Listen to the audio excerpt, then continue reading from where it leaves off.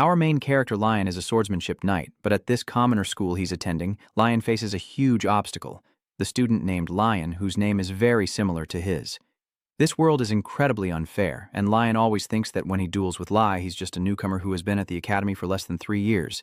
Yet no matter how much he tries, Lion has never been able to beat him. Today is no different, another humiliating defeat for Lion.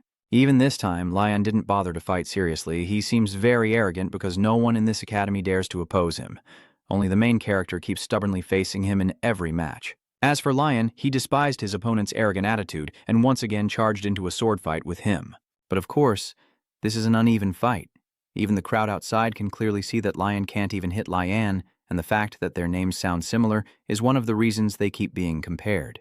It's undeniable that Lion is almost jealous and wishes to have everything Lian has, from that beautiful blonde hair, the support from family, superior abilities, and above all, that noble bloodline.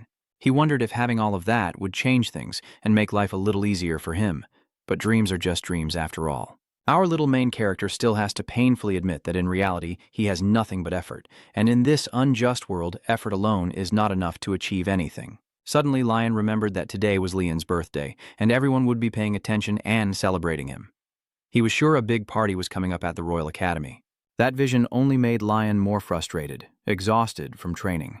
He walked away with his sword in hand, lying flat on the ground, contemplating whether to keep trying or give up here. I feel like I've wasted 3 years at this school. Even if I don't try for just one day, it probably won't make any difference.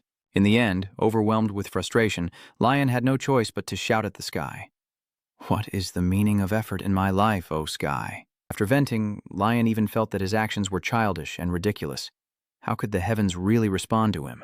But just after he finished speaking, a strange phenomenon occurred. The heavens had truly responded to him. A blinding beam of light suddenly shot down from the sky, while Lion's birthday party had already begun. At the party, Chloe and he kept worrying about where Lion had gone. After pacing back and forth for a while, Chloe decided to go look for him. Chloe's passionate actions clearly showed which young man she cared for more. As for Lian, he obviously liked Chloe, but was rejected before he could confess. "Oh dear, it seems you've been rejected, Your Highness." A somewhat mature voice echoes from behind. The owner of that voice is Knight Jubert. You have witnessed everything. From the way Du talks to him, Lian's true identity is revealed, but Lian is not pleased at all to be called by the title of Your Highness. Even if it's just the two of us, don't call me that. Knight Rupert or my disguise will be useless if someone overhears, and I also have no right to be called by that title. Your noble bloodline will shine even brighter after this training. Happy 17th birthday. Your Highness still uses that way of address that makes Lian uncomfortable, so I raise my glass to toast you. In just one more year, the prophecy will take effect on the royal family of this kingdom. On the day the great Kai royal member comes of age, the current emperor, who always watches with fear that the prophecy will end, will face his fate, and the people will witness the birth of the Saint King in the past. Rodrigue Rupert said these words, and Lean knew he was elevating himself to be on par with the legendary hero Rodri from 300 years ago, but he only felt that the other was overestimating him. Next year is the deadline, but Lan suddenly hesitated and said, I want Chloe, who possesses special talent and has completed the 4th level magic training, and Leon, the one with mental strength and greater effort than others, will become mine. Job did not answer. He was lost in thought about the prophecy from that year, that on the day the boy named Lion comes of age, the demon-slaying sword will descend to the mortal realm. And the boy named Lion, whose name sounds similar to Leon, meaning lion, is none other than Lion, and now that the dazzling light has faded, Lion has seen the holy sword. And then it asked him, Lion, do you believe you are worthy, or not?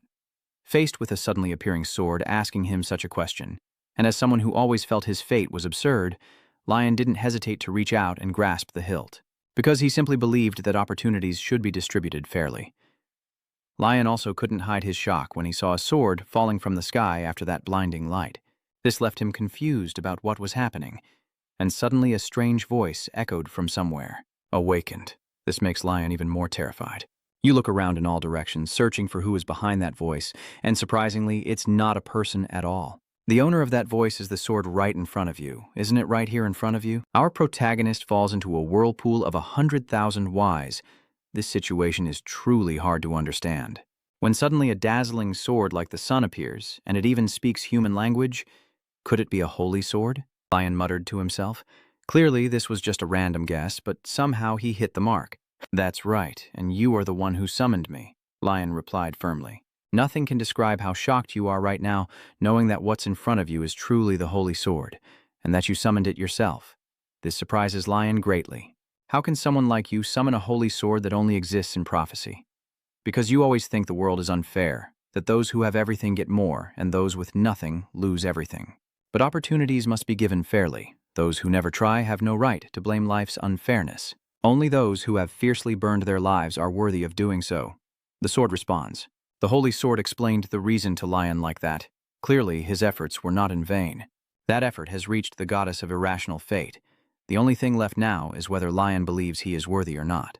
After a moment of thought, Lion shouted fiercely with all his might, "I am worthy." The holy sword seems very pleased with his answer and says, "Then take hold of me, and I will give you a chance to prove your words." Lion understands that grasping the hilt of the holy sword means bearing a heavy burden, but perhaps that is what is necessary. You can change everything with this sword, and then Lion's face suddenly appeared in that moment. That face is the harsh reality of your life.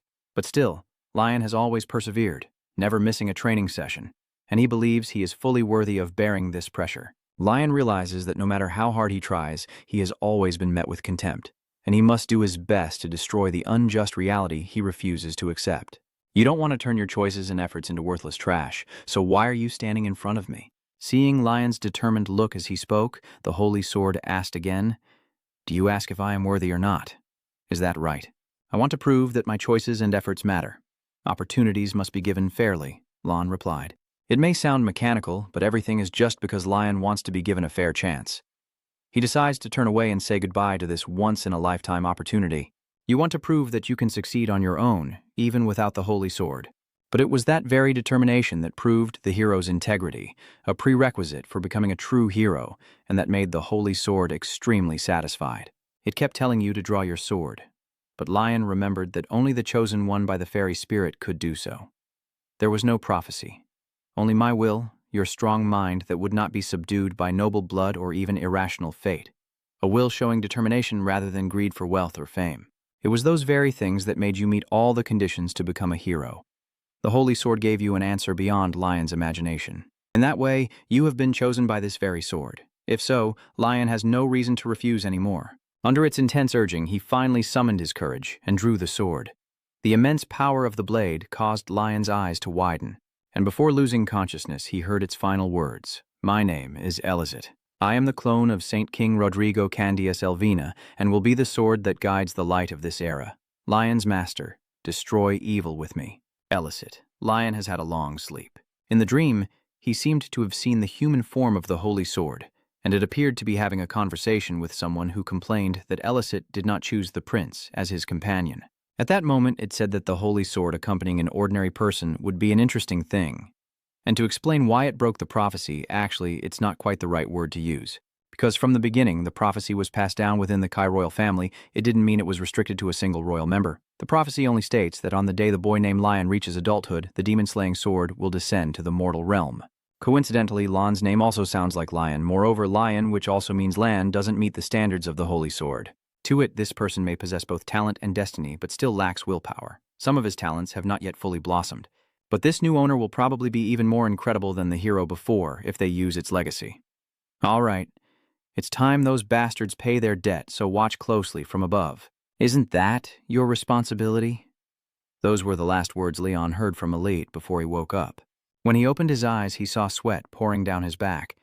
The feeling of panic hadn't fully faded, and Leon thought that everything that just happened was just a dream. But when he saw the holy sword standing in the corner of the room, he realized that everything from last night was real. The contrast created by the shining holy sword in that dilapidated room was immense, and Lion's first reaction was panic and despair. Only then did he realize how reckless he had been in truly grabbing it. But before you have a chance to regret, the sword spoke. "Let me remind you, once again, I am the opportunity you have seized. But don't think you will become strong overnight just because you possess me. You will have to face challenges far greater than the opportunities I give you. A person with a great destiny will have to live a cruel or terrible life. You may have to sacrifice the woman you love or the friends you trust. You chose this difficult path out of your own desire to live a special life." Leon and Chloe's faces briefly flash by as Leon thinks about the road ahead, but he understood that it was not a thorny path, but a special opportunity that only he could have. That realization made the holy sword extremely pleased. It demands that you go to the training grounds immediately. A test must be conducted before it knows what stage Leon is at, so it can teach you later. It was still dark. Dawn hadn't arrived yet, but Leon was already restless, and his repeated refusal to train annoyed the Holy Sword. It wondered why he was acting like that, but clearly it didn't realize how much he stood out in an environment like this. Normally, Lion only used a wooden sword, but if someone saw him wielding such a beautiful sword, he honestly wouldn't know how to explain it. The sword suddenly understood, realizing that being too conspicuous could hinder training, but it's okay. Let the Holy Sword worry about the difficult things. So it suddenly turned into a streak of light and slipped into Lion's palm, leaving only a pair of wing-shaped marks on the protagonist's arm. The Holy Sword explains that with this, your hand will be like a sheath and you can draw it out at any time, and because its spiritual form is invisible to everyone except Lion, you can train with it anytime and anywhere. Even when I'm sleeping? Lion asked foolishly. I can sleep with you and stay alert, but we can't do anything once you've fallen asleep. Elite immediately explained, and hearing this, Lion suddenly burst into laughter before teasing the other. So I guess you might be able to do a few useful things like staying up overnight so I can sleep. That's an insult. Elite gritted his teeth and replied, Stop talking nonsense. As I said before, show your skills. After getting to know each other better, now is the time for official training. The Holy Sword wants to see how capable Lion is, but he feels insecure, thinking that his mediocre skills will disappoint him. I won't be disappointed. Elliot replied seriously. Leon, what you have achieved so far is already excellent given the environment you're in. No master would criticize their disciple for things they haven't even been taught to do. Leon realizes the sincerity in Elliot's words. That's all. Those words are completely sincere and not just empty comfort, and that statement was even more than just encouragement. That was an acknowledgement of everything Leon had worked hard for. He gradually regained his confidence and then lifted his sword. And then Leon performed all the sword moves he had practiced every day, and suddenly he felt that something was truly different. What is happening here? I wonder, I've done these moves hundreds of thousands of times before, but it seems like the strength is flowing into my hand just because I've gained someone's trust. Too confident and caught up in showing off, Leon only realized something was wrong when Elite shouted, Stop. He even thought he had done poorly and made the Holy Sword uncomfortable, so he felt a bit embarrassed. Unexpectedly, it said, If you don't stop, the sword in your hand won't be able to hold on anymore. Only then did Lion look down at his hand and suddenly realized that the wooden sword had broken long ago. You used it without even realizing the incredible power hidden inside you? Practicing the basics repeatedly will be useful once you master them. The Holy Sword explained, but Leon still didn't quite understand what had just happened. But Ellis had also decided not to drag things out and left it to be decided later, thinking that you didn't need to know right now. Your skills won't improve if you rely on them without reason. I will teach you until you are truly ready. Elid again said that Lion, knowing he couldn't yet use the power of the Holy Sword, was honestly praised for having practiced the basics to a faultless degree. So now is the time for it to teach you how to move your body. How to move your body? Aren't you supposed to teach swordsmanship instead? Lion asked back. Seeing your obvious disappointment, Elliot had to explain in a very sharp tone. Do you think you can be Western just by swinging a sword? Knowing how to move your body efficiently is the foundation of martial arts. It may look like you've been training regularly, but now it's on a different level. But first, we need to check your physical condition. So Ellis had asked Leon to run endurance tests for himself, running until he says stop. And not just running, I might also give you some exercises to guide your training while running, like handstands or running on one leg, Elite added. Hearing this, Lion was sweating all over. He's quite confident in his running ability, but he's never run around the yard on one leg or in a handstand before. Even if he doesn't understand why the Holy Sword makes him do that, if it makes him stronger, Lion is willing to do anything. So he ran with all his might, performing flips and handstands like a monkey, while the Holy Sword watched everything and seemed very pleased, as if it had painted a perfect picture itself. In the East, there is a saying about a late blooming flower, a late successful person. And in Elit's eyes, Lion is no different from a perfect vessel. It's more than enough to fill that empty vessel. Even if you only inherited a small part of the swordsmanship and experience of ancient heroes, you could at least become a sword saintess master. However, it doesn't want its successor after 300 years to stop at that level. Elite knows Leon's potential could easily kill a dragon. And although he didn't know how strong the demon king of this world was, he was sure that half of its power would be enough. So, Lion kept running until dawn. After morning, you still have to go to class and can't rest. Because he's so exhausted, Lion keeps nodding off in class and suddenly gets hit by a giant holy sword. I'm still listening. I didn't fall asleep at all. Leon hurriedly explained, but he couldn't deny that Els had drained all his energy so he could focus on today's lesson. I've realized where I should start teaching you. Lon, from my perspective, what do you think you're missing? Leon thought for a moment and then replied that what he was lacking was probably swordsmanship or sword aura. But a light often says, no, it's your eyes. Lon is confused. You don't quite understand. You clearly have two eyes and your vision is fine. So why did Elicit say that you are missing eyes? As for the holy sword, it explained its words with another Eastern proverb. Sayani eyes, feet, guts, and strength. It means that observation skills are the most important, followed by agility, courage, and strength being last. But of course, strength isn't unimportant. It just only becomes useful when the first three are in place. No matter how you say it, eyes are still the most important, and Leon should start training from there.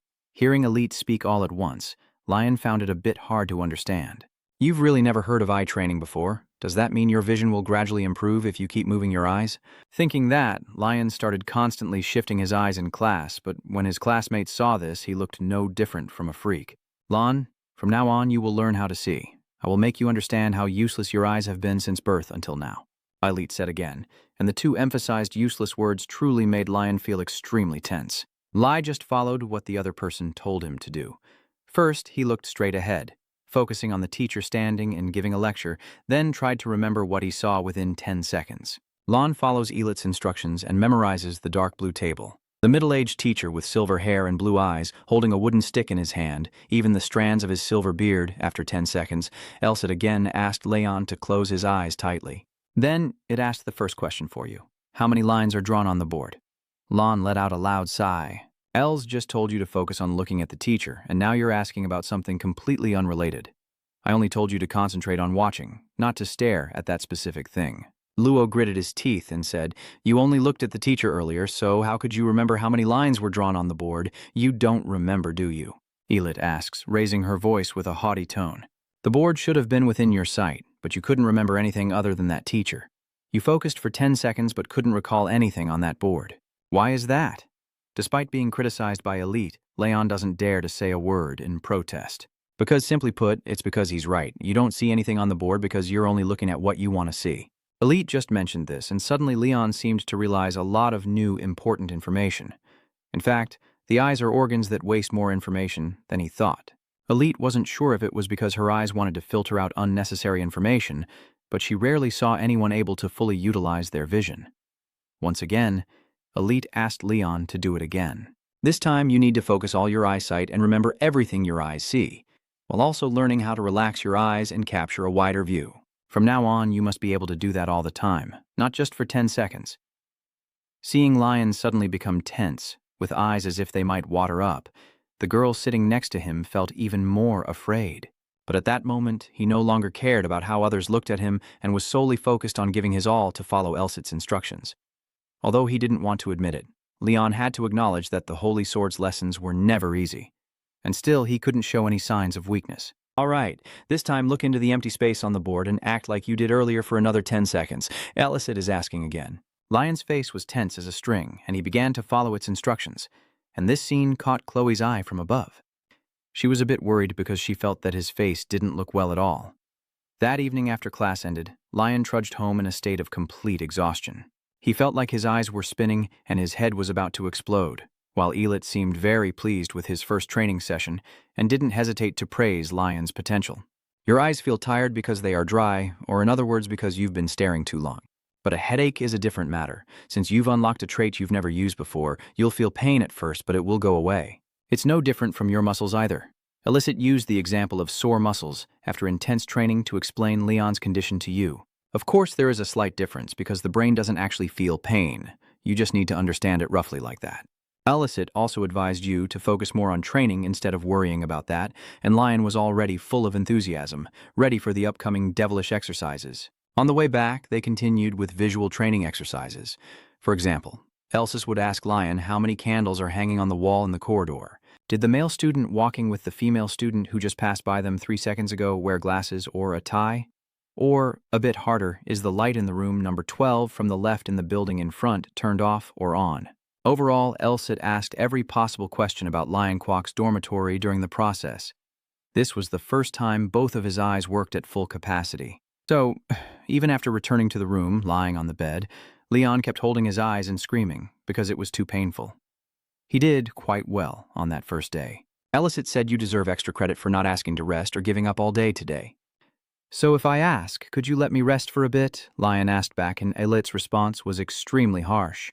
No, it's been a long time since you were pushed to your limit like this, hasn't it?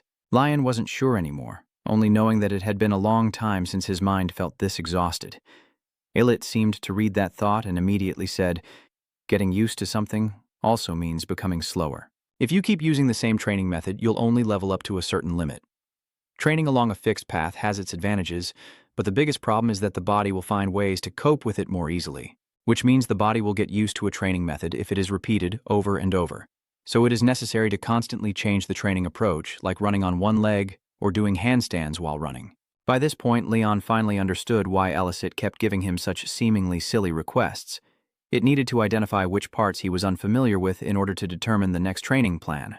Depending on how people train and live, their bones, muscles, and nervous system will develop in different ways. For example, the balance of fishermen, the sense of direction of hunters, and the superior eyesight of nomads are all due to the same reason. In summary, the basic principles of training are to strengthen Lion's advantages and compensate for his weaknesses. Elicit analyzed these points clearly and seemed very passionate about his training plan. Lion's strength is his endurance, developed through extensive training along with his basic swordsmanship rooted in mental strength and fundamental techniques. Conversely, his weakness is his stiff posture, so he is now only practicing basic moves. In other words, Lion lacks flexibility both physically and mentally. Flexibility? And what about swordsmanship or aura? Lion asked. It's just another way to use a sword. Halit seriously explains, if you can comfortably use basic techniques according to the situation, then that is swordsmanship. Of course, swordsmanship has great power, but who would teach such illusions just for a promise of loyalty? As for aura, there's nothing more to say. Wasn't it that guy Leon who used his aura to defeat you? Elite's words here struck Leon's pain, but he had to speak.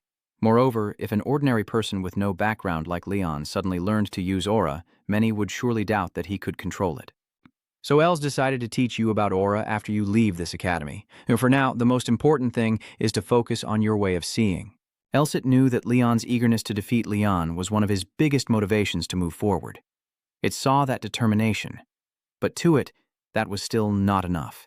Didn't I tell you? Your body will gradually find an easier way as you keep practicing repeatedly.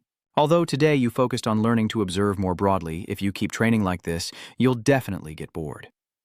As Elsit spoke, an extremely inhuman smile suddenly appeared on its face. And Lion also had a bad feeling about this. It seems that this holy sword is about to come up with another devilish training plan for him. And this time, you guessed right to prevent Lion's body from finding an easier way to adapt to the training method. Starting tomorrow, Elsit will punish you every time you answer incorrectly to make sure you never forget. Although you're not sure what kind of punishment Elsit has in store, just seeing its current expression is enough to make Lion break out in a cold sweat out of fear. Elicit also said that men disturb you not without reason. There is something very useful called the cooling system. Na says she has learned to avoid heavy issues and look for the easy way out. Even if Lion's physical strength is useful, besides willpower, he also needs someone by his side. At first, Leon wanted to argue back, but then he realized Elite's words were completely correct. Achieving everything in just a day or two is impossible. Whether sooner or later, there will be a day when you have to face the consequences and grow up, so it's better for Elite to give you a taste of it right now. So Leon can also develop his resilience accordingly.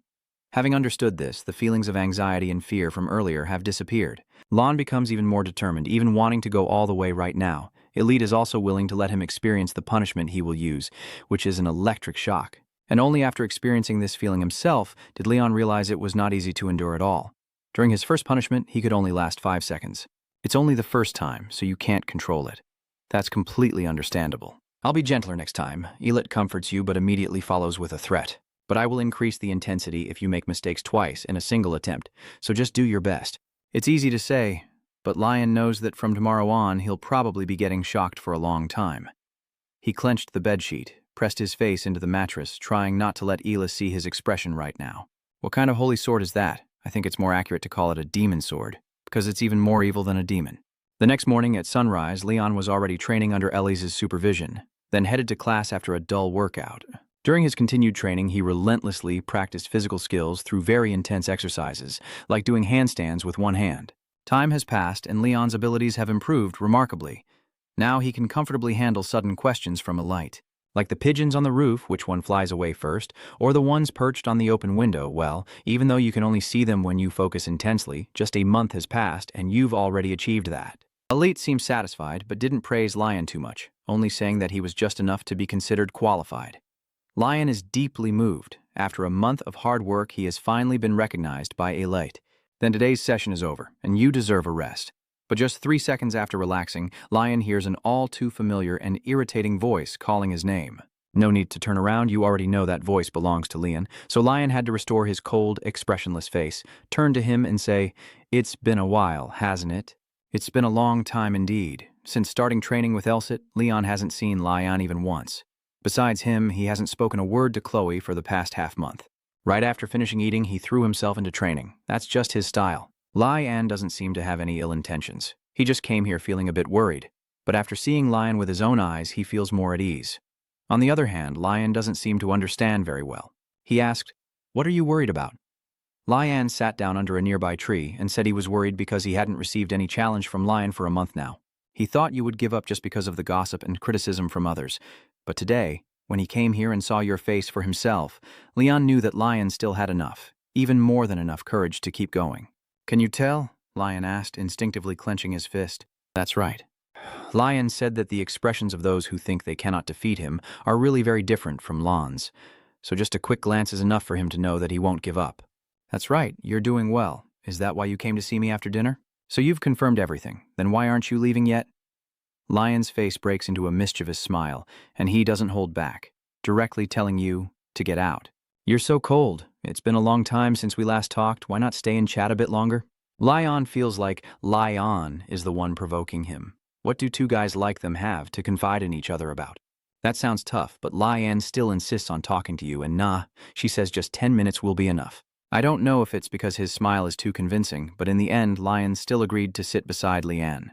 The two of them side by side, and the atmosphere immediately grew more serious. Finally, Lion hesitantly spoke up. "Surely you've heard about that rumor already. Someone said that I am not a commoner, right?" "What rumors are those? Do we still need to talk about this? Look at you, you don't even want to hide it anymore. So, from now on, I should speak to you more formally?" Lion began to mock the other, but Lion was not angry, nor did he feel uncomfortable. Today, he didn't come here to argue or boast about his non-commoner status. It took Lion a long time to gather enough courage to get to the main point, speaking in a very serious tone. "What I am about to say now, please think of it as coming from Lean, who is trying to hide his background rather than from someone of your noble class." Seeing Lion's expression, Lion knew he was very serious, so he instinctively toned down his teasing demeanor. "You know I always challenge you to a fight on my own, right?" the other person asked again. "Yes. You know Lion won't be affected in any way if he refuses every challenge, and he doesn't even need to use his royal status to turn down anyone, including Lion." But Lion still agreed, and their matches continued to happen solely because of his kindness. In Lian, we can describe him as having nothing but the generosity of the victor. But today, the person who always nodded unconditionally whenever Leon demanded a duel suddenly made a shocking proposal. "Just end it. Let's have one last fight. It's just swordsmanship without using sword aura like before. Instead, we'll rely on swordsmanship, not wooden swords. And if I win this match, you will become my vassal." As I told Jubert before, Lean wants Leon and Chloe to become his right and left hands. His proposal today sounds like a declaration to determine their ranking system. It really seems like a gamble. Lion just wondered what made him think he would keep his promise, since their agreement isn't a magical contract and promises can be broken at any time. Then it depends on each of us, but for now I believe in your promise. A person who is incredibly adaptable and a source of absolute pride. I know that no matter what, you will always keep the promises you make. At this moment, Lion suddenly felt that his relationship with Lion was no longer just about rivalry as he had previously thought, and he seemed willing to accept this challenge. It was just that earlier, Lion had only made a one-sided condition, that if Lion lost, he would have to become her servant. "So, what if I beat you?" Lai asked with a confident look. But when he said this, Leon seemed to freeze for 3 seconds, as perhaps no one could have imagined the scenario Lion just mentioned. However, then Lion still happily made a counteroffer. "If you really beat me, I will give you anything you want as long as it doesn't threaten my honor or my family, whether it's mysterious swordsmanship, spiritual cultivation methods, or even divine medicine, anything you desire." How great is this condition? Without them, Lion would have already wanted to challenge Lion again to see how much he has improved. With such great rewards hanging over his head now, how could he refuse? and so he accepted Lian's challenge to a real sword duel. But since I will be the one to decide the date of the match, Lian has no objections. Fine, just let me know when you're ready. Because I need to prepare the arena, let me know 3 days in advance. After saying that, he'd left. At that moment, the wheel of fate began to shift between the two teenagers with similar names. Lion, chosen as a hero by the random choice of the Holy Sword, and Lian, the prince striving to seize the throne. This is the moment when their first real battle begins, but only after Lion disappears can Lion relax his shoulders and show his true feelings. Earlier you agreed so confidently, but deep down you were trembling with fear. Elit anxiously looked ahead and softly asked, "What is this? Are you worried? You just cut down that loser's words perfectly." "Why are you afraid now?" it shouted at Lion. "Are you now trembling and bowing your head as you answer? I didn't mean that, but do I really have to be stronger now?" Hearing Leon ask himself like that, Elit was taken aback. Then Leon suddenly reached out his hand forward and slowly said, "The previous training was very tough, but I really don't feel like I've become any stronger." Elit, after hearing that, was speechless, looked at him somewhat disappointed, and said nothing. Then it closed its eyes and told Leon, "You still haven't realized yourself. You're already very strong, so don't overthink it." Leon still hesitated and asked, "Really?" Elit continued, "Perspective is another aspect of strength besides physical power. If you've never used it properly, it's clear you haven't experienced it, right? Anyway, you're still training hard, so don't worry anymore. Leon, you're planning to check your physical strength again, right?" Suddenly asked like that, Leon stammered in reply, "That's right." After hearing that, Elsit smirked and said, "So you can look forward to it because something beyond your imagination is about to happen." Then Elsit, with a very arrogant smile, asked, "I wonder if you'll still say such things." Leon looked confused, not understanding what was happening. The scene shifts to another location where a clear voice rings out. "All right, based on the order of arrival, let's sort them out. If you're not feeling well, speak up. The remaining students, warm up your bodies." Heo Mut, holding a document, tells the students below. Leon stands below, silently wondering if his last score was 9th in strength. They don't use mana and only measure pure physical strength, but the top ranks are all held by the noble class. Besides mana, nobles also use potions and receive special training from a young age, so their rankings are also very limited compared to mine. Elicit turned to ask what rank Leon was, and Leon nervously prepared to answer. First, after hearing that, he continued speaking as expected. "Although not as much as you, it seems he is also trained very hard, which can't be compared to those who only appear on screen."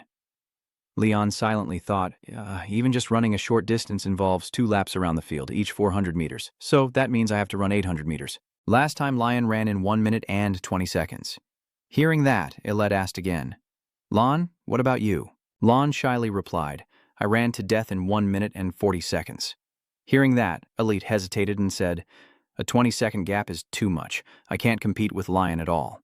But if you haven't tried yet, don't worry. Even if you try, don't worry either. Unlike before, now you have me." Leon felt more at ease and responded, "All right, I will trust you, Holy Sword." A moment later, Leon stands on the track with 3 other students, and Heo Mut, holding the red door, waves it and shouts loudly, "Start!" With that, all 4 students rushed forward. A person's step suddenly lifts up ahead, and Lion, sitting outside observing, suddenly opens his eyes wide and looks toward the track. Leon is sprinting forward at full speed, leaving the others far behind.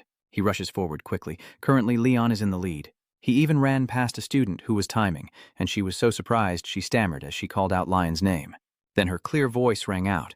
1 minute, 29 seconds. Everyone was stunned and shouting in surprise. Then Heo Mut stepped forward and softly asked Leon, "Did you learn man?" Did you just gasp and answer him yes or no?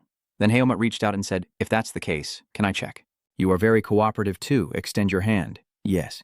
Immediately after, Piglet clenched Leon's wrist tightly as a surge of aura began to spread out. Seeing Heo Mut checking me out, Leon was amazed and thought to himself, "Does the teacher only test the force needed to push a nucleus by passing a small amount of mana? If I were proficient in mana right now, I would be expelled immediately."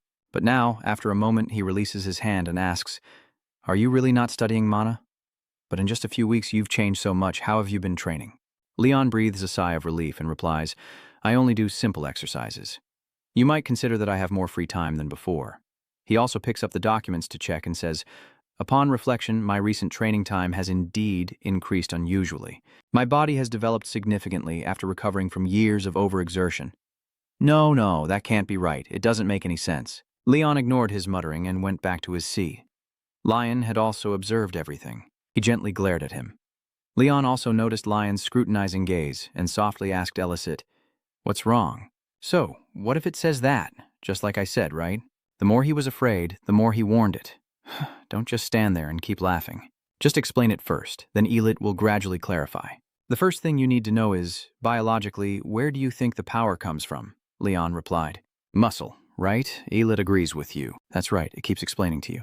"Most training methods in this world focus on increasing muscle size or density, but if you don't understand the nervous system, then you're only halfway there. Do you know anything about the nervous system? Of course, muscles also have nerves.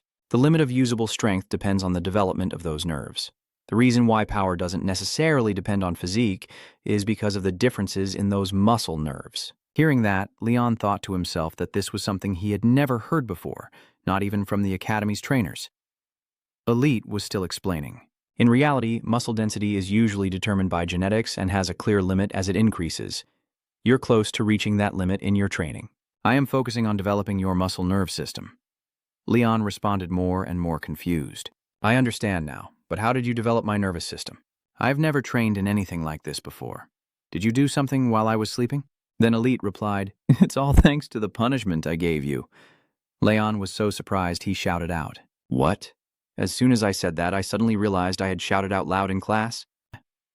Elite continued explaining, "Those parts have been tense for over 10 years, but you released them in such a short time. It can only hurt to the point where your muscles are torn apart by a sword. The pain I go through every time I train to see clearly comes from the development of my muscle nerve system." After hearing that explanation, Leon finally asked Elite why he didn't tell me. It chuckled and replied, "That wouldn't be fair." Hearing that, you looked at it with a puzzled gaze. Elite continued to say that the reason I laid the foundation for my way of seeing over the past month was to help you escape that pain. But if you knew the reason and realized that you still had to go through that pain, would you have focused like you did yesterday? Certainly not. Clearly, Elit's explanation is very reasonable and he is extremely arrogant. "You don't need to thank me. I'm just doing what I should as the Holy Sword. It's really good that after all this time, everything has gone well." Leon gritted his teeth and thought to himself, "This guy? After everything. I am the demon sword instead of the holy sword, right? The one who holds the soul and personality of the legendary hero Rodri. Sorak really is the ultimate villain. Are they truly the legendary hero?" At that moment, he startled when he heard the screams of the classmates beside him. Everyone was cheering for Lon. Iong really is different. He's amazing. He broke his own record. He probably heard the cheers too, so he glanced at Leon and smirked. You also didn't know what to do, except stare back angrily. A moment later, Leon stood in front of the ranking board and muttered, "Second place overall, but I still can't beat Leon." You hear Elit's voice beside you? Isn't it strange that you're trying to beat him in just a month? You shouldn't be so hasty. I know that too. I was just saying. He glanced at Lion being surrounded from behind, silently thinking that he had shortened the gap from 1 to 9 to 1 to 2. Can I win? I will win. Night gradually falls over Leon's house, and inside, his voice still echoes. "So, what should we start practicing tomorrow?" Ellis thought for a moment and then replied, "I think you've probably moved past the simple memorization stage of training your perception. So we don't need to improve your physical abilities anymore. Instead, we'll focus on helping you gain more experience so you can use what you've learned more smoothly." Hearing that, Leon hesitated a bit, saying it's easier said than done. Ellis responded very calmly, "That's why I said you need to leave here." Then Leon sat up suddenly, eyes shining, and asked, "Can't you teach me swordsmanship first?"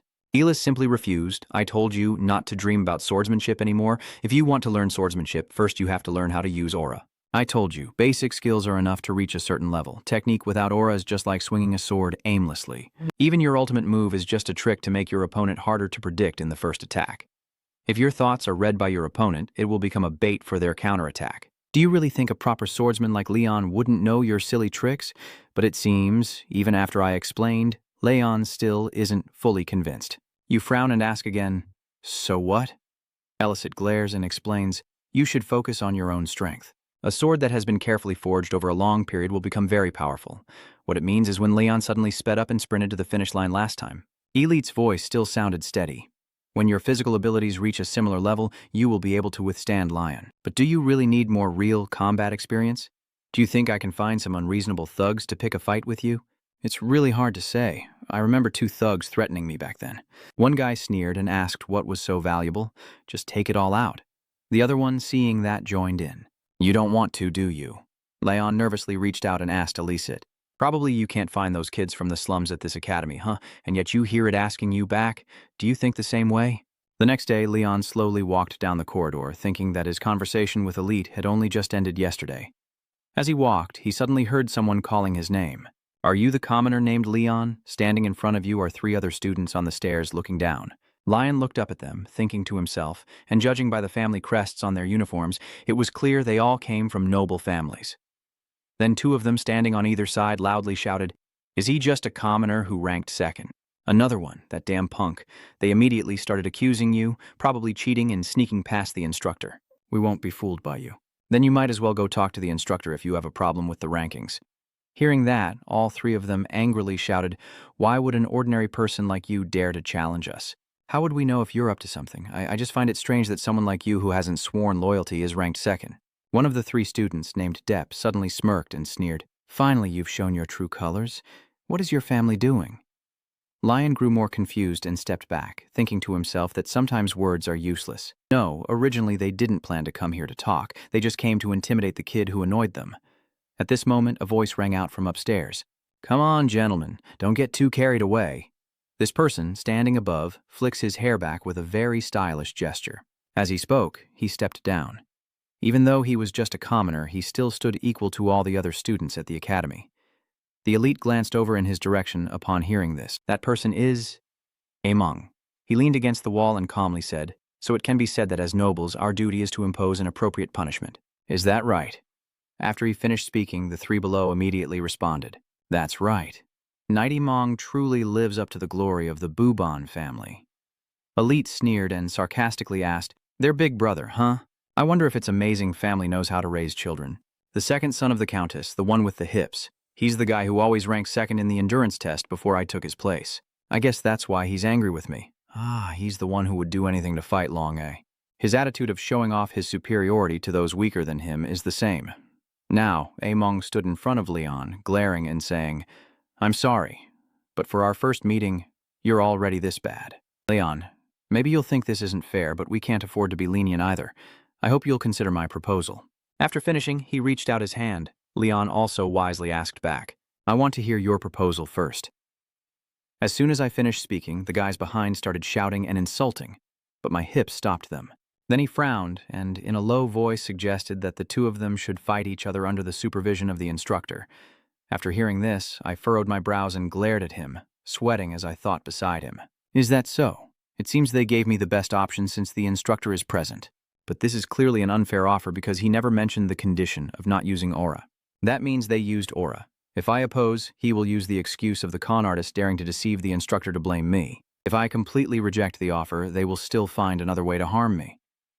Lost in thought, Leon suddenly turned his head and glanced back. Lon's cold face immediately caught his eye. Leon thought to himself that if it were Lion, he would definitely have a way to help him out of this situation.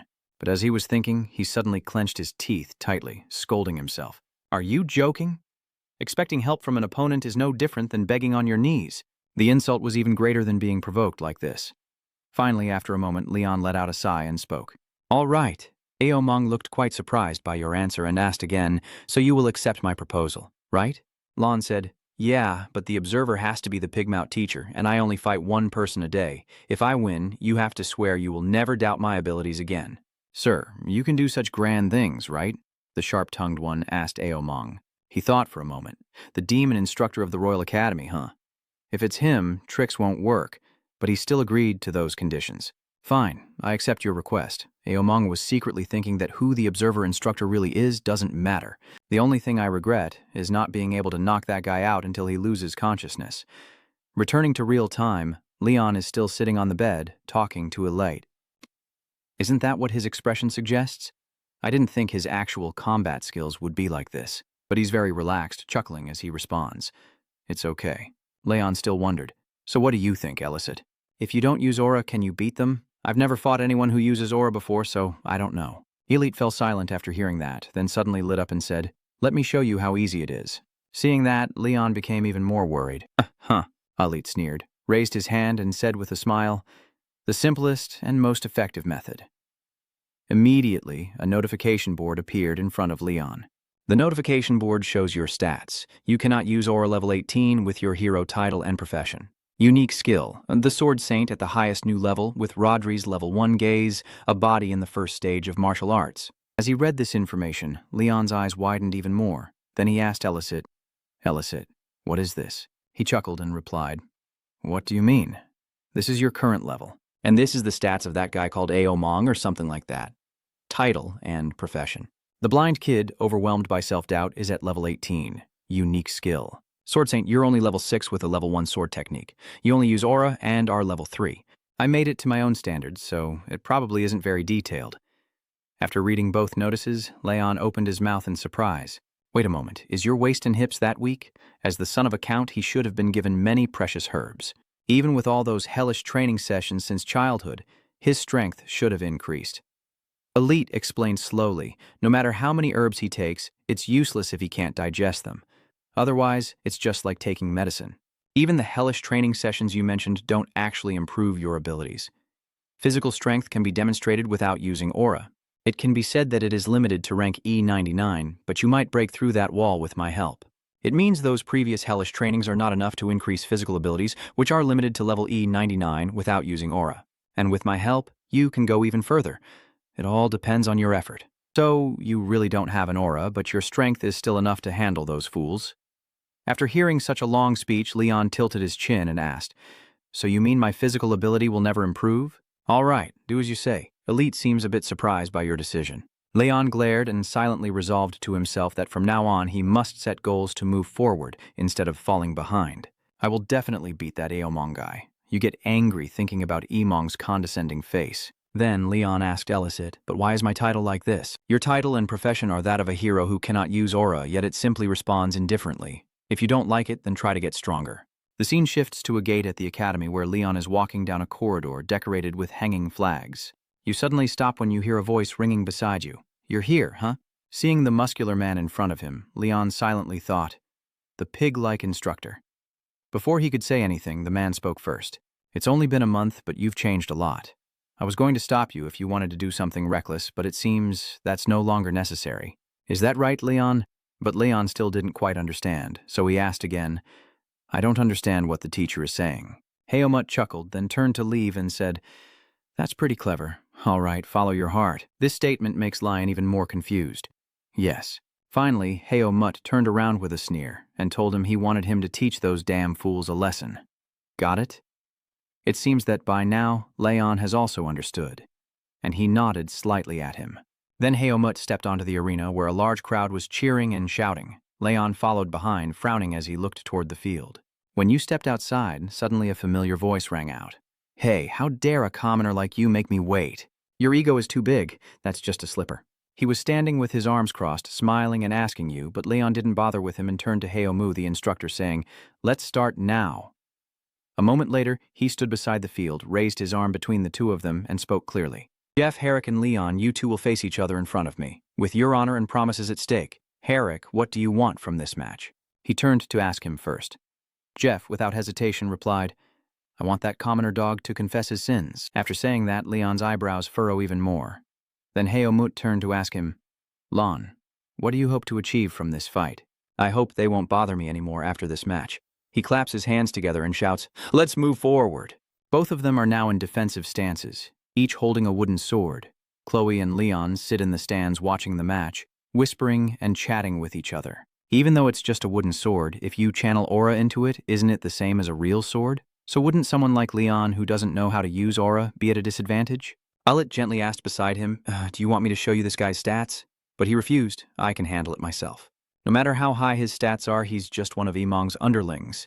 There's no need to waste Elite's strength on guys like this. It seems someone has already jumped in to attack first. Depp swung his sword behind him while shouting and rushed toward Leon. The boy saw this and silently analyzed the situation. A diagonal slash from top right to bottom left. I can clearly see the trajectory. I need to prepare just in case this is only a feint. I'll get ready. Standing guard Leon suddenly realizes something. Why is this guy so slow? His actions looked like a slow-motion film to you, but as soon as Z's sword passed, Leon had already caught it effortlessly. Hayomut was also stunned and amazed by what he saw. The Aomung group was even more terrified. They didn't expect Leon to block the attack so easily. Chloe and Leon, sitting in the stands, were also very surprised by what just happened. Although Z was the attacker, he was suddenly struck right in the middle of the face and froze, and not only everyone else was stunned, but Leon himself was also very surprised. He turned around and thought to himself, so that's it. Is the match over now? He stared in shock at the guy in slippers collapsing to the ground, motionless. He lies on the ground in pain, muttering curses at the bastard, then gets back up and says, "You think landing one hit on me means you've beaten me? You're mistaken. Fight me again." Z screams loudly, but Porkmutt speaks firmly. "Zep Herrick, you're beaten. I won't let you act out of line anymore." But as he was speaking, he heard Leon's voice. "All right." Both the slippers and the piglet looked on in disbelief, unable to believe their ears. Then he burst into laughter, pointing at Lon and shouting, "You may be a civilian, but at least you understand your lowly status. Well done. But even if you've shown sincerity, I won't go easy on you." Elite, hovering beside Leon, glared at him and told him, "Leon, don't hold back this time." Then the fight resumed. He shouted loudly, and it began. Elliot, standing beside him, calmly said to Lon, "This is your first real battle since activating the light combat technique. He is a good training target. Show him what it means to be defeated in a single move." "All right, then." Z once again swung his sword behind him and shouted loudly, charging forward. Caught off guard, Leon could only brace himself and raise his sword in defense, when suddenly a flash of murderous intent shot straight at Jeff. He stared intently at the person in front of him, thinking to himself that his hands, feet, even his eyes moved so slowly that he could see through everything. And he could even predict his next move half a beat faster. Elite, standing beside him, watching everything, muttered, "You've grasped the source of his movements. So, can you guess what his next move will be?" It seems Jeff has started fighting with all his might, so he managed to cut a strand of Leon's hair. Seeing the aura emanating from the guy, I thought he had started using aura, but I can still read his movements as before. The guy on the other side suddenly shouted, "Why do you keep dodging my attacks?" But Leon didn't care and kept defending. The elite beside him spoke, saying he kept repeating the attack aimlessly, even though you are a tough opponent. He doesn't know how to control his strength, just like a novice with no real combat experience. Leon added on his own, so even if he can use aura, he still has limits. There's a gap. Sure enough, you saw Jeff's leg start to tremble and wobble. Seizing the opportunity, Leon swung his sword straight down at his standing leg. Depp, grimacing in pain, let out a fierce cry before jumping back a few steps from Leon. Clutching his aching thigh, he tremblingly said, "You naive bastard, you should have finished me off right away. You can't defeat me with just those 3 basic sword techniques." As he finished speaking, his vision suddenly blurred, and Depp was too startled to react in time. So it turns out that Lion took the opportunity when he wasn't paying attention to unleash a series of attacks. Elite quietly asked him, "How about it, Leon? You just finished your final move while responding. You're right. Having a real opponent is the best way to train your skills in light combat techniques." Bruised and battered, he hurriedly retreated on the ground, begging me to surrender. Mumut stepped forward, raised Leon's hand, and clearly said, "You are the winner, Leon." Chloe and Leon sat in the stands, both happy to see him win, but there was still someone unhappy. Iong's group saw the result of the match and was so angry they trembled. The scene shifts to the evening at the academy dormitory, where the students seem to be talking to each other. "Hey, did you watch the match? Leon really fought against Iong's group to the death. There's actually someone else, really. I don't know how Leon is so good at fighting. I heard that at first he fought one by one, but in the end everyone had to go to the infirmary. Now only Iong is left. Do you think Iong will lose?" Back to Elite and Leon, now it coldly tells him that they are just ordinary, seemingly strong, but their swordsmanship and physicality are too weak. Someone like that can actually use aura? Leon hesitated and said, "Well, today will be a little different. Of course, Elat knows what you're talking about, so he said, finally, you're going to fight Elmong. Better be careful." Leon steps onto the arena, where Iong has already been waiting. His whole body radiates a deadly aura. The aura suppresses everything. But despite that, Elat just smiled and said, "He's showing his true colors." Leon also smiled. "It seems so. Looking at the opponent in front of me, I secretly think that if I use aura, his physical strength will be stronger than mine. Moreover, that thing is in the status window Elite showed me. It's just a new level 1 sword art technique, so it probably isn't anything too advanced, but his ultimate skill is the most dangerous thing of all. It seems to be something I can't detect through Rodri's light combat technique."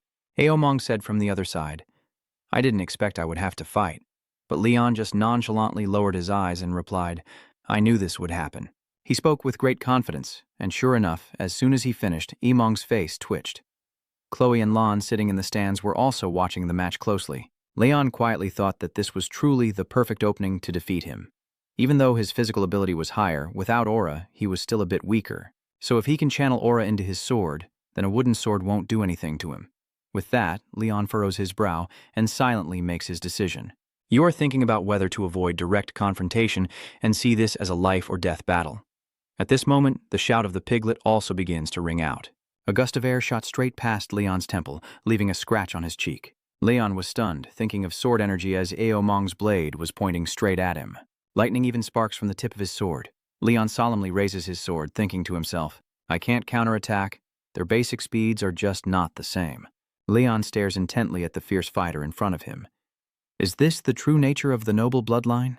Even though he's just a useless guy, at this moment, Aomong suddenly bursts into laughter. Maybe it's just because they are too weak. If I win against an arrogant commoner like you, everything will be different.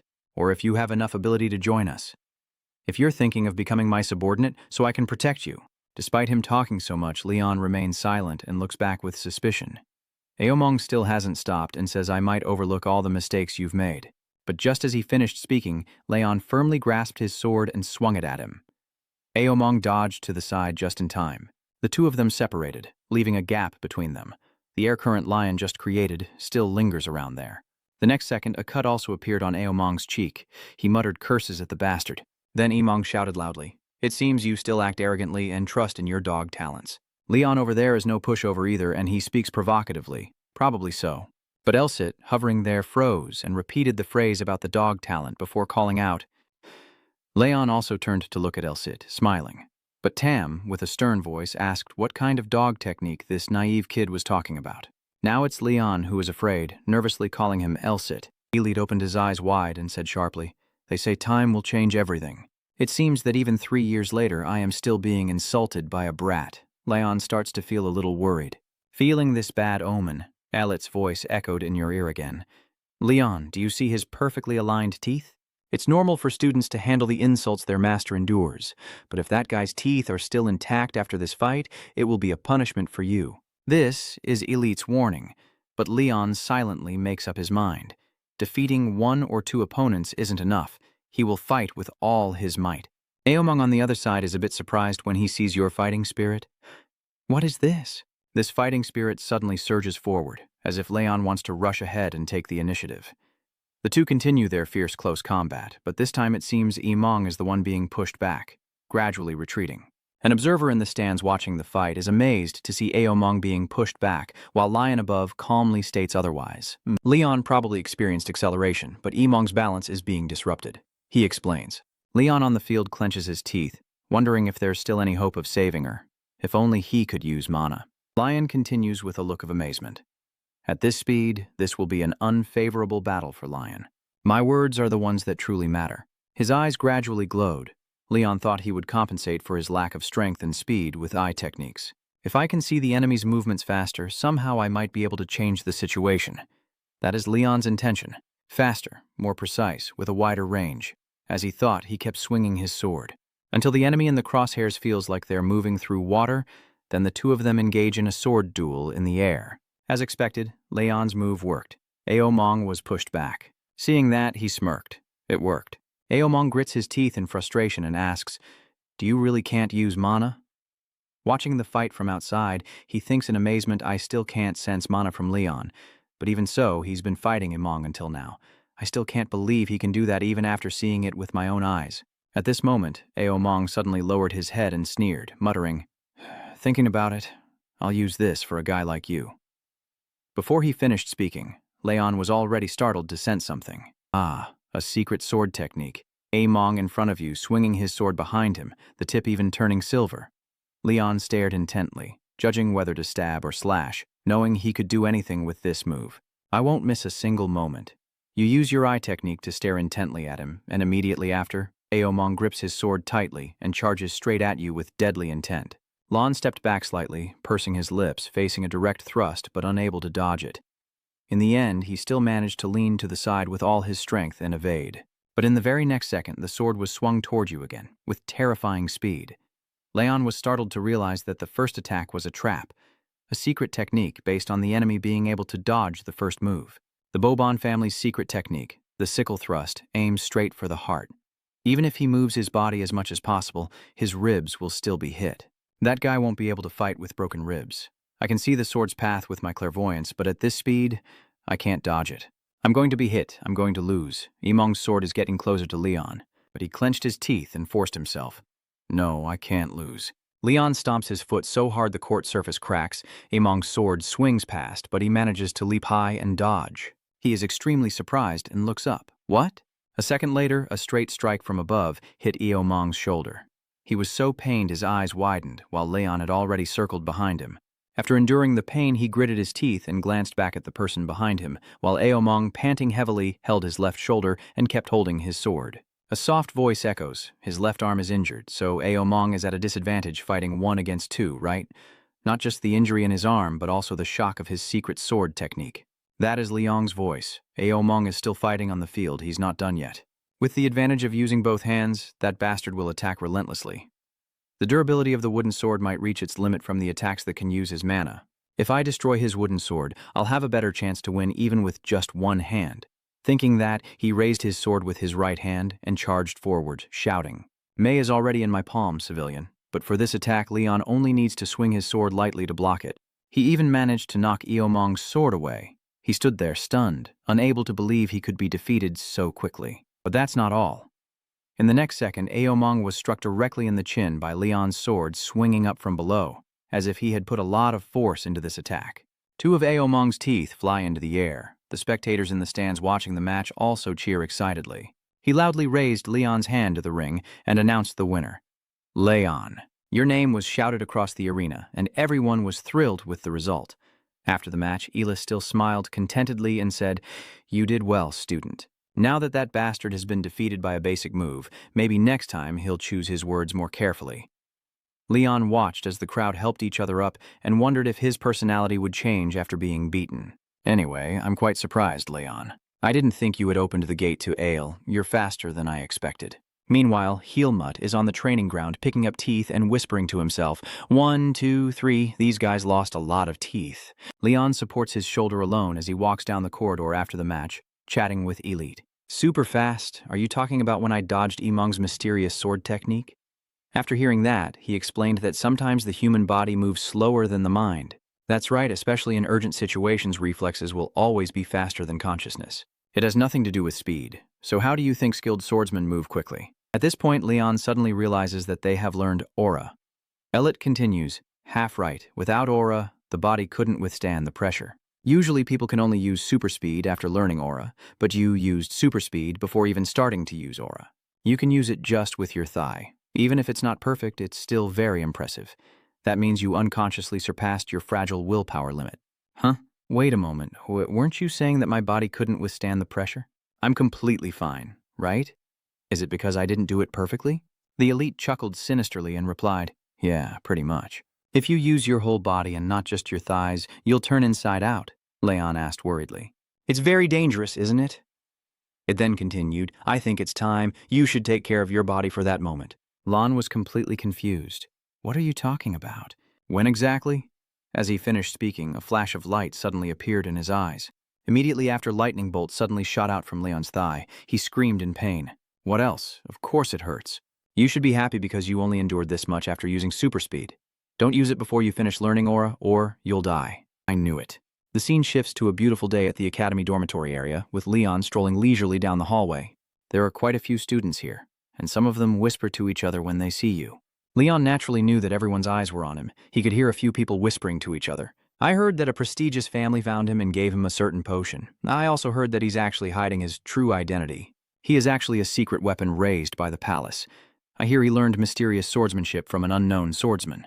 After hearing that, Leon could only chuckle and mutter to himself, it seems those guys are just spreading false rumors. Elitis also added that I guess they are making up all kinds of excuses for their actions. Where is their noble pride? But Leon retorted that he was a noble. If they truly had any self-respect, they wouldn't have provoked me. Even hearing that, it sounds very convincing. That makes sense? At the same time, Leon was also stunned to see the person in front of him. That's Chloe. No one knows how she ended up here at this hour. Chloe softly smiles and greets Leon. Hello, Leon. You also looked confused for a long time before finally responding. Later, Chloe and I sat together on a wooden bench in a corner of the schoolyard. Leon asked first, "What's wrong? So, now you have to stay in the alchemy class? Are you skipping school?" But Go immediately argued back, "Idiot, why would I skip class? The alchemy teacher is sick, so we got a day off. I only skipped class to see you." After saying that, she suddenly smiled with a strange expression. Chloe leaned back in her chair and said, "Something has changed. Lion, have you been avoiding me lately? Then suddenly you keep fighting with the nobles. Do you know how worried Tori and Lion are?" Lion, after hearing that, looked so stunned he froze in place, and then lowered his head without replying. Leon was lost in his thoughts. How long has it been since I last felt this comfortable talking to him, right? I think I understand now how I feel about him. I remember feeling a bit shy when talking to Chloe and my jealousy when Leon stood next to her. My insecurities made me look down on myself. I wonder how many nights Leon seemed to be overwhelmed by his self-doubt. Your hand is covered in dirt and scratches, but you still hold the sword tightly. I used to hate this world. It didn't praise my struggles, and I blame myself for that. Leon remembered the first time he met Elit. You called me, Leon. Then I will give you a chance to prove what you've said. This is what it told Leon. Chloe is still rambling on. She's serious. After those fights, everyone in the school is talking about you, and there's even rumors that you accidentally found the sword god and improved because of it. Without hearing any response, she glanced to the side and saw that Leon was actually crying. Tears kept flowing down his face, and Chloe suddenly felt startled and a little worried. She hurriedly and anxiously asked, "Lon, why are you crying all of a sudden? It's just a rumor. That sword god or whatever is pretty strange, right?" But Leon, upon hearing this, said no, it's not some sword god or anything. Chloe was a bit confused and just stood there blankly. Huh? Leon is still lost in thought. Although a bit blunt and mean-spirited, Elsit pulled him out of the abyss. Just then, on another side, Rodri was leisurely eating a cookie when suddenly he was startled and shouted, "What's wrong, Leon? This kid, the atmosphere seems good, so I'm just enjoying it. Why did you suddenly level up?" The level up indicator above Leon's head appears, and after a moment it moves up a little. Ellicott also notices this and looks a bit puzzled. Even if it's just a little, it can see Leon's thoughts. If a hero is someone who saves the world, then my hero is Elit. So Leon's gaze suddenly became incredibly determined and resolute. He told himself that he would become a hero worthy of his master's title, the Sword Saint, and Elit's expectations. Chloe beside him probably saw the change in Leon. Rodri, witnessing this, also looked a bit puzzled and said, "I don't know what's going on here. That brat is talking to a girl and suddenly levels up? Someone perfect from birth like me should know the reason. Well, I don't care what the reason is. He finally seems worth nurturing." He smirked very cunningly. Elit's appearance suddenly makes Leon, who is sitting, feel a chill all over. Chloe anxiously calls out to him. Night falls over the students' dormitory at the academy, and Leon is lying on his bed, hands behind his head, lost in thought. He was reflecting that he really had changed. Leon recalled his conversation with Chloe this afternoon. When she left, she said something to you. You've come a long way since then. Leon was a bit surprised and asked again, "What do you mean?" Chloe turned back and smiled, explaining that he was no longer afraid and could calmly accept everything. Although you look very much like Leon, there are still some differences. One always looks upward, while the other only looks straight ahead. After she finished speaking and left, Leon still stood there, stunned. After walking a short distance, Chloe stopped and looked directly at Leon. Her voice sounds a bit sad. It would be great if you could talk to Leon a few times. Since none of us can truly understand his feelings, Leon also doesn't know what else to say, and simply replies, "I will do whatever I can." Now you're lying on the bed holding your head, tossing and turning unable to sleep. Leon furrowed his brows and thought to himself, "Sorry, Chloe, maybe I just can't do it after all."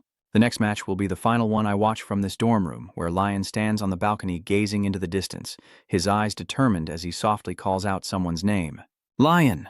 The scene shifts to the next morning, with the sun already high in the sky. There is a pole stuck in the ground that has been forcefully kicked and broken apart, and Leon is gripping the hilt of his sword, panting heavily. What just broke was your wooden sword's blade. Elliot's voice echoes nearby. Even the wooden sword couldn't last long, huh? Although this is a good technique, it also puts a lot of pressure on the sword, and since training swords are less durable than real ones, you need to be very careful. Leon looked at the broken sword in his hand, smirked, and replied, "Success is enough once because my trump card only needs to be used once." Besides, Leon is also a genius. Repeating the same move over and over will let him catch on. I will beat him, understand his thoughts, and win. Hearing Leon say that, Elite chuckled and asked, "Seeing Leon's status window, you backed off, didn't you?" As expected, it hit the nail on the head. Then a notification appeared. This is the datasheet of Lion. Lion's nickname and title are that of a swordsman with talent and bloodline level 25, strength 140, endurance 122, agility 141, aura 253. Skills: basic swordsmanship master at the highest level, intermediate swordsmanship master, level 5, mystic swordsmanship, level 4, instant teleportation, level 2, intermediate aura user, innate second-level sword technique. Leon was extremely amazed after reading. An intermediate aura user can use sword energy and even unleash aura from their body. I might lose strength and speed, but I can gain more endurance. He is truly a formidable opponent, but it's not that I can't beat him. Elite nodded grimly, showing determination. I'll give you as much advice as I can. So listen carefully and use them as a foundation to defeat Leon in the future. He took a breath, slightly smiled, then turned and walked away. You quietly ask Elite from behind. Elite, if it's possible. Just if it's possible. If I lose to Lion, what do you plan to do? Lon asked softly, tilting his head. After hearing that, Elite looked confused for a moment and then replied, I won't answer this question. Lon asked back, why does it explain? This is a test. I told you that from the very beginning. Compared to the sweet rewards, the challenges you'll face will be 100 or 1,000 times harsher. Don't get cocky for no reason, Elite replied slowly, shrinking back. Just to add some drama, this match will be a turning point in your life. Leon, after you beat Lion, I will explain everything to you. After I explain, you'll understand why I said that. Leon swallowed hard, anxiously listening as Elite spoke each word. And so, you spent a long day training for this match. Dark clouds gradually covered the sunset sky that was full of sunlight just moments ago. And just then, the rain started pouring heavily, thunder roaring through the clouds. The scene shifts to another room. Through the window, many raindrops still cling to the glass. There are two people inside the room. Long is standing outside looking in, and Rupert sitting on the sofa softly says, that was an unexpected result. I knew those guys weren't bad people, but I didn't think he could defeat Elmong. It seems that this was the outcome of the match between Elmong and Leon the other day. Then Leon turned around and replied, so Mr. Rupert must have predicted all these results, right? I remember you once said you couldn't fully assess him. Hearing that, he bowed slightly and replied, it's been 3 years now, hasn't it? But if you wait for the right person, that time won't be long. His body can't use aura, yet he managed to defeat the Duke's second son. It seems there is no longer any reason to doubt his potential. At this moment, Leon turned back and continued. I received a message from Leon today, saying he is ready. Seeing that, Jubir immediately replied, but Lion interrupted him, saying, Lord Jubir, I have a favor to ask of you, as he radiated aura all over his body. Then he slightly lowered his gaze, determined to think, Lon, I will definitely beat you. You must become my knight. And as he thought this, a familiar figure of Chloe suddenly appeared in Leon's mind. The rain is still pouring heavily without stopping, and lightning occasionally strikes below. The sky darkens with thick black clouds. Leon quietly walks alone along the corridor of the arena area. The lightning strikes are his only source of light. Lion, looking a bit scared, said to Elite, It seems like the heavens have already arranged this match for me. Hearing that, he replied, The hero of the Holy Sword is betting his future on this. Even the heavens can't stay indifferent. Is that right? As I was walking, someone ahead called out to Lon, and that was Heel Moo. Perfect timing, Leon. You instinctively responded as well. Today is so quiet, isn't it, teacher? He looked at you and smiled, then pointed at someone standing far away and said, It's because Leon requested it. Unlike the previous matches. It seems this time he wants to focus entirely on the match, Elite muttered to Lion. Unlike that jerk who just wants to publicly humiliate you, he slowly walked forward and spoke to Lon. There are no spectators, but someone is watching, you know. After hearing that, you froze and asked who was watching. But Elicit then realized and said, I see now. Leon asked again, Do you know who it is, Ellie? Elis replied to him, Maybe it's Chloe. As soon as he heard it, Leon's face clearly showed worry. He hurriedly shouted and asked Ellis, Chloe, why her? He chuckled softly and calmly replied, I know you still don't understand what's really going on because Leon thinks you like her. So he wants to use this match to win her over. It's not uncommon for kings in neighboring countries to slaughter each other over a woman. As Elis sat there, he remembered Lion's arrogant face and eyes. If I win this match, you will have to become my servant. Hearing this, Leon seemed to gain extra strength and stared ahead fiercely, making even Elis afraid. Leon. In Lon's subconscious, the image of him and Leon sitting together under a tree appears. He secretly thinks about the one-on-one match with Lion. Lon is very confident about the upcoming fight. He seems to have put a lot of effort into this as well. Leon is no less committed. You have trained very hard to win. If I lose, I will become his vassal. That's also a good reason for Chloe to be a witness. He has clearly distinguished who rules and who is to be ruled. That really is a well-thought-out plan. Lon. Of course, Chloe is currently sitting in the stands observing everything. Leon steps out from inside, his eyebrows furrowed tightly. He does that without caring about Chloe's feelings or mine, but then Leon subtly smirked with a hard-to-see smile. I have always known that Lion is truly a noble of high status. You can tell from Lon's eyes. Someone who always manipulates others' relationships and emotions. It's an unequal political skill. Is that what it means to be an aristocrat? I find it disgusting. The more Leon thought about it, the angrier he became. Elite, hovering behind him, saw his clenched fist and asked, "Are you angry?" Leon simply replied with a single word, "Yeah." Then confidently stepped forward, thinking he shouldn't be doing this. "Lion, I need to teach that idiot a lesson." Soon after, the two of them faced each other in the arena. Heomut stands between the two of them and softly smiles, saying to Lion, "You're a bit late." You also glared and replied with a smile, "It's you who arrived early. Where's the witness? I heard you invited him over." Then Leon turned his head and looked around. Hearing that, Lion immediately burst out laughing and said, "That person is hiding somewhere. It wouldn't be fair for you to make a mistake due to distraction, right?" That would also become another excuse. With that, Lion looked sharply at Lon. Hearing this, he just tilted his head and smiled, saying, "Is that so? Let's get started." Oh, first he took out a bottle of medicine and put a pill in his hand. Lon stood in front of Lion, directly put the pill into his mouth, still glancing at Lion. "What did you just eat?" Lion tilted his head and smiled casually, saying, "Oh, it's an aura removal pill. Even if I say not to use aura, it can still accidentally appear. If that happens, this fight will turn into a disaster." As expected, as soon as he finished speaking, Leon looked nervous and paler, then handed the sword to Lion and said, "Let's begin." The two of them stand a few meters apart, staring intensely at each other. Leon observes his opponent silently, taking him seriously, unlike his usual carefree attitude. But when it comes to focus, he won't fall behind. He is extremely determined. Immediately after, the loud shout of the piglet echoed. The announcement begins. Immediately, both swords clashed in midair. Lion managed to deflect Leon's sword, pushing him back slightly. His sword arm trembles with pain, but Leon grits his teeth and endures. Seizing the opportunity, Lion rushes forward to attack again, unleashing a series of deadly strikes against Lion. You are pushed back step by step, but still try to raise your sword to resist. While blocking the attack, Leon grits his teeth and thinks, "Am I stronger than him? I won't be able to hold out for 30 seconds if I keep blocking the attacks like this." Just then, Lion suddenly let out a long breath, and I didn't know what he was about to do. Then Lion charged straight ahead, and Leon clenched his teeth, bracing himself as he raised his sword to block. The more he fights, the more he has to hold back his strength. Leon thought, the sword feels like a whip. He is completely on a different level from him, and at this moment, Leon's eyes flash with a greenish light.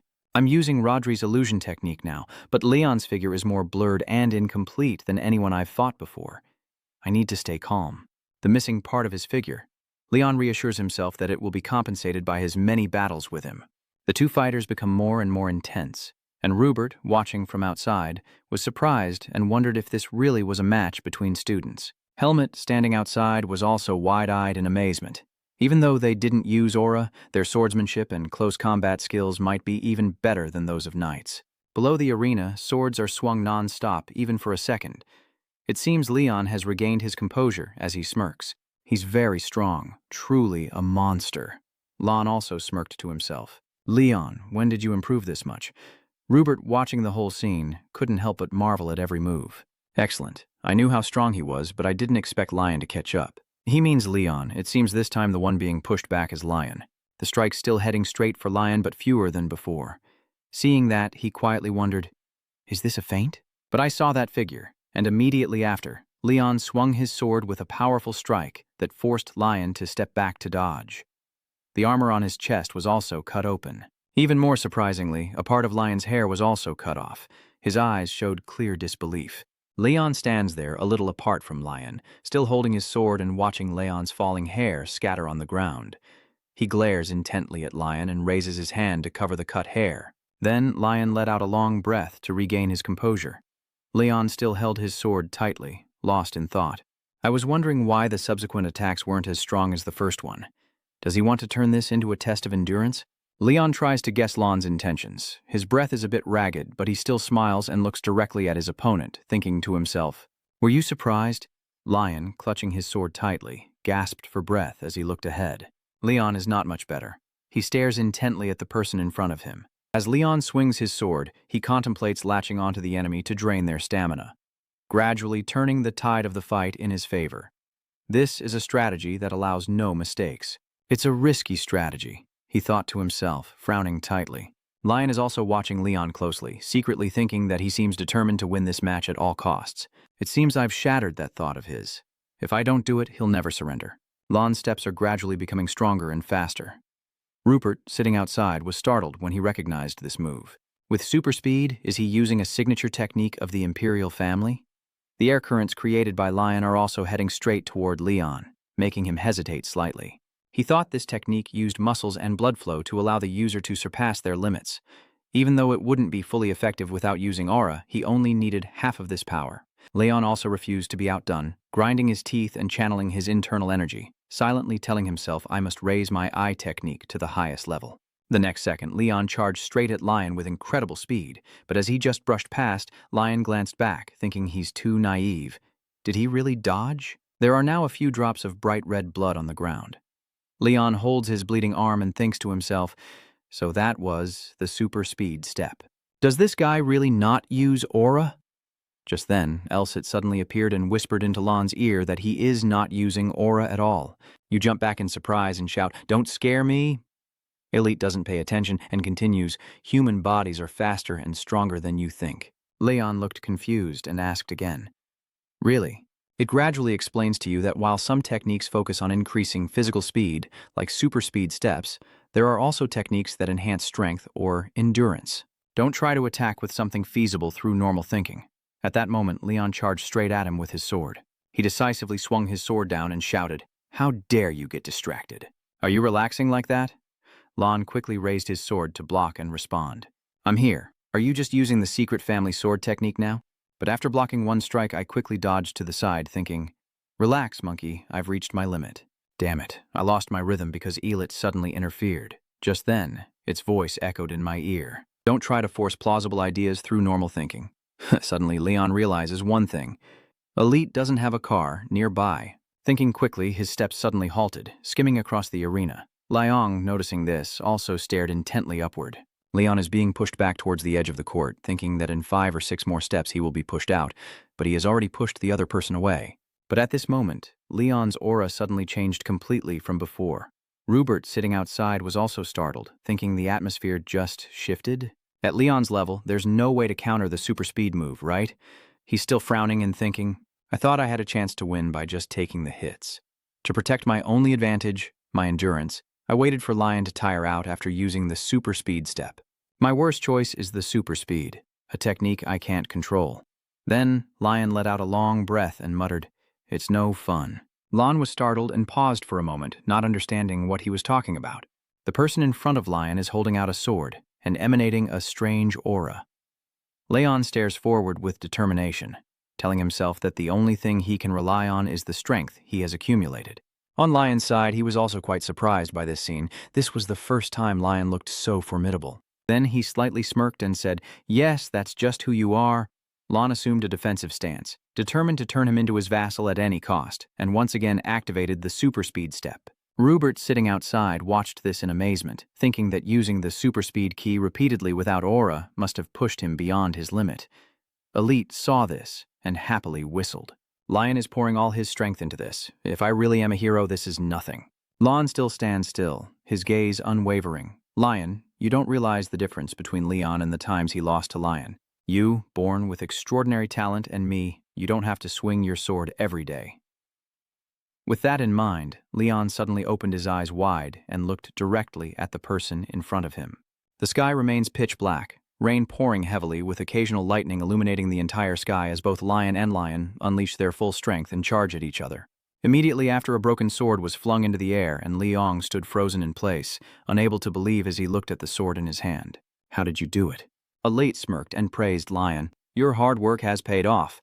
Then he slowly explained, "The key to winning is the hint I got from Iong's crescent dagger. It's a technique that disrupts the reflexes of the upper body. Remember when Leon jumped behind and swung his sword in the opposite direction into his back? He muttered slowly, speaking each word carefully. More importantly, the number of swords we've broken is different. Because you're too talented, your body can go beyond its limits. But you can't compare to me. You know the limits of the sword. Well, if I used a real sword, the result might be different. Leon stood above, his sword pointed straight at Lion, who was slumped on the ground. Then he smirked and said to him, "I won." Lon Rubus then also stood up, clapped his hands, and added, "I confirm you are the winner." At this moment, Elsit beside him finally told Leon that if he lost, he would become Lion's vassal. "What are the conditions for your victory?" It grinned mischievously and asked Leon. Lion's face appeared with an extremely arrogant expression, and he said, "As long as it doesn't affect my reputation and my family, I will give you everything you want. I can teach you mystical swordsmanship, how to use aura, or even make elixirs." Returning to Leon at this moment, he scratched his head for a moment, thinking to himself, "Actually, I don't need any of that." At that moment, Lion spoke to him. "I already lost. Anyway, I chose to fight this battle, so I have to accept the outcome. What do you want after I've already promised?" He looked straight into Lion's eyes and asked. Hearing that, he was momentarily stunned, but didn't reply immediately. Then Leon shrugged and turned away, replying, "Let's talk later." Iong was startled and asked again. "What do you mean?" Lon chuckled and explained. "I can't think of anything right now. I'll let you know once I've figured it out." Both Robert and Lon looked very surprised after hearing what he just said. Then he also chuckled and nodded, saying it's fine. The match is over, and the sunny weather has returned. Inside the corridor near the arena, Leon's groans can be heard. As he walked while holding his injured arm, he muttered, "I tried to finish the match without using super speed, but since my opponent is Lion, I pushed myself too hard." At that moment, a gentle voice rang out along with a pair of hands reaching out to him. "Light of healing, please bestow your magic upon the wounded." That was Chloe using her power to heal Leon's wounds. Soon after, he was able to move his arm normally again. Leon cheerfully shouted, "I'm feeling better now." It really is a level 4 healing spell, thanks for coming to watch Chloe. But Chloe's response was silence. She is biting her lip tightly. Then Chloe suddenly shouts loudly, crying uncontrollably, unable to understand you and Lon. "What if you lose?" When Leon was suddenly scolded like that, he froze in surprise and stepped back. Chloe wiped her tears and choked out, "You've become much stronger now. Lon, are you planning to leave the academy?" As expected, Leon was startled when he heard this. He was a bit surprised that she knew, so he asked, "How did you find out?" Chloe turned away and calmly said, "I know you inside out. You're really an idiot." Even though I was scolded like that, Leon lowered his head and chuckled softly, his eyes carrying a hint of sadness. Then Leon chuckled and said, "I thought you would stop me." Chloe scolded further, "I can't believe you dared to say that. You never really intended to listen to me. You're always like that. It seems like he's already fought for 10 rounds. You're so brave. You're always pushing the limits that everyone thinks are impossible, and you always succeed." Although it took a bit of time, this guy really hit Leon's sore spot. He scratched his face awkwardly and replied, "It was that hard? I thought it would be quick." Chloe complained, but it was way too late.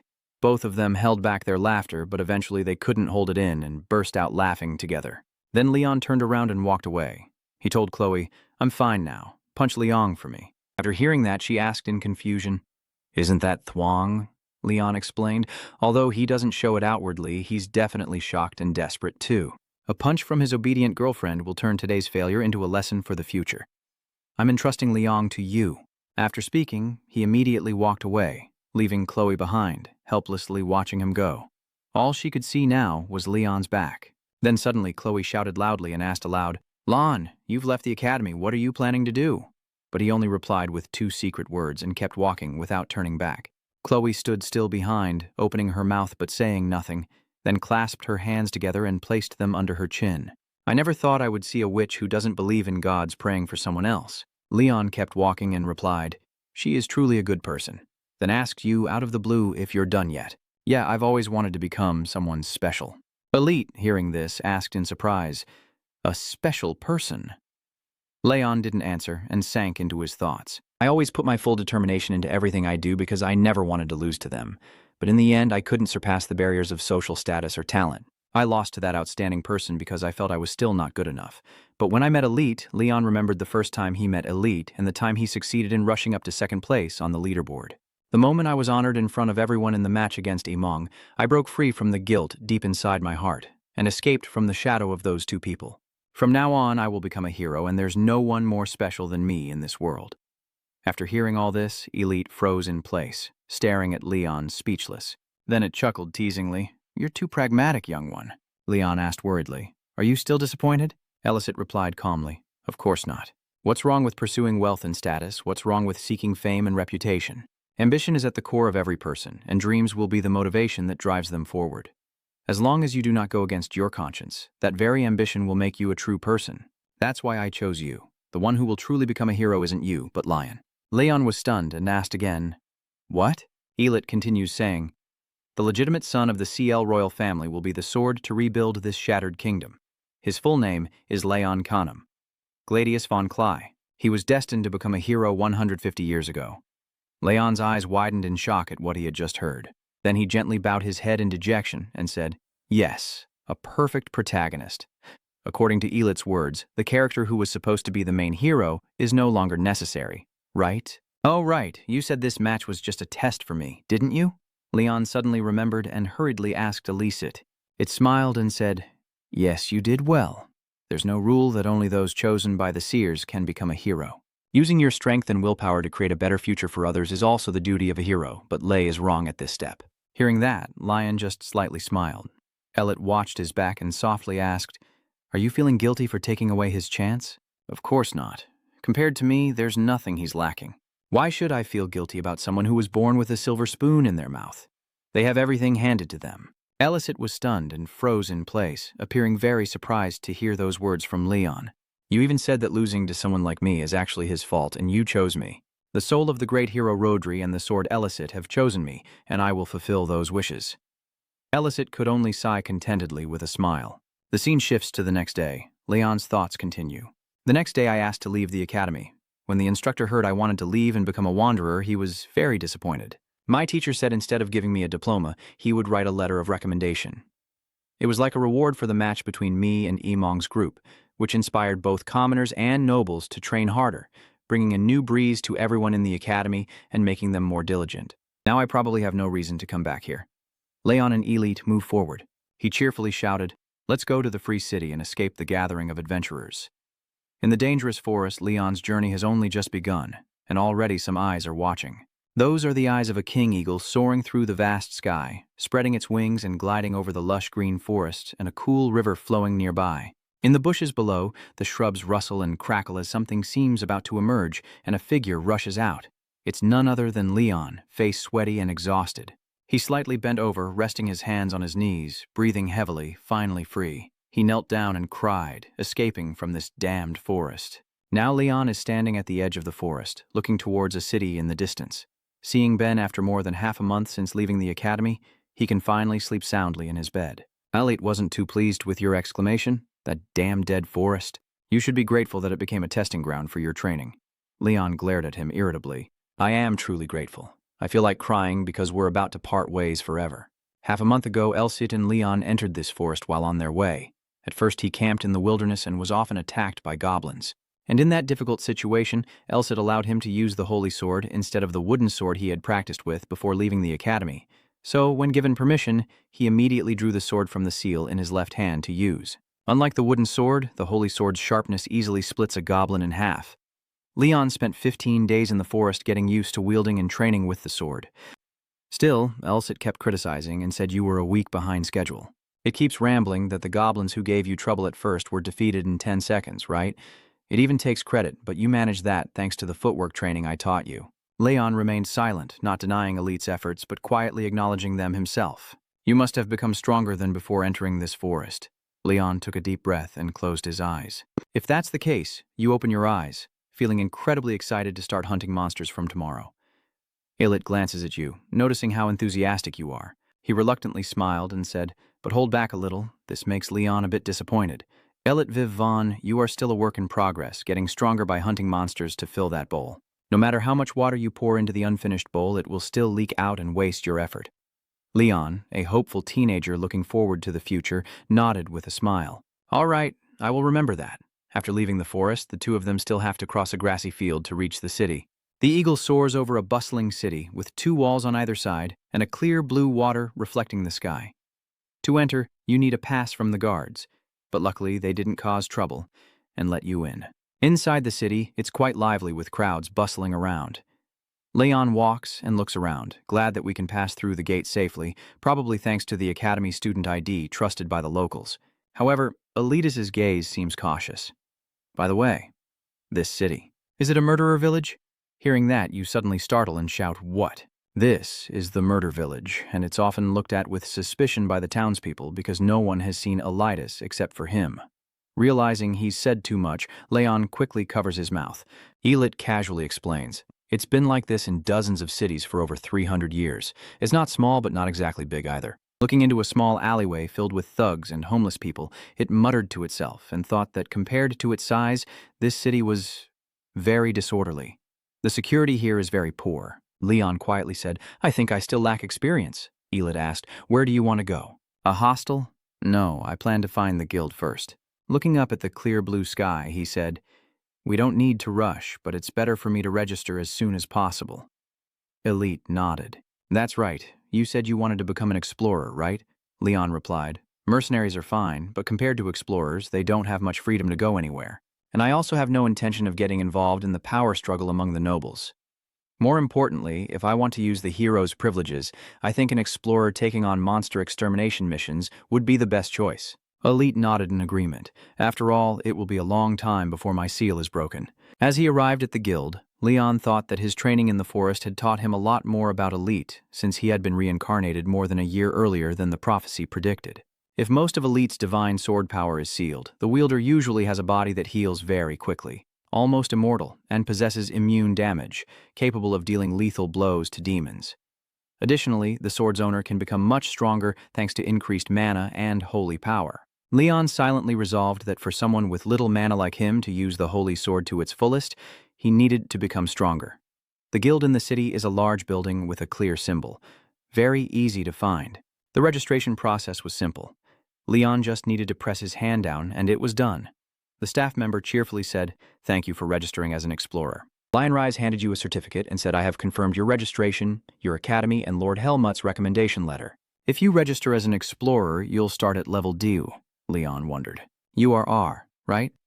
The D level she mentioned is what she explained. This is the level where you can take on real jobs instead of just trivial tasks through a recommendation letter. If you can achieve some results, your level might increase to C faster than usual. Rise happily shares that level B is the level where you need to demonstrate your ability to use mana weapons. The main forces of the guild at level A or S might take quite a long time to reach. Leon listened and broke out in a sweat. He secretly thought, "I can't believe mana weapons are a level-up requirement. They go far beyond just circulating mana." Mana weapons are a level where a person can control mana outside their body. A sword can split rocks and cut through steel. The true beginning of the superhuman. Leon quietly felt amazed. "I can't believe you only reached level B after getting that high. How powerful must level A and S be?" Elsisit signaled for you to look around. "This organization is more interesting than I thought. It seems there are quite a few races here that look like humans." In the waiting hall, there are several groups of people standing together. There is a group of beast people watching Leon cautiously, and also a group of elves in human form with pointed ears. Elsisit sighs. A fierce wolf elf and even high-level elves. "I can't believe we're working with the tribes that were fighting each other 300 years ago." She praised, "The creator of this organization is really clever." Seeing Leon keep looking at others, Rise asked, "What's wrong?" He nervously waved his hand and said, "Nothing." She smiled and said, "All right then." She looked at the mission board. "We're all set." If he wants to officially start as an explorer, Rise takes out a piece of paper and hands it to Leon. Accepting this mission without a reward immediately turns him to stone. Leon confirmed that there was no reward, only unpaid work. Rise smiled and said, "Yes, you have to be recognized by the guild to become an explorer." She explained, "And of course, you need to pay a price to earn that recognition." The elite nearby sneered, saying, "This world isn't easy at all," making Than so angry that he scolded it. "Shut up. It's a beautiful day. And whether he likes it or not, Leon still has to take on that unpaid mission. You head to the mission location, which is an area near the riverbank. More precisely, the place where the mission takes place is a drainage ditch. Under the dark sewer beneath the city, water trickles and footsteps splash as someone runs through the pipes. Fortunately, the sewer water isn't too high right now, so movement isn't hindered. This is the hideout of the giant mutated rats, and Leon's mission is to eliminate them. He decisively swings his sword to kill the rats in front of him.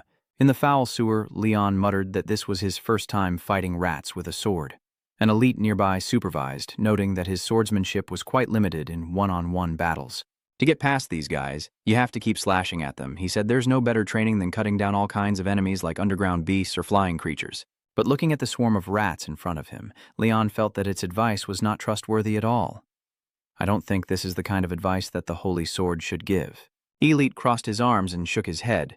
There's no way to avoid it now, because his mission is to clean out the sewer. Leon tiredly furrowed his brow. Then a flash of light suddenly appeared. He swept past like a gust of wind, taking down the two mice in front of him. He took a few steps forward, his heavy breathing echoing throughout the sewer. Suddenly something caught Leon's eye ahead. Only a few rats remain, scurrying around, including one with horns.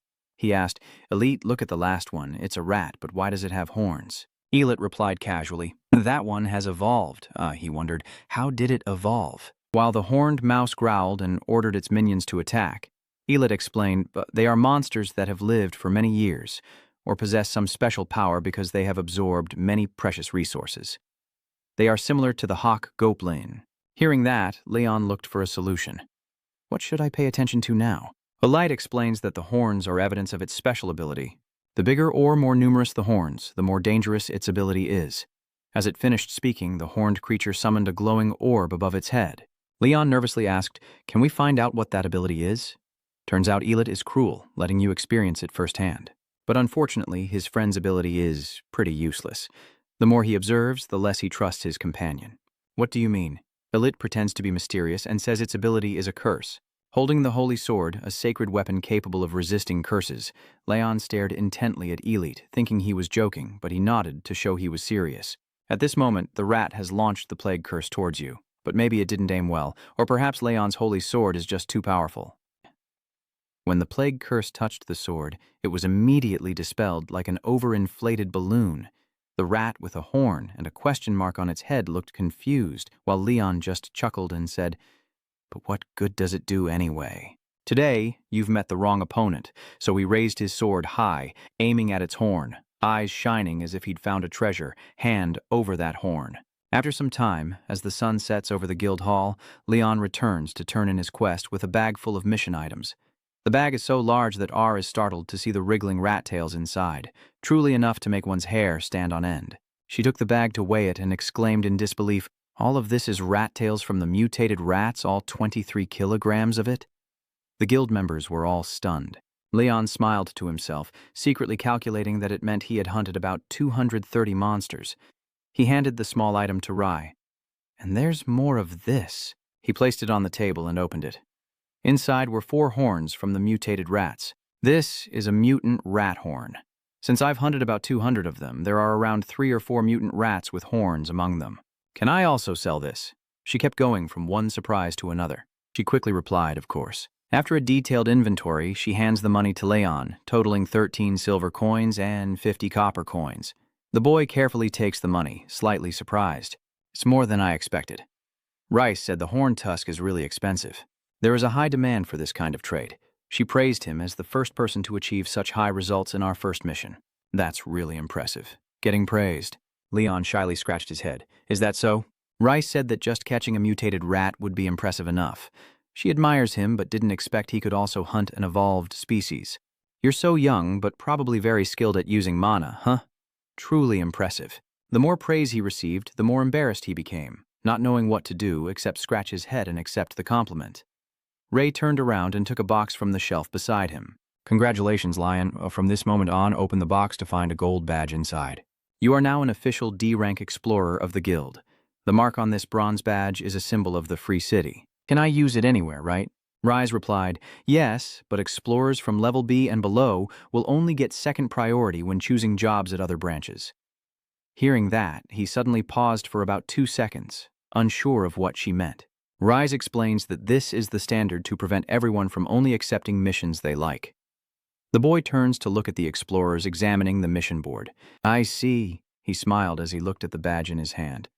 "This item is proof that Leon is no longer a student at the academy but an explorer. Rise is not hesitant to maintain a good relationship with a young, promising explorer like you. She offers, 'Mr. Leon, if there are any missions you'd like to take, please let me know.'" Although I don't have much authority, I can still help you, to some extent. He clenched the badge in his hand and thought for a moment. Then after a while, Leon left the Brain City Guild. Alit kept laughing as he walked beside you. When he finally stopped, he said, "The receptionist just now seemed to have mistaken you for a holy knight." Leon was startled and asked why. Alit explained that wasn't it true he had accepted a mission with no attractive rewards, and that was difficult? Because in the past, the Holy Knight was rumored to always keep their identity secret before officially taking on a mission and starting to help others. Under the orange sunset sky, it said that heroes are also a kind of Holy Knight, so she's not entirely wrong. Leon only then understood why she was laughing. Elite was teasing, and if she knew the truth, she would probably faint. He shrugged, but I also couldn't tell her the truth. Elite doesn't really care either. Who said that? An ordinary receptionist could one day become a legend in the Explorer Guild.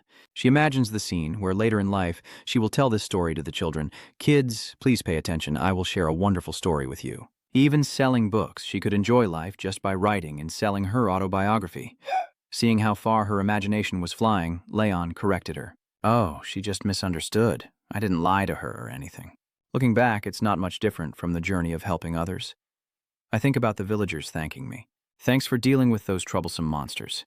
Your hard training has really helped you become someone who can assist others now." Leon decided, "I plan to live here for a while, so this is 100 times better than living in doubt. I just told Elite I only think about leaving here after reaching at least level B." She was surprised to see his determined look. Leon looked at the badge in his hand and muttered, "But level B, how long will it take me to reach that?" Elit quickly calculated and laid out a plan for him. 100 days should be enough. Leon thought he must have heard wrong. What did he have to ask again? Elite suddenly turned hostile and unhappy. "I initially wanted to set a longer time frame, but it wouldn't be effective. It's angry at you, and even if it's just for training purposes, I can't believe my successor would be cleaning sewers to level up. That's insulting." Leon really can't keep up with its train of thought. To him, that task is very normal. "Well, it's because it has a lot of money. I can't help but wonder what's going on inside." But what kind of excuse is that? Seeing the confused expression that only shows Leon's feelings, Elite feels unhappy inside. "What kind of reaction is that? It's set a target for you. You must become as strong as possible and kill at least one dragon," Leon shouted in protest. The difficulty of the monsters has jumped quite a bit, from D rank all the way up to SS rank dragons. Els analyzes that you have learned the basics of clairvoyance and footwork. Through real battles, you will improve rapidly. One of the hero's privileges is that you can absorb the power of the monsters you defeat and then store it. Leon recalls that after each rat extermination, he would hold the rat's tail to absorb its strength. Is this the connection between monsters and aura that Elite mentioned? During the training in the forest, you could feel the energy flowing through your body. At that moment, Alit smiled and wondered whether he should tell him the reason. Leon was lost in thought. In the past, you knew that alchemy and the training methods of a renowned family were extremely effective for cultivating aura. Elite reveals the truth. Honestly, anyone can absorb monster power and transform it into aura, but in the past, nobles and royalty hid this truth, so they would be the only ones able to use it. And now, those people are all gone. Elit is the only one left who knows the truth. It's also because he discovered it that he became increasingly obsessed with conquering monsters. Even 1,000 creatures of the chup species can't compare to a high-level demon. Once you become familiar with the process, you can hunt monsters or even dragons. Things are getting out of control. Leon quickly stopped him. "Wait, are you just joking?" And a light scolded you badly. "Of course not. The holy sword isn't a cleaning tool. You brought it out to purify the air or tidy up. Does that sound reasonable?" When Leon came out of the sewer, he was very dirty and stinky. You asked a light to clean you up after you came out of the sewer, and it truly followed your request without a single complaint. Who would have thought it was a trap to ignite a fire? It seems his anger has been building up until now. Leon calmed the atmosphere with a question. "Why are you so determined to hunt dragons?" Elit glanced at him and warned, "We need to go to the giant mountains in the future." Leon shouted in fear, cold sweat running down his body. The giant mountain range is an area even dragons fear to enter, ruled by the colossal emperor. I wonder why you want to go to the demon territory that countless kingdoms have failed to conquer in the past. A light appears mysterious and will surely be helpful to you. For both of your safety, he decides to share the real reason. "My body was left there and I also lost my memory, so I don't know much. Just set your goal to reach there in half a year." What do you think? Lon is pondering. He wants us to go there and find something, even he doesn't know what it is. Elit reassures you, it'll be fine. You glare at him, but he just smiles and says, "It's not like we're going there to play, you just need to protect yourself well." Elit confidently said, "Trust me, I am the Holy Sword." Lon smiled. It's good to have someone like you by my side. He shrugged. All in all, I haven't been wrong to trust you. Elliot's eyes lit up. So now, it's time to start hell training. Hearing that, Leon realized he had trusted the wrong person. Hell, huh? A few days later, under clear blue skies and white clouds, the troublemaker at the city hall saw you and teased you. Hey, little cat, even the one-eyed hunter is teasing. Are you going rat hunting today, too? Clearly, that teasing remark upset some of the beastmen. That bastard just called me a cat. How stupid. A blue-haired elf said, I hear that guy builds a mountain of corpses every day from mice. Maybe because Leon became famous for hunting mice, his nickname in the guild became Cat. He walks to the reception desk and places a bag of items that isn't as big as the first time Rice opens it to check, revealing a smaller amount than usual. Leon hesitated and couldn't meet her gaze directly, so he shyly explained, I can't find the mice, and the number of attacks on me isn't much. I think they're afraid of me. Rice smiled faintly and nodded. The mouse people may be foolish, but they still have some sense. You approached me, so I want to check out the other missions. Mar quickly took out 4 mission papers and placed them on the table. Her eyes lit up. I knew this day would come, so I carefully selected 4 commissions. Leon carefully read through them, and even Elsasit kept flying back and forth reading the mission details. You haven't decided which mission to take yet, when suddenly a task catches your attention. Upon closer inspection, you realize this task document is quite old. Elite, as if reading your mind, shared its perspective. I think it's probably because it's not common, which also means it has never been replaced. So you took on the mission. I will accept this task. On the way to the mission site, you muttered to eliminate the rock-eating creatures. Their habitat is found underground near the fortress. Because they eat stone, if they are not completely eliminated or left alone, the fortress's stability will be compromised. Leon looked at the information on the paper. This was the Guardian Captain's commission. I hope he won't take advantage of me. Leon takes the authorization paper to the city wall to meet the captain of the guard, but he says to eliminate Slim Stone. I never requested that authorization. This made Leon and Ellicit feel like they had been deceived. You're trying to make excuses. How could you? This is official guild documentation. But the captain nonchalantly said there must be some mistake, when suddenly someone spoke from behind. Are you the cat? The person who appeared is Han. He confirmed your identity. The rookie explorer who cleaned up the sewer rats was you, right? Leon nodded. Yes, that's me. Han pats your shoulder in praise. You're amazing. We really need adventurers like you. He's playing psychological games, not trusting those who only want simple tasks and avoid hard work, yet he dares to call himself an adventurer. They are so ridiculous. Do you think so too? Leon just nodded in agreement. A moment later, he was inside the fortress's tunnel. The reason is that H promised depending on your performance. I might give you an extra reward, so do your best. Looking back now, Leon feels he was too naive to listen. It seems that guy is very hard to deal with, right? Elite looked at him. Isn't it good that he said he would give extra rewards? After walking a bit, Leon judged that this place wasn't as dirty as the sewer below, but was too damp and slippery. Someone unskilled in footwork would find it very difficult to keep their balance here. Elite smiled contentedly, outlining a training route. In other words, this is an excellent place to train your footwork. But if you notice anything, you immediately turn back and wait for a moment. At a turn, there are 3 glowing round objects in the dark tunnel. Be cautious of the 3 elite and quickly guide them. Use clairvoyance, Leon. It analyzes that if they were normal slims, the other adventurers wouldn't have hidden. Leon tightly grips his sword. That's right. Just as he finished speaking, a rock the size of a chicken egg flew straight at him. Luckily, he reacted quickly enough and quickly dodged. The stone slammed hard into the wall behind him. When I looked closer, Leon still hadn't regained his composure. A stone? He gasped for breath, panic-stricken as he looked at the stone behind him. Where did it come from? Elite immediately warns him, Leon is in front of a person. You quickly turn back and see a bright green slime flying toward you. You muster all your strength and swing your sword down on its head, but it's truly hard to deal with. Its body recoiled and bounced Lon's sword back, almost knocking you off balance. Feeling how tough this slim creature is, you sweat nervously, wondering if that's why it's called a tough slim. Elite reminds you, yeah, maybe you already know. The main weakness of the slims is their core. If you can break the core in the middle, no matter how powerful the slims are, you will still be able to defeat them. However, all of that was meaningless when it added one last word.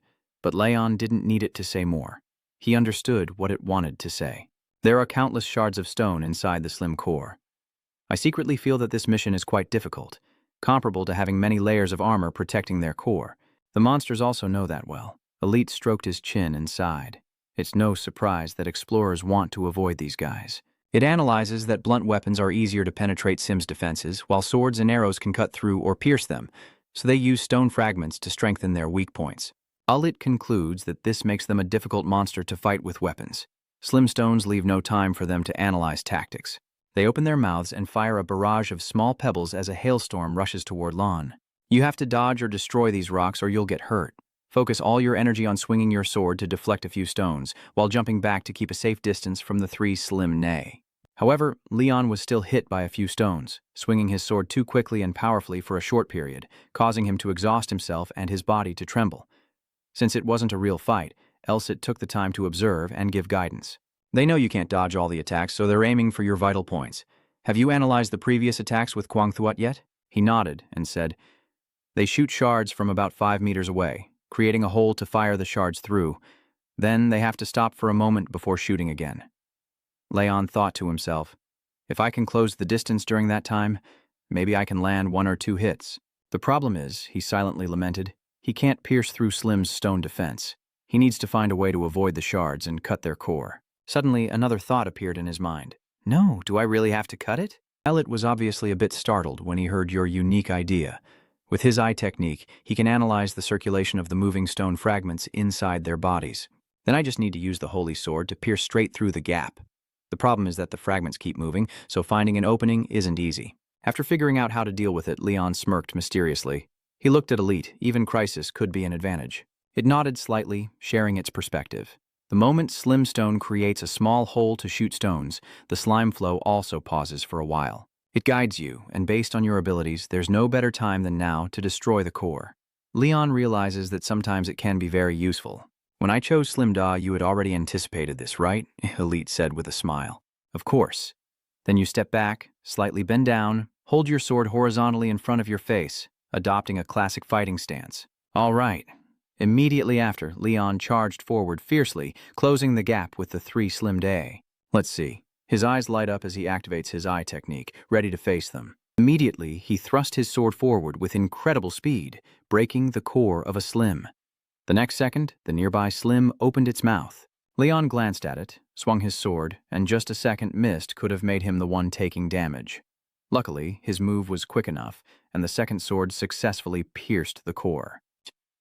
While he was moving, Elsit beside him guided him. Because they detect moving objects around with sound waves, he had to try to minimize the pressure he exerted on the ground while moving. At this moment, the third Slim exploited the opening and kicked it out of its mouth. Approaching it now is not going to be easy at all. At that moment, Alit suggested using the stealth technique. Somehow, Leon's body obeyed, and he gently dodged the rocks. He smiled to himself, I can do it. Just like Alit said, I just need to use the stealth technique. Anyone who thinks they are confident will slip on a puddle and lose their footing. Leon's body tilts back slightly, losing balance and feeling a bit startled. When I fell, your eyes looked panicked and stunned, as if I was about to go sell salt, because right in front of you was a barrage of stones flying toward you. Lon grit his teeth and refused to accept defeat so easily. His body slipped slightly, so he quickly turned his foot to stand sideways like a crab to keep his balance, then immediately bent down, successfully dodging the incoming rocks without taking any damage. In the next instant, your sword was plunged into the core of the Slim Da's body. A soft pop sounded and its body shattered, leaving no chance for it to spew stones again. He quickly took down 3 Slim darts in a row. Leon was panting heavily, his heart still pounding in his chest. All those actions just now were really exciting. Elite then said, I was just doubting your proficiency earlier. Who would have thought it was so impressive and all that? Leon was busy cleaning the slime on his body, not sure if it was as a praise or criticism. What are you talking about? Elliot smiled, holding up 2 fingers in praise. You just performed level 2 stealth technique earlier. Hearing that, Leon was incredibly surprised. What? It explains that finding balance on a flat surface and reducing noise and vibrations are the basics of level 2. If there are other objects on the ground, you must know how to use them. Whether it's ice or hot steel, using everything in the environment as part of your power is the core of stealth techniques. Leon was only stunned to hear the detailed analysis, which was the ability to adapt and turn a disadvantageous environment into an advantage for himself. Ellis continued, even if it was just accidental, at the end you changed your knee position to reduce gravity on your body. By doing so, you change your stance and can easily adjust your direction to face the target ahead. It explains quite thoroughly that when the environment changes, your posture must change accordingly. And then she made a comment that made Leon realize his own flaw. Until now, his posture and way of moving only suited flat surfaces. He watched it talk on, and in this damp ground and low-ceiling environment, he had to find a stance that suited it. Lon tried to lean forward a bit, lower his stance, which really could help me move more comfortably. Elite laughs and starts to attack. You don't think you've made any progress in training just because you've experienced combat on a living body, do you? Suddenly he muttered, "Damn sword, else it really doesn't like being called that." It responded irritably. What? Leon felt a bit disappointed. Even at this level and just in second grade, I can't believe it's only the beginner standard. The fight ends. Elite scratches his chin, and looking back now, he makes a teasing remark. You don't need to dodge their attacks, just use stealth magic anyway. Leon looked at it in disbelief. Elite controls a small floating kick beside him, so getting hit by a kick wouldn't kill him, right? You need to train yourself to take minimal damage so you can use it effectively in real combat. You need to use your body to absorb the hits you tried to block but couldn't. Hearing that, all of Leon's goodwill towards it vanished, and he felt extremely uncomfortable. And yet it acts as if it knows nothing, still continuing to comment. Also, you can't use force to push. If you choose the right moment, you can just cut it down. You can't use force to push 1 or 2 stones. The more he listened, the more Leon wanted to strangle him. If he had a deadly nightshade leaf nearby, he would have shoved it into his mouth. Even if I tremble badly, I still fight. I yell at it, "Why don't you just tell me to go die right now?" The evil sword demon, even the elites shout back, "I just want what's best for you. If I let you be comfortable now, it'll only lead to hardship later." Leon scolds him. "I'm not at ease right now. Why didn't you say that from the start?" Elite kept nagging that this is already comfortable enough. Do you understand? Listen to me. In my time, you two didn't notice that behind you a horde of slim stones had gathered. In front of a basement entrance of the city wall, 2 men in soldier armor are standing together. Not far from them, a few soldiers are waiting. Han raises an arm to support his chin and asks, "What time will he come out today, since it's already the 3rd week?" The soldier next to him, looking towards the stairs ahead, replied, "Probably before 10 in the morning, in front of K2. Han scoffed again, recognizing how much effort he was putting in for just this. He remembered the moment when Leon came out of the basement and said, "I didn't think he would be able to eliminate Thatch Slim at first. Who would have guessed that now, every time he goes out, he's carrying a full bag?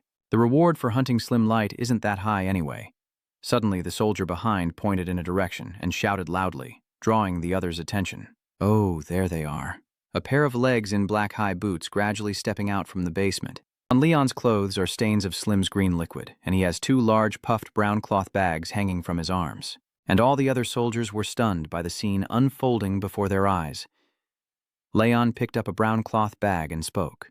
"Today is the last day." Han was startled when he heard those words and looked at him. Leon gives him a friendly smile and announces, "I've cleared out all the slim slimes around the nearby areas of this wall. Slim slimes don't reproduce as quickly as mice, so it'll probably be a long time before I need to hunt again." You put down the 2 brown cloth bags on the ground and directly request, "These are the last 2 slim stone bags. Update the completion status for this mission with my secret society."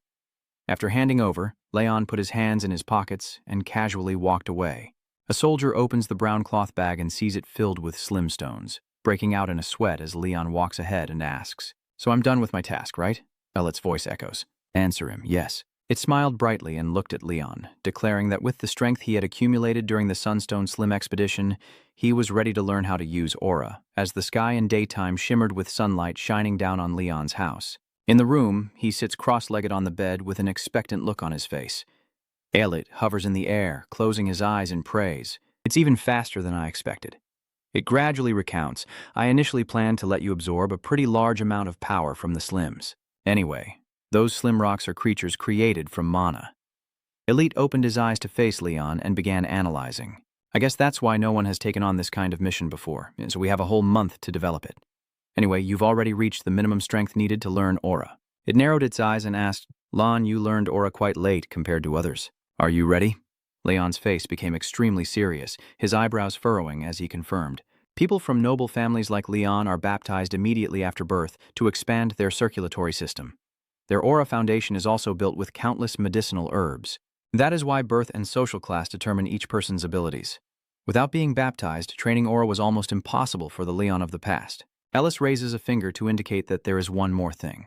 If someone uses baptism to unblock a circulatory system clogged with impurities, they could go into anaphylactic shock and lose their life. Leon opened his eyes wide, trembling from what he just heard. Elite smiled reassuringly, but lately he had absorbed a lot of mana, and more importantly, he still had me and the Holy Sword. It also explained that the power of the Holy Sword will protect your circulatory system and heal your injuries, but you still have to endure the utmost pain. Elite concludes that if you lose consciousness, the purification process will fill. Overall, whether it succeeds or not depends on your willpower. Leon clenched his lips tightly and nodded several times to show he understood. Then Elite soared into the air, the yellow symbol on its forehead shining brightly, and around it appeared dazzling swords. Leon raised his head, beads of sweat on his face, thinking to himself, a shining sword.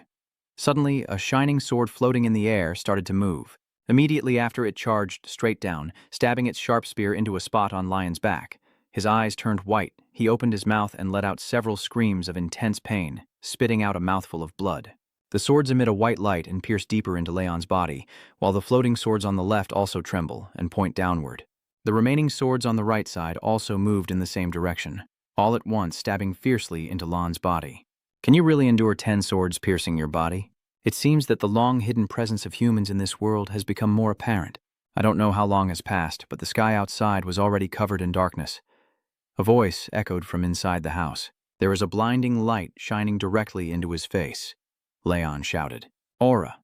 You look at your hand and silently think that you can feel the circulation flowing through your body, a pure power running in your heart. Leon clenched his fists, excited, as if he had a different body containing a new power beyond his physical abilities. Nothing now could challenge him. Elliot seems to be reading your mind and outright denying it. You're mistaken. Their eyes meet in midair for a long moment, and the entire space falls into silence. Inside the Holy Sword, a golden light flashes in a darkened area. Rodri tilted his head and stretched out both hands, praising, He's truly amazing. Even though I knew he would awaken through his own willpower, he still exceeded my expectations. He slightly squinted one eye as Elit's question reached his ear. Why do you look so happy? Rodri tilted his head up, confidently pointing at himself. I told you I would handle the hero training mentally. Everything has finally settled down, hasn't it? Doesn't it benefit you more when the hero is stronger? Elite's questioning voice echoes again. The question is, how did you do that? Rodri patted his chest and asked back. You used magic to push me into the Holy Sword, didn't you? Do you remember that I am the Holy Sword? He simply pointed a finger forward to confirm that Leon is indeed my successor. Elliot could only be speechless and had to remind him further. Can you go ahead and keep your own thoughts? Remember to consider everything up there in heaven. He stepped outside, took a deep breath, and pointed his finger forward. Anyway, Elite widened his eyes and said, I thought you could only endure 5 sword strikes, and your whole body seemed to expand, crossing his arms and shouting loudly, so I only used baptism to open up the aorta. If you want to use aura immediately, you need to unblock the veins as well. That's why you're only a kid with a little bit of power. Elite closes her eyes and concludes, you still have a lot to do. I know that already. His face was now beaded with sweat as he thought to himself that even if his physical abilities hadn't changed, he could still feel the surging energy flowing and enveloping his body as if he had been reborn as a new person. Elite nearby spoke to guide him, sensing the aura. If he focused and used that flow, he would be able to analyze the surrounding environment. Leon's eyes sparkled brightly as he turned to stare at it. That sounds cool. And immediately, Elsit took on the appearance of a teacher pointing at a blackboard. I know you're happy to have gained aura, but first I need to explain what aura is to you. You also know that aura possesses an attribute, right? It begins to explain that there are 5 common attributes found in humans: metal, water, wood, fire, and earth. Your attribute doesn't fall within these 5 types. Elite smirked confidently. I'm a bit surprised, too. You have an aura attribute like mine? Hearing that, Leon was startled and asked him, Is it the same as yours? So Elite nodded in confirmation. Yeah. It introduced your aura as the attribute of sunlight, light, and heat. Leon's whole body trembled as he listened to Elite's next words.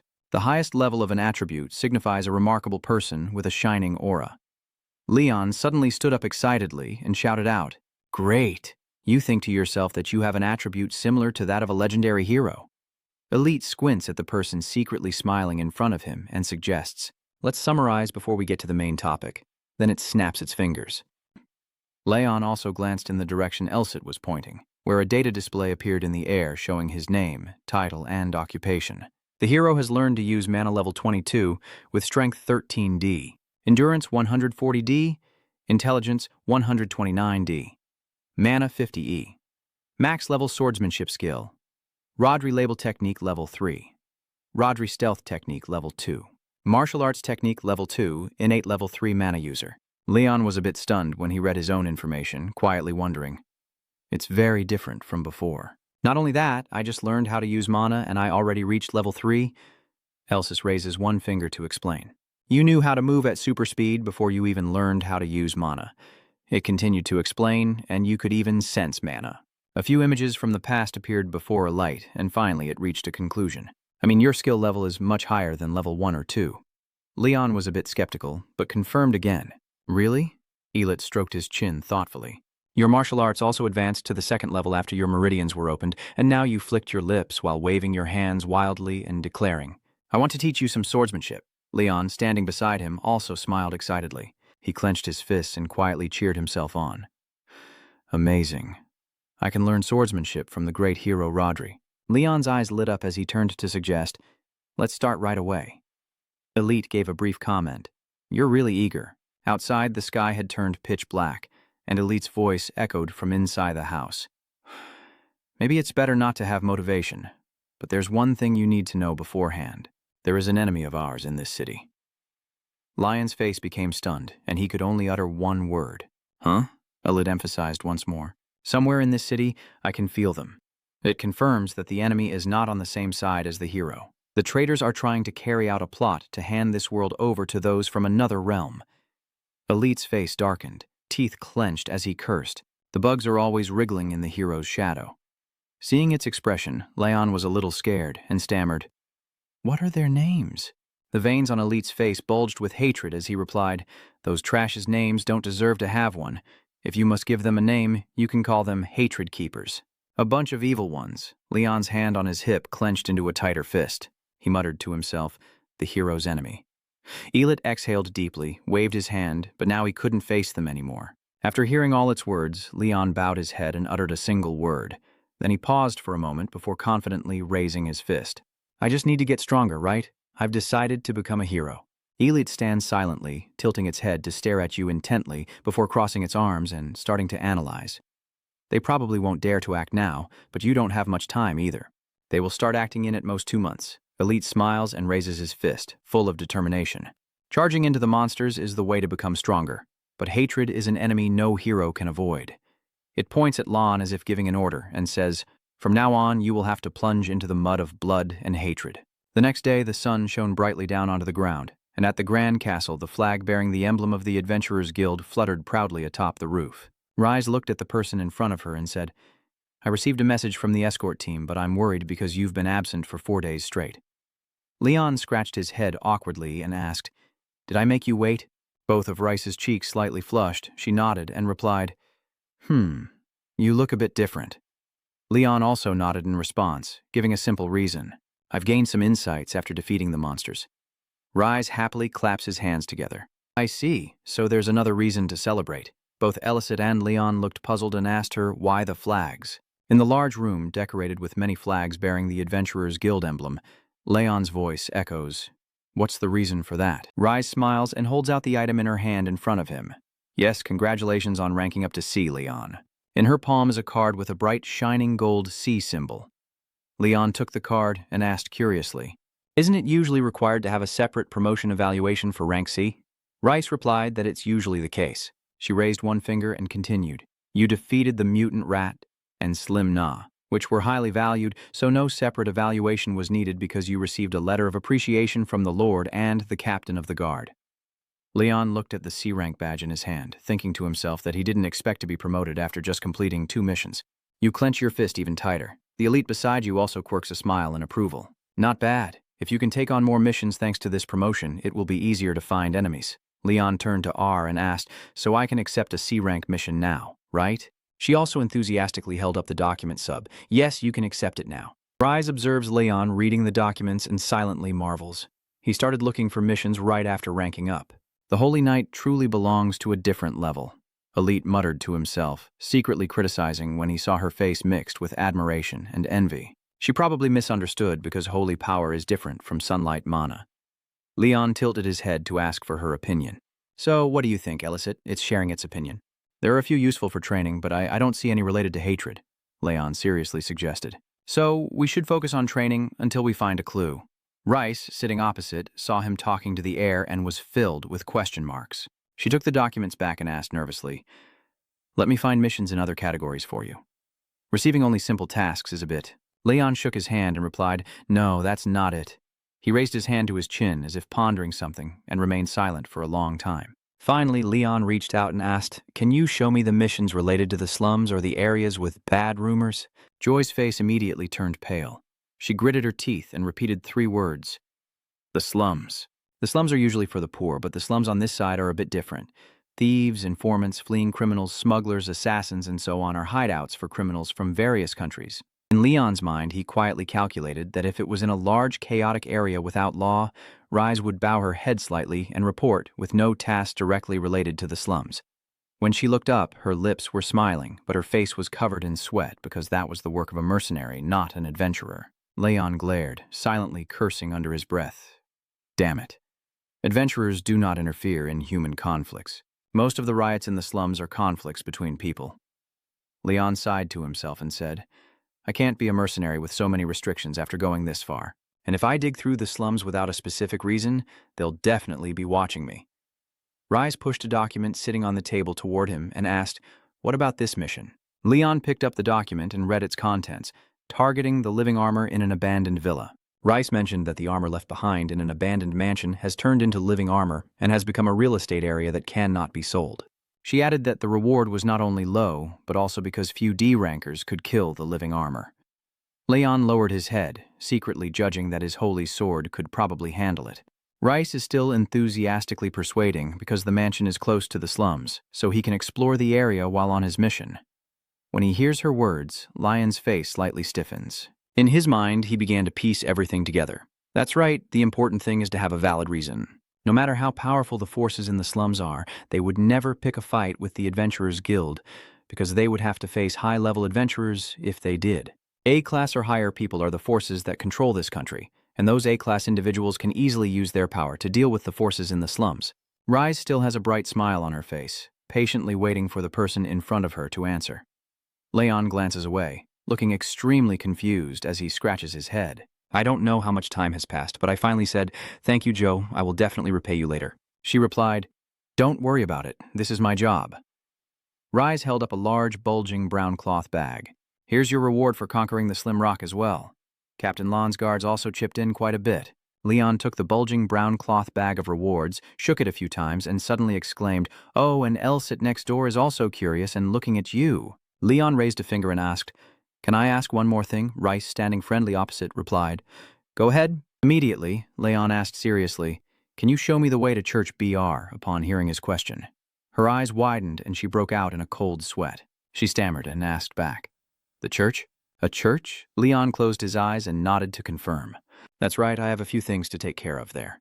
Over there, Leon slightly opened his eyes, glanced at the person in front of him, and thought to himself, "I knew she would act like this." If Dew thinks he's a holy knight, like Ellet said, then he quietly calculated in his mind. Although the holy knight cannot have the church perform the baptism, there are exceptions if the church's enemies appear. Heretics, or rather those who oppose the goddess, whether gangs or factions, the church gathers all its strength to defeat them. That was the only reason why the infamous Holy Chain Knight, known for his brutality, was sent. After some time had passed, V finally spoke up to give directions. It is located in the northeast of Prima District, building number 13. After getting the information, Leon waved at her and then turned to leave. "Thanks. Well, I'm off now." When only one person remains in the room, Rice is still in a dazed state, standing motionless. After a moment, she suddenly snaps out of it, covering her mouth with her hand and whispering, "A holy knight looking for a church means the enemy of the church has appeared." Rice hurriedly ran out so fast that she fell flat on the ground, but her mind kept whispering, "The guild can't ignore this. I have to report immediately." Over here, Elit floats in the air, smirking as he assesses. Truly a master. It started analyzing. This is definitely the most effective method without revealing your identity. No way would the guild dare to act recklessly. A D-rank person? No. A C-rank explorer, not a holy knight like you. Leon asked with a completely calm expression. Isn't that the right thing to do? Once she reports, the guild will act on its own. He closed his eyes and pursed his lips, thinking that he should have taken Elite to the church if it was necessary, but he would keep that as a last resort. Meanwhile, Elite, leaning on her hand, argued that it also made sense. Leon clenched his fist, a glowing symbol appearing on the back of his hand.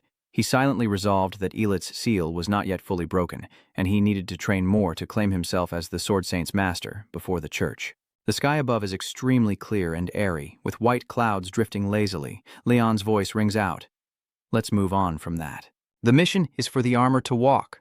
The monsters are using armor to move around, right? Elicit directly denies it. No. Leon stared blankly at it, then Elicit slowly explained. Moving armor is an extremely rare, natural phenomenon. The entire suit can move thanks to the power of magic, or a wizard, or through the thoughts of someone who has been imbued into the armor. It concludes that they have no self-awareness and are nothing more than a pile of metal guided to repel intruders. Leon proposed an idea. So then, wouldn't a wizard's banishing spell solve everything? He dismisses it once again. They are not created with magic, so they won't work. The principle of the exorcism is similar to bringing down a building by removing its pillars. It can't destroy those pillars on its own. Leon thought to himself, so the wizard's magic is useless in this situation.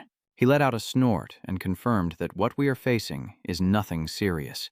He took out a sheet of paper with a schematic drawing of a steel armor and said, "They are armor made from silver-coated steel alloy." Elite crossed his arms and asked, if it's so easy to deal with, then why hasn't the purge been completed yet?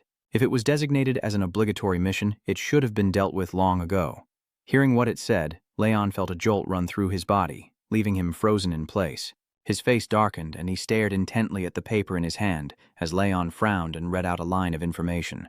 The armor's regeneration speed is unusually fast. Even after destroying all its parts, it can be restored to its original state in less than 10 minutes. 10 minutes later, the armor on the broken ground was fully restored. Leon continued. The weapons of their enemies couldn't last until the end, so they gave up. So here, Elite smiles and asks, "Got it. So the armor made from steel alloy is that strong, huh?" Leon rolled up the paper, closed his eyes, and gestured as he moved forward. "Well, I guess we'll see when we get there. Let's go." The night sky has turned a deep black with shining stars above. On a street in the city, there are currently many people gathering and passing by. Leon walks along the road, glancing around at the scene. What kind of slum is this? It's more bustling than I thought. Elliot also looked around and replied, "It must be so." Suddenly Leon called out, "Yellit." It looked confused as it responded to the person who called its name. You ask with curiosity? I have felt very uncomfortable ever since I started down this path. Someone is watching me, right? Elliot reached out and replied, "If there is, I would tell you right away." "Oh, I do have some suspicions about this. What is it?" Elicit guesses it's because of your aura sense. The sunlight aura is very sensitive to evil thoughts from outside. They are checking on you because they think your young age makes you an easy target. That malicious intent has triggered your aura. It feels like there are countless eyes staring at me from behind. Leon curled up and sighed. Now I understand. I feel even more uncomfortable. I can't believe all these chilling feelings are caused by those trying to hurt me. The light warned me, but I still need to be careful. All right. Elite cares and advises. No matter where you are, you must stay alert to strangers. Keep showing yourself to them because you have to complete this mission. After speaking, it flies forward. Leon nodded slowly from behind and gradually moved forward. The full moon in the sky cast a golden glow. The night clouds surrounding it partially obscure the shape of the moon. Leon looks up and says 2 words. "It's here." Opposite him stands a large mansion, but it is surrounded by an ominous atmosphere. Outside, black crows perch on the dead, leafless branches. Their eyes glowing red hide in the darkness. The brick wall of the mansion shows signs of age with cracks and wear. The glass of the windows is also shattered and broken. A voice of Elite echoes through the space. If it weren't for the armor that knows how to go inside here, it probably would have been sold already. Leon also agrees. Exactly. Inside the mansion, the spider webs are all over. Each suit of armor is covered with a thin layer of dust-proof cloth. The armor just now looked like a normal object. Feeling something, its eyes flash with a red light as the wooden door of the mansion is pushed open by someone else. A pair of black high boots appear. Leon is standing right at the front door of the mansion. The light from outside shines in, casting his shadow long and dark. Elite yells, "You're getting excited." Lon reached out and drew a sword, using its light to illuminate the hallway of the mansion.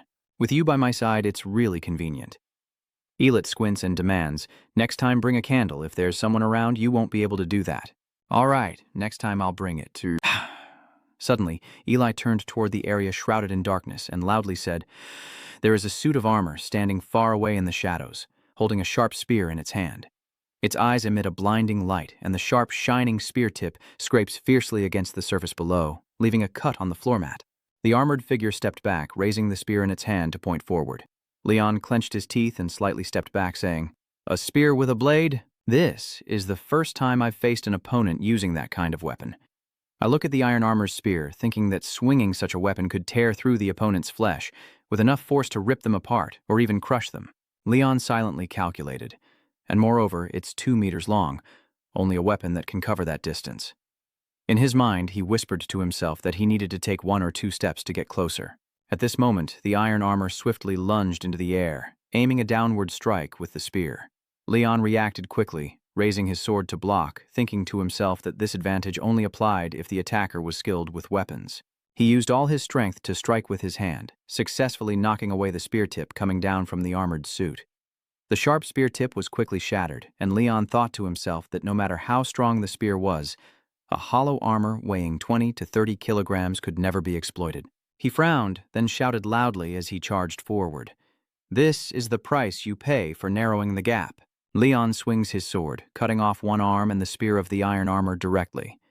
A smile curves on his lips as he says, "This is far enough." Next, Leon swiftly slashed multiple times at the iron armor, with shards of metal falling to the ground from its limbs, followed by pieces of helmet and chest armor scattering everywhere. Did you use super speed?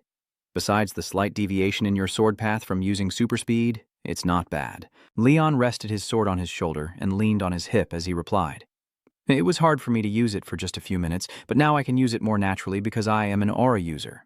You tilt your head to look at the broken armor pieces on the ground. After all, they say even if destroyed by a warhammer, they will regenerate. Both Leon and Elis stood there in silence, staring at the broken armor in front of them for a long time. Leon wondered, isn't it said that they regenerate at an unusually fast rate? It seems not all cases are like that. Elis guesses it might be a false report. Leon became so anxious that he could even raise 2 fingers. But in the guild, a false report is a level 2 crime.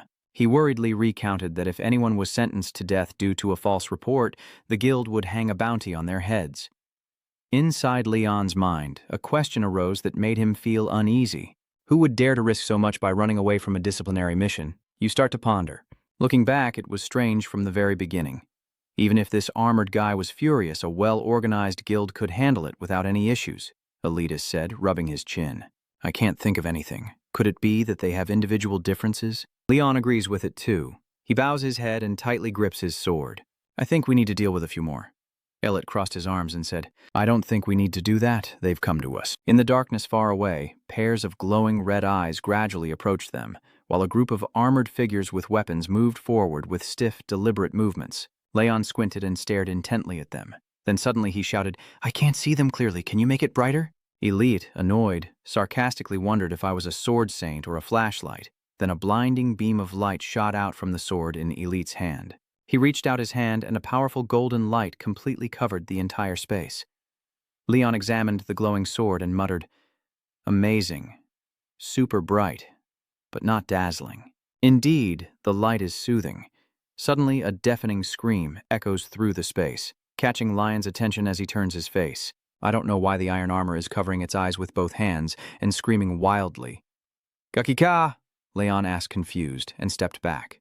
What the hell is going on? What's happening to them? As the iron armor's hands lowered, a white smoke emitted from its red eyes, and then the entire armor suddenly leapt into the air. They raise their weapons to attack Leon. They take turns using extremely fast attacks, and Leon immediately reacts by swinging his sword to block them. He grits his teeth and mutters, These bastards are coordinating their attacks. Leon, blocking the strikes, thinks to himself, Their attack patterns are easy to predict, but their movements are incredibly perfect. He glanced ahead and thought to himself, but Leon swung his sword directly, splitting the iron armor in two. If you're not true knights, you'll only invite trouble. How long do you think those textbook moves will work? Elite suddenly called out to him, Leon, after remaining silent all this time. Leon hesitated slightly when he heard his name. Seizing the opportunity, a suit of armor swung its sword at him. But luckily Leon managed to snap out of it just in time, crouching down to dodge. Wow. He also stepped back quite far.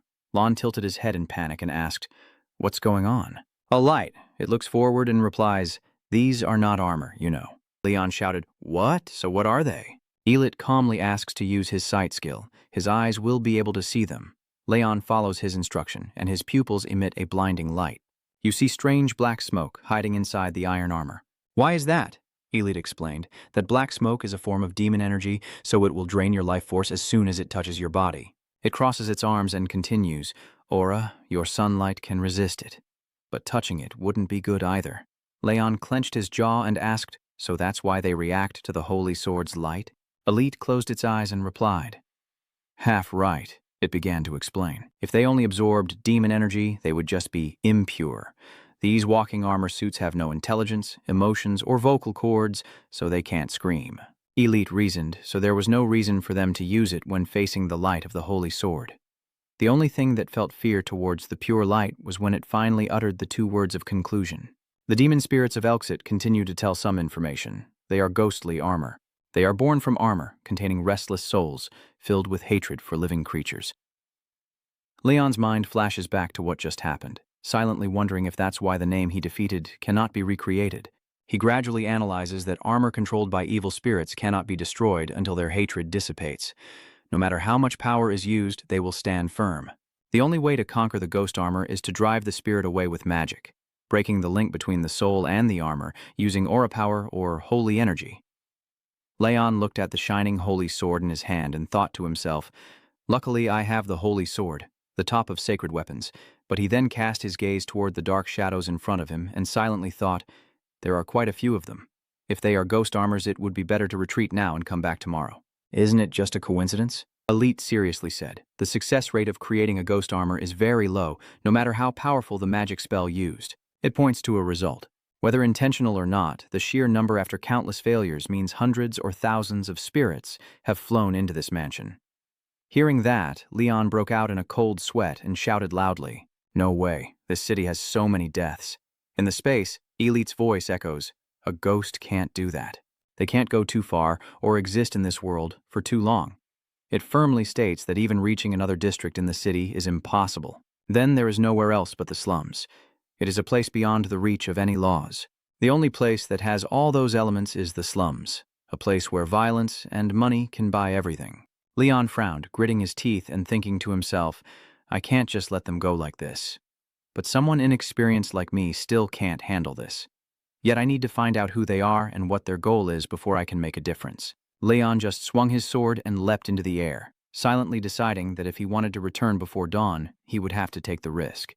He then calculated his next move against the 2 iron armor-clad enemies. Fighting opponents in the darkness like this is also helping to improve my skills. I strike with lightning-fast speed, shattering another suit of armor into pieces. Leon moves extremely quickly through the iron armor, delivering countless straight strikes at them. The sky outside the window is now painted in pink and orange hues, with the sunrise shining brightly. In the mansion, Elit speaks. It seems they have almost all been taken care of. Leon planted his sword into the ground, surrounded by scattered pieces of armor at his feet. He replied, maybe so. My face has turned pale, and I ask angrily, so I wasn't that bad fighting while surrounded like this, right? Elit's questions are just because of my blind spots, aren't they? Leon admitted to him, yes, that's right. I started to explain that my field of vision is quite broad, but still limited like other people's. And no matter how hard I try, I can't see what's behind my head. Leon asked uncertainly, so leaning against the wall and fighting is the best way, right? Elit replied, well, that's true. It closes its eyes and raises both its left and right hands to demonstrate.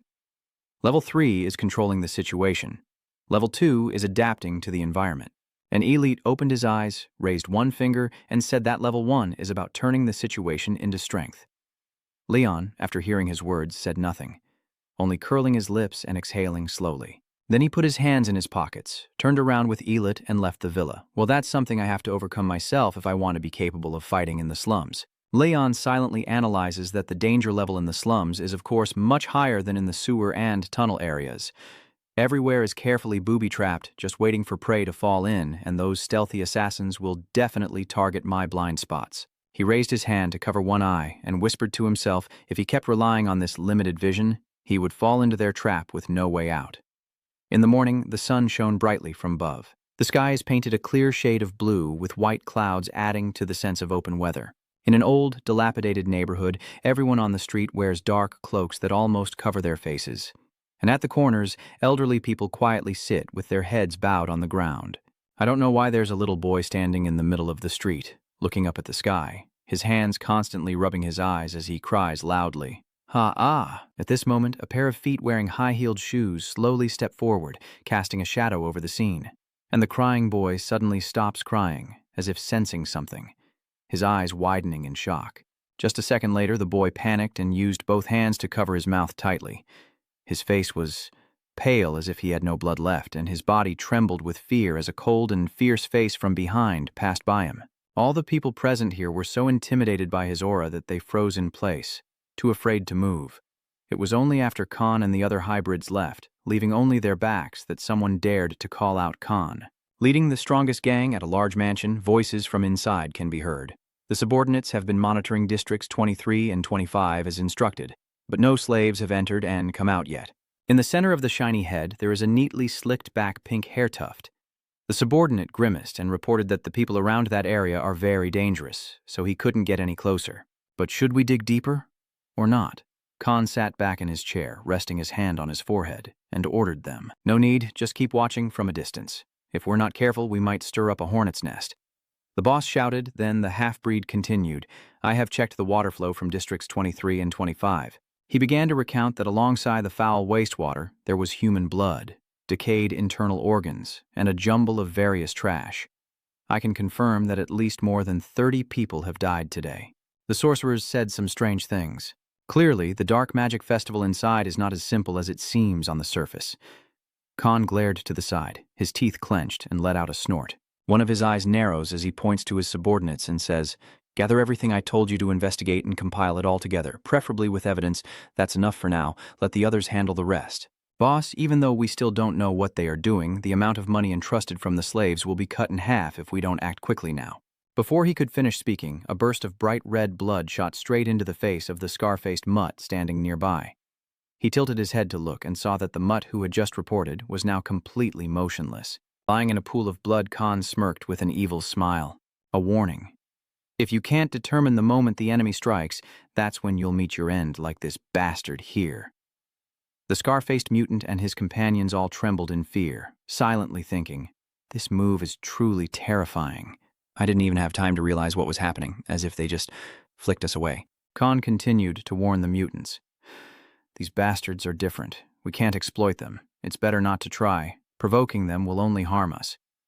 He pointed at the scar-faced mutant and said, "Whether they are fanatics or spies from other countries, we must absolutely not touch them." Khan once again warned, "If they decide to start the plan, it will not benefit us. Even if it's just a single gold coin, they will chase and kill to the end." The mutants all fell silent and bowed their heads. "So let our Holy Crusade Knight Commander handle it." Khan leaned back in his chair, closed his eyes, and asked casually, "Are there any new updates?" The scarred mutt replied, "Yes, sir." He enthusiastically reports that there is a hideout at the abandoned mansion near the district gate. "My subordinate heard that there is a guy who frequently goes there on duty." Khan narrowed his eyes, his face now serious, and let out two sounds. "Oh no." The scar-faced mutt continues his story. "I heard it's been over a week now. That guy added a few more details. He was given that name because he specialized in collecting strange creatures and slim stones. Outside, the sky had turned to the orange hue of sunset. The voice of the hybrid-faced guy still echoes, first a cat, later called the scanner. He guesses it's probably because he only takes on missions no one else wants." After hearing all the information, Khan's eyebrows furrowed tightly together before he spoke to comment. "This one is quite interesting, too," Scanner huffs. He stroked his chin, a sinister smile curling at the corner of his mouth. "We might be able to take advantage of someone who only takes cheap missions. On the other side, the evening sky is covered in darkness, with only the shining stars remaining. In the city, the windows of some houses are open with lights on. At Leon's building, a blinding light shines outward. Inside, Leon is concentrating with his eyes closed, his face already covered in sweat. He clenched the sword in his hand, his body surrounded by a surge of power, and suddenly, Leon let out a loud scream, sounding extremely pained. Then he suddenly knelt heavily on the ground, gasping for breath and crying out loudly. The sword in his hand also fell to the floor. Elite asked with concern, "So, how is it? Do you feel it yet?" "That aura flows throughout the entire body," Lon answered. "I find it a bit strange." Elite crossed his arms and nodded in satisfaction. "Clearly, a careful ordinary person is better than a prodigy who rushes ahead. You're keeping up with my pace quite impressively." Leon tiredly slumped to the floor and took a deep breath. Each challenge I overcome feels like a rebirth. But I don't feel like I've made much progress because I'm not very confident. Elite snaps his fingers and tells me to keep trying. A status window appears showing Leon, his title and profession, a person who dares not to begin. Level 23, STR 14, D. Santa 140, D. Dedix 131, D. Aura 76, E. Sword Saint Skill, Intermediate Level 2. Rodri Martial Arts Level 3 activates martial form, 2nd rank. A Level 5 low mana user. Leon couldn't believe the information on the board and wondered about it. What? Why is there someone using low-level mana next to the intermediate Sword Saint? Isn't this the initial stage from before? Elite sighed. Looks like your development speed isn't bad either. Well, as expected, it's all thanks to a great teacher. You've learned something that others take hundreds of days to realize. Leon turned to look at it, but his hand only pointed at the information sheet and asked, "But why isn't the 7-star sword style here?" Elite flew up and pressed his face close to the mirror, then angrily shouted, "Of course, you haven't even learned the basic skills of the technique yet. Do you still have a conscience?" The 7-star sword is also known as the Great Battle Chariot, a sword technique secret created by Rodri in his early days.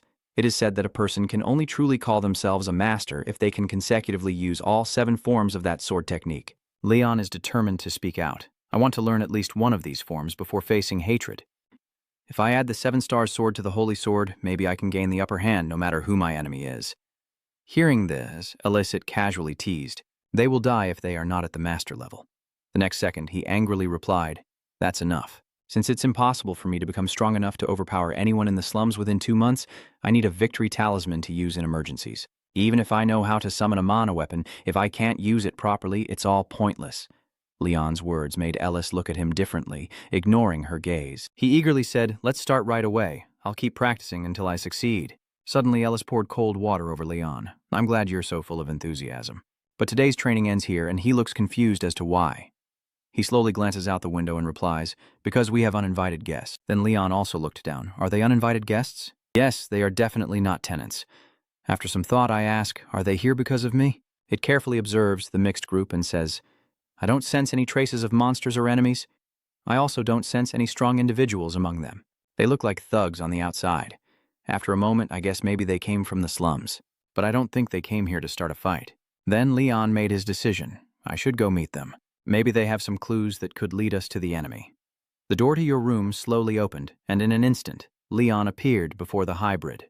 Seeing that, John immediately spoke up. "Are you the scavenger?" Lon calmly replied, "It's Missy." With an unapologetic tone, Nikki said, "We apologize for coming here without notice."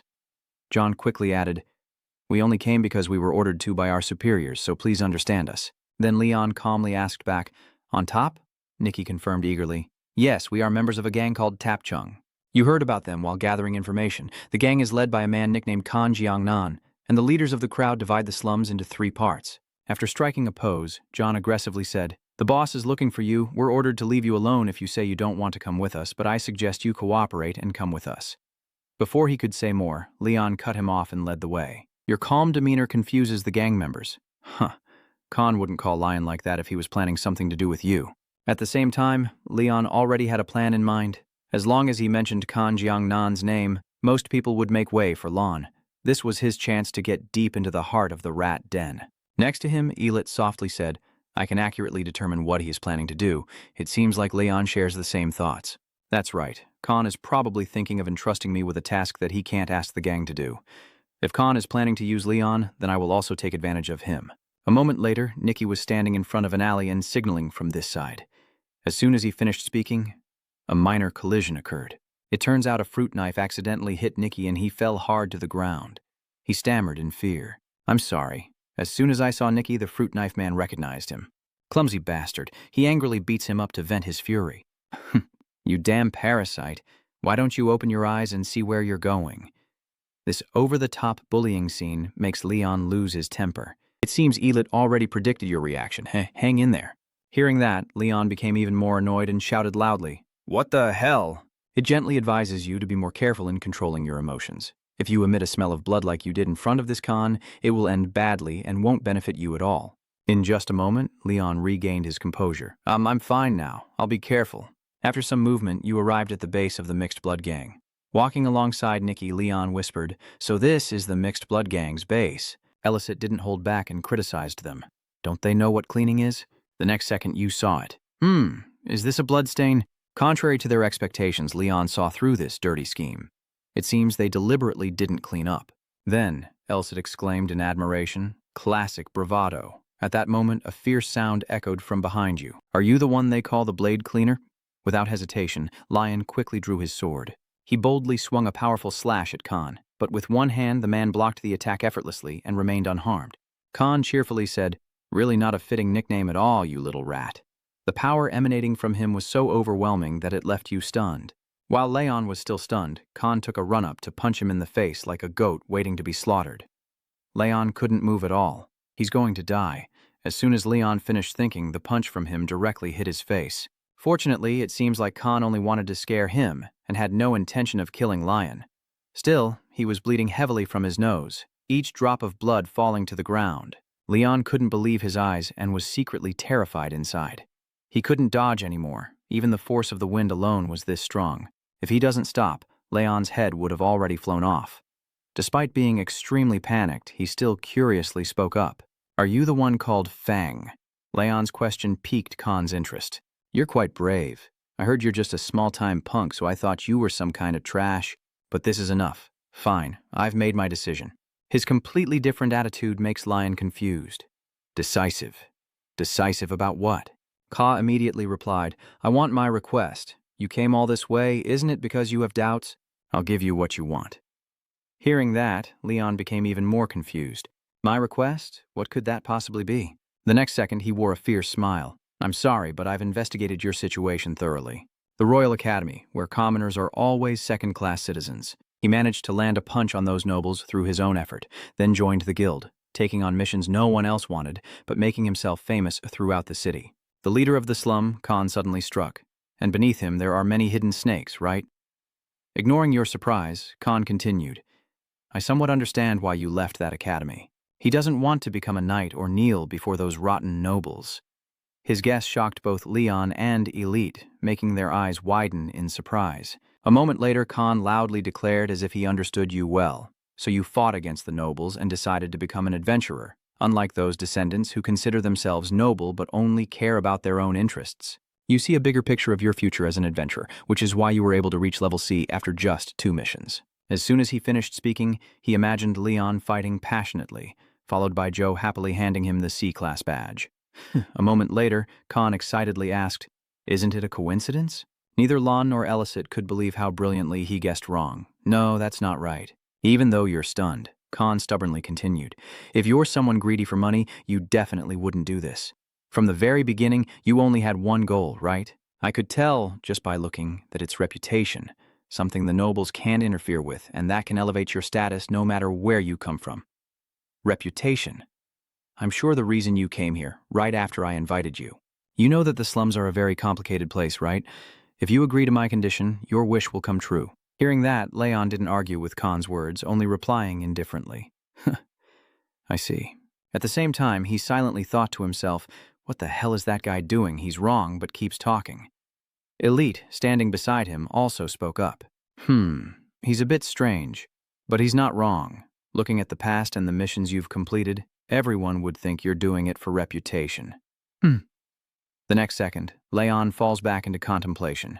Khan completely misunderstood your intentions, but Leon didn't need to correct him, because he might become an enemy someday. If there's a misunderstanding, then just take advantage of it. After a brief pause of about 2 seconds, you calmly speak up.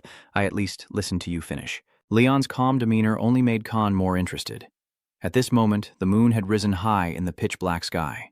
After a while, Khan spoke while drinking. The people in the slums are always cautious of outsiders, but they neither exclude nor hate them. This is the perfect place to survive. Many people who don't understand their own status come to this slum to seek power.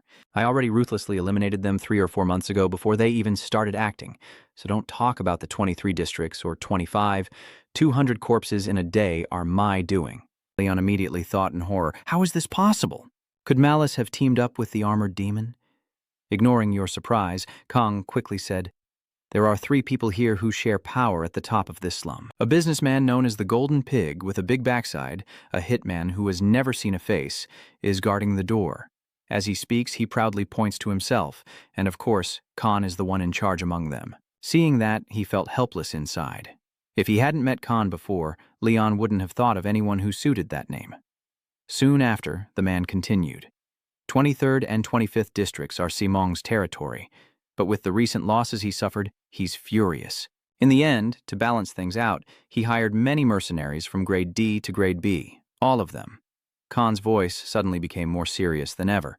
Everyone die? Lion asked urgently. So, who are they really? Hearing that, he hesitated before answering, trying to guess.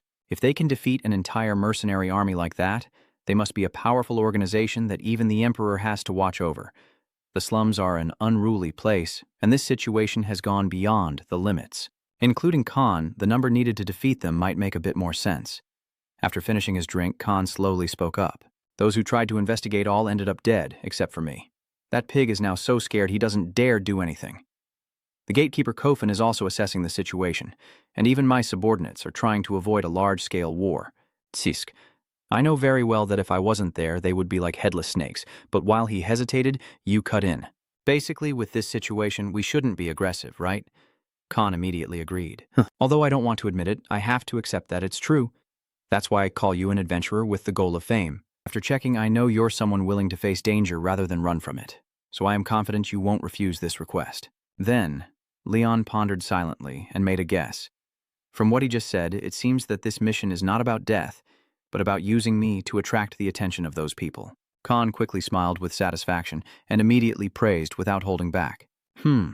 Very clever. With you on my side, you're enough to stand among 100,000 fools.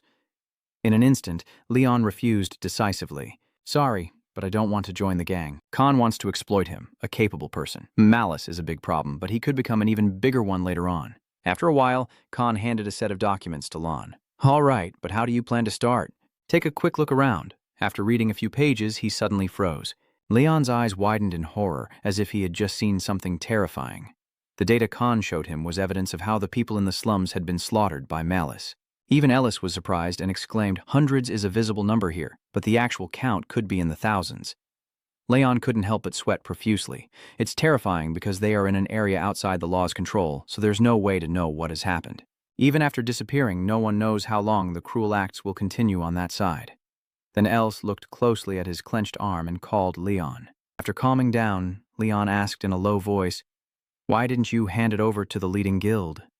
Khan quickly explained, "No, because those guys are more stubborn than you think. They will never believe without seeing it with their own eyes. Just hearing this, I already guessed, and that's why he needs me." Leon's intelligence excites him more than ever. "Yes, I need you to be the proof. Enough to make those people believe what's happening is real. A living proof." I didn't let Khan get excited for long before I threw cold water on him. It's embarrassing. In fact, whether I live or die is proof enough. Khan not only wasn't angry at being exposed, but actually laughed even louder. Having just finished laughing, he then asked if you were ready, and with a confident tone, Leon slammed the table in agreement. Then he silently thought to himself, "It's embarrassing, but it's not easy to gather such a large team in the slums." And moreover, Leon could save hundreds of lives by completing this mission. As soon as he finished thinking, Khan handed Leon a bunch of items. "Here, take this." You wonder as you open the dagger, "What is this?" Hearing that, he calmly replied, "It is a dagger with my seal on it. Show it to anyone who wants to challenge you, and not a single one will dare to make a sound. Otherwise, the coffin will be wide open." Ignoring Khan's words, Leon dismissively threw the dagger aside. "What the hell is he giving me?" "No need. Your look of disgust drives him crazy. That dog." After a moment, Khan continued explaining, and there were scrolls of magic in his pocket. "Use it when necessary or sell it. If you want, just think of it as paying for mutual benefit." Then Lion spoke in a low voice. "Let me ask you one last thing." At that moment, he suddenly remembered Khan's fierce appearance from the beginning. His powerful punch left Leon unable to forget, and the stunned look on his face before even taking the hit, with blood streaming from his nose, also remained deeply imprinted in his mind. Did you ever intend to stop that punch from the very beginning? Of course, their conversation only lasted a few hours. After that, Leon and Elicit returned to the inn. As soon as he sat on the bed, he fell into deep thought. Leon couldn't help but remember Khan's confident expression. "Khan is a wolf-fang. He's too strong, you need to train more." After a while, he turned to Elicit and asked if there was anything noteworthy when you read that data. Hearing that, Elicit quickly responded. Some things, but I need to study them further. Based on Malice's actions, which are unrelated to the plan, there's a high chance it will cause a disaster. From its answer, Leon immediately grasped the main point. So you're saying you need to see it with your own eyes, right? Elite responds decisively. That's right. It's easy to say, infiltrating an area where 500 mercenaries were defeated. Shouldn't this mission be given to a top assassin or someone like that? In an instant, you had a plan. I guess I need support, someone who isn't blinded by money and I can trust without hesitation. Leon's request made Elite sweat and exclaim in amazement, "Isn't that condition a bit too high?" Hearing that, he continued, "It's not just that, she's someone who would never forgive Mala." Finally, he understood Leon's intention. There was only one place to find someone like that. He hurriedly added, "Yes, I remember she said it was the 13th building in Prima District, right?" The next morning, the sun was already high in the sky and Leon spoke in amazement. "Is this a church?" According to him, in front of Leon and Illicit is a surprisingly small church. After looking around, he puzzled over why they would build that in such a poor district, and without hesitation, he explained, "The church always sends priests to places with suffering lives. Those who are blinded by greed and easily subdued, and those who become slaves to ambition will be easily controlled. But priests will not be corrupted by that because they must always be honest. They only respect their faith and the guidance of their superiors. They never lose their way." Leon finally understood. In other words, they will no longer be corrupted by lies. "In just a moment, you made your decision. I have no other choice, so I don't want to draw attention to myself as an inexperienced hero, but I guess I have to tell the truth. Besides, even if Leon provides evidence, most of the teams there are priests. They never reveal anything to anyone if you tell them to stay silent. At all costs, everyone here wears shabby clothes like in the slums. But their eyes are always open, even though they are not exposed to light. They are not suspicious of anyone around them, even looking into others' pockets, showing that they still trust others." Leon wondered if it was because of this church branch. He wondered who was in charge of this church branch. After a moment, Leon started knocking on the church door and a gentle voice responded from inside. "Who is it?" Feeling a bit shy, I still introduced myself, saying I am Explorer Lon. "I have something to ask the bishop." As soon as I finished speaking, I was surprised to realize that the aura within Leon's body was reacting to the aura on the other side of the door. While you are still stunned, a tall figure appears right behind the door. Cesare gently introduces himself. "I am the bishop in charge of this hideout." Cesare. Both Leon and Illicit share the same thought without prior agreement. "An elf. After entering, he quickly offered you a glass of water. As you already know," Cesare spoke up. "You must have been very surprised to learn that the bishop was one." Leon stammered in denial. No. Still, he calmly explained that as an elf in my position, it's quite rare. The superior loves everyone equally. That's why I always serve him wholeheartedly. I have heard about your achievements. Lord Lion, you defeated the monsters underground in the sewer and inside the city walls, right? The water quality has improved more than ever, thanks to you. The number of people quitting due to stomach pain has decreased significantly. I'm sure the superior will be very pleased too." Cesare's praise made Leon smile shyly. "You're too kind. So now you're saying you have something to tell me?" Lon quickly regained his composure. You didn't answer right away but fell into deep thought for a moment. Then, Leon pushed Khan's documents closer to Cesare. "Could you take a look at these documents first?" Upon hearing that, he picked them up and started to review. In an instant, Cesare furrowed his brow at the contents of the document. Before Leon could say anything, he spoke up. "This is a matter the church has to get involved in. However, the origin of this information is the real issue. This document will be questioned, and the Archbishop will demand a new investigation from the beginning. But if that happens, it will take a lot of time to resolve." Leon also agreed with Cesare. "Yes, I think so too. So, I want to find someone to investigate areas 23 and 25 with me. Could you introduce someone to me?" After a moment of thought, he sadly spoke. "I'm sorry, but none of my branch can fight. Some people have learned healing and support magic, but I don't think they will be much help in this mission." Cesare's words made Leon look quite disappointed.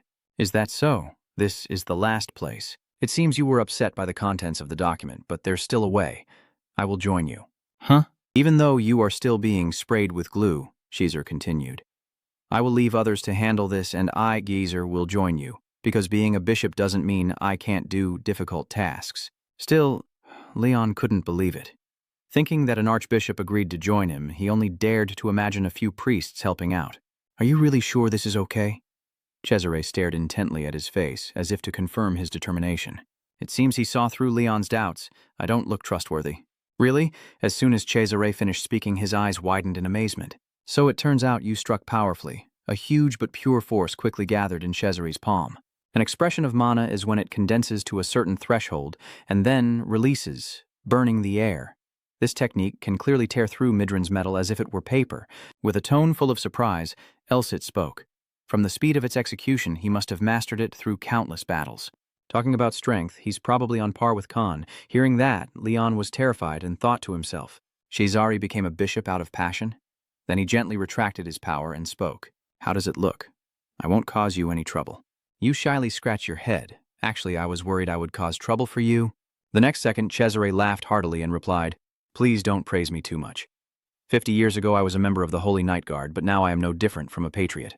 Cesare's sudden introduction made Leon widen his eyes in surprise.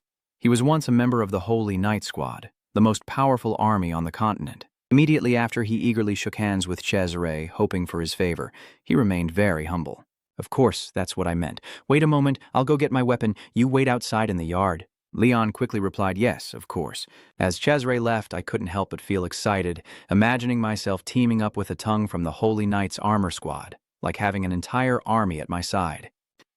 Moreover, the weapon he used since he was in the team is probably a cool bow fitting for a star from a hunting tribe. Not to let you get your hopes up, Elit quickly spoke innocently. Don't you see the calluses on his hands? After a while, a spiked club was heavily slammed down right in the churchyard. As expected, Izar's weapon is a fierce spiked mace.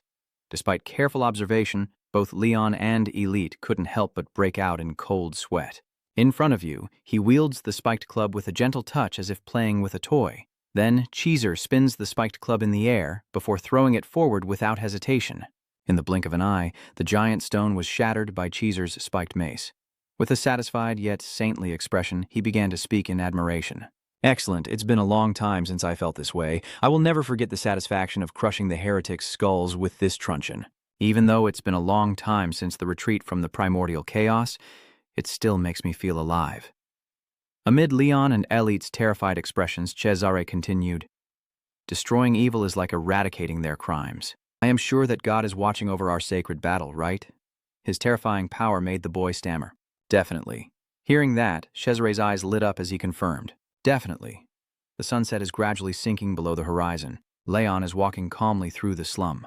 A second later, he curiously asks Elicit, Are they following us? It quickly replied yes. As he glanced back, Leon said, I told you he changed to fit the slums because he can't walk around a criminal hideout in his priest attire.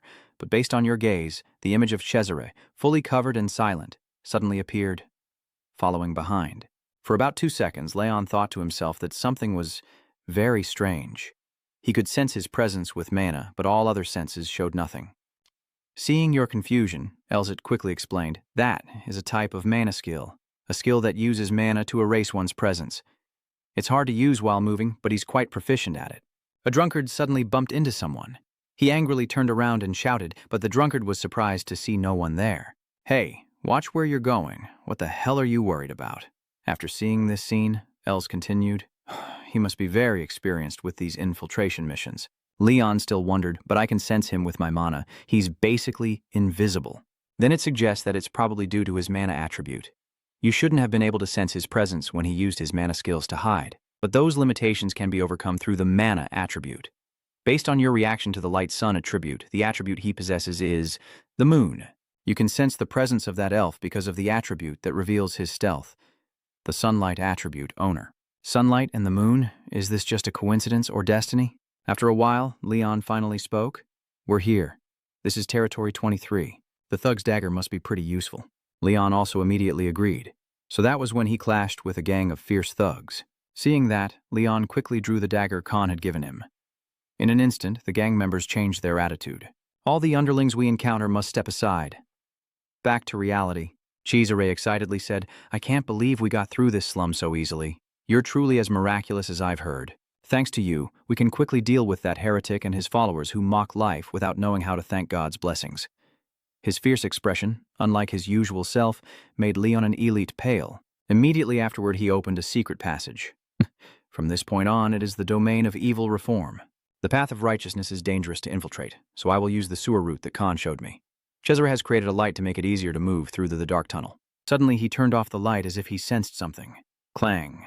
A bored voice from the sewer pipe above asks, Is that all for today? Another voice suddenly appeared saying we can't meet the quota because the sacrificial victims have started to resist.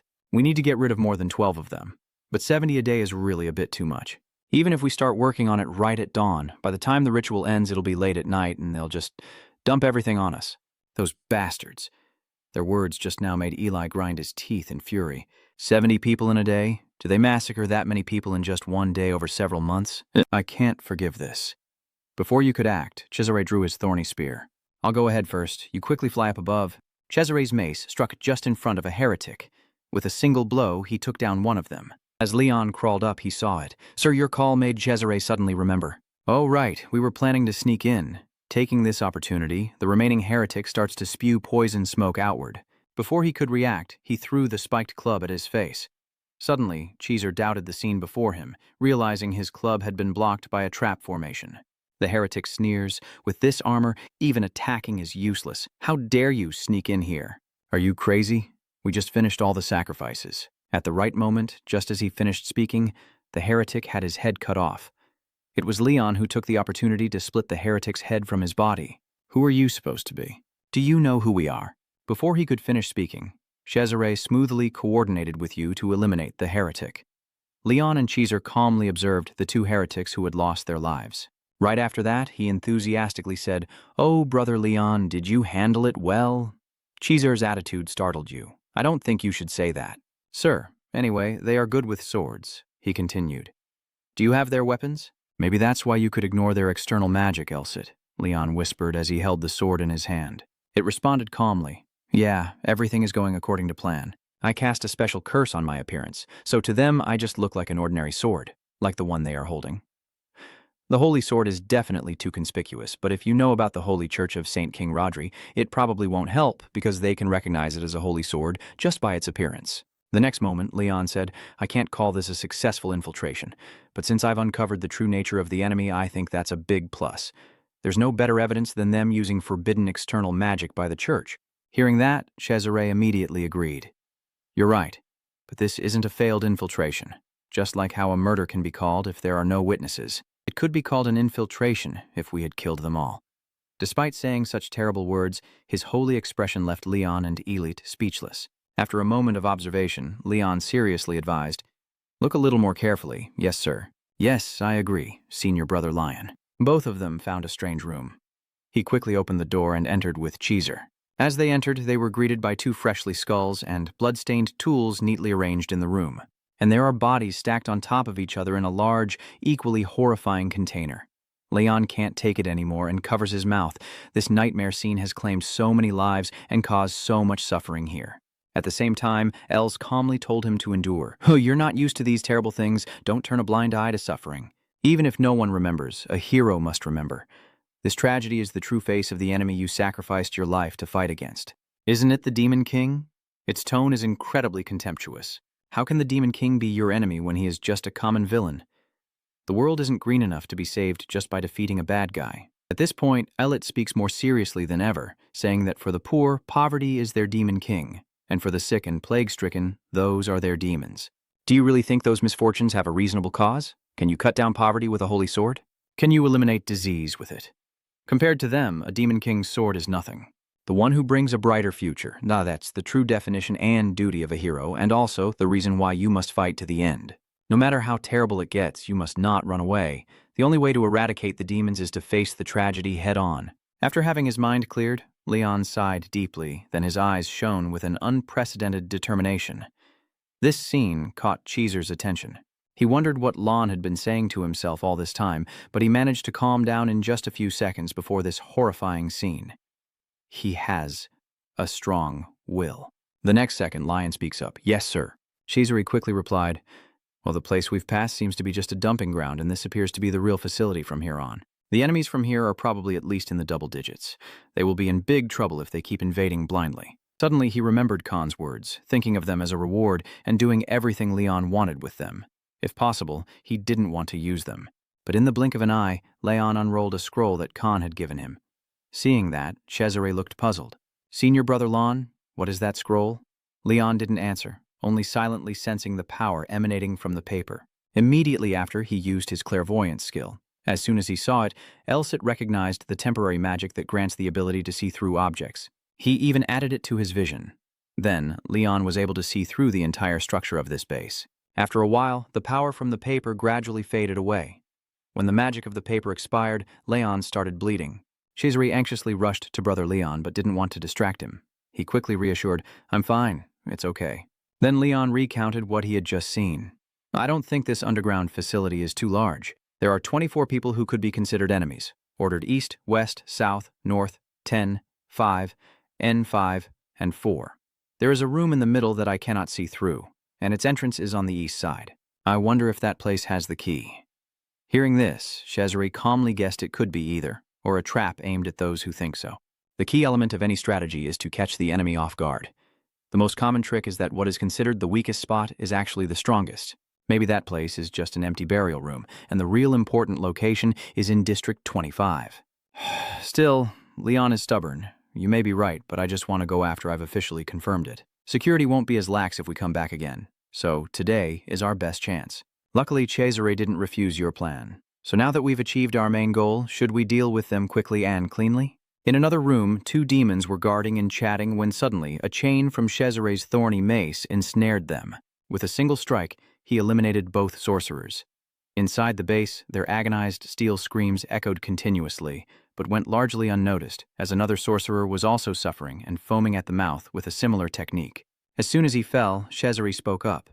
"This is the 12th one. My body is finally warming up. I'm no longer as fierce as I used to be." Then he curiously turned to look at Leon and asked, "Is this the wall you can't see through?" After touching the door, he immediately spoke, unsure how to open it. There was no handle, and no matter how he pulled or pushed, it wouldn't move. The unclear writing and the blood-red light looked like blood flowing from a cut. Suddenly, Leon felt a chill down his spine as he heard Cesare excitedly give instructions. "Can you move aside for a moment, Senior Brother Lion?" At this moment, Cesare forcefully threw his spiked club forward, but the next second it bounced back without causing any damage to the door. Leon couldn't believe it, his eyes wide open in shock. Even Cesare looked surprised and serious. In Leon's mind, scenes of the brave man using the spiked club in the past suddenly appeared, and the terrifying images made him find it hard to believe. That iron ball should have been enough to crush the stone into powder. Thinking of this, Leon suddenly paused for about 2 seconds and searched through his memory. After a moment, he continued to wonder why there wasn't a single mark from the previous attack.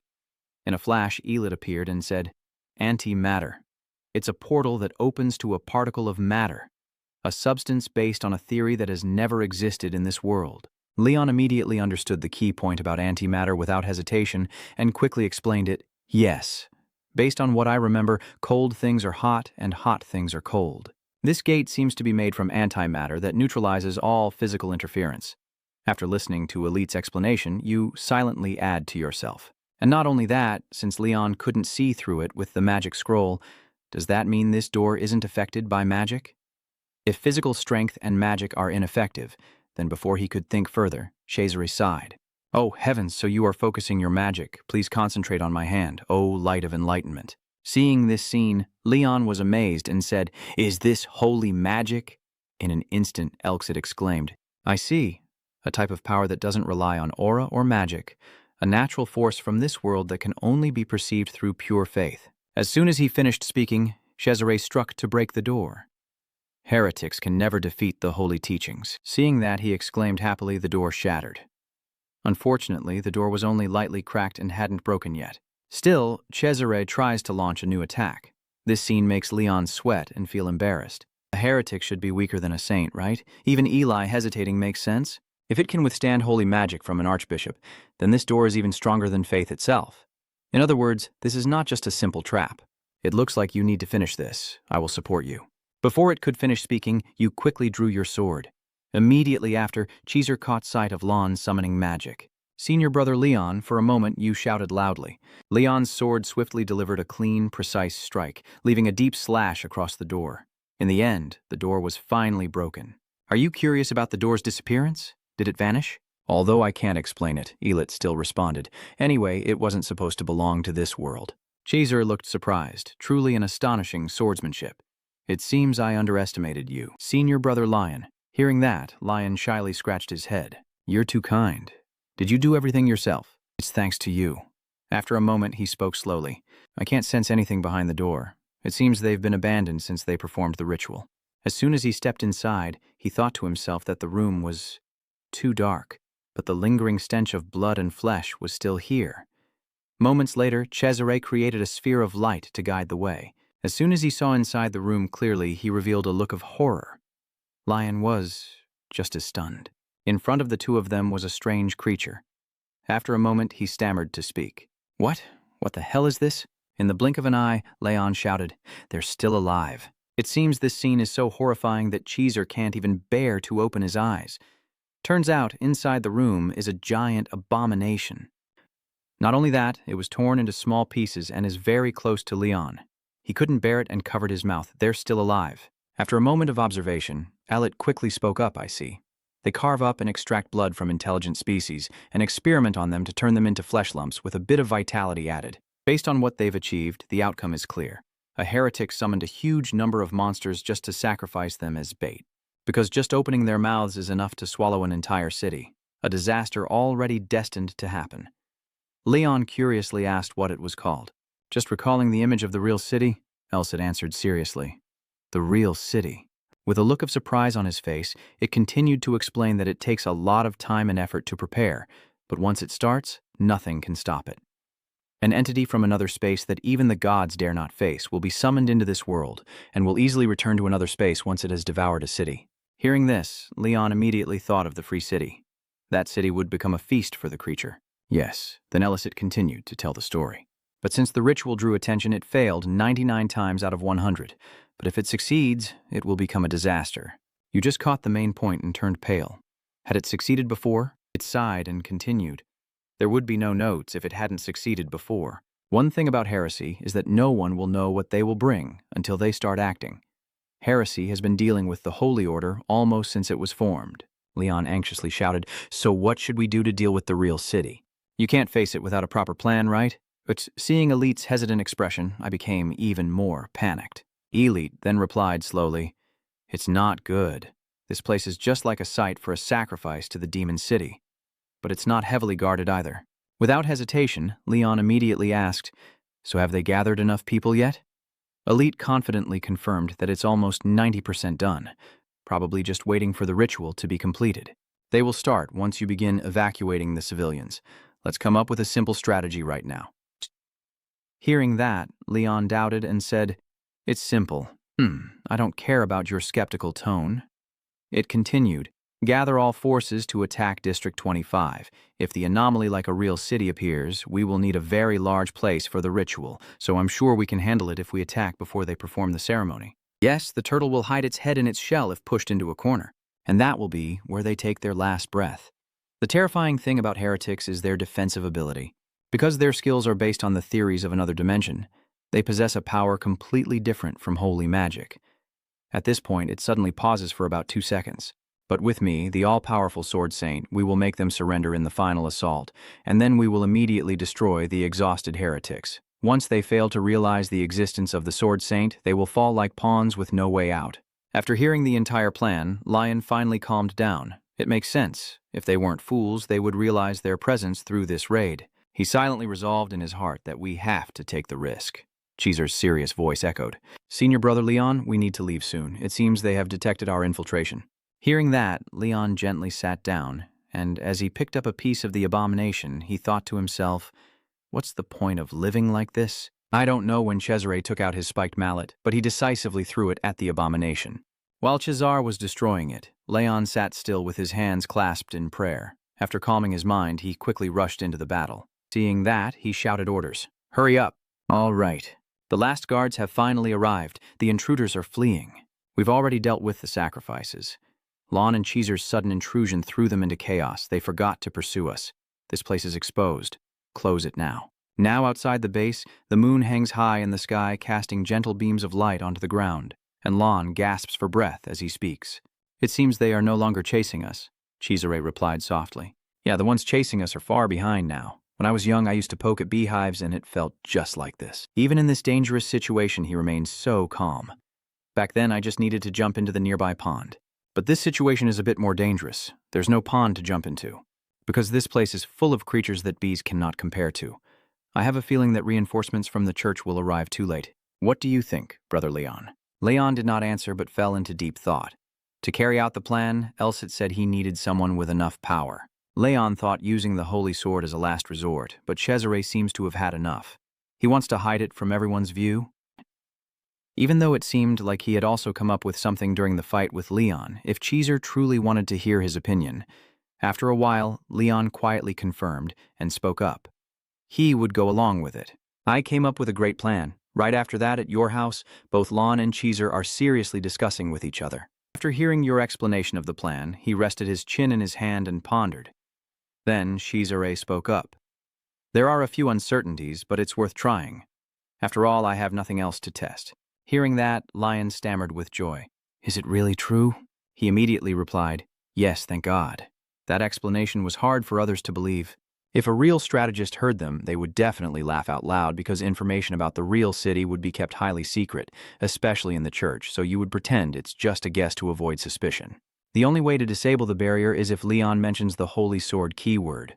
Otherwise, there's no other option but to justify that the solar aura affects magic more than people think. Then, Cesare softly added, even in the Holy Church, the solar aura is one of the top factors prioritized in recruitment. It's so rare that I've never met anyone else with it besides you, but I think I finally understand the reason why. After receiving the praise from him, Leon quickly responded, so it's settled. We will mobilize the guild and the army to corner them and force them to flee. So a small number of high-ranking soldiers can infiltrate and destroy them. Then Cesare continued. If that's the case, we need to prepare two things. Mobilize the guild and the army and form an infiltration team into their base. The previous plan was simple because he could oppose the church, but Cesare continued. We need people who can face high-ranking heretic soldiers. This team needs to include people of at least A rank according to the guild's standards. Hearing this, he thought to himself, a rank. Wait a minute. A rank. As if he had struck gold, Leon stood up excitedly. Sir, what do you think about recruiting strong people from the slums? Your bold idea surprised him. You said, the slums? Seeing Caesar's confusion, Leon quickly explained, even if it's in the slums, there's still one. They are on the same level, right? The snake and the gravekeeper should be fine, shouldn't they? Since they also tried to fight fire with fire, they will definitely cooperate. Still, he's not entirely sure, but will they agree to participate? With strong conviction, he firmly stated that they would have no other choice if you spoke to them yourself. In a flash, Cesare suddenly froze, as if he had just understood something. The next moment, his eyes shone brightly. I see. So it's necessary, right? Even Leon was brimming with confidence. Give them a chance to contribute to any church. I'm sure they will agree immediately once you show them the Holy Knight's mark. Their calculating expressions leave Elis speechless. If the people you're talking about hear this, they'll stab him. This warning makes you recall the scene of Khan's attack in the past. Remembering the disheveled look when I had a nosebleed, Leon smiled eerily. I'm sure I won't be avenging the fact that he made me nosebleed. The scene shifts to the next morning at the central hall in B, where members are trembling uncontrollably as if they have just seen something horrifying. They turn pale and break out in cold sweat. Rice is no exception, she stammered as she spoke. Hello, Lord Lon. It turns out that the appearance of Leon and Caesar in armor has caused everyone in the guild to be terrified. His fierce appearance only made R more frightened. The members could only watch from a distance. Isn't that the Holy War Knight? What do they have to do with the guild? As if to calm her down, Leon quickly spoke up. Rice, I came today for work. As soon as he removed his mask, Caesar calmly introduced himself, saying, I am Caesar, Bishop of the Holy Church. I request the full support of the guild in the name of the Holy Crusader. The information you just shared made everyone shout in unison, what? A moment later, Bernard, the branch leader, spoke seriously inside the meeting room. Even though we haven't worked together yet, please take care of us. He's even higher ranking than Khan. I've heard that during his prime, Bernard was an A rank and Iong has retired due to a leg injury. About 2 seconds later, Bernard continued, I fully understand the urgency of this situation because it's so important that a retired member of the Holy War Knights is requesting this meeting. Perhaps because of the hall's experience, the discussion proceeded very quickly, even though his expression froze when hearing about the limited time remaining and estimating the damage. According to Chairman Bernard, out of the 4 current A-rank individuals operating on this side, only 1 can be mobilized, as the others are all on missions.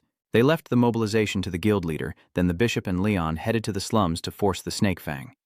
Yes, Caesar and Khan's meeting was full of threats. Perhaps he had murderous intent, even if only for a moment, but Khan had no choice but to obey the coercion. Caesar threatened him fiercely. If you refuse, I will add each of your names to the heretic list. It's better for you to run to the end of the continent and hide somewhere." Leon turned pale at the excitement caused by his uncle's words. "No." Khan probably followed the threat without caring about your thoughts. Khan holds his head in frustration. "Damn it. You've fallen into your own trap. I thought this was an opportunity to eliminate them and cause chaos in the guild." A second later, Cesare gritted his teeth and said, "This offer isn't just for you, but also for the Gravekeeper. If you don't want to struggle alone, tell him yourself." "Huh, just me and the Gravekeeper?" He calmly replied, "Two is enough. The rest will evacuate the civilians before the attack begins." Without hesitation, he gritted his teeth and revealed their plan. "Are you trying to make the snake fly and decapitate with such a small number of elite soldiers?" Cesare didn't even bother to deny. "You're quite smart for a regular thug. Even though we said that, so many people still gathered in just 2 days. According to you, armies from various places have gathered completely. From above, Leon and Cesare observed the armies below, forming a line seriously. Rise excitedly announced that we have sent an urgent request to all member associations of level C and above. Most of the explorers decided to join in. Then Bernard also spoke up, saying, "There are about 1,500 people in total. This is truly what you should call a full-scale war. We have convinced Lord Brain with the preserved evidence. The reinforcement army has completely encircled District 25. Close combat will be handled by explorers and mercenaries, while smaller squads with limited combat ability will focus on rear support and long-range attacks." After hearing his plan, Elit smirked in approval. "That's a wise decision. They will only submit to magic if we rush in recklessly. Instead of wasting strength on the enemy, it's better to create disadvantages for them passively." Hearing this, Leon thought to himself that after all, they were the main force. In the next moment, Bernardes introduces himself, and though he's only one person, Lord Ben has already sent reinforcements to us. Conrad immediately spoke up. "I am a high-ranking knight from the family of the Count under Conrad. Pleased to meet you, guardian of the goddess." Your praise makes Cesare feel embarrassed. "Come on, I don't deserve that title. The goddess above will protect and bless you." At last, Leon finally remembered. Is R the one known for his brilliant military achievements since he first became a knight? Forget the welcome from everyone for R. Khan sighed in boredom. "Just as I expected. I don't fit in with these people at all." As soon as he heard this, Leon broke out in a sweat. "What about A? They are all still the leaders of the slums." Suddenly, a voice of Karen in the form of a gravekeeper's guard echoed behind you. "Am I late?" Conrad shouted in worry. "Who are you?" Then she irritably asked, "Who do you think I am?" "While you are the one who called me here," Ka sneered and said, "because we are all chained to this chaos, we just do what we're assigned to do. The guards are on duty." With a slow tone, Karen continued, "I will move in my own way. I am a killer. I am not like you. As long as you do your duty, we won't interfere with you. But if you dare to secretly follow, I'll show you that no one can escape under the goddess's light." She gently sighed, terrifying indeed. Yet Karen, in the form of the gravekeeper, still wore a sinister smile as she gradually disappeared into the air. I can't believe it. Leon couldn't sense her at all while using aura or even with the naked eye. In an instant, Cesare inquired, "It seems there's only one person left." Hearing that, Leon quickly realized she was the explorer hired by the guild. As soon as he finished speaking, Karen stepped forward. "Hello, I'm a bit late. Is that okay?" In her gentle and feminine form, she greets softly. Since I wasn't given many details about this request, I had to prepare quite a bit. I'm Karen. Coincidentally, Leon, Cheezer, Elsit, and Khan all seem to share the same thought, yet they are completely different from the member who appeared just a few seconds ago. A thug, 2 explorers, and despite everyone's tension, Leon and Karen still happily got to know each other. A retired holy knight, a senior knight from the Baron's house, and an assassin. It's no wonder they didn't want to join a group like this, but I guess I can't really blame them. They're all chosen based on their individual combat abilities. After a long while, Leon took the lead and announced it was over. That night, a surprise raid took place right at the heretic's base. The artillery shells keep firing in, and District 25 is now engulfed in flames. The fanatic heretics are panicking and screaming. An assault is underway. Contact headquarters immediately. Before they could finish speaking, bullets rained down, hitting the heads of the heretics. Still, they keep fighting back. Hurry up, release Abomination. Immediately after, the ground suddenly cracked open. It turns out that the Abomination had been released from its chains. Nevertheless, the armies at the wall kept launching attacks and opening fire. Seconds later, Abomination raised his hand to the sky. It slams down fiercely and knocks back a frontline squad. The wounded soldiers tremblingly ask, "Are the arrows useless?" Seeing that, the mercenaries quickly rushed forward. Those weaklings. Now it's our turn to charge. Send them all to hell," Cheezer muttered thoughtfully. Things are starting to get hopeless. Next to Leon, Elliot seriously remarked that they had managed the situation quite impressively. But Abomination is not an easy beast to deal with, at least it will last for a few more minutes. If they continue with the plan, those who realize they are at a disadvantage during the direct attack will try to retreat into their shells. Suddenly, Connor turned pale and exclaimed that a terrifying tornado had appeared, though he didn't know exactly when. Elite's tornado muttered, looking very unusual no matter how you see it. After a moment of thinking, Leon guessed it was some kind of magic. Before you could say anything else, Cesare shot forward like a lightning bolt. It's our turn now. The incredible speed of the four of them made Leon worry and think, are they too fast, or is it because you're too slow? In just a moment, everyone had reached right in front of the tornado. Seeing that Leon was panting heavily, Conrad immediately spoke up. Oh no, we didn't pay attention to your condition, it's my fault. Next, he quickly said, now testing the endurance of the barrier created by this magic is my task. Fire aura. As soon as Conrad finished speaking, a stream of magical fire enveloped the tornado. Leon didn't hold back his praise. The divine fire is truly powerful. It is indeed Lord Conrad. As soon as you finished speaking, Conrad's divine fire was scattered by the tornado. Your shield is strong. Take this opportunity to pretend to be kind and comfort them. Weaklings should step aside.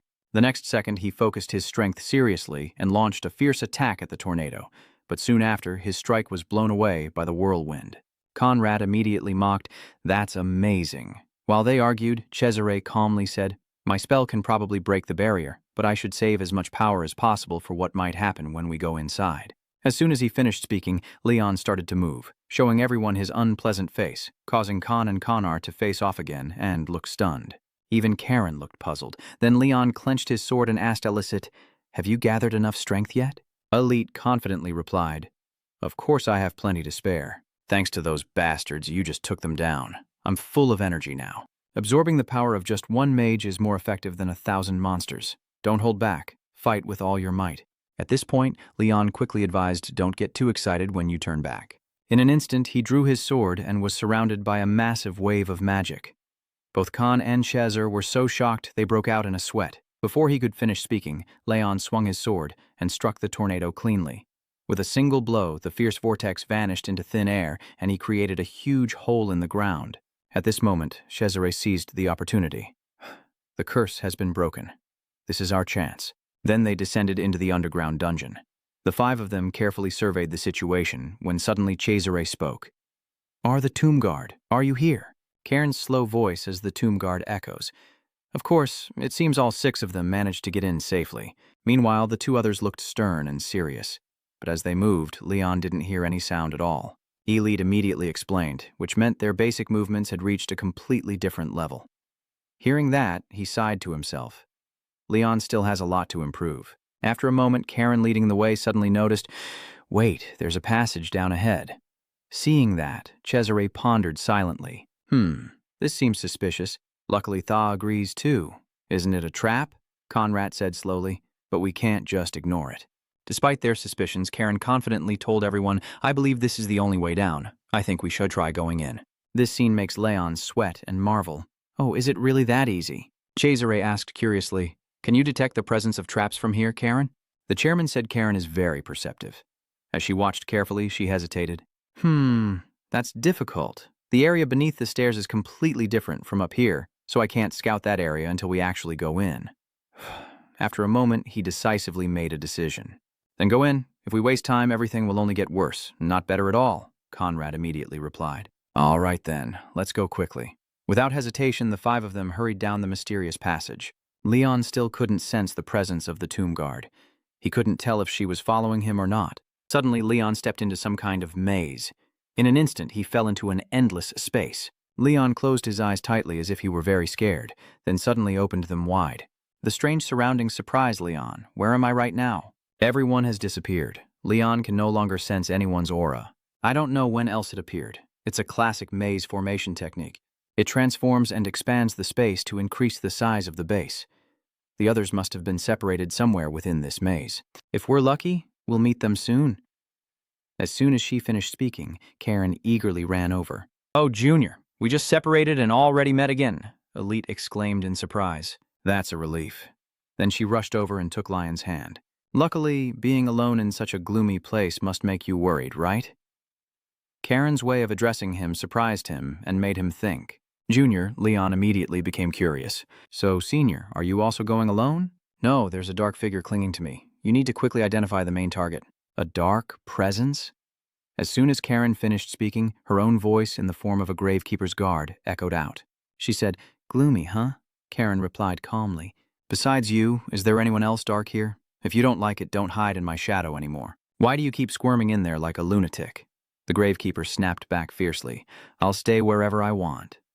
I'm glad Leon was able to meet someone as renowned as Karen.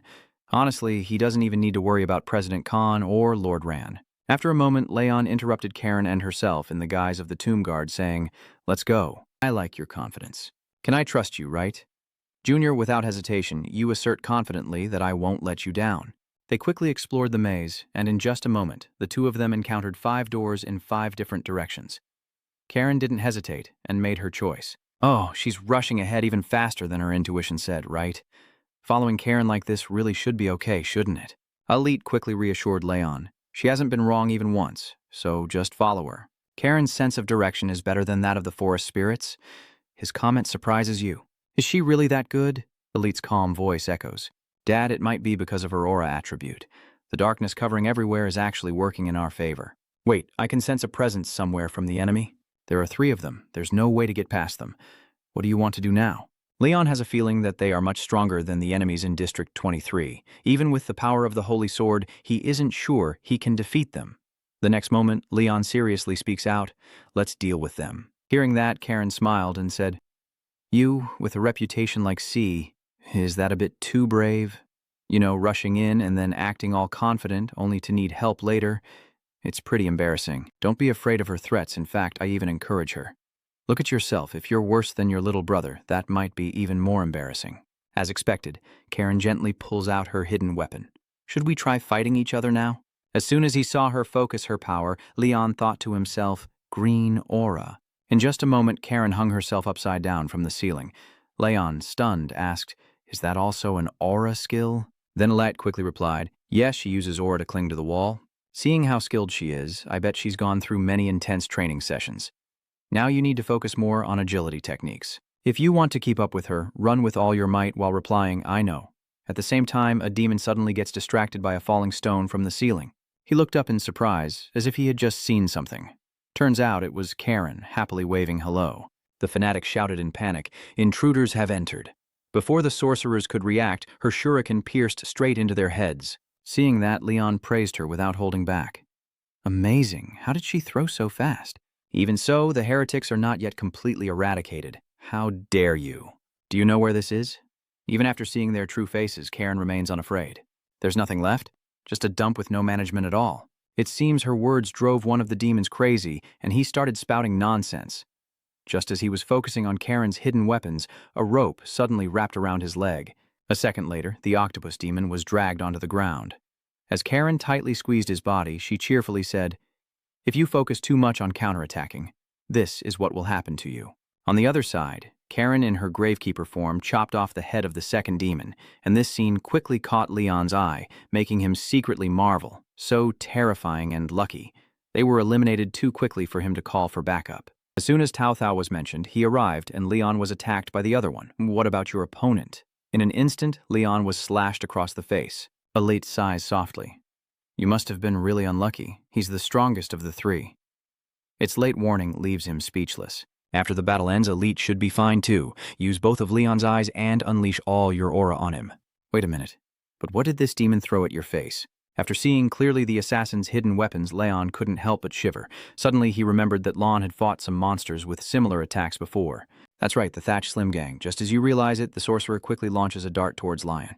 You didn't hesitate and focused your strength as you charged forward. With just a few basic slashes, Leon shattered his barrage of darts. In the blink of an eye, he closed the distance to the demon like he couldn't believe his eyes. He roared in anger. How could he not cut through all those darts of his? As soon as the demon lord was still in shock, Leon split him in half like a watermelon. If he hadn't used his eyes, he wouldn't have been able to react in time to those attacks. If Leon didn't have this holy sword, he wouldn't have been able to cut through his body. A second later, Elsit confidently declared, "No, it's all thanks to your diligent training that you were able to defeat him." Well, it's not quite perfect yet, but Karen's surprised tone suddenly rang out. "Are you finished? Even if you're a few seconds slower than me, that's already impressive. A person named C in this dungeon managed to take down a demon like that on his own? You don't seem like someone inexperienced in battle." Although she's praising you, Leon is sweating coldly at the scene before him. "What's so scary about that? A piece of octopus." "Oh no, it's just the new octopus tree, right? Whatever you want to think." Then suddenly he froze. What is this feeling? The cuts from the two thrown darts are exactly the same. I don't know why, but they look strangely familiar. If you look at them more closely, you'll see that the cross-sections and depths of the wounds are all consistent with the same force and speed. Could it be? Halit's discovery didn't surprise Leon at all. "Oh, you've finally figured it out." "Yeah, that's right. What you're thinking is completely correct. Karen had no idea about your suspicion." She winked happily. "Damn it, it seems like I can handle them more easily with you around. Put that gloomy guy aside, I don't think you can keep up with me." "You're quite good at judging too." After a moment, Leon whispered, "Show me." "Leon, your words." The system screen gradually appears. All of Karen's information is now displayed. Karen is a level 45 assassin and tomb guard with B strength and C stamina. Skilled in stealth with A aura, master of high-level spear throwing at level 5, expert in mid-level throwing at max level, illusion at level 9, illusionary images at level 7, and a high mana user at level 7. She is truly dangerous. Looking at the lively and pretty Karen in front of him, Leon found it hard to believe that a beautiful explorer with a bright aura was one of the top 3 figures in the slums. He struggled to swallow his saliva. No one expected that. Kong also seemed unaware, and if the chairman knew, he would have told Leon already. Thinking of Cesare, he shivered slightly. Apart from him, no one else could bear the punishment for daring to deceive the knight. The more he thought, the more terrified he became, meaning he was the only one who knew Karen's true identity. Even if someone else finds out, she will never let you be at peace. A chill ran down Leon's spine. For a killer, the true identity is the most important secret, to the point that they will do everything possible to silence those who know the truth. You have to be careful not to show any change in your expression, even a little, as she will be watching you constantly. Suddenly, you hear Karen announce that there will be another enemy around the left turn. In the corner, there is a 4-eyed giant hellhound with many tails, with several white human skeletons at its feet. It seems hungry, saliva dripping down onto the ground. And more frightening is its drool, which is like a highly corrosive acid, eating through the ground as it falls, creating holes and releasing white smoke. Karen looked at it and grimaced. It's not cute at all, so I don't feel like fighting anymore." Leon sighed in disappointment. "It's probably not just because of its appearance, right?" Elliot is evaluating the hellhound. No matter how many darts Karen throws, it's still very hard to hit it, and it also has regenerative energy thanks to being summoned by magic. Leon also doesn't want to fight it. He asks if there's a way to avoid it. Karen rested her head on his shoulder and replied, "It's possible, but it will take another 30 minutes. She added that she wasn't sure if the remaining path was free of monsters either. Leon looked at the dog lying down and yawning. "Then there's probably no choice but to fight it. I wonder, are they trying to buy time to activate the real formation? If activating it means we win, then they have no reason to fight themselves. You decide, and if so, we'll have you call the Gravekeeper." A dark shadow appears. "Why don't you try to land a critical hit on that monster?" The Gravekeeper asked back, "What if I could?" Leon shares the plan. "Be ready to hold it back when Sister Karen and I do. Whether you like it or not, we are all on the same boat. Wouldn't it be better if you cooperated obediently?" Karen remained silent, lost in thought. Even the Coffin Keeper paused for a moment before responding. "I see. Leon has recovered enough stamina after rushing here. Now you just need to do your best. The Hellhound on the other side is sensitive to any movement." It opened its eyes, and now in front of it was Leon, who was charging his sword straight at it. The dog growled and opened its mouth wide, gathering dark energy. Immediately after, a dark cloud of smoke rushes toward him. Leon raises his sword to block and calls out to his companion. Elite. The dazzling light like the sun's rays from the holy sword completely eradicates that dark, poisonous aura. This ability has been proven when Leon faced the ghostly armored foes. One of the fundamental traits of the holy sword is to eliminate harmful objects or powers. Faced with the blinding light, the Hellhound cannot open its eyes to look directly at it. It growls angrily. Leon swung his sword horizontally at its neck. Although he couldn't see the path, instinct told it danger was near, and it retreated backward. The dog's neck was still wounded, a pretty small injury, but Leon was not quite satisfied. Damn it, not yet. At this moment, the Hellhound begins to counterattack. Its 3 tails aimed at him. Leon immediately jumped back, successfully dodging its attack. He grit his teeth, thinking he wouldn't be able to avoid the next attack. Thijiak, facing the monster, he calculated that he had to block at least once. Suddenly, Karen runs over, signals to the junior, and once again she passes by you, smiling brightly, hoping you'll believe her. Leon glances at her, feeling anxious. Believe or not? In the end, he decided to trust her since they were on the same side. So, he charged forward. At this moment, 3 of the hellhound's tails swung towards Lion, while several darts were shot in the same direction, aiming straight at the dog's tail. 3 loud clinks rang out as the darts lodged into its tail and stuck to the wall. Leon seized the opportunity and lunged forward, swinging his sword to target its neck. As the sword nearly touched it, the dog growled and opened its mouth. Just when you thought he could successfully take its head, the dog swiftly dodged to the side. Leon silently seethed with anger for not reaching it again. He should have been faster and swung his sword harder. The hellhound lowers its body, its tail fixed in place. It growls angrily, but suddenly its body twitches, as if someone is controlling it. It was startled, turned around, and looked behind to see who was capable of controlling it. Leon had noticed its unusual behavior. He silently observes the creature's movements. At some point, its shadow has been pierced and held tight by dark daggers. There are not just 1 or 2 daggers, but dozens, easily restricting its movement, and this is the work of the Gravekeeper. Her eyes lit up, and her cold voice faded away as the black shadow turned into sharp spikes piercing through the hellhound's body from beneath the ground. It growled, but its roar weakened, no longer as fierce as before, and then it collapsed to the ground, taking its last breath. Leon was amazed and thought, amazing, can an A rank do this? Even the elites find it hard to believe. It can't heal its wounds on its own. It probably exceeded its healing ability. Leon exclaims, a deadly attack used to destroy a being. Then he looks at the coffin keeper. Indeed, a assassin's move. Suddenly someone behind placed a hand on your shoulder. We're an unlikely team, but we work pretty well together. Leon turned to look at Karen and nodded in agreement. You're right. You actually used a throwing dagger to shoot at its tail. I never expected that. Looking back at that scene, I still find it incredible. Who would have thought those little tails could be controlled by just a few throwing knives? Then Karen glances at the coffin keeper. She was humble. It's nothing special. Nothing compared to that guy. I never expected a killer to be able to use that skill. Leon looked at the hellhound's corpse riddled with holes, nodding in approval, truly worthy of the assassin's ultimate skill. Karen smiled and said, the title of one of the sewer lords isn't just for show. Just head forward and keep going. We don't have time to rest. Leon smiled. Yeah, let's go now. The way Elite teases, it's quite touching. He silently thought that this was a race against time, and everything depended on whether he arrived before the ritual began. After walking for a while, Karen stopped and hid behind a wall to check the situation ahead. Over there, a group of people in black robes. She counts 1, 2, 3, 4, 8 magic users. He asks, are we too early? Karen didn't answer, but said, this time it seems more difficult. Leon looked at her and discussed the difference in strength between the enemy and us.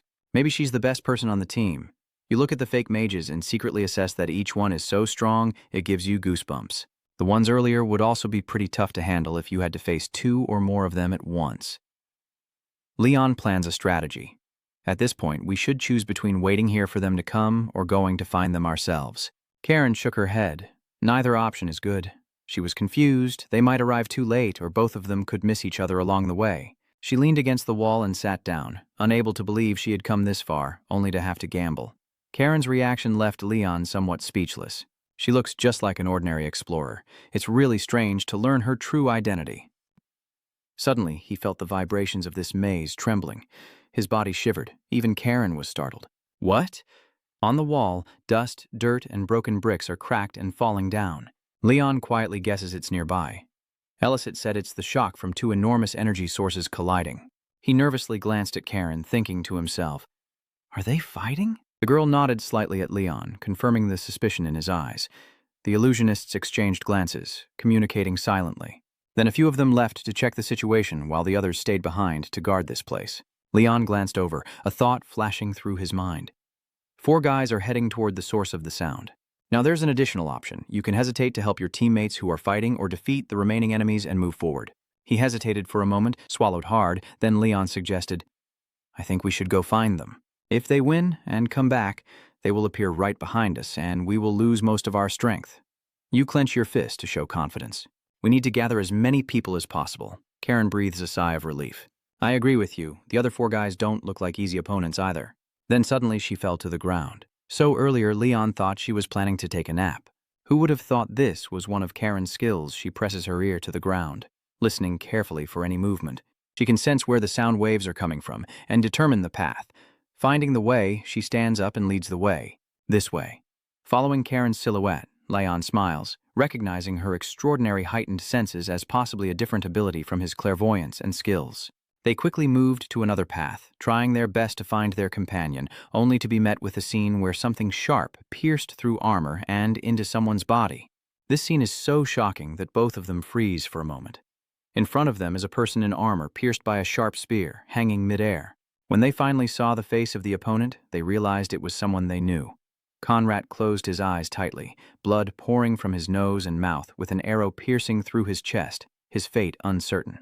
Leon couldn't stay calm and charged forward. Lord Conrad! Very quickly, he was caught by shadowy figures like ropes. The enemy is one of a kind. The summoner appears right in front of him. I will deal with this one. Leon nervously glanced back, then slowly calmed down, realizing he had been too agitated. You assess the situation, one targeting you, and two aiming at Karen, with several others scattered on the ground. It seems Lord Conrad has defeated the enemies on the ground. It reminds you to not worry about her. It looks at the summoner illusion in front of it with suspicion. Your enemy is strong. You need to focus on the one in front of you. He raised his hand to perform a seal, reciting a spell in Russian. Love, justice in his name.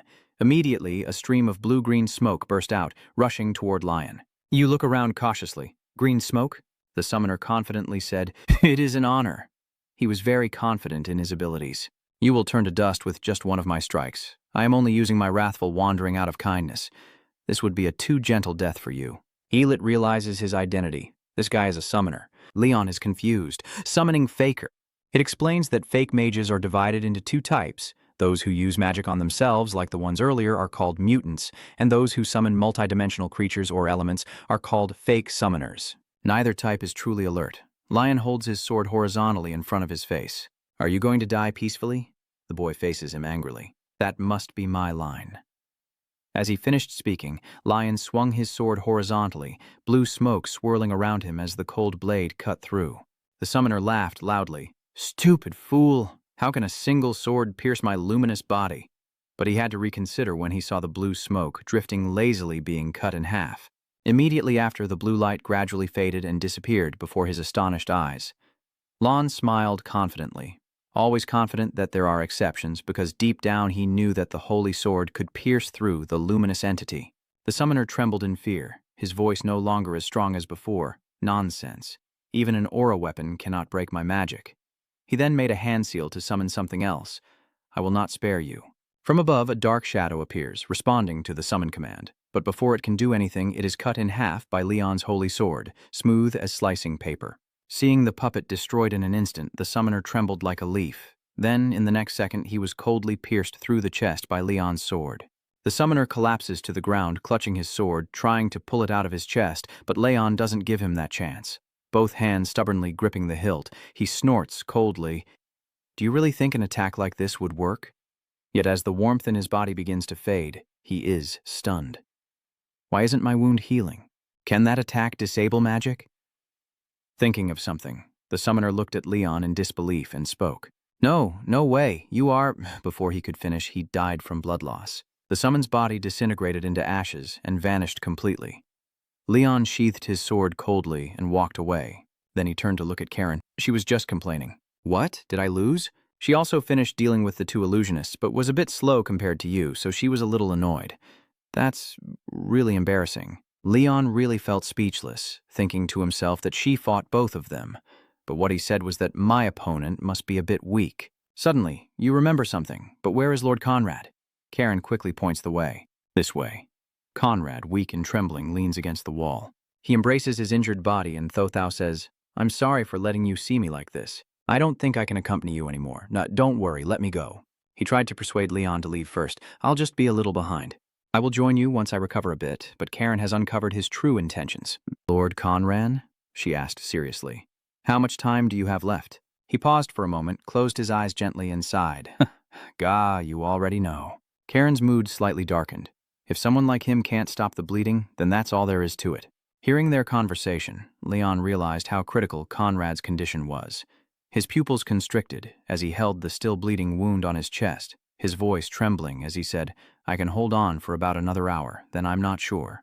"Can you handle all of them in an hour? And even if you can, will there still be time to save him then?" He grasped the hilt of the sword in his hand. He wouldn't hesitate if he truly felt powerless, but now he had the holy sword. He hesitated and asked Elicit for his opinion. It nodded in agreement. "Yes." Leon signaled for you to place your hand on Conrad's wound and instructed you to repeat after him to activate the holy healing spell and close his injury. Karen was stunned by Leon's sudden action. She didn't know what you wanted to do. Suddenly, she heard you recite the spell, "O noble goddess." Leon seriously repeats Elite's words. "Shine a light on those who serve justice with all their heart. Please don't let them be cold from the winter wind in the valley of death." The golden light emanating from your hand covers Conrad's wound.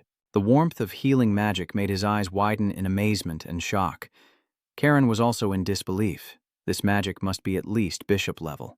In just a moment, Conrad's wound in his chest closed up, leaving a large scar to mark where he had been hurt. He joyfully grasped Lion's hand. "I understand now. I heard that you were the one who planned this attack. Now I understand. I see why Lord Cesar trusts you so much. Are you a cardinal candidate of the Holy Church?" Elit finds the imagination of these people amusing. From knight to cardinal candidate, huh? Without waiting for Lion to answer, Conrad cleared his throat softly. "Oh my God, I lost my composure. I'm not fully recovered to fight yet, but now I can heal myself. You probably didn't want to reveal your identity." He winked with a promise. "I will stay silent until you are promoted." Elite jokingly said, "You misunderstood everything." Leon also didn't want to bother explaining. He just went along with it. "Thank you, sir." Karen handed him the box of medicine. "Wait here. I will give you the elixir. Let's go back to where we want to go." Leon nodded. "Yeah, it'll be quick." Then the two of them said goodbye to Ran and left, with Karen still leading the way. Leon followed closely, scanning the surroundings for potential danger. Suddenly, Karen turned her head back to look at him, her eyes shining like stars, clearly eager to hear the gossip. She's a strong-willed person, immediately pressing him against the wall to ask questions, while Karen, radiant like an innocent and adorable girl, asks, "Is what Lord Conrad said true? At such a young age, you're already a cardinal candidate. I've never seen that before." She blinked at you, but with your solar aura and bishop-level magic, it's pretty normal. Karen looked at Lon's sword at his side. "He's very skilled with weapons and uses aura, too. Who did you learn from?" You are not swayed by her tricks, and coldly reply, "I am not a cardinal candidate." Karen doesn't give up and continues to act cute. "So are you an apprentice holy knight?" "Go ahead, I'm very curious," Leon said with extreme caution. "If I didn't know her identity, I would have been fooled. But you coldly turned away and reminded her that we're not close enough yet. I thought she would back down when things got tough, but surprisingly she said your defensive skills are very solid. Are all the knights of the church like that?" When you turn around, you see Karen tying her hair back. Most men tend to confess. When I ask something, although it's quite suggestive, Leon remains very clear-headed. You always tell yourself I won't be fooled. Then you immediately change the subject and say, "Stop joking and think about what we should do." Your attitude makes her feel completely disappointed. Leon asks seriously, "Should we look for others or go alone?" "Oh, you don't need to worry about that." "Huh? Why?" Karen didn't explain. She winked and he would understand. So the two of them continued on, walking through the dark maze. Suddenly, a shadow in black collapsed in front of them. The scene ahead was bloodied and terrifying. Cheezer picks up the thorny club and speaks. "Have you arrived yet?" Senior brother Lion Khan sits on the body of a false mage and softly sighs. "It's just the kids." Leon suddenly broke out in a sweat, secretly terrified. "I suddenly feel sorry for them." Jar smirked as he looked at them, glad that both of them were safe. The corpse keeper appears after his shadow. "Aren't you happy for me?" But he suddenly turned away as if upset. "I don't even know who you are." The coffin keeper had nothing more to say. "I understand." In the depths of the labyrinthine corridor, Leon updates the situation about Conrad. Sir Conrad has been seriously injured and cannot continue fighting. After an hour or two of treatment, he'll be fine. But we don't have that much time. Chazar nodded thoughtfully, then said there's no other choice but to go with this many people. Ka looked at Karen. "Hey, you're a spy, so you must have some useful tools, right? Hurry up and take it out if you don't want to die." She sneered at him. "Why didn't you reveal what you're hiding earlier? Why keep draining the poor people?" Ka is furious. What did she just say? Cesare steps forward to mediate. "Come on, calm down. I will explain our next move. He has assigned roles accordingly. I, Cesar, will lead the way, because I can resist the magic. Khan and Karen will take the center." He points to the youngest member of the group, and Leon, stay in the back to be on guard.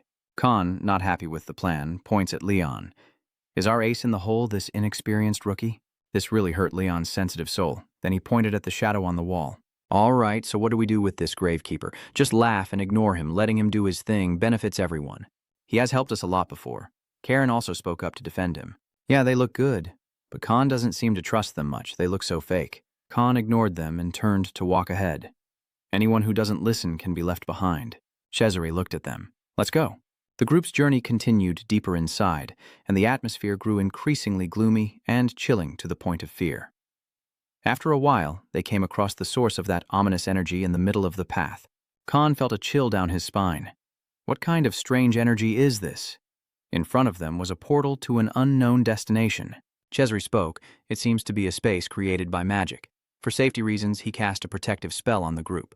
Then he led the way inside and stopped. The other three quickly followed. Inside, it was a terrifyingly real darkness. Besides aura, Leon saw nothing. I couldn't hear anything either. It felt like sinking into a bottomless, sticky mud. After walking for a long time, I finally found a way out, as if a heavy burden had been lifted from my shoulders. However, outside is not much safer because I hear Cesare warning them to watch out for the four who just stepped out, as they might encounter a group of false mages blocking their way, and that gate is obviously their work. Seeing the crowd of false mages in front of him, Leon felt uneasy. Are they aware we're coming and have already surrounded us? The leader chuckles softly. Well, I've been waiting for this for a long time. He exclaimed, I didn't expect you to go to such lengths for us. Sorry to trouble you. He sneers with a very annoying smile. Thanks for that. Cesare frowned, silently assessing the opponent. Recognizing the red symbol on their head, Cesare exclaimed in shock, You are a missionary. The missionary let out a delighted gasp. Do you recognize me? Behind them, Leon remained alert and listened carefully to the conversation ahead. He softly asked, Is missionary a rank within Melissa? Elite nodded. That's right. Malice is also divided into a clear hierarchy. It explains that the lowest class are the believers granted magical powers for their use, followed by the clergy, who seek to explore the power of magic but end up being manipulated by it. And the last class is the one that spreads those magic, which is also the highest class. They are called missionaries. In the church, they are also highly respected figures holding key roles, at least bishops. As it was about to speak, the missionary in front raised his hand high. Isn't today wonderful, with the ceremony completed successfully, not in vain for so many heroic lives lost? Cesare's face darkened upon hearing him blaspheme the goddess. And the greatest thing here is that I can teach the fools of that stupid goddess's slaves that spreading the gospel with a loud laugh is the true path to reach the one and only genuine God in this world. Lion's group was truly speechless, and everyone shared the same thought without speaking. Are you crazy to play with such stuff? Kong couldn't hold back and interrupted. What ritual? I didn't see anything. The fake sorcerers look down on others as if they are the lowest of the low beyond salvation. The Master Mage proudly announces that the ritual is complete, and only the final step remains, to plunge you all into chaos. Lon was a bit worried and asked Elite softly. He said the ritual was already completed? So it's over then? It shook its head. Not yet. It's just a metaphor to make it easier to understand. Real Thon is like fishing. It uses the essence of life as bait to lure monsters from all dimensions back together. Leon seems to be pondering. Fishing, huh? So no one will know when the monsters find their prey and take the bait. It nodded and said yes. The boy looked at the magic circle in front of him, contemplating. It could be just a moment, or maybe a few seconds. In other words, in this battle, time is everything. Suddenly he spoke, and Bishop Cesare glanced back, understanding his meaning, and nodded slightly. Then he raised his hand high and recited a prayer. O mighty saintess, leave this dark place with your divine light and guide humanity out of the darkness of the three nights. A moon-like sphere of light appeared in his hand. In this dark place, the light is not too dazzling but sufficient. It initially flickered like moonlight, then burst forth powerfully like the sun. Countless mutated wind spirits blinded by the light, they cried out in pain, closing their eyes and howling loudly. Leon slightly shaded his eyes while Elitis casually commented that although the coordination between magic and aura was not as effective as the sun, it could still prevent the summoning of magic. Even the preacher frowned slightly. He was so angry that veins bulged on his face. Elitis said that although my light is much more effective still, this is enough to prevent them from summoning magic. Immediately, Karen jumps to attack with poison darts, while the priest calmly grabs an unfortunate priest to use as a shield. Over here, Cesar, Khan, and Leon have joined the fight. Countless fake magic users have been defeated by them. Lon realizes that the preacher hasn't truly joined the fight yet, because he's busy protecting the origin of the ritual. He sets a goal for himself. Before they can unleash their magic, he must destroy that altar. The preacher not only wasn't afraid but also mocked them. Haha, fools, do you think this much can stop the spell? As he finished speaking, countless magic circles appeared along the path behind Lion, and ugly monsters crawled out from inside the circles. They have strange shapes with bloodthirsty red eyes and sharp predator's teeth. No matter how different their appearances are, they all share one thing that makes Leon terrified. What are you eating that makes you look so ugly? The elites, crossing their arms, analyze that their magic is blocked, so they are temporarily using their current magic to summon the chimera. Because that amount of magic power isn't complete yet, they'll disappear soon. But Leon understands its concern. You look at the missionary, thinking to yourself that it's taken quite some time to deal with them. Is the ritual ready to be activated? Khan looks pretty energetic. He swings his fist at those damn monsters. Boom! A loud clash echoes as his fist strikes a monster hard, even punching right through its body. Blue blood soaks Khan's hand, but these monsters' blood is toxic. The corrosive poison makes him slightly frown in pain. He huffs in annoyance, displeased as he looks at his arm eaten away by the toxic blood. Meanwhile, Karen's poison dart is embedded in the head of a monster, which roars in fury. She was a bit surprised that the monster wasn't killed by the poison. Is the poison ineffective? No, is it because they don't cause pain? Cesare warns everyone, if this continues, we will also be exhausted by the end of the battle. The longer it drags on, the more dangerous we become. Leon completely agrees. That's right, he admits he's a bit angry at himself. Damn it, we need to break through here as quickly as possible, but I still can't unleash the full power of this Holy Saint sword. Elite understood your thoughts and warned, if they catch wind of the hero's presence here, it will be very bad. They will do anything to exploit your weakness, regardless of the cost. Remember, you'll only be able to change the situation if you make them let their guard down. That's it. Leon nodded with his sword, indicating he understood. I knew the only right thing to do now was to deliver a decisive blow. The missionary smirked smugly as the formation behind him began to make noises. The sound of the formation activating was like thunder in Leon's ears. Cesare also felt an extreme sense of unease. His body stiffened. Khan looked in panic at the formation, unsure of what would appear. Karen froze in shock for a few seconds, forgetting about fighting monsters. At the ancient stone altar, flashes of red light flickered, and the magic circle gradually opened. The missionaries are celebrating wildly. They have finally arrived. The apostles of the god have responded to our call. Boom! Lightning erupts from the formation, shockwaves spreading outward. Lon seems to have a feeling about this ritual. He clutches his chest, his heart pounding wildly, and the ancient stone altar has completely disappeared. At that moment, it was a deep pit, and no one knew what might emerge from below. Leon thought to himself, the fear of a power beyond his experience, so this was a practice. Leon softly calls Elite. It casually replies, we don't have time to summon the Holy Sword, but we need something to break this situation, so we will use magic with half of our accumulated energy. If you're wondering about that, do you think the magic can be used then? Elite crossed his arms and said, it's difficult. It looked at the light sphere above, but thanks to the moonlight that Chair created, I came up with this plan. Elite said that both the sun and moon require the full divine seal of the goddess. We only need someone with the talent to harness both the essence of the sun and the moon. Not only that, but we also need a combination of an archbishop capable of using both magic and a hero, which truly becomes a point of hatred. Then it snapped its fingers and an information panel appeared. L. Reddit. Leon looked at the sign, his lips parting as he began to read. A powerful energy burst forth as he muttered, Sun and Moon, two disciples of the noble goddess who understand all beings. With a heart full of gratitude and reverence, his eyes opening signifies the blessing of the Holy Spirit, and closing them reflects noble kindness. Cesare silently wondered, is that the first verse from the goddess's holy scripture?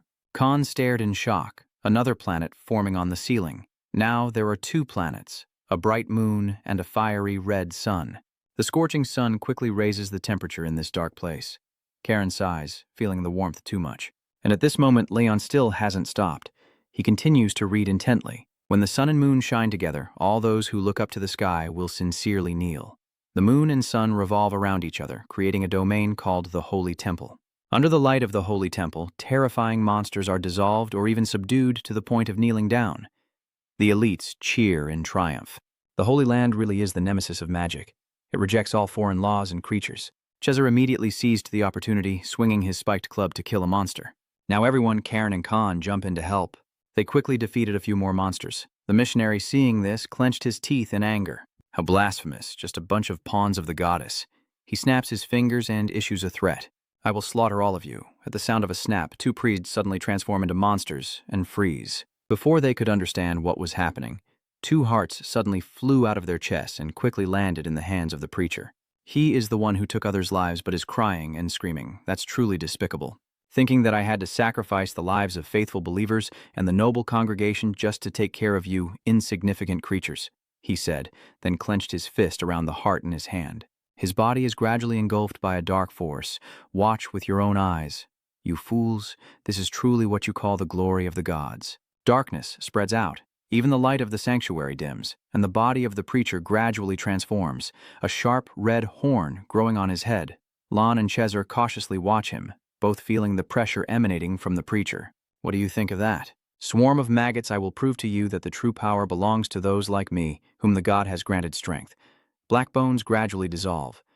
The missionary now looks no different from a mutated spider with many legs and arms. Elite warns that the effect of the sanctuary at your level won't last long. If he's this strong inside the sanctuary, you won't be able to fight him once the field disappears. But before Leon could react, two figures had already passed him by. Cesare forcefully swung the chain, throwing the thorny truncheon at the preacher. Khan unleashed a flurry of punches, repeatedly hitting the preacher's body. Despite the continuous assaults, he remained calm as if their attacks carried no real damage. A few seconds later, he laughed loudly. "Is that all you can do?" The preacher smiled cunningly. Now it's my turn. The sharp legs of him slammed down hard, and this tremor sent Karen and Khan flying backward. Cesar was no exception, even being knocked higher than the two of them. Leon, behind, crouched low to avoid the previous strike, silently thinking to himself, the gap is too great. His attack power has skyrocketed, and both his regeneration and defense are far beyond before. Clenching the holy sword in his hand, the only effective way to attack him now is with the full-form holy sword. However, Leon wasn't too confident in himself and wondered, will I be able to finish him off with a single strike? Otherwise, we will lose our last chance to stop him. The missionary, confident in his own power and ready to look down on Lion's group. The power surging within me now makes you nothing but a bunch of insignificant bugs. Even as he keeps rambling on, Leon is busy glancing behind him. So you were paying attention to the group of friends just thrown aside by the preacher. Cesar is lying motionless among the rubble. Khan is no better, his whole body covered in blood, and he is also unconscious. This situation makes Leon feel helpless and angry, wanting to avenge his friend. Damn it, I need to find a way to take him down quickly. Is there any way? At that moment, Karen regained consciousness and coughed painfully. As soon as she saw she was awake, Leon hurried over and asked Han if he was okay. She winced in pain and replied, "It's okay." Then she whispered, "We're in big trouble. My attack and the Gravekeepers didn't hurt him at all." Karen's words made Leon realize something. As he silently called her name, suddenly the system displayed information. Karen, a level 45 Gravekeeper assassin with B strength and endurance, clever A aura, master of high-level dagger skills, intermediate throwing weapon mastery, 9th tier stepping foot, 8th tier clone, and high-level aura. What does this information suggest to you? Obviously, Karen thinks this plan is not feasible, sneaking behind him, huh? What are you thinking? Do you think you're a wizard or something? Do you even know how to teleport? Being rejected by her made Leon furious and stubborn, thinking he could just teleport instantly, but she still insists that teleportation is impossible. Leon was so angry at Karen constantly dismissing his plans that he clenched his teeth and suddenly pointed in her face and shouted, "Come on, you can do it, right? Help me this time and I will keep your secret in return." The words hit Karen's core, making her freeze in fear and sweat profusely. And Leon kept shouting and yelling, "I know you have your reasons, but if we fail now, everyone will have to die. Me, you, and everyone here." Hearing you say that, Karen suddenly stepped back a bit. Her eyes now only held a terrifying coldness. Obviously, Leon was terrified by that look. After a moment of thought, Karen agreed to help, but with a condition. "All right, I'll help you, but why are you suddenly acting shy after being so cold? How could you know? If you knew, why didn't you tell me?" That secret is so shocking, that's why she acts like a girl just discovering love. "Sorry, I think I'm going to die." Leon knew Karen's nature well, so even though she was acting like that, he knew his limits. "Are you going to kill me if I say it?" "I understand you too well." Immediately, Karen turns around, pointing a knife at him, her lips smiling, but her words full of warning. Of course, the secret to a woman's charm is knowing that, right? Back to Cesare, who is still unconscious. Khan had already arrived and was waking up this guy. "Hey, Bishop, how long do you plan to stay lying there?" Moreover, he took the opportunity to mock Cesare, who was completely exhausted and unable to move, but hearing this, he went crazy. Just as he shouted and hit Khan, Karen and Leon were preparing to carry out their plan. "Damn you." Karen brought Lion close to the altar and then said that this was as far as she could go. From here, you have to go on alone. She looked at the missionary and said that if I suddenly disappeared, he would definitely catch up. Leon suddenly smiled and said 3 words, "Don't die." Those 3 words showing your concern made Karen blush. Though happy, she still pretended to be proud as darkness began to shift over Leon. I never thought I would have someone from the church worry about me. Now that Karen has left, this is Leon's moment to destroy the altar. The ghost step technique allows the user to teleport instantly, but even a high-level wizard would find it difficult to teleport over a long distance. This distance is only enough for assassination. He knows this move doesn't bring much benefit to his plan, but it's enough to help him and enough to teleport behind him. At this moment, Leon's entire body is emerging from Karen's shadow, and he is now truly behind the preacher. He slowly approached the place called the altar, so this must be the focal point of the ritual. Suddenly, Leon saw something. Did he realize what the floating sphere above the altar was? The life spirit pearl. At that moment, Ellis appeared and explained the nature of the sphere. Yes, that is the life spirit pearl, a treasure forged through the sacrifice of 10,000 lives. That statement seemed to ignite the power within Leon. He screams in anger, determined to punish the heretic, unable to forgive him. At that decisive moment, Cesare suddenly shouts out, "Brother Leon!" Suddenly, Leon froze. It wasn't because Cesare's shout startled him, but because he had been attacked by the preacher, with sharp black claws piercing straight through his body. That surprise attack made him so hurt he vomited blood. The scene shocked Alette into shouting. Leon, while the missionary laughs arrogantly, tells the dogs to give up.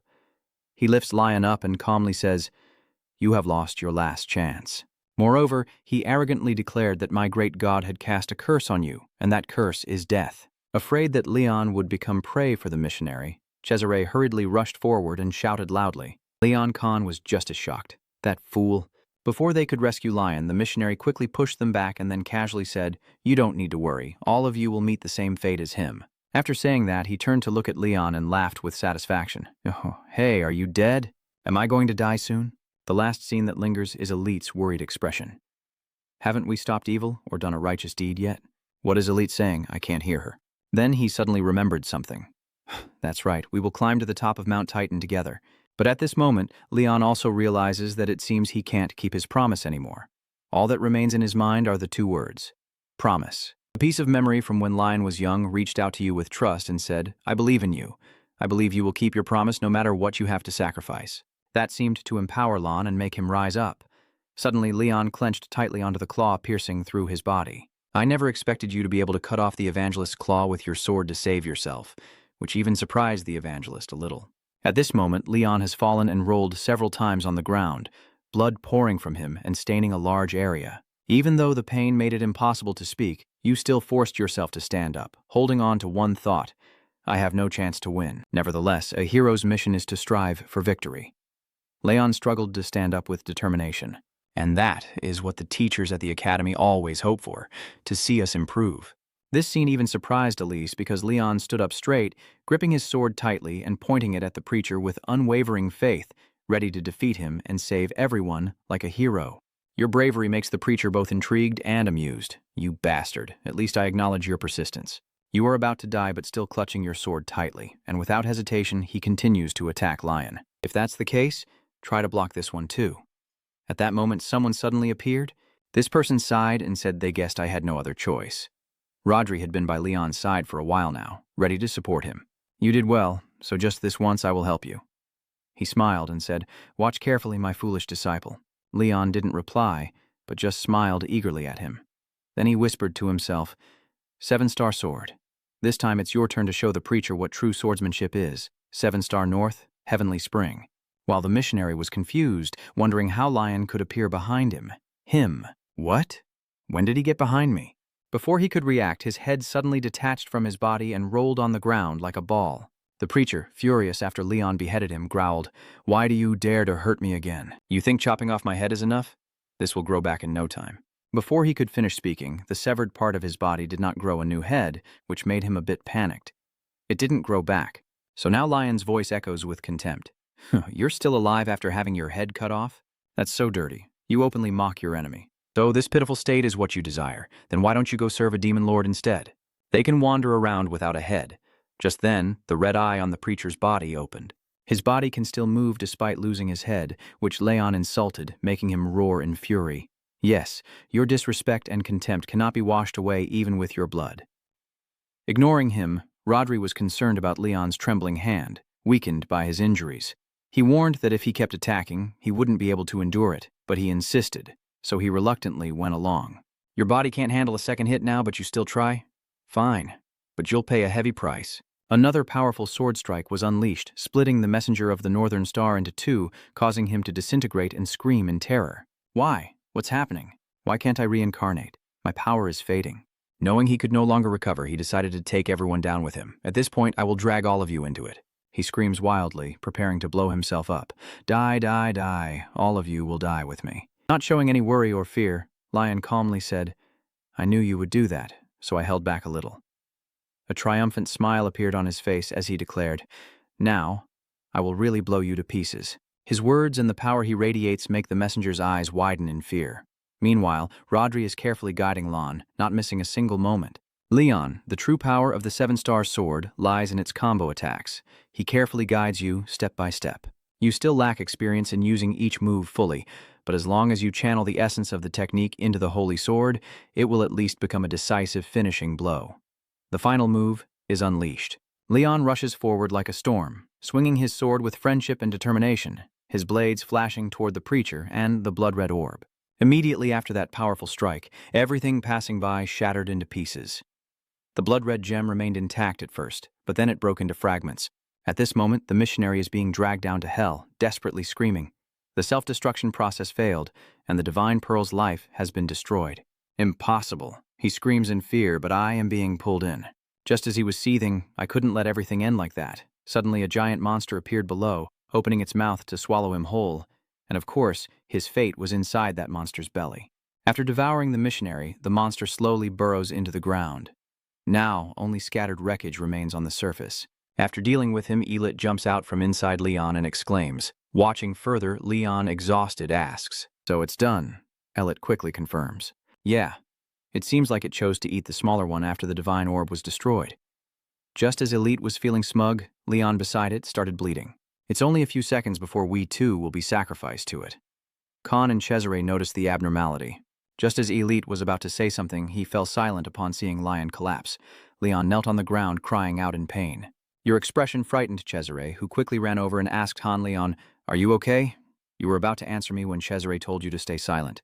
Don't say anything, I will treat your wounds. Without hesitation, he began to tend to the large injury right on your chest. While treating him, suddenly he vomited blood and said, I almost watched you heal me while coughing up blood and still had the energy to sigh. Luckily, I arrived just in time. Leon helplessly reminded him to take care of himself first, and then Karen approached happily saying, We won, right, Junior? When I arrived, something flashed and then he disappeared. Are you the one who defeated him? Tuduang Khan shouted loudly. Yes, what happened with the ritual or whatever it was? Can someone explain? I don't know who has the strength to explain everything to him. We have stopped awakening that evil ritual. The heretic teacher was swallowed by the ritual, so he's definitely dead. After explaining everything to Khan, Leon, exhausted and trembling, hurriedly said his final words to Cesare. Sir, I think I am about to faint. Please, take care of me. After saying that, he collapsed, startling Karen into calling out. Junior, despite everyone bustling around Lion, Elicit calmly stands from afar, watching him.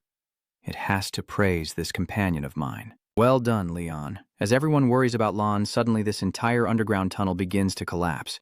The scene collapsing around them made Karen turn pale and stammer, Isn't this place about to fall apart? Cesare hesitated, thinking it was likely because its creator was dead. Seeing these two still able to talk, Khan roared in anger, and instead of just analyzing, he thought about how to get out of here. Suddenly, Karen remembered something. We still have to pick up Sir Conrad. Her reminder made Khan suddenly realize the existence of that guy. Damn it. At the same time, somewhere in Zone 25, the blinding sunlight shone down. Rodri is talking to someone. This time things are a bit dangerous. He really had to face a conspiracy to sink an entire city. While he still doesn't know how to manifest aura, you should have helped instead of just watching. The one rambling on with you, then casually mocks, so you're just doing it for fun because you're too bored, right? That remark made him unhappy, so he asked back with 3 words. What? And that other person then scolds him, You fool, what can the saintess do after the hero is dead? It should be the new hero who takes priority. I don't bother with those questions, Rodri casually says. Yeah, since everything's already over, just forget about it. Danger like this is just an everyday thing for a hero, and I'm pretty sure this is a valuable experience for Lion. It seems that guy mentioned something about punishment, which is why Rodri hesitated. What kind of punishment? Anyway, I have no choice but to accept it. I understand. It really can't be avoided. It's something I have to use anyway, even while in a sealed state. Moreover, I am also looking forward to seeing Leon's progress. I'm sure he will manage on his own. That guy will achieve greatness in no time as long as he keeps practicing diligently. And I also don't know if he managed to learn at least 2 techniques from the 7 stars North Star we showed him. Thinking it over, I think don't expect it to happen so soon. He is the youngest and must be strong enough to protect himself before we move to the Titan camp.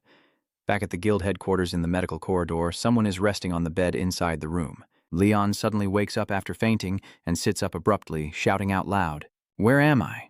Suddenly sitting up made the wounds on my body throb and the pain made me scream. Leon was trembling all over from his wounds as the memories of his battle with the preacher gradually surfaced in his mind. First, there's the scene where he's skewered like a kebab, then the moment he ruthlessly cuts off his opponent's claws and saves himself. After that, it was his brilliant swordsmanship that successfully defeated the missionary. The last scene he remembers is saying his final words to Cesare, then probably passing out right after. At this moment, Leon finally looked around and couldn't help but marvel. This place looks like the guild's recovery room, doesn't it? It's a bit too fancy for a Seren adventurer. Just then, he suddenly remembered his old friend and called out for Elite. "Elite, are you there?" Suddenly Elite appeared from the back of your hand. I don't know what happened to Elite that made Leon so frantic. What's going on? He looks a bit different than usual. Turns out Elite's face is a bit blurry and more serious, so listen carefully. Leon, it seems like he left a message for Lon. If you're listening to this message, it means you've woken up. But before getting to the main point, it has to insult Leon first. First of all, congratulations on surviving. Honestly, we only won because of me, so I definitely won't be congratulating you on your victory. Being told that made Leon a bit angry. That damn demon sword. Enough joking around, Elsit. Let's get to the main point. The announcement it made first surprised Leon a bit. You won't be able to talk to me for a month from now. Then it explained to you why you can't contact it for a month. Do you feel sad? Even so, I can't do anything differently because I voluntarily unleashed my power, and now the power of the Holy Sword is interfering with my consciousness. When Leon heard this, he immediately realized the problem. Did you use my body? Elite calmly confirms. Yeah, looking cool sometimes can also cause some problems. Leon felt something was off when he heard this, but it had nothing to do with showing off. Of course, Elsisit doesn't know what you're thinking, but keeps talking anyway. So you understand the situation now, right? He even gave detailed instructions a month ago. You'd better learn how to make your aura tangible before I come back. Got it? When I'm serious, it suddenly switches to mocking. Since I personally demonstrated the 7 stars North formation for you, try to imitate it. But don't push yourself too hard before you've fully recovered. Unless you want to get cursed, that's all I'm saying. After hearing that, Leon seriously considered that with his own body as a Seidan, that move was already powerful, so it's hard to imagine how terrifying it must have been when Rodri used it in the past. After the message, Ellis also left. My message ends here, letting a kid like you get caught up in such a major event. You still have a long road ahead filled with challenges. Before disappearing, he also didn't forget to encourage his friend. Well, you're not too bad either. Keep practicing. Leon listened and smiled, promising, "Don't worry, I swear I will succeed on my own." After sending the message, now it's time for it to self-destruct. The message ends. This message will self-destruct in 5 seconds. The sky is already turning evening and a gentle breeze blows into the room. Leon sat quietly on the bed, staring at his hand. He had to admit that the 7 stars of the North are truly amazing. The moment you and Elite merge into one, controlling your body together, the scene you see is from both of your shared vision. At that moment, he saw something he had never seen before. After clearing all the distracting thoughts, his pupils seemed to turn into a mirror reflecting a world he had never known. Things he could never sense before. He witnessed firsthand the flow of air, the waves of vibrations, and even distortions in space. It was truly the pinnacle of visual perception a person could achieve. This made Leon determined, and the techniques of the 7 stars of the North Pole were demonstrated using vision and aura at that level. I have to learn it at any cost. Moreover, Elite's words of encouragement were the motivation that pushed him forward.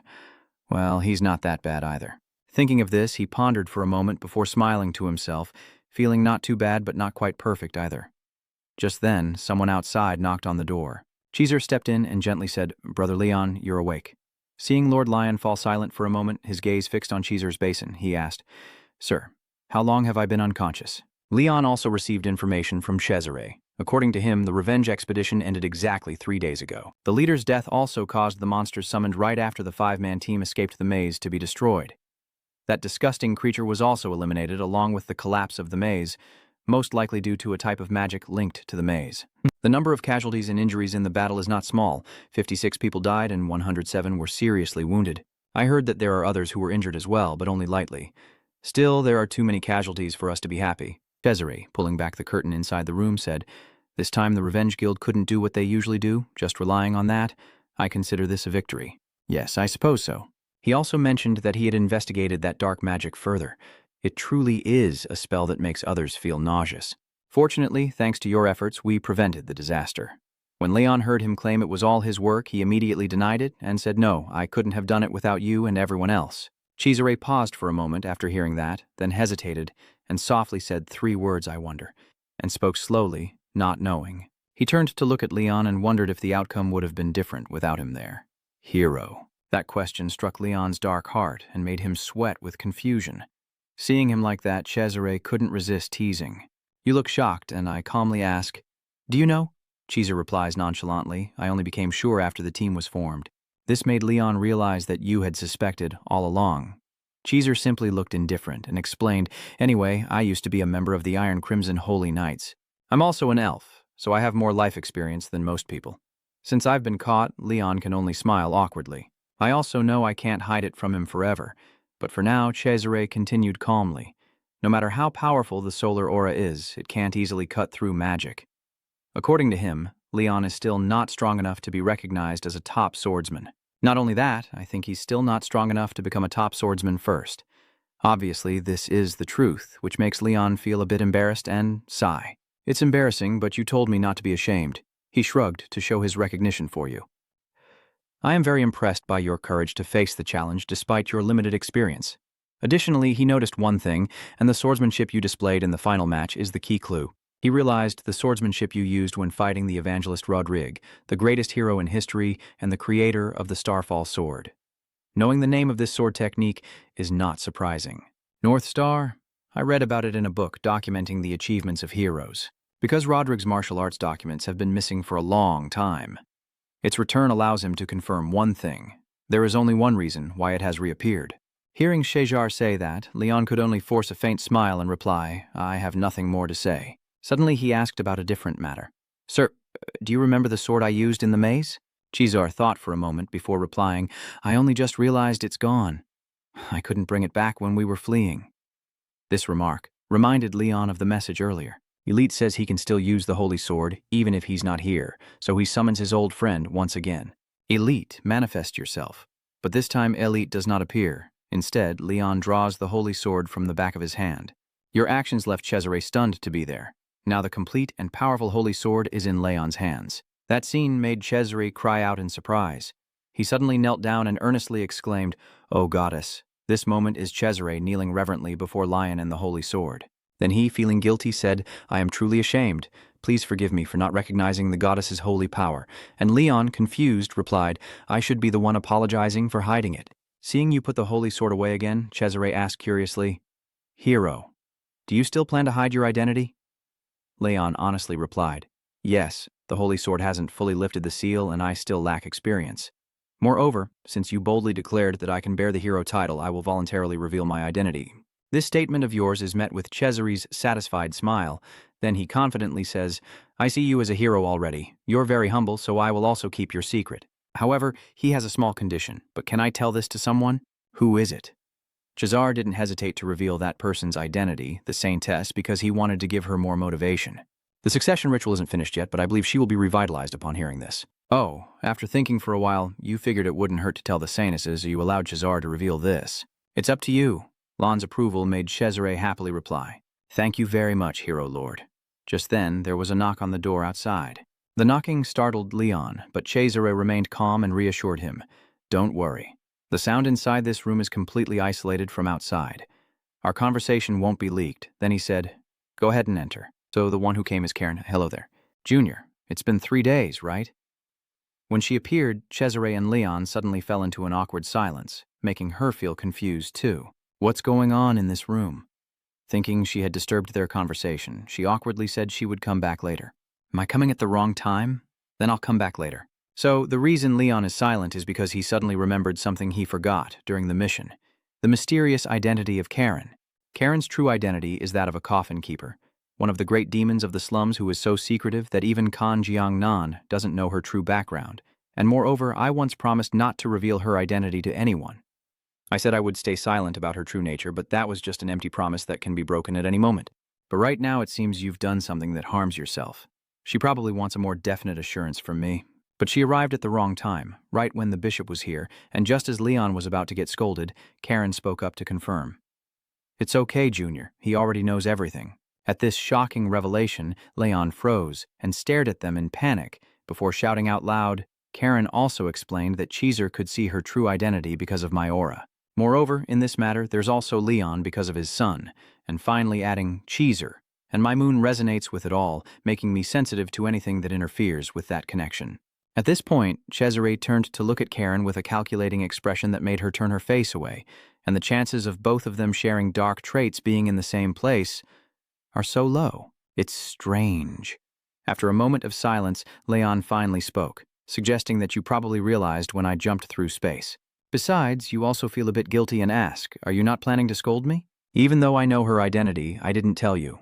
Cesare didn't answer, but only asked whether revealing the truth to the world is right or giving someone a chance to turn back is the right thing.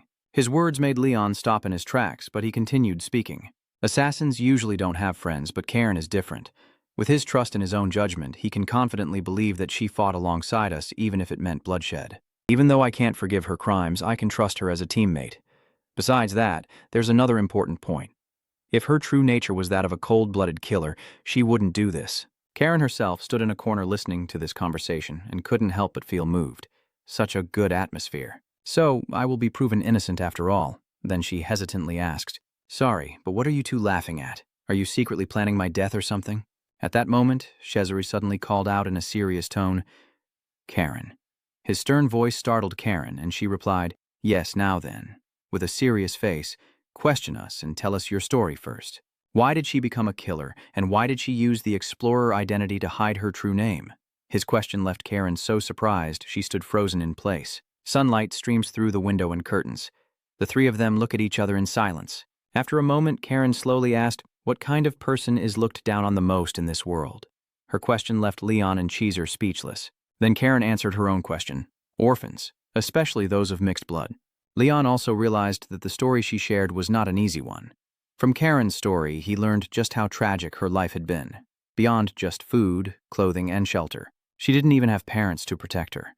Some of the hardships she faced were even worse than those of a disabled homeless person. It truly is at the bottom of society, in the darkest moment of her life when she was living a dangerous life in the slums. Someone reached out to Karen, but that hand pushed her back into the abyss once again. Someone saved her, but unfortunately that hand had nothing but evil intentions from the very beginning. And Karen continues to tell her dark story in a low voice. It's clear that it's very common, adopting orphaned children because if they die, no one would care anyway, and raising them to become assassins. Even if the success rate is 1 in 1,000, it's worth it. Karen, when trained to become an assassin, became aware of her abilities and developed them. Even her own bodyguard doesn't expect anything from her. She is a half-blood between human and shadow demon, who quickly recognized her talent, succeeded in countless assassination missions, and earned herself the nickname, the Coffin Keeper. Based on her assassination skills, her position kept rising, and the organization grew stronger as Karen's techniques became faster and more precise. Her assassin career is advancing so much that the only person left above her is the boss of the entire organization. At this point, Karen both feels helpless and proud as she reflects. Not much. I didn't even take 7 seconds to kill him, and once she became unbelievably strong, Karen rose to the top on her own. She is the one who eliminated the entire assassin organization, including the boss, and then personally rose to become one of the 3 strongest people in the slums. But the reason Karen wanted to become a killer is almost unbelievable to Leon. She ended up becoming an assassin just to repeat unwanted killings. However, Karen no longer wanted to live forever under the guise of a gravekeeper. Karen personally freed the children who had been taken for assassin training. After wiping out that rotten organization, she freed the orphaned children who were captured for the same purpose as her. After completing those tasks, Karen made an important decision for her life. Back then, I rarely acted as a coffin keeper because I couldn't live a normal life under that assassin identity, so I became an adventurer to live like an ordinary person. However, at this moment, her plan changes unexpectedly, leaving her no time to react. Unfortunately, I guess the plan is already over. Karen's words made Cesare furrow his brow in deep thought, and even Leon fell silent. Suddenly, Karen raised her hand and said, "Now that my identity has been revealed, I didn't even think I could escape from the Holy Palace." So she put on a pitiful face and begged the two not to involve her. "Please consider my contributions in the previous conquest. I don't want to go to jail, so just convict me of something else like labor instead." This state of hers made Cesare and Leon, who had just been worried about her, change their expressions to helplessness. Suddenly Cesare called out, "Brother Leon," startling him slightly, and his face unexpectedly softened as he addressed him kindly. "That kid really startled you because he knew your plan. Could it be that he wants me to say something?" Cesare's expectant gaze toward me made Leon also go along with it. "I understand now. You quickly realize what you must do. Are you planning to leave the decision up to me?" It's not Leon, but the hero. After hearing Karen's story, he realizes that she doesn't want to be a killer, but she has to do it. Moreover, Karen's personality is not like that of other assassins. Everything she has shown us reveals a kind and honorable person. In the end, what Karen hopes to regain is different from the greedy others, wishing to live a better, normal life. From this, Leon can affirm that not everyone has the right to judge her, nor is it necessary to draw a sword against someone who is repenting for their own sins. After a moment of deep thought, he softly called out. Hearing his call, Karen gently responded, "What is it?" Leon smiled calmly and said, "I will give you two choices. You are free to pick one, and I promise to respect your decision." "What are you talking about? Why are you the one deciding that and not him?" Duel remembered something and thought carefully. He had just told him that he didn't want everyone to know he was a hero. "Only the two of you know my secret. The only person who knows I am a hero is him. The last person is the saintess preparing to meet as well. That makes you a bit confused and wondering if it's okay to reveal your identity as a hero to the coffin keeper, doesn't it? Is something wrong? With your attitude, as if nothing concerns you, Teuton confidently asserts, I am sure. He might be able to decide her problem, Karen. That statement from him made Karen quietly ask Lion what have they been talking about all this time. After some hesitation, Leon decides to reveal his identity. "Miss Karen, please consider carefully and choose one of the two options." Karen froze at the sight, her eyes following the holy sword being drawn. As time passed, Leon prepared to leave. "A week after the battle against the heretics in the labyrinth dungeon, I have fully recovered and am ready to leave. The corridor is filled with cheerful chatter. Thank you very much for your hospitality. It's nothing. Furthermore, I truly feel I have yet to repay the hero who eliminated the threat to the city." Bernat, after saying this, asked, "I haven't been able to do anything for you either. Regarding our brief discussion last time, have you really thought about it?" Leon then confirmed after hearing that. "Yes, I understand your point," Bernat exclaimed with admiration. Then he patted your shoulder warmly and softly advised you, "I'm glad to have met a young hero as passionate as you. Let me know if you change your mind. I have many connections and this could be very helpful for you." Plus, he even promised to spread your name across the continent within 2 months. This makes Leon a little confused. That is a bit. As soon as they arrived at the guild, someone stepped out from inside, and Karen, waiting in a corner, immediately called out to tease them upon seeing the person. The young man. Seeing her, Leon responded casually, "Miss Karen." His gentle voice and handsome face made Karen blush with embarrassment, but she still felt playful enough to tease Leon. "Really? You've become much more masculine since the last time I saw you." Leon chuckled shyly and replied, "Really?"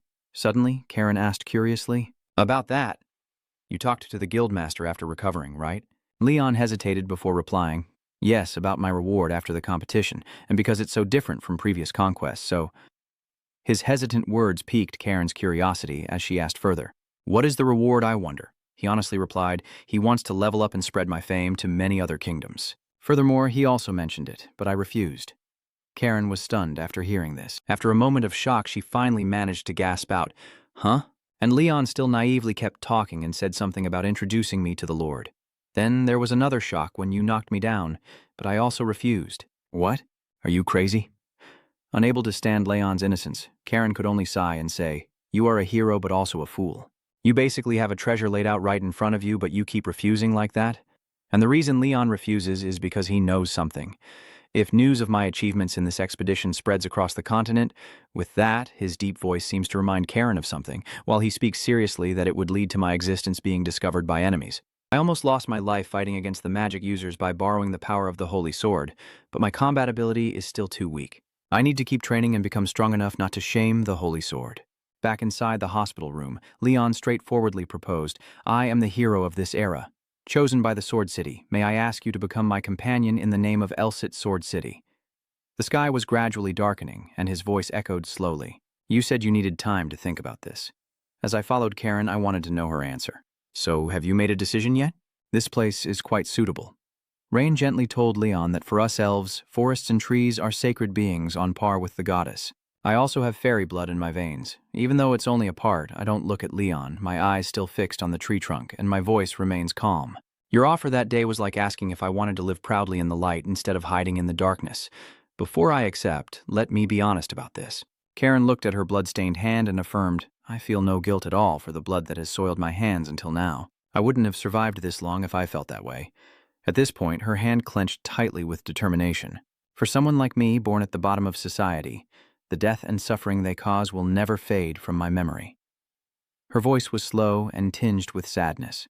That's why I don't want anyone to live like I did before, born without parents, living without love, and hopelessly training skills just to kill. Karen herself only has one wish. I hope no one has to live a life like that anymore. Her words surprised Leon so much that his eyes widened. Suddenly, Karen knelt down and said, Kid, no, Hero Knight, if you can fulfill this wish of mine, if you can promise me just one thing, I will sincerely respect and vow to do everything for Leon. And you, feeling restless before her actions, are willing to sacrifice this life for you. Leon remembered Ellis's words about the true meaning and responsibility of a hero, someone who would bring a brighter tomorrow, and reached out to Karen with hope for a future where even one person wouldn't have to suffer like she did. They held each other's hands as if sealing a pact. That day, the gravekeeper died, and only Karen survived. At this point, both of them are sitting under the tree, and Leon finally speaks up with a question. Thinking back, what happened to Khan, I'm a bit curious about him after the battle. I haven't heard anything about him. Did he return to the slums? Karen chuckled maliciously and said, You really don't know anything. Kid, he's gone. You know full well what that guy did after the battle. One day after the expedition ended, he called all his assets in the slum area and fled the city. No one knows where he went. Khan's actions were so fast that I couldn't keep up myself. He moved so quickly that I didn't even have time to follow him. Leon just smiled, understanding why he ran away. Even though Khan contributed, he still got involved in that heretical plan. Half of the slum has been destroyed in the purge, and what remains will be wiped out. Moreover, even though he participated in the purge, as long as there is a record of his cooperation with the heretical sect, even if only for a moment, if he stays here, he will definitely be punished. He won't be able to escape the wrath of the Iron Chain Holy Knight. As Karen said, he would have to work hard labor or spend at least a few years in prison. That's what he thought, but Leon didn't expect it. Still, I can't believe he escaped the very next day. Sitting beside me, Karen calmly said that someone like him, with too much to lose, would often hesitate when making such decisions. But he abandoned everything without hesitation. Then both of them recalled Khan's arrogant face, the times he laughed triumphantly, and finally Lion teasing him. Thinking back on those things, he was a bit at a loss and wondered to himself, am I just imagining it when I feel like I will meet him again? After talking for a while, Karen stood up. So now you're wondering and asking, what are you planning to do next? I still haven't heard your plan. You're not planning to move recklessly, are you? Then she still calls Lion the hero, a title that makes Leon go silent for a moment. You already have a plan in mind? Of course, I have something like a plan. After ranking up to B, I will head to the Titan Mountains. Based on your calculations, 100 days should be enough for you to materialize your aura. Being at rank B should be enough to do that. The waiting time for Elsit's recovery is probably enough for you to level up. I still have plenty of time before the 100 days pass. The problem is Elisa is still asleep and hasn't woken up after a month. At that moment, Karen suddenly turned to look at Leon, and seeing his pleading face and the warm call, she got goosebumps. Senior. She shivered slightly and asked what she was doing. You're scaring me. Leon didn't reply, only silently recognizing Karen as a skilled thief and assassin, noticing her incredible detection and searching abilities. You have long noticed Karen's skills. Moreover, she has other incredible abilities like using the environment to gain an advantage, her mobility, and much more. The ability that can help Karen move in any situation. Those skills can all assist Leon, which is why he was eager to ask for help. I'll need to ask for your help a bit. Your pleading attitude made Karen so scared she turned pale, while you're feeling excited and eager to go somewhere. Let's go to his church. We will need a spacious place. Karen, who hasn't understood anything so far, hurriedly asked loudly. Wait, what care are you talking about? I'm really worried. Tell me, are you deliberately trying to do this? You know my personality. Based on the time Elsit told Leon, there are only about 3 weeks and 2 days left until Elsit wakes up, and I can only face him then. If by then I learn how to strengthen my aura, this will be the time for you to train and upgrade yourself. I need to improve my northern sword technique. Right now I can only say I know it vaguely and not well at all. You have the mindset to prove your abilities to Elsit. Just wait for it. Elitist. Later, in District 13, the villagers happily said to each other, "Thank goodness, at least we have food to eat." They are grateful to Cesare for providing food, all thanks to the church and the bishop. The people line up neatly to receive relief supplies. The relief worker, being kind, wanted to give more food to the mother and her child. Take another one. You also have a child, so you must have had a hard time evacuating from District 13. This made the mother extremely grateful. Thank you, sir. The relief worker gently hands the bread to the child and says that these are not things I brought here. Here it is. He pointed to the church and said, if you want to thank her, go to that church over there and pray to the goddess. She wouldn't receive such blessings if it weren't for the church. The mother then looked toward the place called the church. The place called the church has a small flag hanging, and it is both solemn and sturdy. At that moment, everyone was reverently facing the church and expressing their gratitude.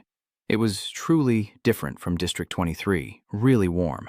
Suddenly, a loud explosion erupted inside the church, causing everyone there to turn pale with shock. A moment later, a deafening explosion suddenly erupted from behind the church. Leon clenched his sword hilt with both hands, his body tensing up, eyes filled with murderous intent, teeth grinding loudly. In a flash, Karen's hand flicks lightly, a sharp dagger flashes coldly, and she quickly raises her hand. 2 blades cross in a perfect curve, blocking his attack. Immediately after, Karen swiftly spins around, her movements cold and precise. In that brief moment, her figure completely disappeared from Lion's sight.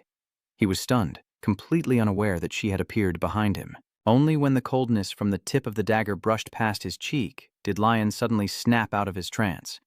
Without hesitation, he stomped hard on the ground to gain momentum, causing the earth beneath his feet to crack into sharp, jagged fissures. Leon quickly spun around, leaning back and then jumping away to create distance from Karen.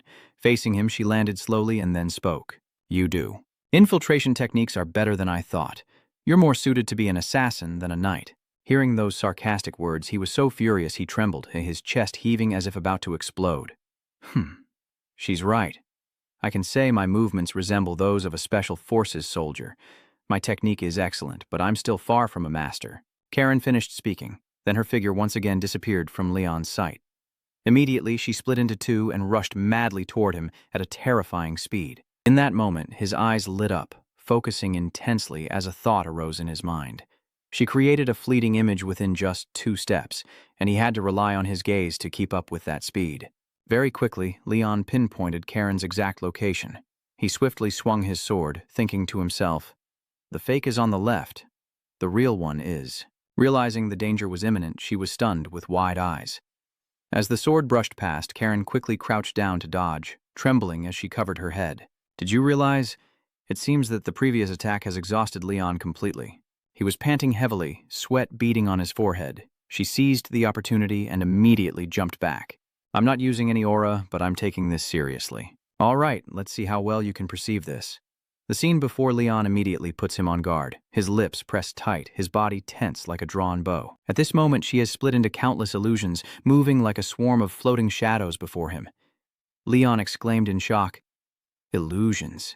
You wonder to yourself, wasn't that just an illusion before? Not a simple split illusion spell? Karen coldly replies, I'm here. Her speed is slower than before, but the problem is that this phenomenon makes my eyes lose their sense of direction. It messes up my perception of where I am and how far away things are. His eyes burned with intense anxiety, constantly darting back and forth, with only one thought in his mind. Left or right, hand extended or clenched, the muscles around his eyes were so active he thought they might cramp up. In a flash, when Leon realized she had closed the distance, it was already too late. The tip of the sword was now touching his skin. Karen smugly stabbed and said, You're dead, rookie. She mocked and emphasized, this is your 102nd win out of 102 matches, right? I surrender. Picking on a B-rank junior, is that fun? Karen calmly replies, of course. She explained, using aura is like boosting your physical strength. Planning is pointless. You're no match for me in open space. Karen continued, everything is in your favor, but you haven't beaten me even once. He was dejected, thinking to himself that her words were sharper than a knife. Leon did pretty well in repelling the villain. His powerful sword strikes kept defeating monsters one after another, making him feel a bit more mature. But the difference between you and Karen is too great, and it seems she hasn't even used her full strength yet. Leon observes carefully. So what do you think of my performance so far? Her expression only makes him more disappointed. Not bad. Karen's smile was so wide she was joking. You did well. If you don't believe it, ask again. Really? She said. If you can see my residual aura, even a top assassin would have a hard time facing you. Your skills are above most B levels. Leon nodded. Even if I haven't yet made my aura visible, she immediately replied, I admit aura weapons are powerful, but they are useless if they don't hit the target. Hitting you with that vision and stealth technique isn't easy. Visible aura cannot chase and defeat opponents on its own. Karen continued. Most weak assassins are weaker than adventurers of the same level, but they can win through surprise techniques and ruthless tactics to secure victory, she said in a deep voice. However, that is also a way to win. The boy hesitated before saying, I don't do that. The Gravekeeper eliminates opponents that way. Karen hesitated to summarize your strengths, softly recalling the moment during the recent battle when she admitted you had a solid foundation.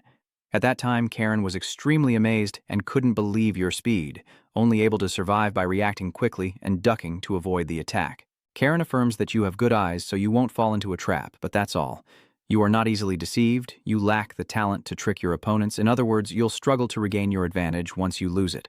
He stood silently, listening intently with a look of shock on his face. Leon gently stroked his chin, pondering as he repeated each word like reminding himself, igniting the opponent. Suddenly, Karen unexpectedly drapes her arm around your neck and presses down firmly. Don't overthink it. Tricks are just to compensate for the skill gap. That's just the groundwork for the counterattack. She calmly remarked, I don't know who taught you, but it must be either an incomprehensible genius or a foolish monster. Feeling the deadly aura from Elite, Leon's face turned pale instantly, cold sweat pouring down like rain, his back stiff with fear. Karen continued calmly. In summary, you lack creativity in your attacks and movements. She emphasized, you don't need to imitate me but try increasing the number of secret cards you have. Hero. He remained silent, thinking.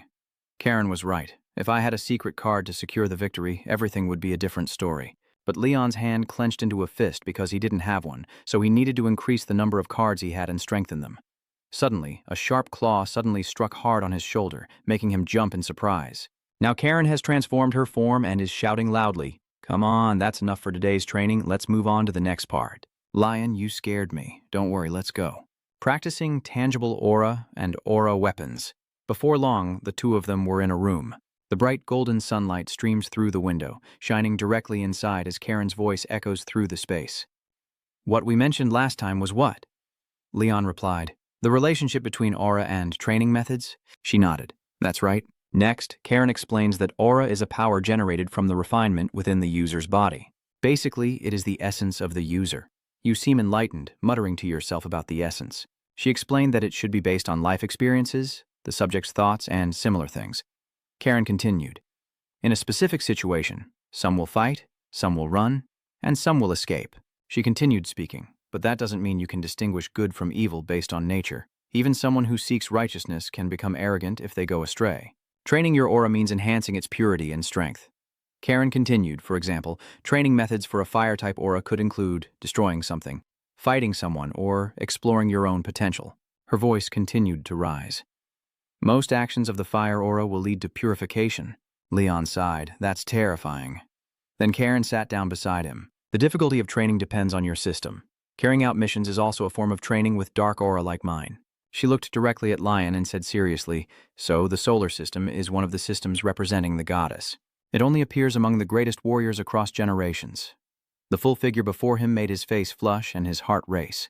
When you think of the sun, what do you associate it with? It illuminates the world with endless light and dispels the dark shadows. A sudden thought flashed through his mind. No, wait, that's brilliance. Seeing Lion stand up and stare intently at his palm, she exclaimed in surprise. It seems like you've come up with an idea. You're not sure if it's because you're obsessed with the fight earlier, but the aura inside your body is burning hot, surging through Leon like magma flowing beneath a volcano. If you can control the flow with your thoughts, Leon might feel it gathering at his fingertips. Seeing the magical currents accumulating on his hand, he was confused and unsure what to do. A feeling rising in his heart that it could ignite at any moment. It's good that I gathered it, but now how do I release it? Lon frowned, eyes full of determination. If it were the sun, I'm sure a blazing golden magic sphere would light up in your hand in an instant. The sight before Karen leaves her stunned, eyes wide open. Leon silently thought in amazement that a luminous sphere like this still isn't enough to serve as an aura weapon. But at least I was able to do this much in such a short time. But the overwhelming force made him unable to control it. In an instant, the sphere shattered and magic burst out from the side. Seeing Leon crouch down, clutching his aching arm, Karen anxiously asked, "Junior, are you okay?" He clenched his teeth, trying to endure the pain while blaming himself for using Elite's power, unaware of how high the level of tangible aura truly is. Her eyes looked at Leon with tenderness. "That's wonderful, Leon. The foundation of tangible aura is controlling it as you release it outward, just like you do inside your body." Karen's voice continues, saying that you can only emit light, but even for a few seconds, you manage to sustain it. She praised, "That's already close to an aura weapon. It would be perfect if you could make it larger and more stable." He glanced back and muttered to himself, "Larger and more stable." Karen placed her finger on her chin, thinking for a moment before saying, "Treat aura as your bloodline and pull it out of your body." She explained that since aura is a weapon that consumes a lot of energy, maintaining a stable cycle is very important, but using a single image once and then stopping is a big gamble. Suddenly, the door burst open, startling Karen. "It seems you've finished your patrol." He hung his cloak on the hook and replied, "Yes, but immediately after," Cesare's face darkened with anger in his eyes. "I just now obtained the repair estimate for the facilities you destroyed." He turned around and slowly approached them. "Let's discuss the compensation for the costs, and I think we should also talk about an important matter." Cesare quickly pulls out a letter. "I have the saintess's letter here." You widened your eyes, completely unable to believe what you heard. "Stunned," you exclaimed, "the saintess." A wave of shock rose within me. A letter? He now suspects that the succession ceremony is probably underway. The scene shifts to a remote place, a towering building hidden among sheer cliffs. The howling snowstorm roared against the stone walls, creating a bone-chilling sound, when suddenly, strange flashes of light flickered from two high windows. The two beams of light quickly grew stronger, shining brightly and illuminating the entire snowy sky in the blizzard. While inside Anne, it seemed she had just completed the ritual, with sparkling rays swirling around the talisman encasing her body. The scene before their eyes leaves everyone stunned, and whispers spread throughout the grand hall. It's hard to believe that she alone possesses divine power equal to that of 10 bishops. Even as a master, she should not have been able to suppress and then explode, but it's hard to believe she surpassed the abilities of the previous saintess. On the throne, Sar watched closely, not missing any detail, a faint smile curling on her lips, her face full of self-satisfaction. Sarah declares that the 8th saint, Elahan, the strongest saint, will support the warrior who has been born. In that moment, her gaze was strangely calm, without surprise or excitement, only a clear understanding of the heavy responsibility awaiting ahead. Then, the crowd reluctantly moved to another room, where a prominent spear was embedded straight into the ground. Sarah recounts that 300 years ago, the great hero, the previous King Rodri, and the first saintess recognized their helplessness on that journey. She prayed behind the warrior. She kept praying to receive strength from everyone's kindness. She continued, and the priests needed her power to eliminate the demons. The will of the previous generation was forged by the holy iron chain. They built the strongest cavalry of the 6 thrones. And under the name of the saintess, the strongest saintess will become the deputy commander. She continued, "The position beside her is reserved for a warrior. And so your fate has been blessed and you will fight alongside that person. This is what every saintess wishes for." She bowed her head slightly and replied politely, "Yes." Sarah immediately shouted urgently, "So now it's the final test. Elhan, get ready to fight." Without hesitation, Elhan quickly takes off his cloak. Instantly, the magic from her body erupted, shining like a white flame in the dark room. Soon, that light condensed into a sturdy armor that enveloped her body. She didn't hesitate at all, reaching out her hand toward the mace stuck in the middle of the room.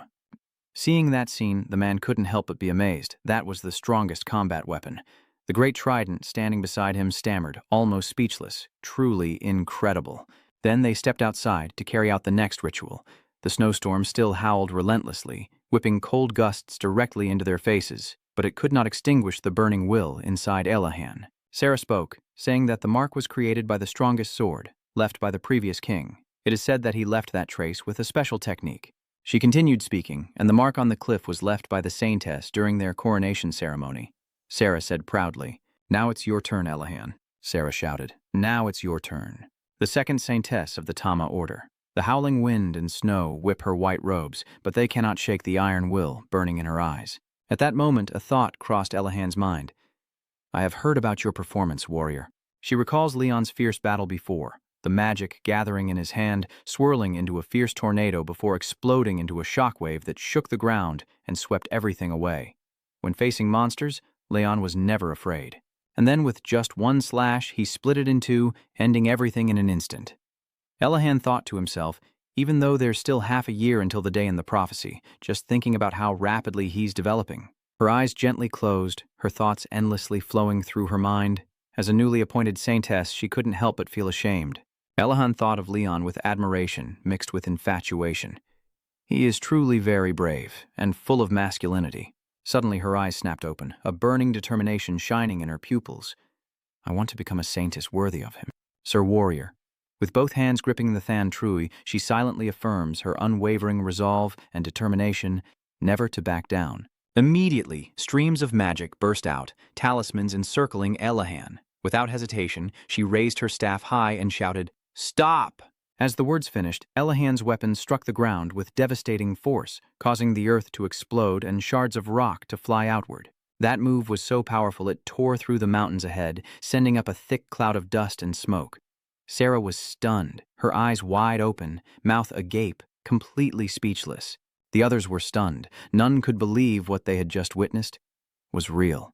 She stood silently, admiring her creation, a faint smile curling at the corner of her lips that even Elhan couldn't help but notice. Lord Qianbin, I beg you. Suddenly her cheeks flushed pink and a trembling whisper echoed in her heart. Please accept this humble servant. At this moment, Cesare is slowly reading the contents of the letter. As an heir to the reputation of the Steel-Red Saint, I am willing to sacrifice myself for him. He glanced at Lion. At the end, she wrote, I will try to meet you as soon as possible. He was stunned, completely confused about what was happening. Leon's face was pale. Cold sweat dripped down his temples, and he could only cry silently inside. What is this? I'm getting goosebumps. I have a feeling I'm about to get into trouble. You're curious, what kind of person is the Saintess? Cesare calmly replied. She is the one who holds the highest power and the strongest abilities. I am sure she will be a great help to you. Lion the warlord fell silent, lost in thought. Yes, this could be good news for me. If the Saintess, who has accompanied warriors through generations and is truly exceptional, is like that, I need to train hard and not be ashamed in front of her. Sir, is your attribute the moon? He hesitated and replied, Yes. The boy casually continued, I wonder if it's too much to ask you this. Could you tell me the shape you use to complete your aura weapon? Upon hearing that, Cesar suddenly changed his expression, his face turning cold and emotionless. Karen was stunned, her mouth agape, cold sweat pouring down her face. She hurriedly gestured with her hands and feet to Lon, almost shouting but unable to make a sound. You shouldn't ask an aura user about that. Telling an aura user to reveal the shape of their aura weapon is like asking them to reveal their weakness. But contrary to Karen's thoughts, he suddenly smiled brightly and happily agreed. All right, it's okay. Cesare begins to explain. I use the moon's phase to determine its shape. He continued. When I only need to unleash a small amount of power, it becomes a crescent moon. Cesare's voice continued to echo. When I unleash a stronger attack, it becomes a half-moon shape. He continued speaking. When I unleash all my strength, it becomes a full moon, and there are also forms like a new moon or a lunar eclipse. You will be amazed. 5 forms. Karen was completely surprised inside. He told him without hesitation. Does he really trust himself and Leon that much? It seems Leon has realized it. The 5 forms of the moon. He sighed to himself, but unlike the moon, the sun doesn't change into any other form, so I can't create a perfect form like that. Suddenly, a thought flashed through Leon's mind. His eyes slightly widened as if he had just found a way out of the maze, but hiding the sun is entirely possible. A slight smile curved on his lips. If I use the eclipse as a form to accumulate power, the sun will keep shining if I find a way to maintain its essence. Seeing Leon's excited expression, Cesare exclaimed happily, It seems like you've made a breakthrough. Leon, with fierce determination and a confident voice, said yes. I want to try it right now, to etch its image into my mind. Immediately afterward, they quickly went outside to train. He gripped his sword tightly, with a decisive voice. Let's begin. He doesn't hesitate for a second and immediately spins the chain whip in his hand. You seem relaxed. Show me what you can create. The magic quickly ignited around Lon's body, swirling lights responding to his determination. Classify the aura. All right, let's do this. He swiftly swings the chain mace. Duong Quat fights fiercely without holding back. I am here. Lon immediately raised his sword to block, deflecting its trajectory. The chain hammer narrowly missed him and slammed into the ground behind with tremendous force. The earth and rocks explode everywhere, dust filling the sky. Magic continues to surge around Lion's body, swirling into faint circles as if gathering something mysterious. Leon suddenly felt that something was off, let out a cold breath, and was sure it wasn't just a feeling. He still found it difficult to use it smoothly, even while practicing dodging his attacks. Leon silently confirmed this, and he even believed that he wasn't using his full strength. An attack from the chain whip infused with aura power, just a light graze, could be enough to hurt me. I quickly regained my resolve and faced the incoming chain trident again. Constantly dodging isn't a good idea. Leon silently thought, I need to observe its trajectory and find a way to counter it. To use a weapon like a chain, I must keep a certain distance. Then he quickly rushed forward. If he shortened the distance, it would be less dangerous. His thoughts kept racing in his mind. He had to shoot first, but just then, the chain hammer suddenly spun violently, forming a roaring steel tornado around him. In an instant, Leon was completely surrounded with no way to escape. Cesare sneered. Do you think you can avoid it? Warrior. He grits his teeth in anger. No way. Lon stomps his foot down hard, causing the ground beneath him to crack instantly, a steely resolve echoing in his heart. No, I have to do this. At that moment, the magic around him erupted fiercely, swirling light like flames responding to the burning will in his heart, leaving him utterly stunned with wide eyes full of amazement. The magical lines surrounding Leon continued to surge, growing stronger and exploding like they want to tear space apart. His eyes are filled with determination to recreate the 7-star sword, the Eclipse Sword. First, Leon's goal will be the 2nd star of the Manga constellation. Instead of just manifesting it in his mind, he needs to make it exist through this will. First, compress the aura. Use it to cover and contain the sword. The pink holes that caused it to leak have been blocked. With this method, the aura will materialize into a solar eclipse sword. Cesare widened his eyes in amazement and looked up closely. A series of chains were cut into pieces by Leon. Cesare was stunned. A hero. This technique is still not finished. Meanwhile, Leon is still lost in thought, far from creating a complete 7-star sword. This is only a temporary solution. You could say it's a short-term fix. Even though it's an incomplete technique, this will still be Leon's trump card against his enemies. Cesare continues to marvel. I can't believe it. I really valued it. Leon also responded, That is something I truly cherish. Jaren is calling from over there. Please forgive me. Leon, someone is here to see you. Rise takes off her hat and coat to surprise him. Lord Leon, it's been a long time since we last met. Leon turned to look at her, smiling slightly. Rise, let's cut to the scene where they rest together and go to the room to talk. This is the first time we've met outside the guild, right? Do you feel better now? Yes. Thank you for your concern. Rise shows his sincerity. I was worried about you, so I brought a high-quality potion here. And here it is. This is the reward from the Countess. She shows it to Leon and explains. This bracelet contains intercontinental space magic. Although it can't hold much, it will still be very useful to you.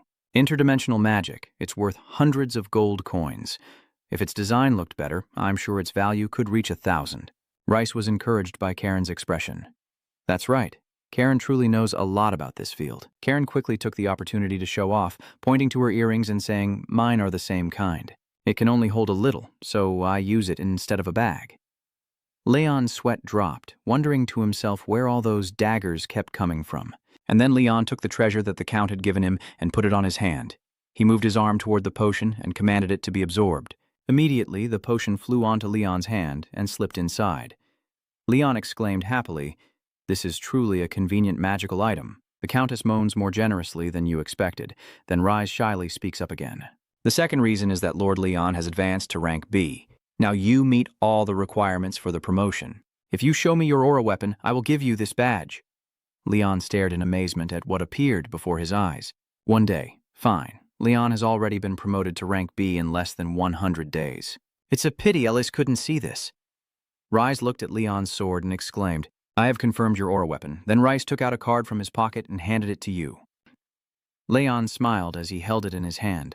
A B-rank badge. He never dreamed that one day he would become a B-rank explorer while still in school. Right now, Cesare and Karen are clapping and cheering. Congratulations, sir. Congratulations, Junior. And Reese continued to announce that there was one last reason. This was a commission for Lord Lon. Leon asked confusedly. Yak? What kind of commission is this? Rise smiled excitedly and replied, Isn't it true that you accepted the escort mission? Karen is now watching Leon sweat profusely, and Rise adds more information. They will go around Brain to the Titan mountain range and leave once the cargo is ready. And who am I? If it's a trust given to Leon, I will do my best to hold the spot for you. Karen lowered her head, her cold aura making Leon sweat profusely. She glanced back at Leon and slowly spoke each word. Holding a spot? Leon quickly clears his name. Wait a minute. I didn't know I would be going with you before, and then Leon will receive incredible help, including the Count's network and power. And Rise said she's happy to be the liaison between the two sides. That's great.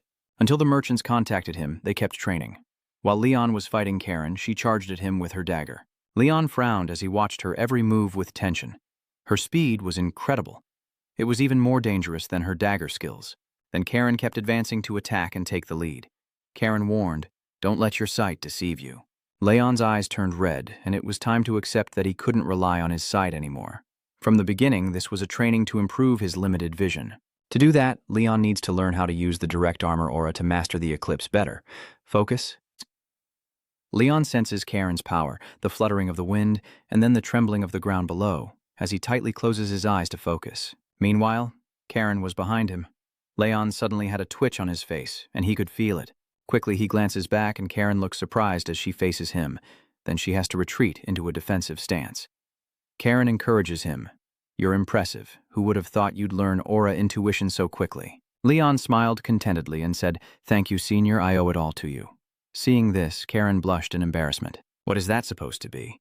Then she pressed Leon's head against her chest and scolded him, truly arrogant. Meanwhile, Leon kept thinking that if this feeling continued to sink deep into his body, he would become much stronger than he is now. Cesare also appeared, clapping and praising. "Congratulations, Lord Lon, you've made another breakthrough." Leon politely responded upon seeing his appearance. "Hello, sir." Cheeser nodded. "I have information for both of you. I have a meeting with some merchants this afternoon. They are not far from here. If we meet with them, I think everything will go smoothly." Both Leon and Karen rejoice as if blessed by the gods, raising their hands to look up at Cesare.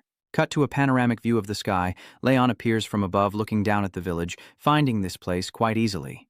He asks, "Senior, shall we go?" Then Leon and Karen headed to the camp. Inside, the leader asked, "Are you from a guild?" "Yes, I am Leon, a B-rank explorer." He introduced himself again. "I am A from the Bow to Trading Company." He extended his hand to shake with Lion, "And since we are just a small trading company, I hope you will protect us well." You also politely shook hands again and responded briefly, "Yes." A, after shaking hands again, looked at Leon with great suspicion, while Leon sensed something from A.N. A swordsman's hand will be different from that of someone who frequently holds a pen. He has certainly lived a more diligent life than you, while Leon still spends time with his sword. But even now, and still encourages Lon, "You have a generous pair of hands." Leon just smirked and smiled, then the two happily shook hands repeatedly, hoping for help. Because now both of them trusted each other and quickly joined the meeting with Leon and Karen's group. "It seems we have additional personnel," he continued. "However, our budget is quite limited, so I'm not sure if we have enough to hire additional escorts," Leon asked further. "The destination of the merchant group is the summit of Mount Titan," he replied. "Yes, that's right." But then Lion asked further, "You must know how dangerous the journey will be, right?" I know. Leon, with his eyes shining like stars, reassured him. "So when you're traveling through a dangerous route, do you feel safe having an A-class explorer escorting you?" Anne heard this information like a blade across his ear. A rank A? Then he considered, "I would feel very safe, but it would cost a lot to hire them. I don't have that much money. Besides, I don't know if an A-class explorer would want to escort this tiny trading company." At that moment, Karen held out her card. She said, "I forgot to introduce myself. I am Karen, an A-rank explorer." Hearing that, Annoy eagerly exclaimed, spitting out all the water he was drinking. "But I didn't realize. As a merchant, I need to have a keen eye. It seems I still haven't been quite perceptive enough." Karen smiled brightly and pointed at Leon, saying, "Don't worry about the money. I'm only following Leon. So, just pay me the amount for a B-ranked explorer." Quickly, and hurriedly signed the papers with Lon. He was very satisfied and said, "Our finances are quite tight. Thank you for understanding. Ms. Karen, I will pay you both an A-class fee next time." Karen replied, "It's okay, I should apologize for interrupting."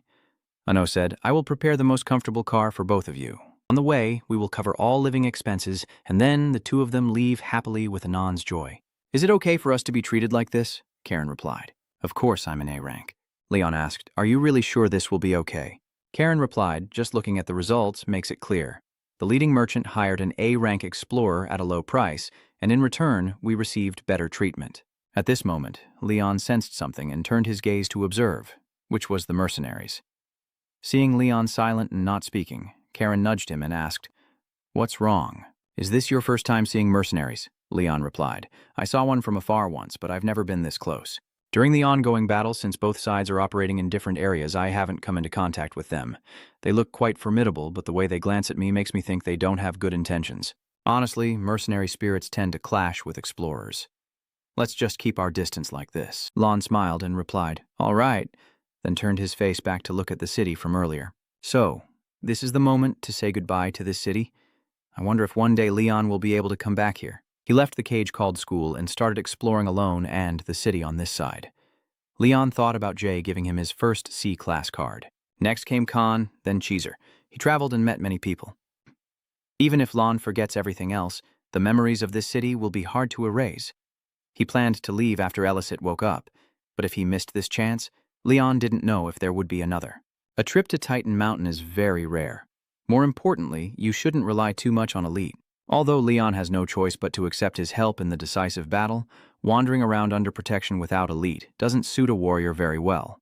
The scene quickly shifts to the next morning. Cesare comes out to say goodbye. The goddess will bless both of you with safety. He will protect everyone, just like the sun during the day and the moon at night. Leon politely bowed his head. "Thank you for everything, sir." Cesare replied, "No problem. I should be the one thanking you. Without this connection, stopping the real demon would be impossible. We can consider it as the guidance of the goddess. And so, I have something for you here." He said this object contains a divine magic used for healing. You can use it to summon the holy sword when you face difficult situations. Leon took it and hung it around his neck. "Thank you. I will take good care of it." Cesare explains this is an important item while the elite is in a deep sleep. "And that item also has a special effect?" Leon asked in confusion. "A function?" Cesare continued to explain. "If you show this to the leader of the Holy War, you can summon all the Holy Chain Knights nearby." Leon shouted in panic. "Knights of the Crimson Chain," Cesare continues to warn. "So use it carefully. Someone who is not its owner can only use it once." Leon looked at the transmission wire in disbelief and said, "Thank you." The authority to summon the Crimson Saint Knights, even if it can only be used once, is still very valuable. If an incident occurs, it will be a great help. The scene shifts to a beautiful morning, with carriages sent by a not arriving. He cheerfully calls out, "Good morning, everyone ready? I brought breakfast today." A lavish meal appears on the table. Leon was surprised and unfamiliar. "You don't have to be so considerate. Eating meat for breakfast, but since I was invited, I'll still eat it all." "No way, this is still too much." Karen gently touched your shoulder and said, "This seems to be the first time you've been treated like this. Your face looks like you're used to suffering but can't enjoy the happiness. It's because of the eldest sister, Senior." Leon looked at Karen confusedly, then turned to see a group of people staring at them with unfriendly eyes. Leon smirked and agreed. "Yeah, this is pretty troublesome. I think we have a few troublemakers on our side." After a while, the sky had turned to evening over a vast cloud field. Karen's carriage convoy was still moving steadily. Sitting in the carriage, Leon said, "This is faster than I expected." Then she gently replied, "Because it was a magic-powered carriage." You're surprised and ask about the magic. Without hesitation, Karen explains, weight reduction magic is one of the most effective and common methods, easy to perform and long-lasting. It's very convenient, but not perfect. The shock absorption of the wheels is quite weak. We will have to eliminate this magic in a rugged place, like the Titan Mountains. That's why we need to save as much time as possible now. In the sky, the last rays of the sun shine down on the ground. Seeing this, they stopped and began setting up camp under Leon's watchful eye. "Looks like we'll set up camp here," Karen replied comfortably, because it was getting dark so quickly. You ask curiously, "Are we going outside too?" Without hesitation, she quickly refuses. "I'm fine. I'm not hungry. You can go alone. Call me if anything happens." Seeing Karen's laziness, Leon was speechless. Yes, Senior. After stepping outside, the sight of a woman cooking a delicious dinner caught his eye. On the other side, a man was feeding his horse after days of tiring travel. So they are preparing for an uninterrupted camp, moving smoothly together as if they share one body. It's clear they have been working together for a long time. The next second, Leon glanced over and saw Hansen's group approaching angrily. Did he know they would come when he was alone? Leon had already expected this, so he wasn't surprised. "What do you guys want?" "What do you want?" "You act like you're our boss." Without hesitation, you snap back. "If you think that way, then just go ahead." Lion's attitude makes Mayo burst out laughing. "You act so superior just because you're with an A-class explorer, but you're as naive and inexperienced as you look. I ask in confusion, who's really acting superior when you all are surrounding me while I was just walking alone? Just say it straight, you're jealous because you're not treated the same way as I am and pushed aside for a younger but more experienced and seasoned guy. Leon's blunt words quickly enraged Meo. You bastard! He gritted his teeth and stared fiercely at Leon. A moment later, Karen's calm voice sounded. All right, that's enough. You guys are just arguing like kids. If you don't believe in his abilities, just let him show what he's capable of. As soon as they heard her voice, Hansen and Leonic both shouted in panic. A rank, are you serious? Karen seriously asked why you think I would side with him and interfere in the match. Hearing that, they both looked terrified. The next moment, Hansen calmly said, if you officiate as a neutral referee, I will fight him. Fine, you don't mind fighting him, do you? Leon replied gently. Everything is going as Karen predicted. Leon suddenly remembered Karen's words. If the mercenaries misunderstood him, he just needed to knock them out with his strength. Power is everything here. What would Ellie say in times like this? Never mind, there's no need to think about it. Then he turned to observe Hansen, Hamel, and Leonic's group, thinking, is this the veteran B-ranked mercenary? Leon doesn't think he'll lose. The conflict between explorers and mercenaries has been an issue for a long time because the guild has split into two separate professions. They clearly hate a new B-ranked soldier, especially one with a beautiful A-ranked female explorer. It's not that Leon doesn't understand them.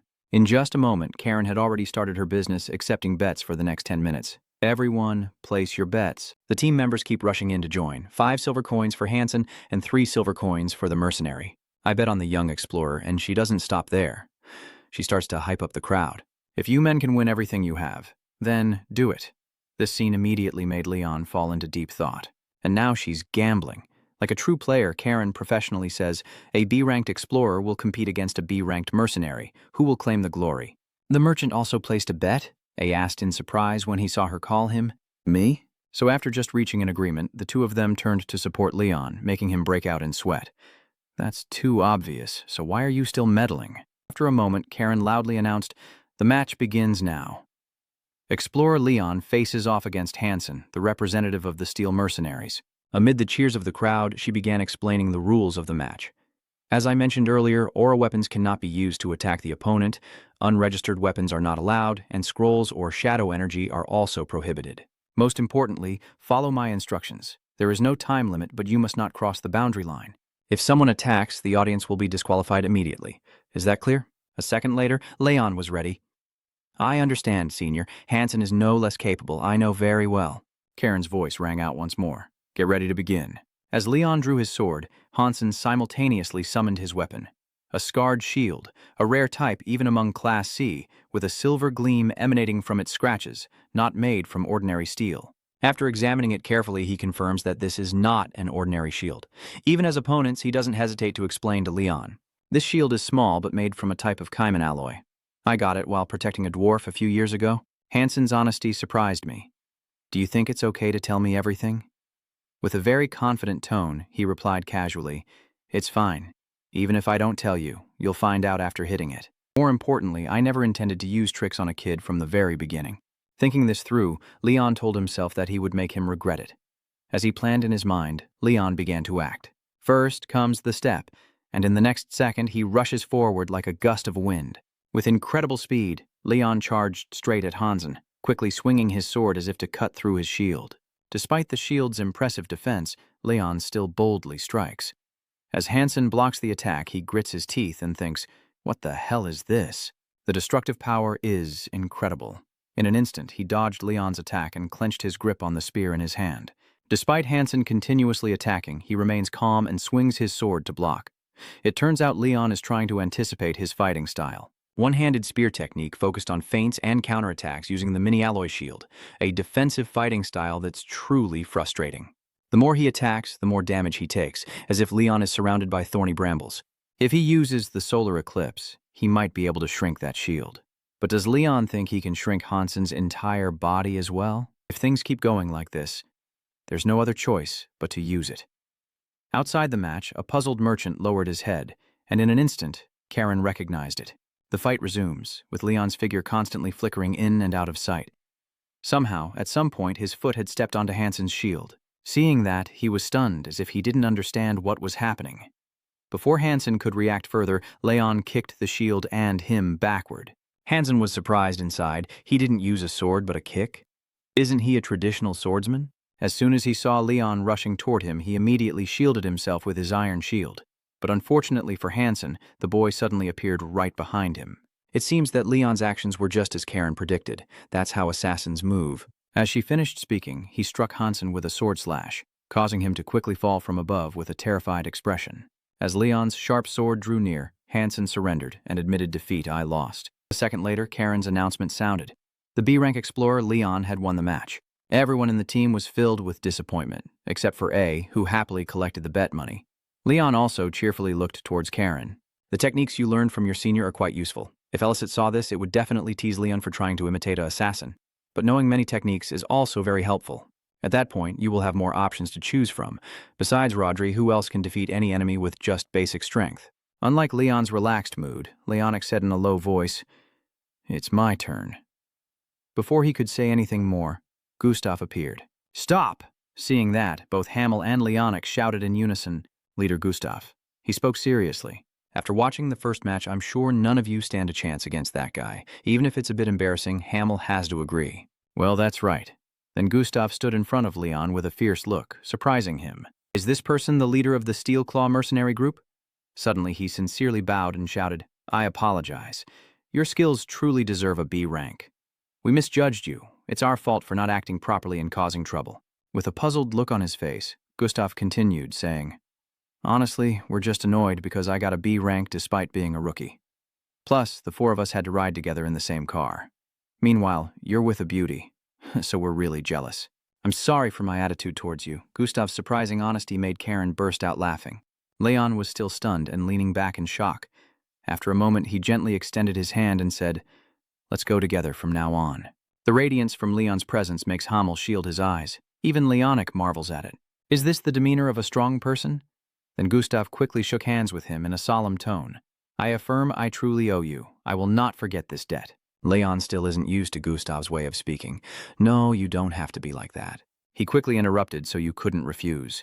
"Repaying a comrade is a very important thing in life. Even if you refuse, I will still give it back to you. Just wait and see." In an instant, Hamel and Leonic's joyful shouts rang out. "Awesome, tonight we're partying all night long." In the gentle night, the sound of glasses clinking echoed across the field. Soon after, Gustav and Hamel kept urging Lon to drink more. Finally, you joined the party. After just a few drinks, Leon was already tipsy. Karen sat gently to one side, watching the lively scene, and before long it was morning. Seeing Leon lying there groaning, she teasingly spoke up. "If everyone knew that you ended up like this because of too much drinking, they'd probably laugh their heads off. It seems last night's party made you so drunk you don't even know what day it is." After settling things with the mercenaries, the atmosphere of the trading caravan became much more relaxed. Surprisingly, the profits were quite small, but Leon had learned how to fight against the mountain brains. According to Hansen, this trading company comes from the north, where they might have to face the brain gang multiple times, so he needs to gather more information. Not just Hansen, every mercenary lion encounters boasts about their tricks to fight monsters. After asking, he slowly spoke, thanking her for her answer. He gave the best response he could, even though the question was very difficult. Without hesitation, Leon spoke in a deep voice. "So can I ask you again? What is your relationship with her?" This sudden question from him made Leon freeze for a moment. "Huh?" In the carriage, Karen is deep in sleep despite the sunlight shining in, while at the same time, Leon is quietly wondering what is the relationship between him and the senior. Leon nervously asked back, "Why did you suddenly ask those questions?" Leonic teased in a high voice. "What are you hiding?" It's obvious when a man and a woman sit together in a carriage. Hansen quickly chimes in as well. "Of course not. If you say that, hearing this, you would be embarrassed and shout, 'That's not it.'" While Leon was still blushing, Hamel quickly interrupted. "So, should we call that a close relationship between senior and junior?" It's because both of their movements are extremely similar, and it doesn't seem like they are just respecting each other, nor are they influenced by hierarchy. Isn't that right, Hamel? Before changing careers, he was a forest ranger, so Hamel's observation skills are quite good. Just thinking that he could notice the similarities in their movements with only one glance. After a moment of reflection, Leon regained his composure and explained that they became close after working on a mission together. "We don't have feelings like you think. To keep teasing you, Leonic, Hen, and Hamel all said together. So it's still not safe yet?" Leon tried to deny. "It's not like that. Their conversation was overheard by Karen, making her so embarrassed she had to cover her face with a blanket. After finishing his conversation with the Hummel group, he slowly whispered to himself that an A-rank adventurer was involved, and the mission still couldn't be considered completely safe. But there's a rumor that a B-rank rookie soldier is having an affair with the former boss. I don't care who saw us. I look like a real Mao. No doubt Leon will be mistaken for hiding under a girl's skirt and getting help to complete this mission. Then he silently wondered to himself, is that really the only option left? He didn't have time to be lazy. Leon's time away from the carriage is limited to meal and rest times, so he must make the most of that brief period. In the midst of the quiet atmosphere, a striking sound suddenly echoes out, and at the same time, a few drops of bright red blood appear on the ground. So it turns out Leon was bleeding because he had to block a strike from a giant sword. In the end, he managed to knock Gustav's enormous sword off his shoulder. The traitors saw this and kept exclaiming in surprise, "What? Fighting the leader Gustav in a sword duel, that guy named Leon is really impressive." He was fearless and challenged the leader. After the fight, Gustav praised him highly. "You're very strong enough to take a direct hit like this." Even though you're badly injured, Leon still tries to speak up. "I didn't take it, I blocked it." Fortunately, he has no intention of continuing the fight. How many people do you think can do this? "Even though it didn't involve any technique at all, I used all my strength. I didn't expect you to block instead of dodge." As soon as Gustav finished speaking, you fell backward and said, "I kind of regret that decision." "What? The more I get to know you, the more I like you. Using strength and speed to fight against strength and speed is a pretty stupid decision when it comes to swordsmanship. If this were a real battle, in the next instant you wouldn't have time to defend yourself and you'd be finished." Watching Gustav's back, Leon softly said, "Thank you for accepting my offer. That was a lesson he deserved. He's a very tough opponent. Don't worry, I'm quite free. Fighting someone as experienced as you also helps me learn a lot. There's not much time left for fooling around. After today, we'll head into the forest. If we make too much noise in the forest, those troublemakers will surround us." Leon's voice immediately turned serious. "How long will it take to get out of the forest?" "It's about 2 seconds," Gustav calmly replied. "Who knows for sure it's 4 days. If everything goes smoothly, at most 5 days. He curiously asked, "So we can fight the monsters, right?" "Of course, but I'm not sure if they would attack such a small trading group. That forest has a moderate level of danger. If there are mid-level monsters among them, they will definitely ambush us." Hearing this, Leon understood the key point. What if they are mid-level monsters? After some thought, Gustav slowly said, "It's very likely to be the Chan in this area." That name made him visibly worried. Chan adults are about 4 to 5 meters tall compared to other species.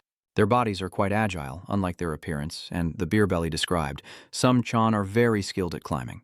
The next second, Leon shouted in panic, "Chan climbing trees! That's so familiar with that reaction." Gustav calmly said, "Those who haven't seen it with their own eyes might not believe it. The burrowed creatures in the forest often look quite human." Leon had some knowledge about the burrowers, but the information Gustav shared was entirely new to him. Instead of fighting alone, they follow the plan and use the Chan Lin as subordinates. Such information is very hard to gather unless he experienced it himself. This is something that can't be easily taught at the academy. After learning thoroughly, Leon silently marveled to himself. "You're really lucky to have made it here." A few days later, Anne spoke seriously. "From now on, the caravan will enter the forest. Those on escort duty, please fulfill your responsibilities." As they entered the forest, Leon thought to himself that they had finally left the dull plains behind and were heading toward the monster's hideout. "Great, let's focus." Even though you're ready to fight, Karen remains so calm. "What do you mean? Is it time to get to work?" Leon cautiously looked around. "Let's start heading into the forest now. We don't know what kind of monsters might attack." Seeing that, she casually explains, "Junior, we haven't gone deep enough yet. Nothing's going to happen. It has to be until dawn tomorrow, or sometime in the morning, so rest up." After hearing Karen speak, he shyly replied, "Sorry. Yes, I understand." Then Leon started to relax. "If Karen said that, then you're still affected by the sound from the fight with leader Gustav. You need to return to a perfect state before facing the monster." After a long while, the first light of dawn gradually appeared in the sky. The convoy continued tirelessly through the forest. In the quiet space, Karen suddenly called out to Leon. At the same time, Meo was resting with her eyes closed on top of a carriage. Suddenly, a strange scent wafted into his nose.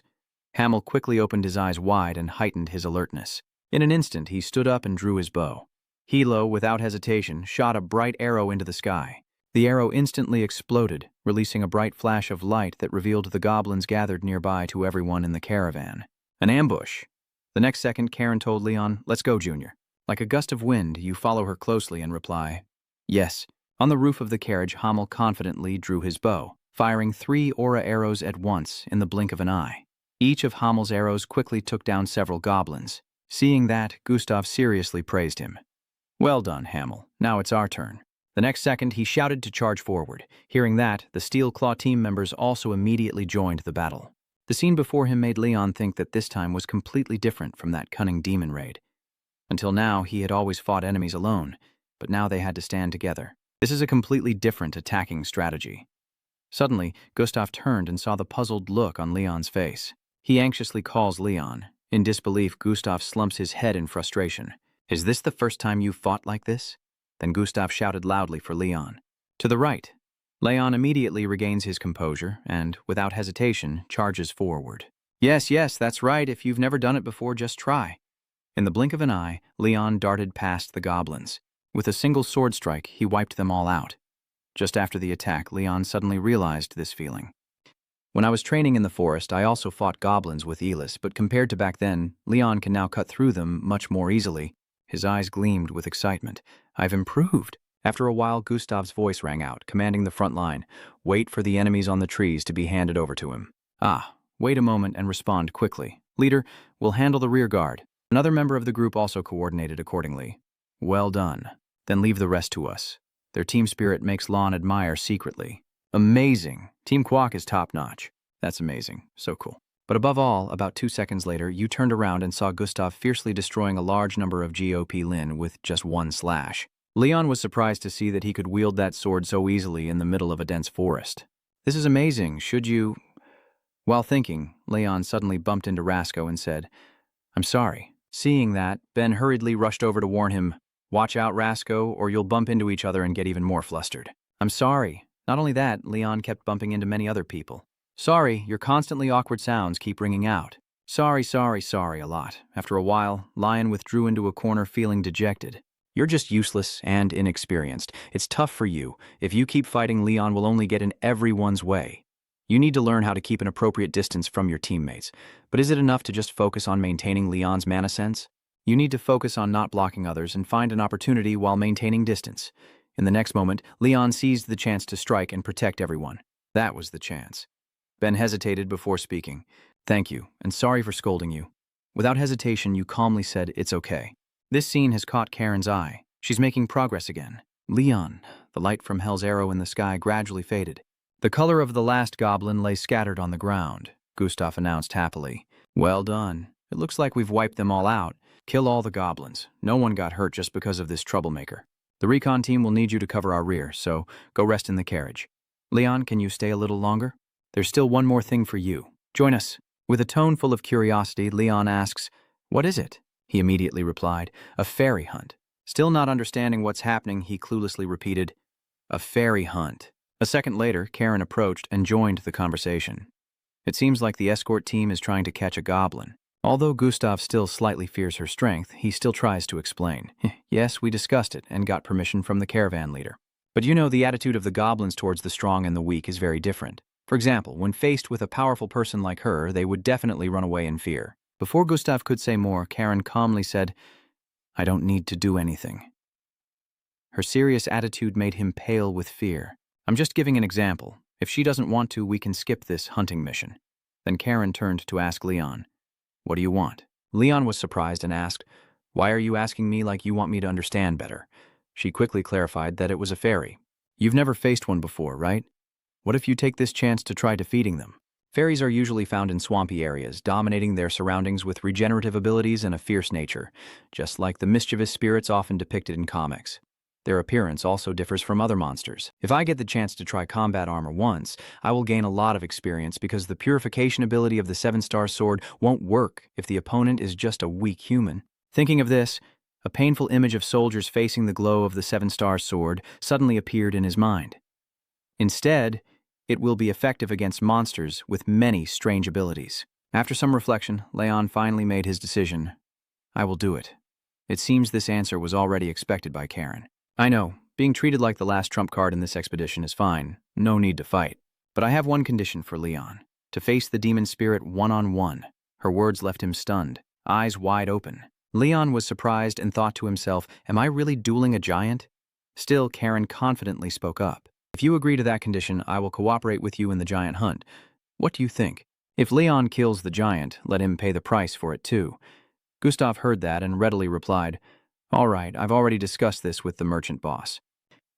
4 days have passed since we entered this forest, encountering the fairy on the first and second days, then Chal and Kas. As he spoke, the fierce image of the goblins suddenly appeared in his mind. Then Leon softly sighed. I don't know what kind of monster will attack us next. Hearing that, Karen slowly replied, It doesn't matter what they look like. Their shapes will always be strange.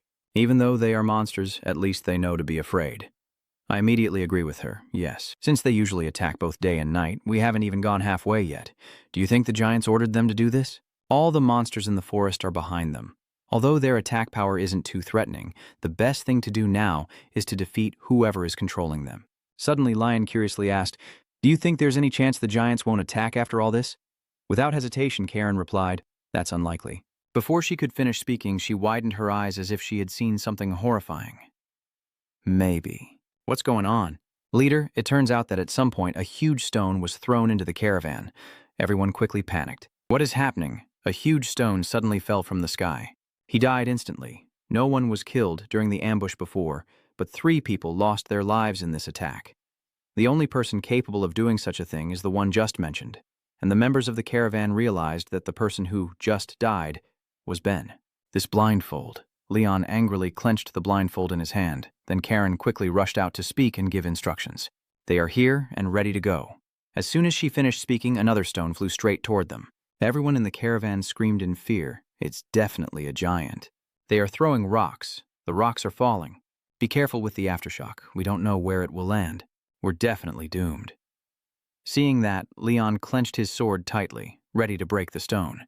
He silently thought to himself, a boulder thrown from several miles away was like an attack with a vending machine.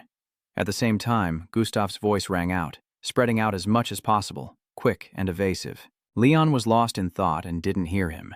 Can the solar eclipse cut such a large stone? Is it possible? No, definitely not. Before you could draw your sword, Gustav flew over and scolded, Everyone be quiet. In an instant, he used his giant sword to block the stone.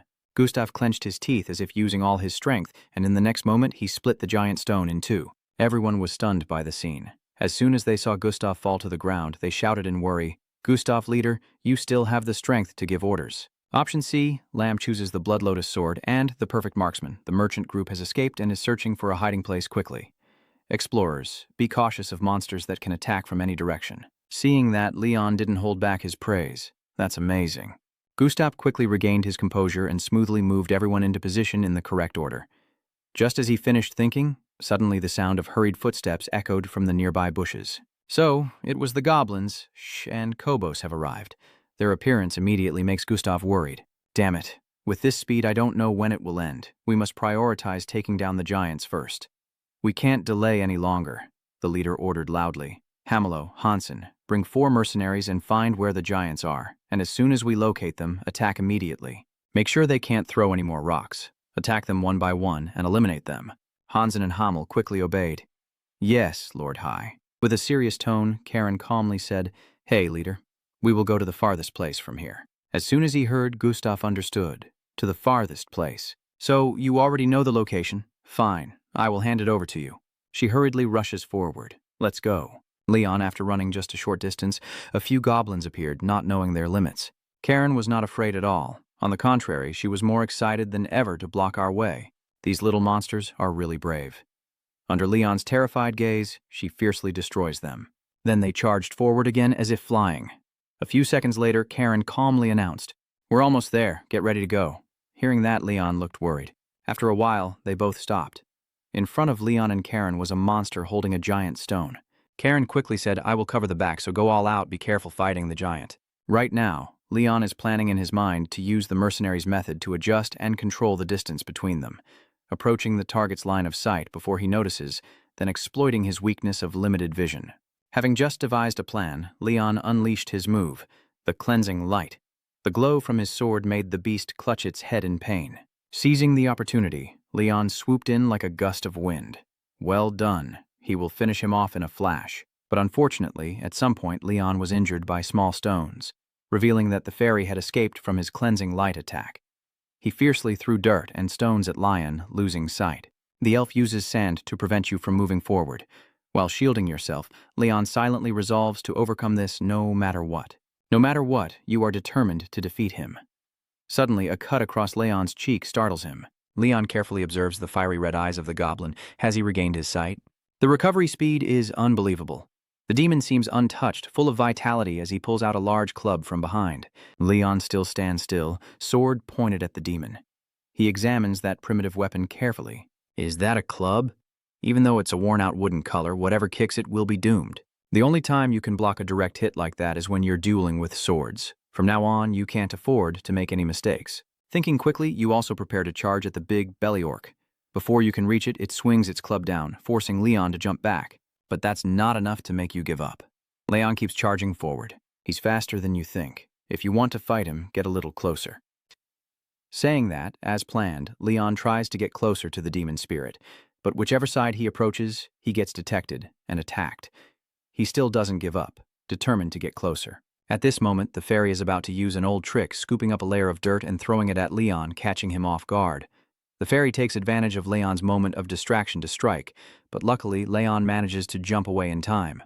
Damn it, he's using a club with one hand and attacking with dust in the other. Ugh, so annoying. Leon couldn't get any closer, needing 2 more steps for his sword to reach him.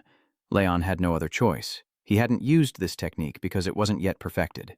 Leon finally decides to try a technique he's not yet mastered. At this moment, the fairy sees Leon closing his eyes and focusing on his aura. Seeing that, it glanced at Leon with confusion. But forget it. Its job is to move forward and attack, to eliminate the immediate target. Leon is still focused inward, surely waiting for the moment when Leon is gathering aura so he can use his massive body to attack. But that is exactly what he wanted. Seizing the opportunity as the demon approaches, Leon unleashes the solar eclipse. One of its legs was severed and flew into the air, then both its arms and legs fell down. Leon, excited, used the solar system as his aura weapon, among techniques representing light and heat, including the solar eclipse, a physical attack with superheat. The star beast's leg was severed, and it howled in pain. Seeing that it could no longer fight, it hurriedly fled far away. Leon clenched his teeth and frowned. Are you running away after going too far? They used weaker demons as distractions, and you're just showing off your destructive power without knowing if you might die? With someone like you, do you think I would let you go? Even though it hasn't been long since we met. Leon began to remember the happy days with his teammates. No one should die so uselessly. Thinking, Leon's whole body blazed with energy as aura power surged into Lion's hand.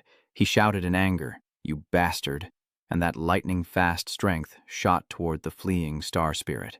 He launched his move to summon Morak, a streak of light spreading across the forest, then a huge explosion. The beast was torn in two, the front part the most beautiful, the rest forever etched in memory. Then Leon slumped down, panting heavily. I did it. I thought I was going to fail. Thanks for not missing. However, unlike the solar eclipse, where Leon only needs to focus his power on the sword, I don't think that Merrick would consume so much aura when unleashing his power. Even when Leon's body is in perfect condition, he won't be able to use it a second time with his current aura. Karen exclaimed, "Wow, you really defeated him? That's definitely enough. Our formidable hero." I blocked his escape route just in case. Leon replied, "Are you trying to say that you did it for no reason at all?" Karen replied, "Of course not. Good job, kid." Then Leon continued to think. It's not finished yet, but using the elite technique he was taught, with only his own strength and no help from anyone, Leon had done it. Just thinking about it is enough to make me happy, but suddenly Leon's body fell backward. Then Leon collapsed onto Karen's lap. She looked at him and smiled. It seems he's exhausted after that technique. "Don't worry, little one. Your senior will take care of the rest." Then Karen gently stroked his forehead. Leon silently encourages himself. Well done, Leon. In that dazed state, Leon wondered to himself when he had fallen asleep. This feeling of comfort had been so long ago, but suddenly Lion opened his eyes and woke up. No, you begin to struggle internally. Leon doesn't have time to lie down now. Time doesn't favor anyone. He grits his teeth and frowns, convinced that he's getting stronger every day. At this moment, Lion's image appears right before my eyes. I can't afford to lose. Lon saw that figure. Lion immediately woke up. His eyes looked far away, gasping as if he had just gone through a terrible nightmare. Lon looked around and wondered to himself, this is inside the carriage. That's right, yesterday I just got up and Leon's joints cracked all over. His body was in pain like struck by lightning. Unable to bear the pain, Leon collapsed. You probably can't recover in just one day. Leon's trembling hands try to slip them into his shirt. You have this. He gave it to Lion to use in times like this.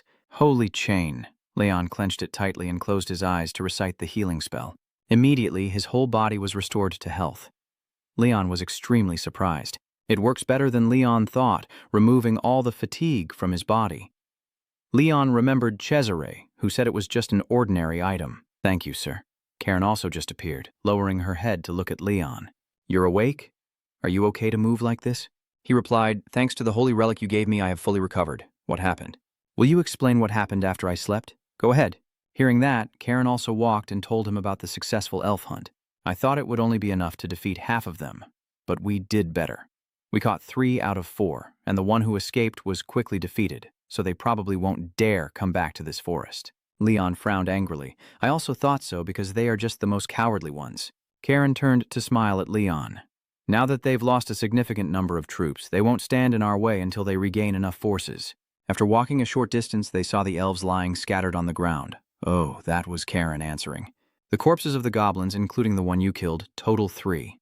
If we exchange them for gold, it would be worth about 90 gold coins. Leon exclaimed in amazement. Are they really that valuable? Karen explained. Their blood is a key ingredient for high-grade poisons, so sorcerers often buy their corpses. Now we're discussing this issue. The fairy child my subordinate captured might only be worth half the price. Their bodies were cut in half, and the most valuable blood part was already gone. Half of 30 gold coins. Leon turned pale with fear and could only say, I'm sorry. Then Karen angrily walked away, scolding, You're such a fool and idiot. The first one was attacked with 4 different weapons, the second belongs to Leon, and the last one. Leon thinks he knows who killed him. It was the leader of the mercenary team, Gustav. A voice suddenly echoes, Are Miss Karen and Lord Lon all here? Karen was startled and turned around. You're Anne. He encouraged them. Both of you did very well last night. I'm talking about the day Leon defeated a monster and the girls, Karen, stopped them from escaping. Karen modestly said, We just did what was required. A replied, That's also a good deed? At this moment, Leon asked, How many casualties were there? Hearing this, both of them just stared at him in silence. At that moment, A.N. quietly bowed his head and replied, 8 people dead and 21 injured. We don't have anyone seriously injured, but a few will stay behind in the next village. Hearing A's words, Leon clenched his fist tightly to hold back his anger. The guild will help organize the funeral, so everything should go smoothly. Sir, what about the payment for the goblins? Seeing Leon bowing his head in endurance, Karen also felt a bit hesitant. He also noticed this, and to defuse the situation, A quickly spoke up. Of course, I will give you both because a single goblin is worth about 30 gold coins, but its body has been cut in half and it doesn't have much blood left. I will still give you both 30 gold coins. 15 coins is enough, Karen said. Ano nervously replied, sorry. No, Karen remains very firm in her opinion. I usually don't like bargaining, so 15 coins is enough. Ano was surprised by the negotiation, but I can still give her 25 coins. Seeing him like that, Karen finally agreed. All right. And they went home with pockets full of money. But Leon remained suspicious. What's wrong? Are you refusing to take the money? I think we can get more than that, Karen replied confidently. Idiot, why do you think they offered a good price for us? If we owe someone a favor, we should pay it back later. Since I am now traveling with you, Leon, there's no reason to owe anyone else. Just at this moment, an arm reached out. It's Gustav. Were you planning this? I'm glad you're not hurt anywhere, Leon exclaimed. Leader, he looked at Leon with a fond gaze and said, If we're not working, just call me Gustav or call me brother. Anyway, Leon, about the demon you killed. What technique did you use? The cut looks very different from a normal sword slash. I'm very curious about it, so I waited until you woke up. I see, my apologies. So, are your teammates okay? Hearing how much Leon cares, Gustav was a bit surprised and told him about his teammates' situation. They're fine. Hansen and Hamel only suffered minor injuries.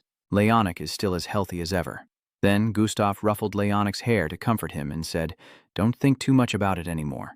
Anyone doing this dangerous work is ready to die. Many carry the will of those who have passed away with them. Even though it was your choice to feel guilty or not about them, don't do it until you destroy yourself.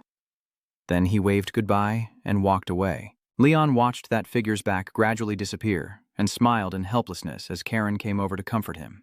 Feeling guilty and mourning someone's death is normal, but those feelings are for the living, not the dead. Those feelings have the power to stir your heart. Even if you are the greatest hero, similar things can still happen. And she continued to pat Leon's head. So how was it? Are you feeling better? Ellis once told me the same thing. A person driven by responsibility won't last long. Their beliefs and core values in life are not just a fuel that can run out someday. At this moment, Karen spoke up. Hey, Leon, do you happen to know anything about the desert? Leon widened his eyes, secretly thinking, a desert? A desert. A land covered by dunes instead of lush greenery, where rain is rare and day and night temperatures seem reversed. For living creatures, this is an extremely harsh environment. To cross these vast sand dunes, nomads must not only face survival challenges but also fight against countless monsters. That's what I know, but the border desert isn't that large. We could cross it in a week by carriage. Hearing that, Leon curiously asked, so it's not exactly a desert then? How many days does it take to get from here to the desert? We don't need to stay in the village for too long, she replied softly a second later. Yes, at this pace, it would take about 5 days. He immediately fell into deep thought. 5 days? By then Elizabeth should have been awake already, right? In this month, Leon hasn't heard its voice at all. I do miss it a little. The next second, Karen happily exclaimed, oh, we finally got out of the forest. After a long journey, Duanbu finally stopped in the desert. Inside the carriage, Leon was carefully searching. Where did I put the map? Suddenly, your sword emitted a noticeable magic aura. This surge of power keeps growing, and in just a moment, else it bursts out from the sword. Ah, you're back. Its sudden appearance made Lon panic and scream loudly. He couldn't believe it, and stammered, Elite. It's been 3 years since we last met, and Elsit happily stares at Lion before calling out to Elite. Leon's silence confuses Elis. What's going on? Did you forget how to get out? Then you suddenly yelled in anger, making me jump. Why go so over the top? Like you've touched a sore spot, it grits its teeth fiercely. It's been a month. Just imagine. If it were you, if you were forced to sleep as a monk for a whole month, wouldn't you want to let loose? Finally, Leon understood what it was all about. At this point, his attitude suddenly changed completely from when Elsit was still unconscious. I wish I could go back a month. It's not to be outdone, and it's sharp-tongued, too. Just after meeting, my disciple I trained hard is already yelling at me. Back in the day, even if you got beaten up badly by that evil bishop, you would still have to be grateful to me. In my time, the master was king and ruler. Don't act so disrespectfully. Without hesitation, Leon spoke up in protest. So you also treat your master that way? Unfortunately, Elsit wasn't fooled. No, I learned on my own, so I don't have a master. All right, enough joking. Has everything been okay over the past month? Tell me quickly what has happened over the past month. With a very confident tone, Leon quickly agrees. All right. In the quiet space, Elate's voice suddenly rang out in horror. Huh? Bishop Cesare has discovered your identity, and the person disguised as that adventurer has become my ally. As soon as Karen was mentioned, Leon quickly explained, if it's her, it's fine. Although she's an assassin, she's quite good. Personally, I feel I can trust her. Elite agreed after hearing that. If what you say is true, then she really has no reason to betray you. For an inexperienced warrior, an assassin is the most dangerous enemy. She can make up for your lack of experience and skills. And you, have you made any progress? You haven't just been sitting around doing nothing and winning, right? Having waited for this moment for a long time, you confidently ask back, why don't you look for yourself? Leon's attitude makes Elite curious and confident, doesn't it? After he snapped his fingers, the notification appeared. Leon, known as the Bully Hero level 28, with D-grade strength, endurance, agility, and aura. Proficient in intermediate swordsmanship level 7. Rodri's vision level 4. Martial body stage 3. User has intermediate aura level 3.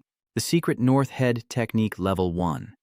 The information on the screen makes its single eye pop out in surprise. Even Leon is surprised. His stats have now surpassed Leon's. You have to test them to know their true strength, but no. Leon hasn't just been sitting around for months. He told himself that experience from the academy always has its limits, and Leon didn't think his training sessions could be more brutal than his own. Despite Leon still worrying, Elsie didn't hesitate to criticize. It must be a system error. Whose stat is this? It's not yours. Its denial made you angry and shout, Hey! Ignoring Leon's frustration, Ellis continued, Maybe I slept for 2 or 3 months instead of just 1. After arguing for a while, it finally admitted seriously that you have really been training hard while I was away, right? You've already reached level 1, so you must have learned an additional move, right? As I mention this, Leon suddenly recalls that it was something Elis showed him before. Even though Leon can only use Merc for now, Elite smiles and praises him. But that exceeded my expectations. Perhaps you have a natural talent for learning. Well, but all in all, it's thanks to me. I just wanted to save my useless disciple. I didn't expect him to improve this much. His excessive arrogance shocked Leon to the point of losing his composure. Truly, a remarkable master. Right now, I just want to chain it up, and I suddenly feel incredibly grateful. A moment later, an unpleasant smell wafted into my nose. But the smell of sand is really terrible. Where exactly are we? If we keep traveling by carriage like this, it's quite far. Hearing that, Leon started to recount. You said we need to go to Mount Titan, right? We're heading there now. We received a request for escort from a merchant caravan. Elite immediately responded. Not bad, but crossing the desert? Why take the long way? Its comment confused you. What are you talking about? Duka is wasting time. But I think there's no shorter route. If we go through the mountain pass and follow the visible forest on the map, Elliot quickly flies ahead. Let me see it. As soon as I looked, my eyes widened in surprise. Elite shouted angrily, Wait a minute, why is this a desert now? But I don't understand why he's yelling. Leon said, A desert is just a desert after all. Over 100 years ago, it was the same.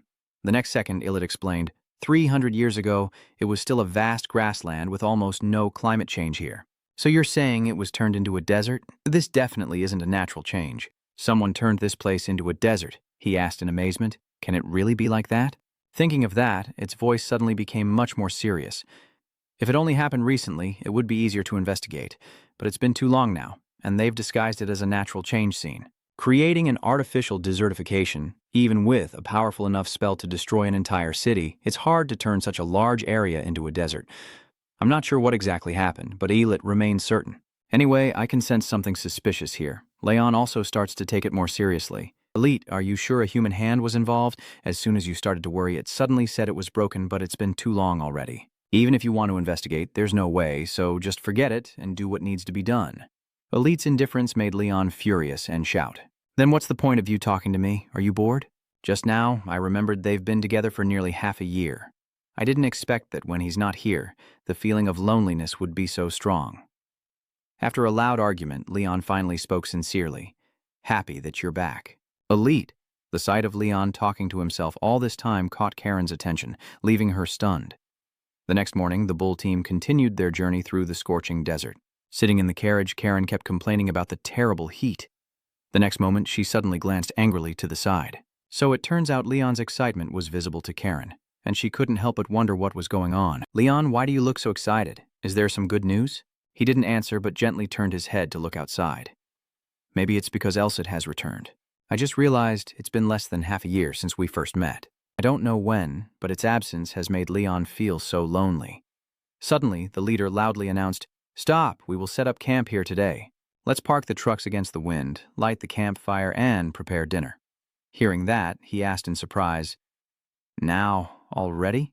Karen immediately explained, Night in the desert is cold, dark, and much harsher than you think. If you don't let your body cool down gradually, you'll risk heat shock. Then she ran outside and said, Let's go. Leon immediately turned around. Elite, even your call didn't catch Ellis's attention. Elicit was secretly marveling at that moment.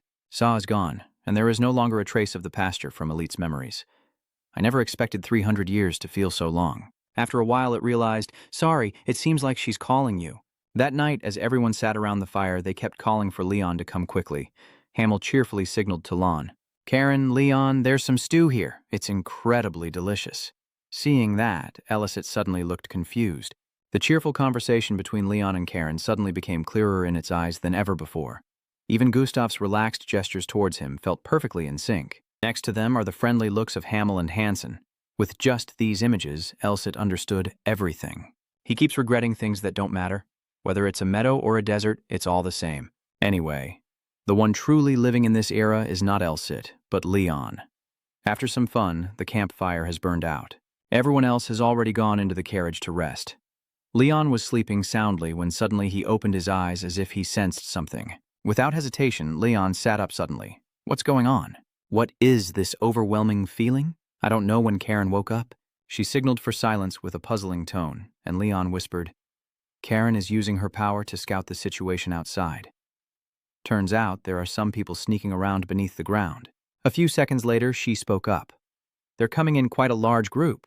What do you plan to do? Leon asked calmly in return. Enemies? Hearing that, Karen immediately responded. Yeah, but they didn't show any sign of hostility at all. So when they got close to the tent and ran away, I realized they probably didn't want to start a fight. Then he continued asking, So what are the guards outside doing? Karen whispered. They approached me through the tunnels beneath the sand. Unless it's an experienced defender sensing the tremors from the ground, it's hard to notice otherwise. They're heading towards the goods. I guess they'll just take what they stole and then leave. Lon, what do you plan to do? I leave the decision to you. At this moment, endless thoughts run through Lon's mind. Should he shout to alert others or not? No, they are at a disadvantage because the enemy is already very close, and it's not even certain that everyone is sound asleep, completely unarmed, so can they jump into battle immediately after waking up? Suddenly, Ellie spoke out.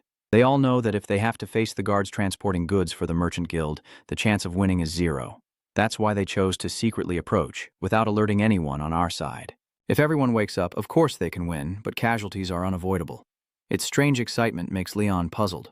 Why do you seem so excited? A light didn't bother to hide it. It's been a long time since the last battle. At last I can see my foolish student's skills. Hearing that, he was speechless. Yes, sir. Then Leon gathers more information. How many of them do these guys have in total? Karen quickly listed them out. They are approaching the cargo container and surrounding the truck. From what I can sense, there are that many of them. Although the enemies are not skilled fighters, they have the advantage in numbers and are more familiar with the desert terrain. A clumsy initial confrontation would only put them in an even worse position. In just a moment, Leon had a plan. This Karen. With just this call, Karen immediately knew what she had to do. Outside, the thieves continued moving closer to the storage area, unaware of what awaited them. Unfortunately, Karen appeared on the roof of the carriage, a confident smile on her face. To avoid the thieves noticing, Karen shot up like a lightning bolt. From above, she began to summon magic. In an instant, Karen used a multi-dimensional magic technique, her aura weapon exhaling deeply. Her daggers forcefully stabbed straight into the ground. The thieves, wounded by the attack, painfully rose from the sand. One of them, struck, was so stunned he couldn't even scream. So they saw Leon's figure on the wagon. He used his sword to summon a beam of light that shone directly into the faces of the thieves. At the same time, Leon shouted, "The enemy is coming! They want to steal the cargo box." Hearing the word thief, Anno immediately sat up. What? Everyone rushes out quickly. Wake up now. Unexpectedly surprised by Leon's actions, the thieves were stunned for a long moment. In an instant, Gustav charged fiercely forward. Stop standing there like an idiot. Charge in, remember that. Everyone quickly joins the fight, but unfortunately 2 thieves still manage to escape with the loot. Mori angrily said that if it weren't for that woman's dagger attack, he would have ordered a retreat immediately after. Gustav saw this and shouted, "They're fleeing. Don't let them escape." Then Karen chased after them, saying, Hey, you're also chasing the stolen goods over there. Return our stuff first and then run." She throws the dagger straight at Molly. Surprisingly, he catches Karen's dagger without a scratch. Molly furrowed her brows in anger, and this scene surprised Leon. He caught her knife with one hand. To the surprise of Leon and Karen, Molly slipped to the ground and escaped successfully. Her eyes show a contemplative look at his strength as Gustav anxiously screams. "The enemy is retreating. They're rushing toward you." Following his words, Leon and Elsie both looked down at the ground. The scene of the thieves rushing closer quickly caught his eye. Seeing that, Ellis began to wonder what his foolish disciple could do now. As he turned, Elicit was surprised to see Lon silent, with his sword emanating a massive aura of magic. Right now, Leon was silently thinking that if he used the 7-star sword /here, he could kill 10 more of them. But they are not monsters, and it seems like no one is on the brink of death. They are just bandits. You can't turn this into a one-sided massacre. Leon's mature thoughts surprised Elicit, and of course, that was something worth pondering. Then it gently spoke. "Hesitation is okay.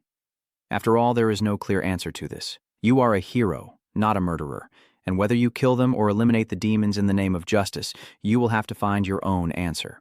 There are general standards of right and wrong, but Leon cannot create his own standard about who should be punished or not, because he cannot forgive these thieves to capture without killing them or enlighten them with words and actions.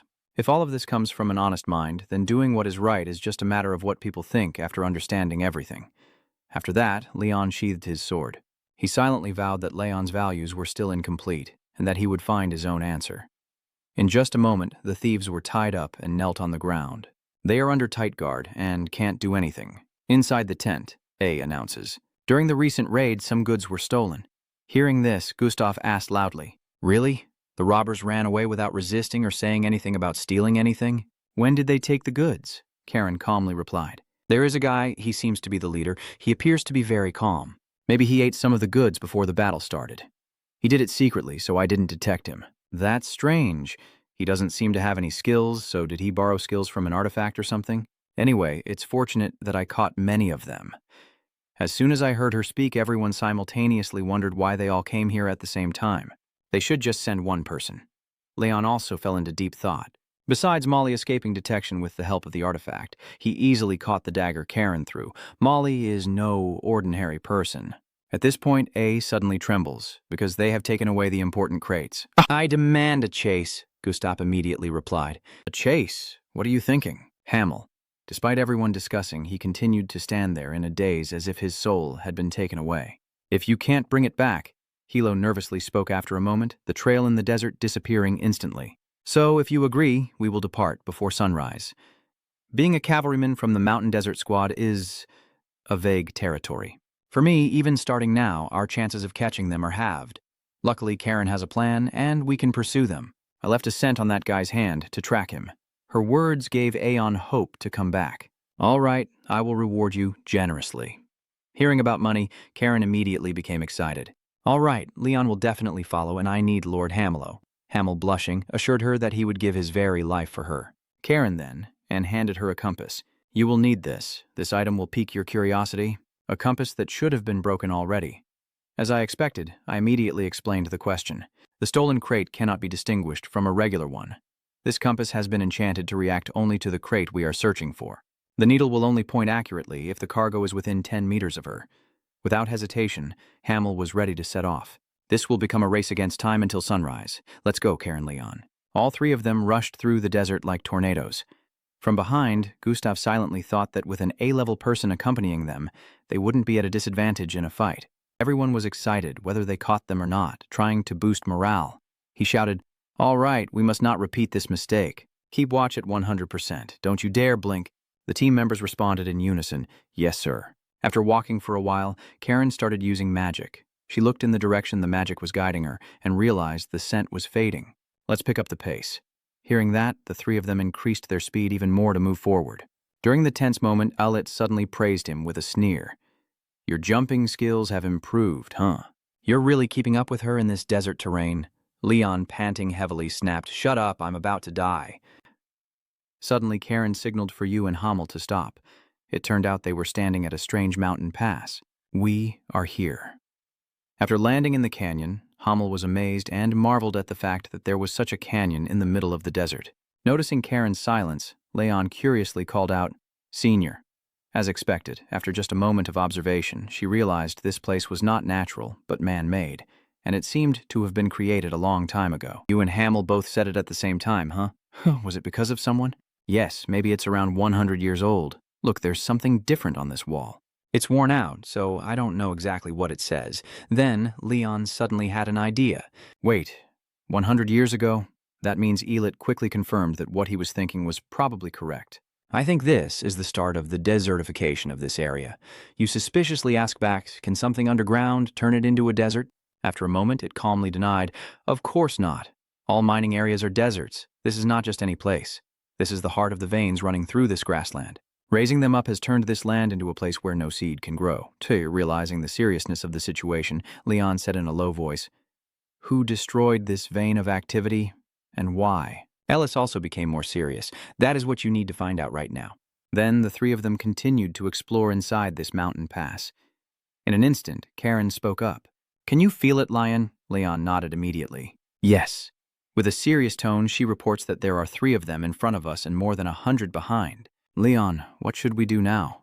Observing the destruction around us, she sees the expansion of the bandits' territory has already taken place here. I think the bandits have found this abandoned place and are using it as a base to expand their power.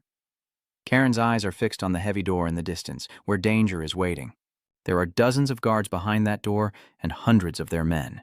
Karen's sneering smile appears as she asks a question that even she needs an answer to. Should we eliminate them all? Hearing that frightening number, your face shows a mix of concern and confusion. 100 people, huh? A heavy thought crossed Leon's mind. Do you need to kill them all to complete your mission?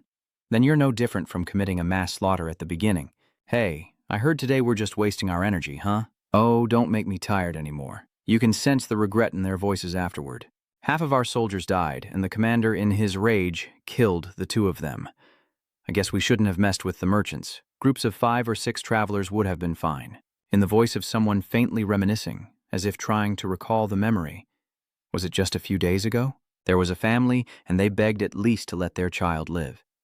The scene of the only surviving child standing and looking at the cold bodies of his parents appears in his memory. He continued jokingly about how emotional everyone was that day. Then we let the kid go and the other guy looked disappointed. Huh? Really? So boring. That guy snapped irritably at the pointless complaint. What are you saying? If you leave a child alone in the desert, wouldn't it be interesting because it would slowly die from dehydration under the scorching sun? The cruel laughter appears in their words. I get it. It's truly more interesting.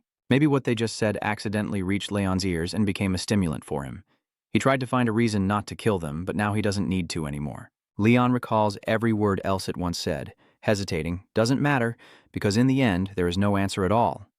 Slaughter them or eliminate evil in the name of justice. He must find the answer himself. As the two guys were still chatting excitedly, it seemed they realized something was wrong.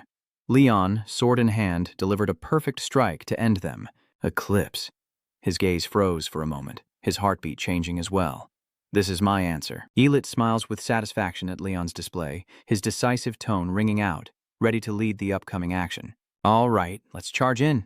Karen assessed that the enemies were still numerous despite being weak and reminded to take them down quickly before being surrounded. Although they are just small fry, they are still very numerous, so at the start let's try to take them down with as few casualties as possible. She will go ahead on her own, I will lead the way. Follow my lead. Without waiting for an answer, her figure disappeared into the dust cloud. Seeing how excited Karen was fighting, Hamel couldn't help but comment, half amused, half worried. She seems to be having a lot of fun. Before their stunned eyes, Karen darted forward like a swift blade, with those blocking her path reduced to mere sacks for her to cut down. The dust and smoke billowed into the air. Wherever Karen passed, as soon as there was someone, they immediately appeared. A thief recognizes Karen's appearance, and panic and surprise show on his face. What? Isn't that the same woman from before? His panic made him mutter curses under his breath. Damn it, I need to report to the boss quickly. The screams of the pirates echoing in pain before they could do anything. And after a moment, the air falls silent, leaving only Karen's gentle breathing. Enjoying the moment of freeing her body from exhaustion, she loudly exclaimed with pleasure, It feels so good my body is stiff from sitting in the carriage for too long. I'll keep fighting as a way to maintain my skills. I need to move more or I'll lose my edge. Hamel looked at Karen and said helplessly, Is she always like this? Leon just nodded slightly. Yes, he was mocking you. Good luck, young master. Seeing the blood on the senior's face, Lion gently reminded her out of habitual concern. Senior, there's blood on your face. You wipe the blood off Karen's face with your hand, and her eyes immediately show a flicker of emotion. She suddenly turned around without warning, leaving Leon's hand hanging in the air, feeling a bit awkward. Despite her confusion, Karen quickly ordered the two to follow. Let's go. Hamel teased you with a line that was half joking, half serious. What is this? You're quite the ladies' man too, huh? Good job. You look startled and confused, not understanding why you got pulled into that story. Suddenly, what are you saying? He just smiles with a knowing look. Later on, you'll find out. Young master, a long time later, when you're close to the destination, you'll see a door in front of you with two guards standing beside it. Karen is hiding behind a large pillar, peeking inside with a calculating look on how to approach. The compass is reacting and pointing in that direction. The stolen items are definitely there. I will sneak in quietly to check. She orders the other two to handle the perimeter first before moving inside. You two go in after dealing with the guards. Without hesitation, Karen immediately moves swiftly. Let's go. Hamel quietly assesses the level of the girl with him, unable to hide his admiration. I still know that Class A is amazing, but she truly is extraordinary. He took a deep breath, prepared himself, and signaled the moment to act. All right, it's time for us to start as well. Each shot Hamel fires contains a bomb that heads straight for the door. The appearance of that bomb caused the two guards to stand still, while some others tried to pry open the lid of a box. Why can't you open it? M shouted angrily at his clumsy subordinates. What? You useless fools, open it quickly. The others responded in fear, yes. Suddenly the door burst open, debris and dust flying in, and M. Lai immediately sensed something was wrong, realizing a bad situation was unfolding. What the hell, are we ambushed? Immediately, Leon's figure appeared, holding a sword in his hand. Mori looked at the two people in front of him and tried to guess their identities. Are you from the merchant group? Ham replied to him. Hey bandits, we're here to take back what's ours. Mori carefully calculated in his mind. A swordsman and an archer, they arrived here without a single scratch. Both are at least level beta or higher. He can't just fight them like this. In the end, he decided to run first to save himself, not daring to risk a fight, but behind him, the gravekeeper had appeared out of nowhere. For now, just run ahead. The gravekeeper struck Molly right at his feet, preventing him from running any further. Molly's agonized scream echoed through the air before he collapsed. The terrifyingly ominous voice of the coffin guard echoes as his sword is driven straight into the ground. Nice try. The gravekeeper's gaze flickered with icy sharpness. I was going to kill you. You're like that because you keep stealing. If it had been 4 years ago, I wouldn't have missed. Molly immediately panicked as she recognized the familiar words. What? He felt that a terrifying truth was being uncovered. The thing he thought had been buried long ago. This guy knows his past. No way. Everyone who knew about his past is already dead. Wait, there's still one person, the one who knew him 4 years ago but is still alive. The gravekeeper slowly removes the mask from his face. Long time no see. The cloak gradually falls away to reveal the true face of the coffin guard Molly. Molly's eyes widen in disbelief as she screams. The gravekeeper. Behind Leon on the other side, 2 men are planning to ambush him from behind. With quick reflexes, he used a single sword to take down everyone blocking his path. Observing the battlefield before him, Lon slowly said, I think we've taken out most of them. Hamel looked around cautiously, while the leader. Immediately after, Leon's gaze was drawn to the scene on Karen's side. Molly cried out in pain as Karen's cold voice echoed, repeating the previous command that had been ignored. Hey, I told you already, clean your hands or I'll do it myself. She clenched the dagger in her hand, aiming it at Molly like a verdict delivered without hesitation. That's why Karen's face was emotionless, her eyes cold and her voice merciless. Die already. Facing imminent death, he still couldn't believe the other person was serious. Are you serious? The gravekeeper. M forced a stiff laugh, trying to pretend that the threat wasn't real. Don't fool yourself anymore. He leapt up, channeling his energy to escape. I am not who I used to be. Looking at Karen, Molly realizes the truth about her power that surpasses all limits. Just as the Tombkeeper predicted, she remains the same as when she ruled, a terror of the underground world. Realizing there is no way out, he decides to put all his strength into his final moment. No matter how much he has changed, the difference in their abilities is too great. No matter what he thinks about it, he's about to die, so he might as well try his best from the start. Molly seems to be creating a barrier, trying to trap Karen in the center. She looks at him with an authoritative gaze. You are disobedient to me. I have given you an order, and this time the verdict echoes with no escape for anyone. Die, you!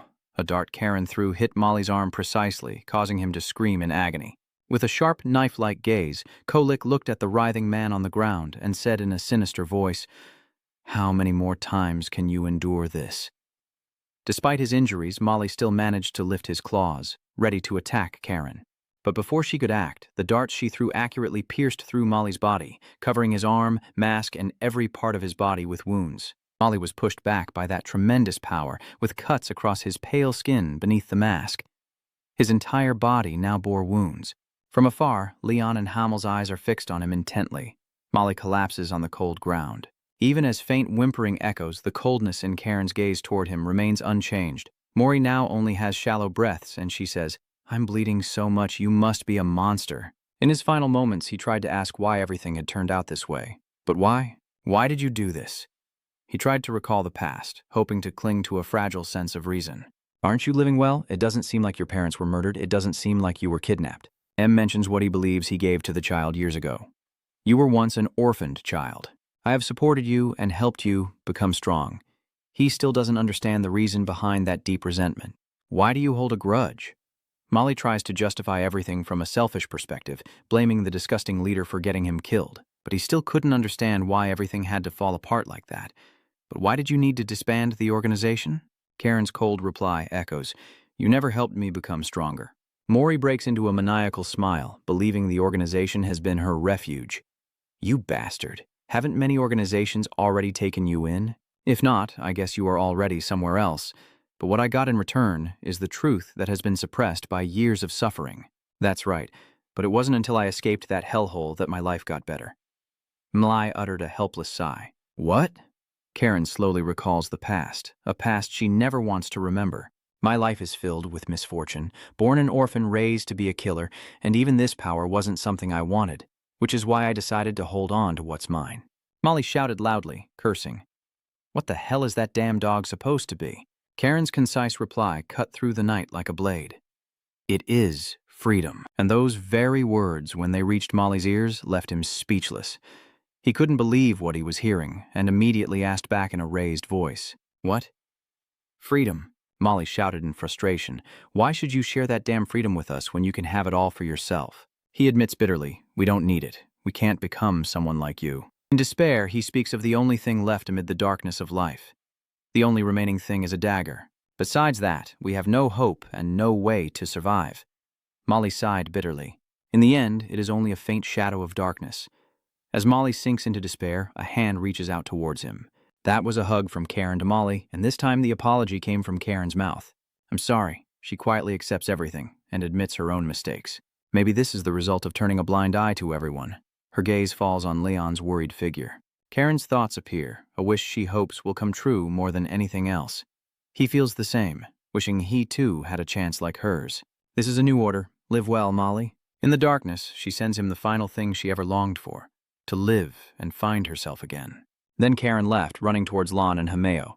When she returned, he greeted her with a slightly awkward voice. Senior, Karen said breathlessly. Sorry I'm a bit late, right? What about the goods? Leon looked at the loot box they found and confirmed that it was indeed the one. Let's take everything with us. Got it. All right, let's head back now. An unexpected event causes the entire space to shake and everything to seem disoriented, as everyone's eyes panicfully turn toward one side where someone has dug up and pressed down the red button hidden beneath the sand. He has chosen his own path. Look carefully, this is my person. Anani, Leon realizes the danger and shouts, It's a self-destruct, we have to get out of here. The tunnel suddenly explodes from multiple directions. Molly's figure sits hunched in the rain of bombs, ignoring everything, as the trail also explodes as if to cut off the escape route of the survivors.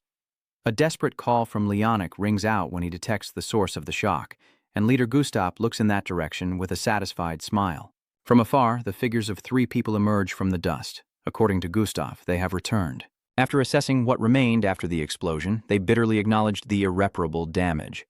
Additionally, we can no longer investigate the interior structure of JVIN. Molly's explosion destroyed everything. We were lucky just to survive. Really? Then, with determination, Elsit said, Next time we will find out. Even if we don't know who created JVIN, I don't think they would leave a trace. Leon sighed softly, reminding us that the place had been buried for centuries and was full of mysteries. Really? Then, with determination, Elite said, We will find out next time. Karen's call echoed. Come here, Leon. Why so, Senior?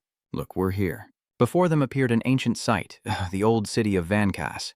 Leon's eyes showed awe and admiration upon seeing the ancient fortress. Wow, I've never seen such a towering wall before. Karen explains the strength of this place. Of course, this city guards the border and is ruled by a marquis. She also mentioned the special military privileges of the ancient city, which is why it is allowed to have its own army. The scene shifts to a marketplace inside the ancient city. While Karen and Leon were waiting, A's voice rang out. We're going to stay here for about 4 days, so get ready to leave. He turned back to the 2 of them, curious and asking what they were planning to do. Leon hesitated and replied, implying that A was talking about the reserved accommodation but still giving them the initiative. You can stay in the room we booked, but if you have other plans, please return before we leave. Karen smiled happily and said, We are looking for something. We will use the room we reserved. Tell us the location. He clearly pointed out the way for the 2 of them. If you go 3 houses down the left side of the main street, you'll see the bar called Sanduang Sa that we booked, and it clearly shows Karen and Leon's location. You will use the largest room upstairs, the one with the double bed. Those 2 words kept repeating in their minds, full of awkwardness as if they couldn't believe what they heard. The bed made them try to confirm what had just happened. It means that in the same room, Anne seems confused by Leon's shy expression. Isn't it more comfortable that way? The confusion made his heart skip a beat at the thought of being near Karen. Sharing the same room with his senior, she teasing him gently only made him more embarrassed. What is this? Why are you so embarrassed? Does Karen intentionally make things difficult for you? Are you expecting it? Leon looks anxious, and as soon as he finishes speaking, he runs off. I won't do anything, and is shocked to see Leon's recent actions. Oh no, did I do something stupid? And she just laughs happily in response. It's okay. She announced she would leave to calm down before nightfall. Anyway, I will go out until it gets dark. Karen quickly turns around and nods. I'm leaving now? Suddenly, his question made her pause. Miss Karen, should I get another room? The atmosphere seems to freeze. It looks like Karen is deep in thought. She responded curtly, and then, just like Leon's state, she rushed off. Later, Karen's heavy breathing echoes in the air as she leans against a stone pillar, her eyes filled with a hint of sadness. Inside Karen, a fear rises that she could be replaced at any moment. The heroes always have strong allies, simply because she was Leon's first teammate. She reminded herself that she couldn't rely on her current position. It didn't mean she would be with him forever. What if someone better than her shows up? I, Karen, tell myself to grow up and become stronger. I can still stay with Leon. You have to try harder. Karen, the place where my skills and values are realized, this city is my opportunity. I will make Leon think he can't do without me. She follows her memories of the place she needs to reach to confirm its location is nearby. Finally, Karen saw what she was looking for and whispered softly, I see it. Elsewhere, Leon quietly reflected on the difference between school rules and the current situation. Senior, even in school, boys and girls are separated. Sharing the same carriage is unavoidable, but even the middle room, Elsit is helpless against Leon's stupidity. Foolish, Anne appears and apologizes for making you uncomfortable. Sorry, Lord Lon, he keeps apologizing. I'm very sorry, I accidentally put you in an awkward situation. Leon scratched his head, looking embarrassed. It's okay, no need to apologize to me. You're asking about the item they risked everything to retrieve. But what exactly did we buy back? It doesn't seem like ordinary goods. A's voice turned serious again. What's inside is a secret. Seeing Leon's eyes sparkle with curiosity, he hesitates for a moment. Ano leaned in close, eyes alert, but I can share a little with someone brave enough to take it back. Don't tell anyone, okay? Lon whispered back. Of course. He whispered in your ear. The item inside is a treasure revealed in Anon's words. Black quartz. It is a top-quality item with no impurities. A piece of jewelry worth millions of gold. He emphasized that this is a personal request from the powerful lord. More importantly, it is a personal request from Lord Lubena, a requirement from the next city. Voice A sounds a bit frightened. The lord's power is equivalent to that of a count. If you lose his belongings, he will seek revenge at all costs. Lion saw that worried face of his voice trembling a little, so that is the thing that must not be lost. He sighed. Yes, thanks to you, we were saved. Elsewhere, Leon's call echoed. Senior, so you were looking for Karen. During your search, you saw a paper with a dart stuck in it. He carefully reads the letter and says, I will be back. She is searching for something she has already found. Is someone asking from behind Leon, are you alone? That was the appearance of Gustav and other allies. He quietly confirms. Yes, it seems the senior has gone somewhere else. A bothersome sigh echoes. Why isn't she here? Their whispers make Leon suspicious. Should we go? We've waited for her. There's no other choice. As you were thinking, Gustav came over and pulled you back. Let's go. Leon stammered. Where to? What do you mean by that? We're going to the bar. Where else would we be? Hey guys, he's coming with us. The mocking laughter and cheers echoed. You're braver than I thought. Don't sneak away like last time. The one who vomits first has to cover the drinks. Karen looked around the quiet area and whispered to herself that she was sure it was only around here. Her eyes suddenly stop as she realizes what she's been searching for. Oh, got it. The scene shifts tonight. A trembling figure collapses to the ground. Damn it. At this moment, a terrifying scene unfolds. A series of dismembered bodies lie scattered. Damn it. The previous scene flashes before his eyes. He once again provoked Karen in a vulgar way, but now he is battered and subdued. Her murderous gaze is fixed on him, her voice like she wants to devour him. Hey, you kid. At this moment, that guy was so terrified he was hopeless, his face drained of all blood. It's over. Karen releases him and calmly says, I want to ask about some things. What? I mean, just ask whatever you want. Where is the location of the biggest organization in this city? I mean, not the gangsters like you, but the smugglers and black market traders. He spoke softly because no one dared to mention it. If he tells her that, he will die. If he doesn't, he will still die. Time is passing quickly, and the sky is now completely dark. Her voice echoed as the image of him unconscious on the ground, face battered and bruised, appeared in her mind. I see, Karen thought. This confirms her initial suspicion, just as she had predicted. Unforgettable images flooding her thoughts. This area is under the control of A, a name that makes everyone fear. Golden A is an organization specializing in smuggling and black market trading. Because they control enormous wealth and are backed by powerful figures, a hint of caution appears in Karen's words.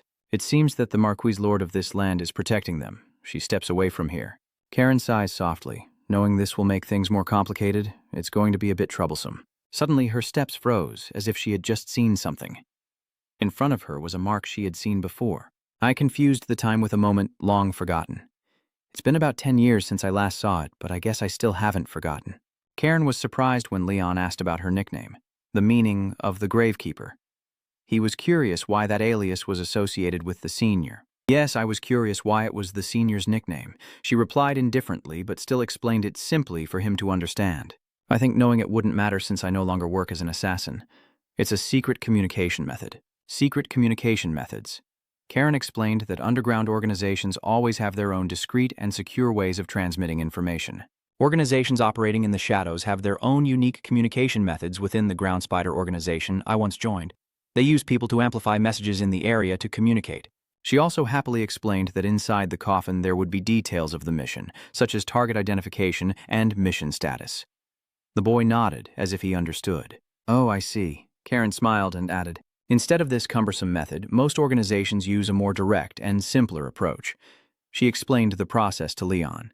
For example, when someone comes to entrust, the organization uses lights to create visual illusions to block others outside the door. She explained that those not chosen only know to turn back in disappointment. The entrance is actually opened only for the delegate to see. For everyone else, they will struggle with the fake door and ultimately leave empty-handed.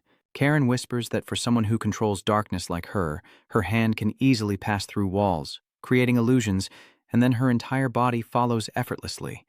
It has no effect. Karen follows the staircase trail down, and when her foot hits the glowing array, a burst of crimson sparks erupts fiercely. Even if she steps on the trap, her face remains calm. In another room, a figure dressed in a red cloak appears. His face slowly turned back, revealing cold, sharp eyes. The door gradually opened, and Karen appeared, her quick and lively voice ringing out. Hello, the owner speaks sarcastically as if waiting. Welcome, intruder. Do you like our way of welcoming you? She replied softly, neither showing fear nor being too harsh. He invited her to sit down to start the exchange. Come on, sit down. Why did you come in here without following the procedure? Karen replied softly. I want to buy information. He asked briefly what she wanted to know. What information does she seek? She straightforwardly replied, information about the Lubin region. It was this answer that left him stunned. My voice is cold, as if I want to return the trust she has in him. I will pay, so don't hide anything. No matter what it is, refusing to sell it goes against your principles, right? He said softly, recalling what she had said. Principle. In the end, he set an astronomically high price. All right, the price is 800 gold. Karen was stunned upon hearing such an exorbitant amount. It's too expensive. Can you lower the price with the information I provide? Oh, he sighed. All right, I will lower the price to 700 gold. Please try to negotiate a bit more. I beg you to lower it further. Karen looked at him with eyes that seemed to see through everything. Fine, head butler. He was startled when his true identity was called out. What? You've exposed all of his true identity. You disguised yourself well, but I wasn't fooled. The operator of Golden A and the person responsible for managing the black market in this area, as well as one of the most trusted servants of Marquis Van Cass, ending with her correctly calling the other person by name, Chief Butler Glenn. Glenn finally revealed his true identity. How rude of me. Karen sighed and asked again, so are you going to sell to me or not? It seems you're also interested in my information, huh? Don't disappoint me. Glenn quickly assessed her abilities and silently judged the danger level, realizing she could see through him in an instant. She is at least an A rank. Even if he tries to chase her away, if she is part of the guild, it will be hard to silence her. In the end, he offered the lowest possible price, 260 gold, which couldn't go lower. She agreed immediately. Glenn describes the terrifying state of the land she wants to know about. Lubena is now no different from a sinkhole. Karen was a bit curious. A sinkhole? He explained the metaphor of that place in a gloomy tone. That's right. Anything that enters cannot escape. Meanwhile, the sound of beer being poured into a glass echoes. Pour. Drink up. Leon was forced to down large glasses of beer until his face was flushed like a sunken pit. Drink up or you're a dog if you spit it out. The crowd cheered as they watched him finish his beer. Damn it, you're quite the guy. So where are you mercenaries planning to go next? Ham glanced at her and replied, probably there. The Lub land. She was terrified when she heard their destination. Oh my god, that place is where other mercenaries refuse to go. You guys are brave. It seems you still haven't heard the rumors. Gustav was drawn in, repeating the two words that piqued everyone's curiosity. The rumor the girl told about the creature spreading terror every night in that land. The rumor about the monster ruling the streets at night. I mean the bloodsucker. Leon froze when he heard those three words. Blood-sucking demon. A mixture of curiosity and caution stirs quietly when mentioning the mysterious creature full of legend and fear. The bloodsucker. A mysterious and powerful aura emerges in every story. With intelligence comparable to humans and astonishing magical abilities, they are an immortal race classified among the high-tier monsters. Although they can coexist with humans, they are still exiled because of their blood-sucking nature. A dark aura is evident, and it is said that only a few blood demons secretly live within other creatures. The cautious tone continues to clarify the ambiguity surrounding this creature. Although the church has not denied their extinction, they remain unrecognized beings anywhere. The lively atmosphere suddenly turned somber as someone issued a boastful challenge. Stop talking nonsense. It's not easy to encounter a vampire. Their overconfidence keeps growing with their arrogant declaration. If they want to come, we'll snap its neck in a minute and a half. Leon pondered for a long time, a blood-sucking demon roasting. Another unusual spark of excitement suddenly lit up inside him. Honestly, I'm starting to get interested. If it's as strong as a high-level boss monster, how should I fight it?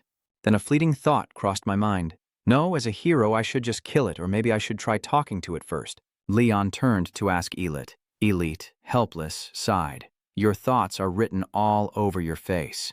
The old truth is told in a seasoned tone. Back in my day, there weren't many bloodsuckers around because all the strong ones had joined the Demon King's army, and I took care of them all. I've never met a normal blood-sucking demon who wasn't killed like you think. We still don't know how well they can coexist with humans, but it's worth discussing. My thoughts suddenly became serious. My fists clenched as if I had made up my mind to do something. As a hero, you have a duty to distinguish good from evil. Leon told himself not to judge hastily, to only believe what he saw, and to decide what to do with the bloodsuckers later, but he had to verify it with his own eyes. A sudden call interrupted this train of thought. Gustav, everyone's attention there turned toward the voice that called out. Jaron sneered and shouted, "Are you covering this place or what? It's too noisy there."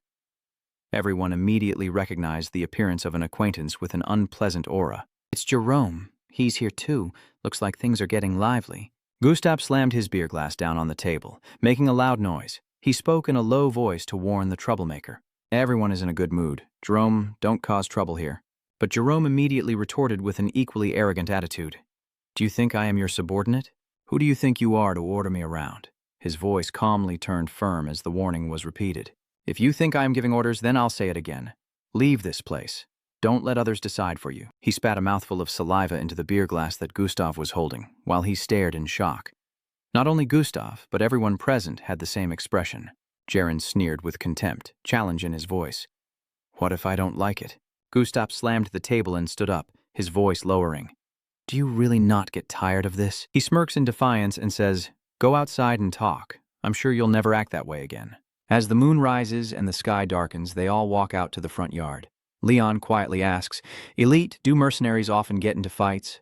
A light calmly whispered to him, Yes, after all, that is a profession that requires you to prove yourself through strength. If you do nothing when someone looks down on you, you'll gradually lose your worth. So they could fight at any moment to get revenge. Gustav and Jerome's eyes flashed with coldness. A fleeting thought crossed Hameo's mind. Something felt off, like Jerome was deliberately provoking a confrontation. This time he really rushed in. Leon is still stunned. That kid is strange, he spoke up to explain. This isn't the first time Jerome has challenged the rankings. Hell expressed some doubt in his words, but he has never actively requested a match like today. Anyway, if they fought seriously, it would be clear who would win.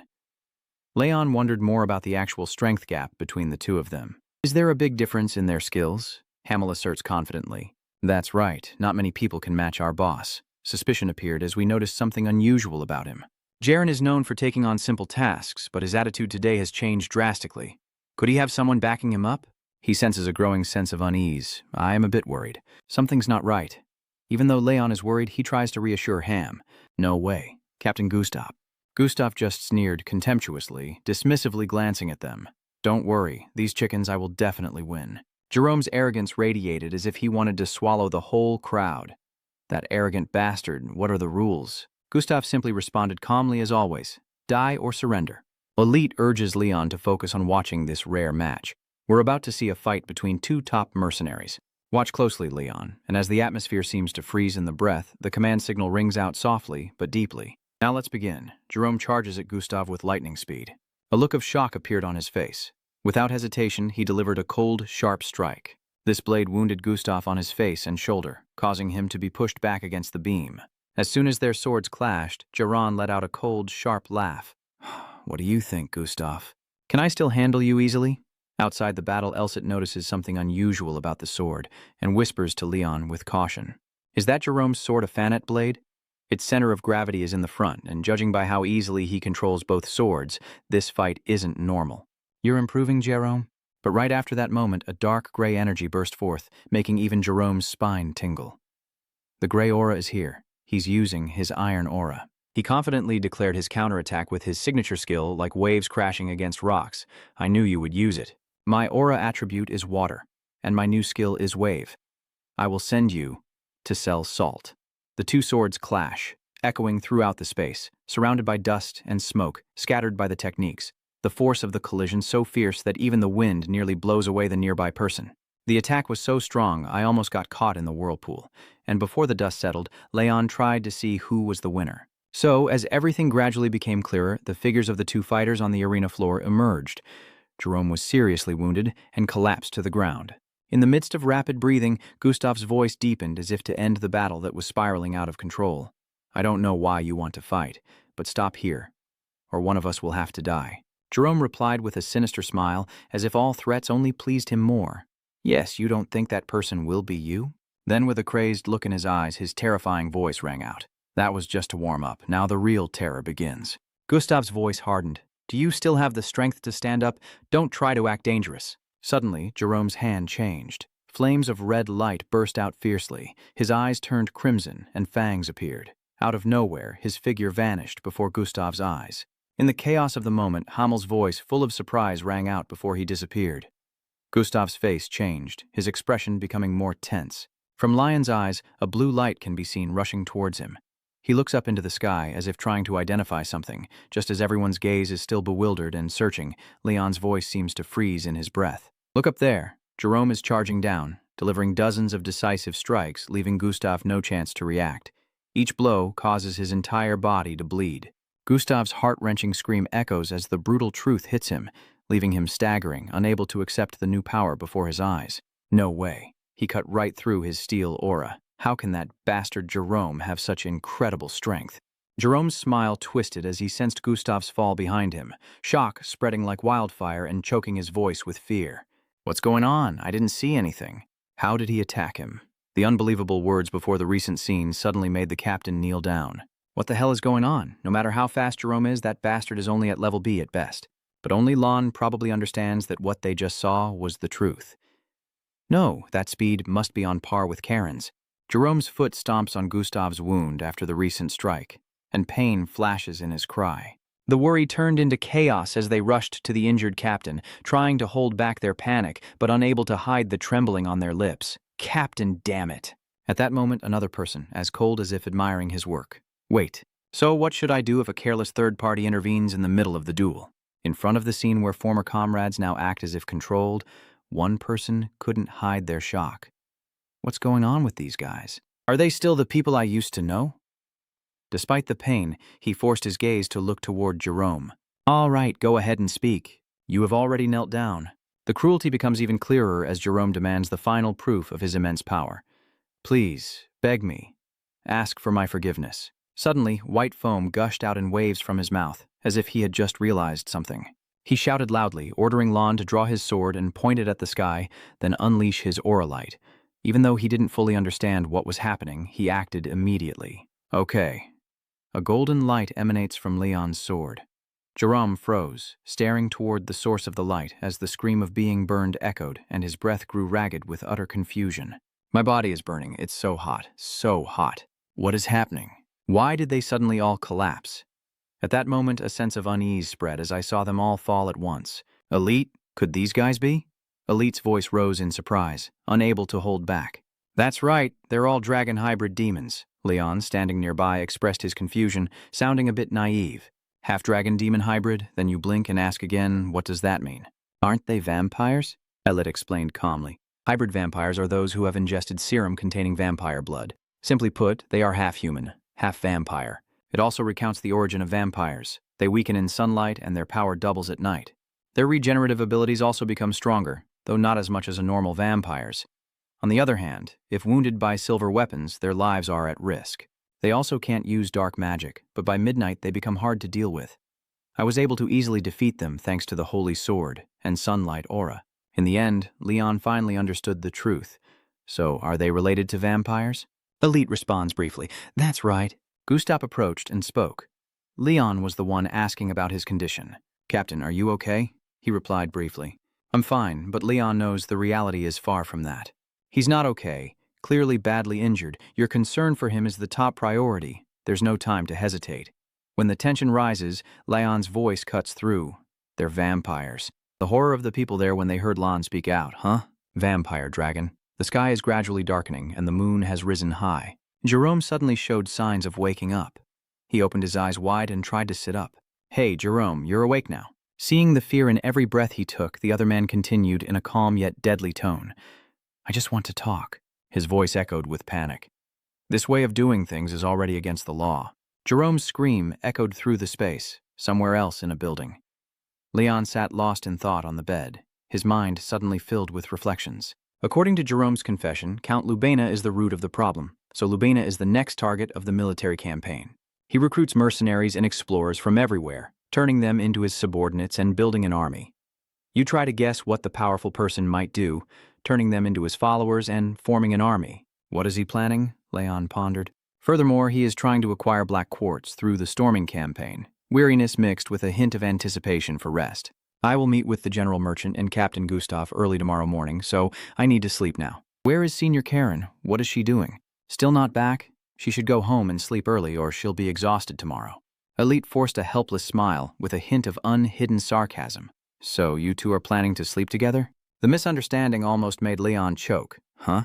What are you talking about, Elit? What do you mean by sleeping together? What he's thinking in his head still appears so vividly that it makes the listener even more awkward. A very comfortable double bed. Leon immediately shouted out in embarrassment, his face burning from such an innocently shocking remark. Huh, what are you saying, huh? This scoundrel, I was just stammering, trying to explain.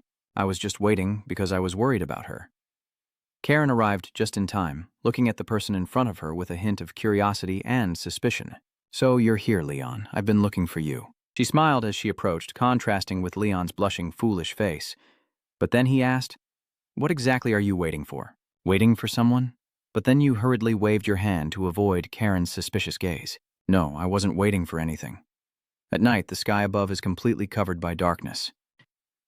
At Duangsonka Bar, the light from the window spills outside. In the largest room on the second floor of the bar, Leon sits on a spacious bed, propping his head with one hand and deep in thought, realizing that Lord Lubena is the root of all the problems. So you're starting to analyze. Storm Minchi's next target is probably Lubena. He recruits only mercenaries and adventurers, leading them to become his subordinates and forming an army. He strokes his chin, squinting, wondering what would happen if they found out about this. Surely it would deal a heavy blow to the church. What is he plotting? You look up, rubbing your neck as you wonder. Where is Senior Karen? What is she doing? Is she not back yet? As soon as Leon finished speaking, Karen, who had somehow already peeked inside through the window, loudly called out, Lon, are you here? I've been looking for you all this time. Her face became extremely excited as she said, listen, this is very important. Leon shyly asked her, not understanding why his cheeks were turning pink. Don't be surprised. No, don't get shocked now. Leon calmly agrees with her. All right, fine. Karen opened her eyes, confidently thinking to herself that this was information she had obtained from Golden Out. I will show Leon how skilled I am at gathering information. Karen raised her hand and loudly recounted that there is a vampire within Lord Lubena's territory. Her arms spread wide, her eyes blazing as she stared intently at the person in front of Leon. After hearing the information Karen just shared, she stood silently without any reaction. The whole room fell into silence as they stood motionless, facing each other. I don't know how much time has passed, but finally Leon calmly exclaimed, "Oh, this is so surprising." Karen angrily pointed at him and asked what that expression was, since Anne was showing a completely opposite reaction to Leon. He clutches his head and screams. A vampire, huh? Karen bowed her head, tears streaming down her face, quietly thinking, this is the reaction she hoped for. Leon stood beside her, curious to see her. The next morning, sunlight shone outside as a voice echoed from Duangsonka Bar, revealing that a vampire had infiltrated Lubin's territory. Ao sitting on the single chair speaks, and if that's not enough, they will find a way to seize all the power. He frowns deeply and asks seriously, but the one behind everything is the Lord of Lubena. Gustav narrowed his eyes and recounted that everything that had happened so far, and since Damwai appeared, I am sure the number of vampires has been increasing. However, luckily I knew about this before hearing Lubena say it himself, so I have more time to prepare. A Knot's face showed worry as he replied. Even if we had more time, we still couldn't be prepared. He started to calculate. If the desert bandit stole that item, I will have a reason to speak. But now that I've gone so far away, not handing over that item would be an insult to the Lord. A sweaty face confidently asserts that the nobles value their reputation more than their lives. The aristocrats will never let this go. The entire Lubina territory will see Storm Mechenchenchi's merchants as enemies. If that's true, Gustav clenched his teeth and honestly agreed with him, then that would really be the end of the feud. Then he suddenly stood up straight and proposed, "I think we should step into the danger lurking there." Leon and Karen sat silently on one side. Gustav's words reached my ears. Although this decision is quite unwise, I can't give up here. He curled his lips, raised his hand, and clenched his fist. If I give up halfway just to protect myself, I will destroy my own trust and reputation. Once I accept a task, I will complete it with all my heart and soul. An On also stood up and slammed his hands down on the table. I will use all my remaining money. He patted his chest and declared passionately, "From now on, I will recruit more mercenaries and prepare silver weapons and holy water to fight against the vampires. I will not sit idly and ask for your help." Gustav smiled with interest when he heard what he said. Anon also looked up and faced him directly, and finally their hands reached out in harmony to shake hands. Karen, seeing the scene of their unity in front of her, sighed that they seemed to resolve everything quickly. She suddenly lowered her head and called out, "Leon, can I talk to you for a moment?" They went out to the balcony, with Karen leading the way. Leon called out to her from behind, "Senior, this time you'll be surprised. I went through a lot to get this intel from the black market, and I'm sure it will shock you." Leon widened his eyes, completely stunned by her enthusiastic reaction. Karen rushed forward to face him directly, revealing something no one could have predicted. Leon looked at her and replied, All right. Karen raises a finger to share the information she knows. "Molly, the reason he attacked me in the desert might be because he was acting on orders from Lord Lubena." Lion's face suddenly turned extremely panicked, and he shouted loudly, but Karen was very pleased with that expression and smiled happily. Leon looked at her, only able to think with a puzzled question mark in his mind. Karen continued to explain. How could that fool Molly possibly know which crate contained the valuable goods? Moreover, if a large group of robbers is operating, they wouldn't know each other's whereabouts. Even if it's just a rumor, it can't be known. However, they didn't seem to encounter any trouble at all. Leon was stunned, repeating the words she just said, as he suddenly appeared and headed straight for the box. Karen continues, "I want to say that it seems they are acting under Lubina's orders, doing dirty things. Unfortunately, they ran into me," Karen concluded. "So, Lord Lubena." Leon seems to share her thoughts and adds that he doesn't want me to get there. "This is just what I think. No matter how vast the territory is, it's hard for a merchant caravan to suddenly join, especially since the guards there are very loyal," she said with a knowing look. "He can't chase away the merchants he invited, so isn't the best way to create some kind of misfortune?" Leon frowned, thinking to himself that if Lord Lubena was plotting something in his territory, he would come up with a plan to avoid everyone's attention. So that's why he ate the goods he ordered, but unexpectedly Stormy Chanchi protected the cargo, defeated the bandits, and in the end had no choice but to enter Lubin. Leon resting his chin in his hand, pondering that from the Lord's perspective, everything is becoming increasingly complicated and dangerous. He silently thought that as Storm Minchi exceeded his expectations, the danger was also increasing. Now he was sure he was planning to eliminate everyone in Lubin. So, I must not hesitate anymore. It's time to use the holy symbol from the bishop. Then he called out to get Karen's attention. "Senior." Leon solemnly declares that there are some matters he needs to resolve. At night, a full moon shines brightly in the high sky. The mysterious black smoke appeared in front of Duong Soncha's nightclub, accompanied by a voice saying, "The conditions are quite good." In Lubena at night, black smoke enters through the window of a house. Its voice still echoed in the space, truly fitting the nickname, the City of Darkness. In the room where the black smoke entered, a long-haired young man sat on a wooden chair by the window, holding a book in his hand. The black smoke gathered to form a figure. Tepes didn't turn around, only asked, "Have you returned?" "Roman." The black smoke gradually dissipates. Roman also respectfully replied, "Yes, Your Highness." Tepes asked the old man, "What do you mean by that? What does it mean to be the prince? For someone like me who has failed, you don't need to speak so politely." Roman chuckled softly and then said, "Your Highness is always in your heart." Tepes glanced at him as he listened to his praise, while the noble dragon, heir of the Wallachian bloodline, one of the 3 great bloodlines of Nosferatu. "Your Highness, Tepes Roman reports that within a 1-kilometer radius there are no subordinates of that lord, so we can stay here for at least 5 days. Tepes responds, "All right," and the hand resting on the armrest of his chair clenches into a fist. "Why have I come to this point? Our lineage is left with only the 2 of us." Tepes gritted his teeth and said each word clearly, I have committed a serious crime. I never expected that the place where I found us to settle would bring so much disaster to my family. Prince Roman, that guilt belongs to the evil one. Tepes firmly states that even if it wasn't his fault, he still bears the responsibility. I will do my best to save my people no matter what happens. Suddenly, the pupils in his eyes constricted, and a blinding red light flashed from within. Seeing that scene, Roman felt worried and wanted to get closer. Prince Tepes on this side covers his face with one hand while the other arm reaches out to stop him. When he lets go and looks up, his eyes have completely turned red. Two strange blood vessels also appeared around his eyes. Roman frowned and thought to himself. He uses his demonic eye, a power that allows him to share the wounds with those he grants blood to. He silently thinks, even if they don't share blood directly, they will become one with Lord Tepe. Inside Tepes's mind, countless images appeared, including someone exhausted and kneeling in a pool of bright red blood, followed by Gustav, wounded and holding a sword in the ground to support himself. Then comes the image of a sharp, blood-stained sword raised up, its shiny blade reflecting Jerome's joyful face. Cutting to another scene, Leon stands among a crowd.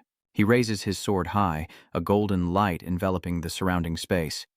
Leon's face appears, his eyes exuding danger. Staring ahead, Tepes opened his mouth and let out a loud laugh, revealing sharp fangs. Then he suddenly tilted his head back and laughed loudly, muttering to himself. "Good, very good," Tepes called out. "Roman, it seems the heavens are still giving us a chance." He looked confused and asked again, "What are you talking about?" In the high night sky, there is a large, full moon. Tepes recounts that he saw the Lord's spies. Roman confirms, "You mean the demon lord?"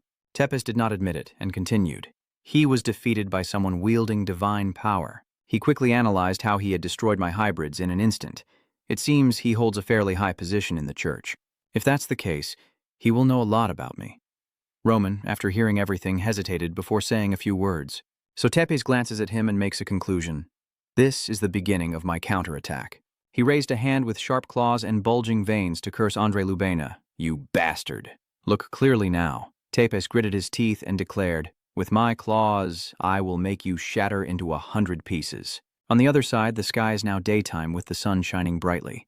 A voice of Elit echoes through the space, truly chaotic. "Oh no, I got sidetracked. Where am I?" Inside the carriage, its face slightly pale, answering its own question. "Oh right, I was talking about the vampire battle, wasn't I? To capture all of the Demon King's soldiers, they attacked Rot's fortress with just a few vampires." Leon just remained silent, showing no reaction, but Elit's words continued to echo in his ears. The battle resulted in 90% of the vampires, including Roz, dying, and from then on they disappeared from the story. But a few survived and escaped. Who would have thought they would come back after 300 years? My lion's face had turned pale, and his ears seemed to be bleeding from hearing too much information. I can't take it anymore and finally spoke up. "All right, this is just too boring." Leon covers his ears, writhing on the wooden floor and complaining, "This is so boring. Extremely boring. The story is not interesting at all. I can't keep training in the carriage while listening to your endless chatter. You hold your face and wonder why the road to Lubina is so peaceful, it's almost scary." Elit slowly closed his eyes and asked you casually, "So, where are we right now?" "All right, you talk so much." At this moment, Karen sticks her head down from the top of the car and cheerfully announces, "Leon, we're here." Elit looked at her and replied, "Thank you." Leon also happily clenched his fist. "Really?" Outside their carriage convoy, heading towards the city gate, Karen replied that they had already entered Lubina territory. The carriages are getting closer to the city gate. Karen is still explaining, although this place can't compare to a fortress like Van, it's still large compared to the border walls nearby. Inside the carriage, Leon looked curiously outside and froze in place. "Huh? I see the castle in front of me covered by a shiny veil and wonder blankly, am I the only one seeing this? Is the castle sparkling? That trap." Leon heard the two words and immediately became alert. Elit explained that they used a large amount of silver just to create this formation, and the magic applied to the walls was only to repel dragons. "I think they might have other plans, but I can't guess what they are. Is it different from what I think? I silently wonder why Lord Lubena would do that if he really controls the vampires." "Stop right there." The leading soldier asked, "Which merchant group is this?" I got out of the carriage and told him his name. "I am Anne from Storm Minchi." The soldier, after receiving the information, responded, "Finally, you all have arrived. The Lord has been waiting for them all this time." Then the city gate was opened. The leading soldier gestures inward. "Quickly go inside." A Knot's voice responds softly in the space. "Yes." The carriage convoy moves through the magical curtain to enter the city. The magic shines on Lon. Is this the power of the trap? It's completely different from divine power. What's going on? I have a bad feeling. What if I were a vampire? It replied to your question with curiosity.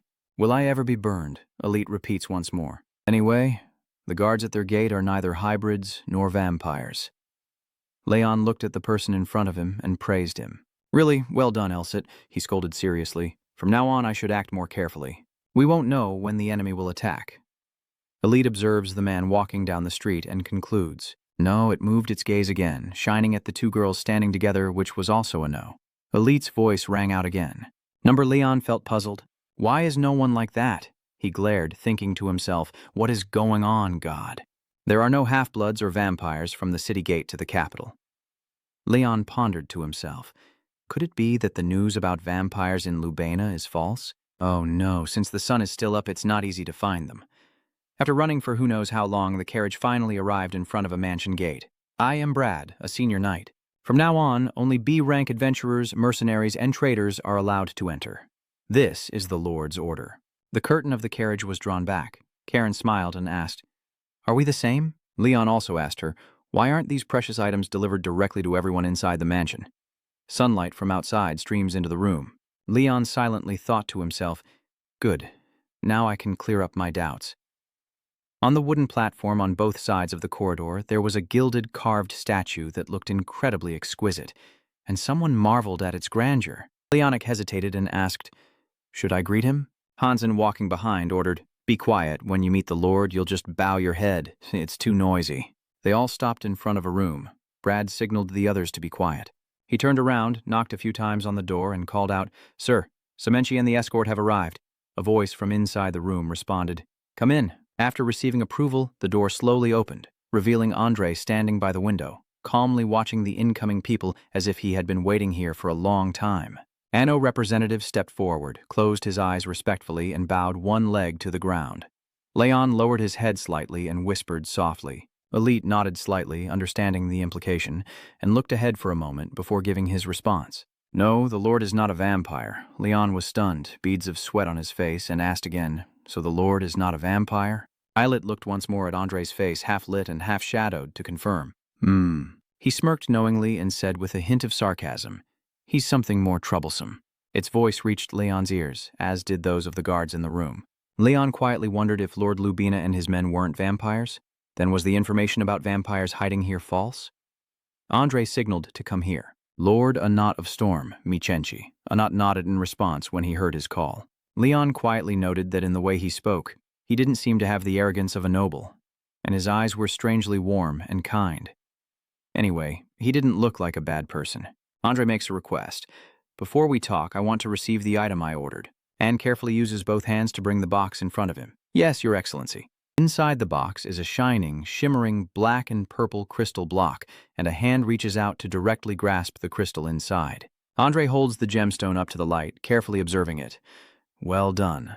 Very satisfactory. As promised that day, 1,000 bars of gold and all the goods you buy within this territory are 20% off.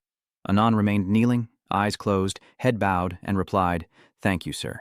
Andre chuckled a few times and said, Ha ha ha, you don't need to thank me. If he had stopped halfway, Anno would have opened his eyes, worried, and looked up. Andre's gaze turned dangerous as he looked down from above, now setting aside the matter of trade. Leon and the others standing behind also tensed up, listening intently to what he said next. What I say next, I hope you won't be too surprised. Andre said seriously, There is a vampire hiding in Lubina? Leon and Elsit looked surprised after hearing him speak. Gustav clenched his teeth tightly.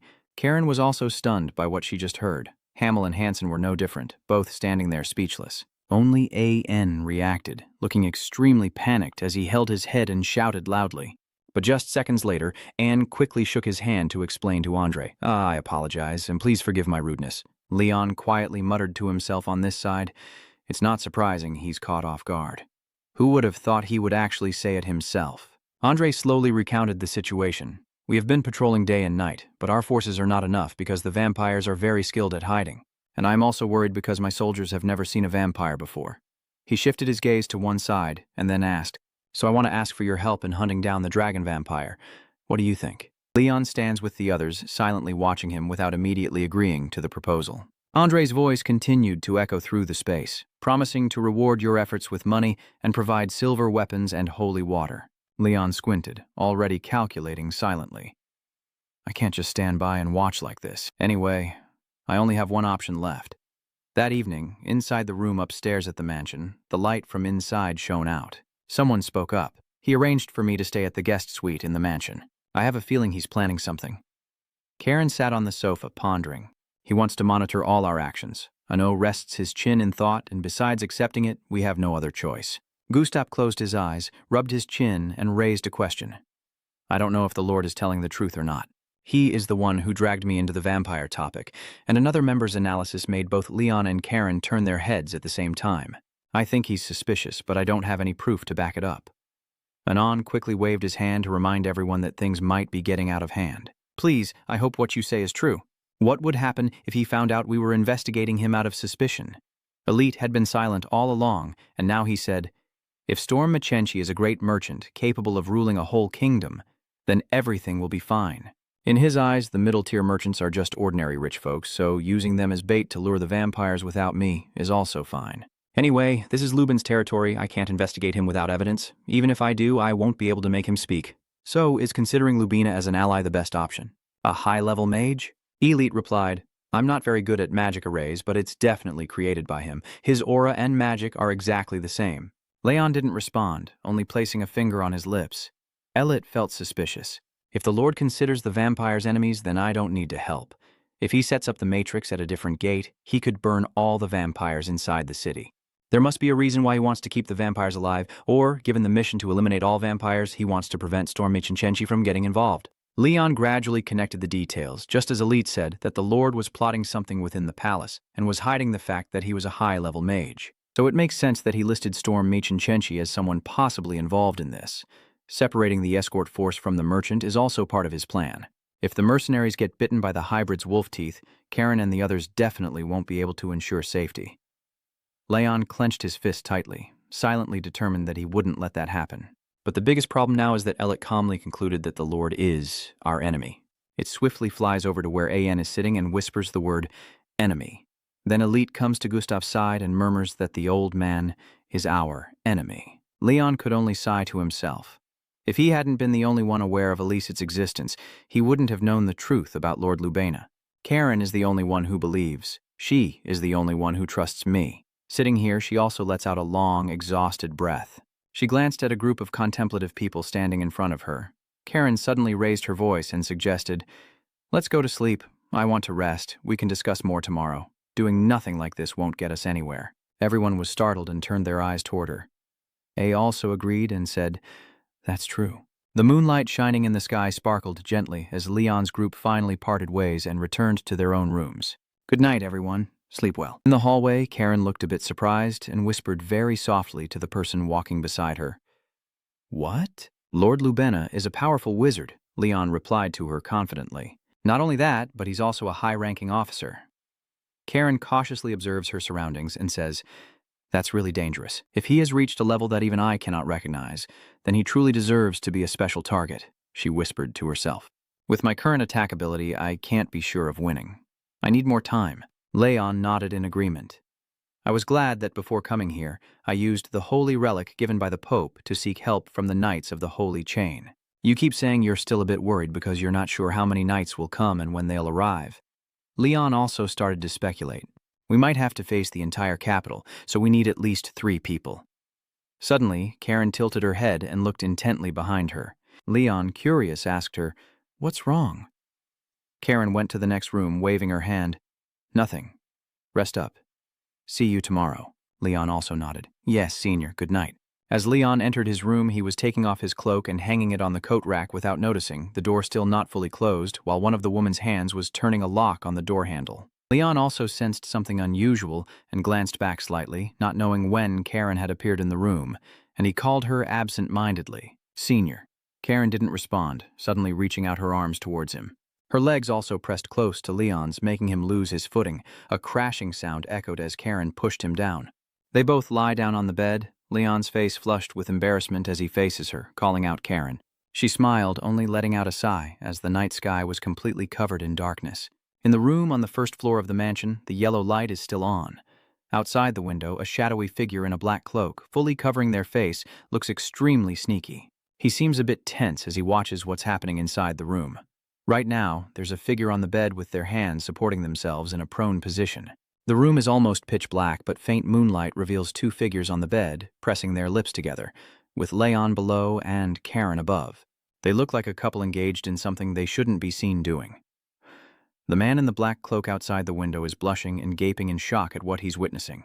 I don't know how long it took, but he finally jumped and sped away into the sky. At the same time, inside the room, Leon remained completely still, lying motionless on the bed like a statue. Karen is just like you, her body stiff and staring intently at the person being pinned down. Once she regained her senses, they quickly separated and sat down right beside the wooden bed. Karen turned her face away and broke the awkward silence. It's okay now. He's gone. I knew something was off. There's no way they weren't watching me. She suddenly acted as if nothing had happened and blinked, asking, "What do you think?" "That's right, isn't it?" Leon's face still slightly blushed. He asked back, "Well, how would I know?" "You." "Really? Actually, I don't know either."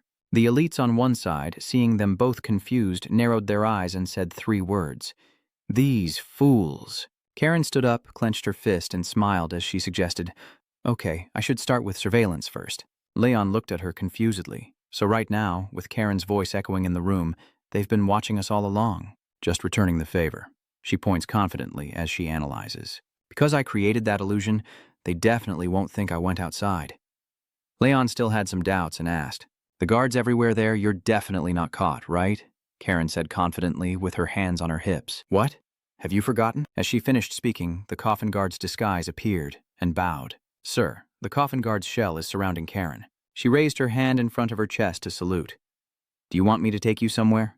In the evening, the full moon shines brightly above, surrounded by countless twinkling stars, as the eyes of the coffin guard flicker and it floats through the sky. Finally, the shadow of the gravekeeper's figure also steps down onto the roof of a building. The black smoke dissipates. Leon and Karen are standing high above, looking down at the city. Leon admires the view of the entire city and praises it.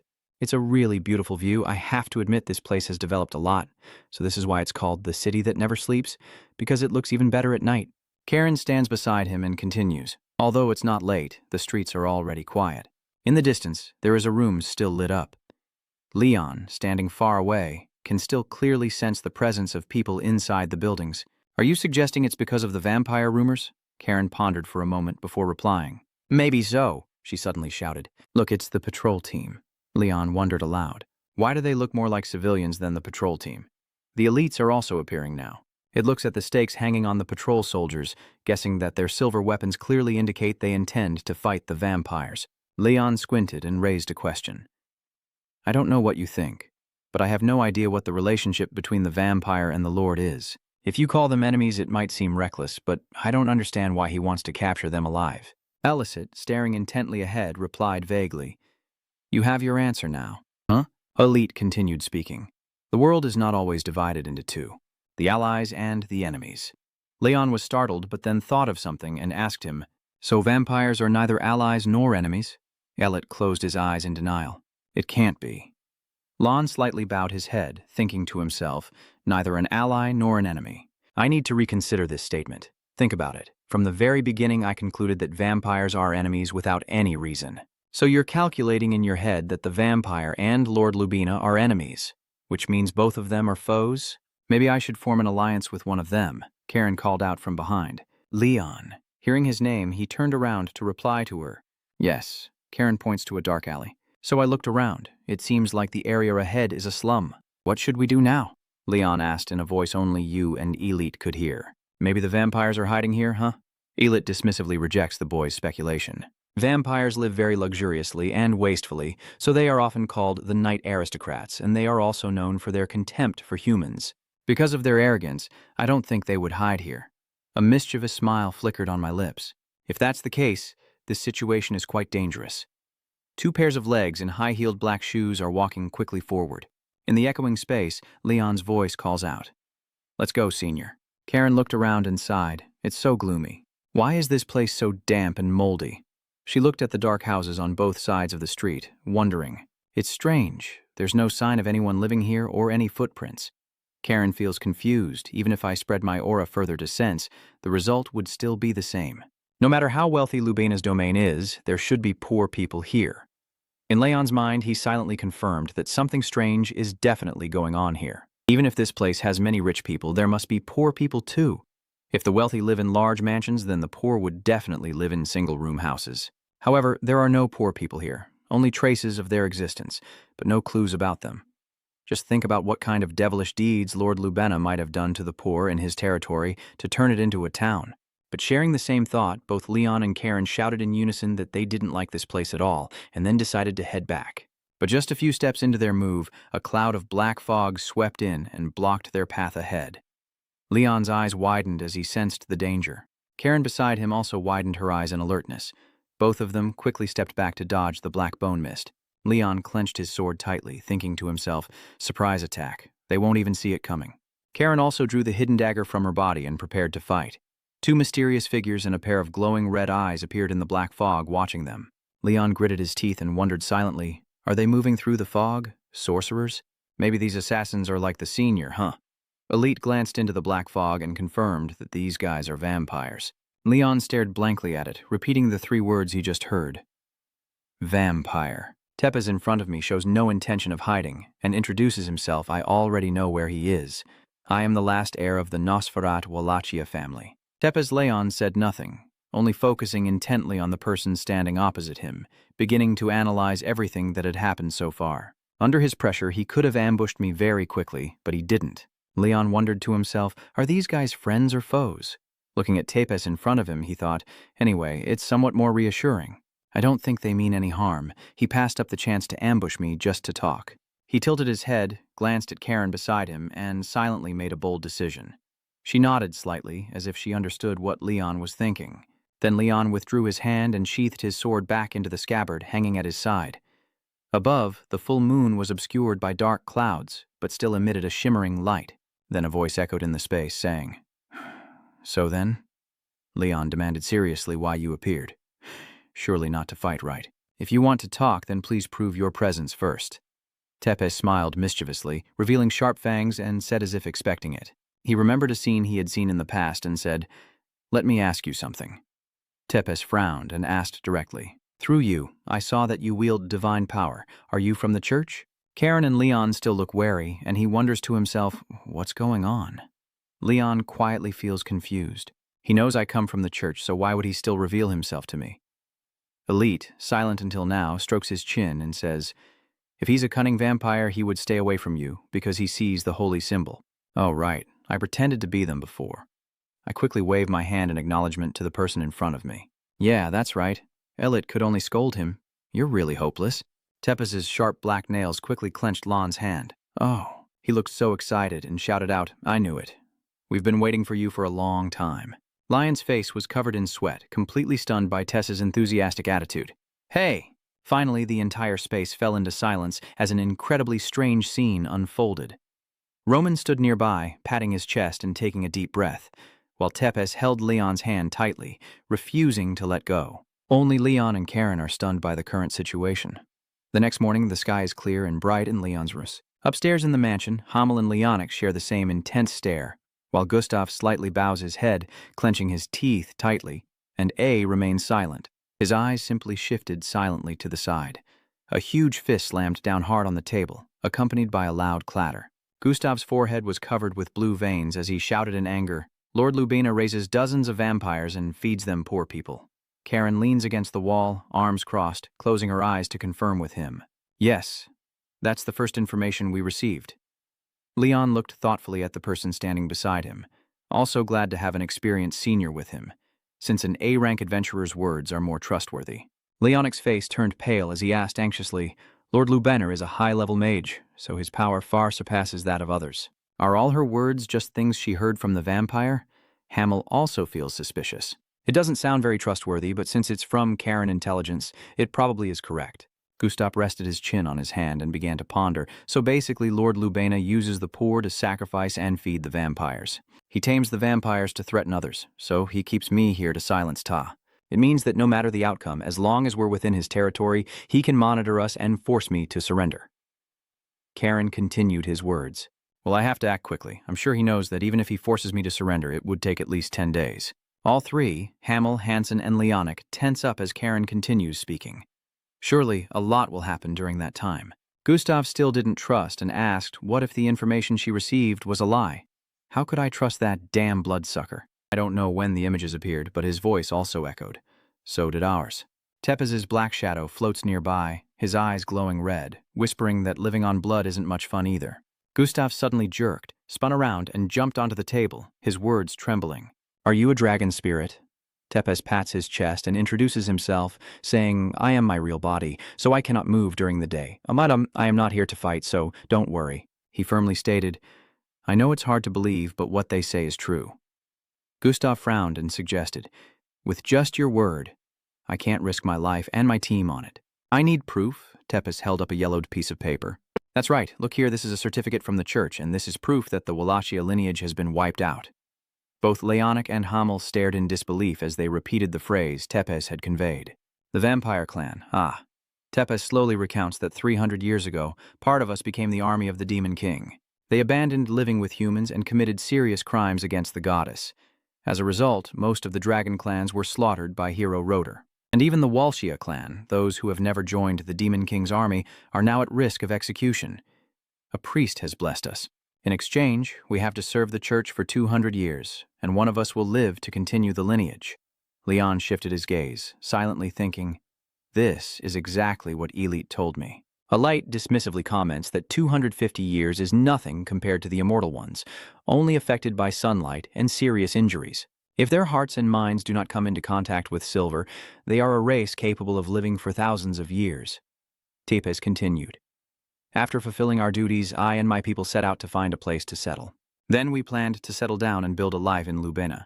But Gustav stared intently at him and asked, do you mean the Lord of Lubena betrayed you? Tepez met his gaze and replied, yeah. Gustav closed his eyes, stroked his chin and thought, now that he saw the church certificate, I shouldn't doubt you anymore. But we're stuck here now.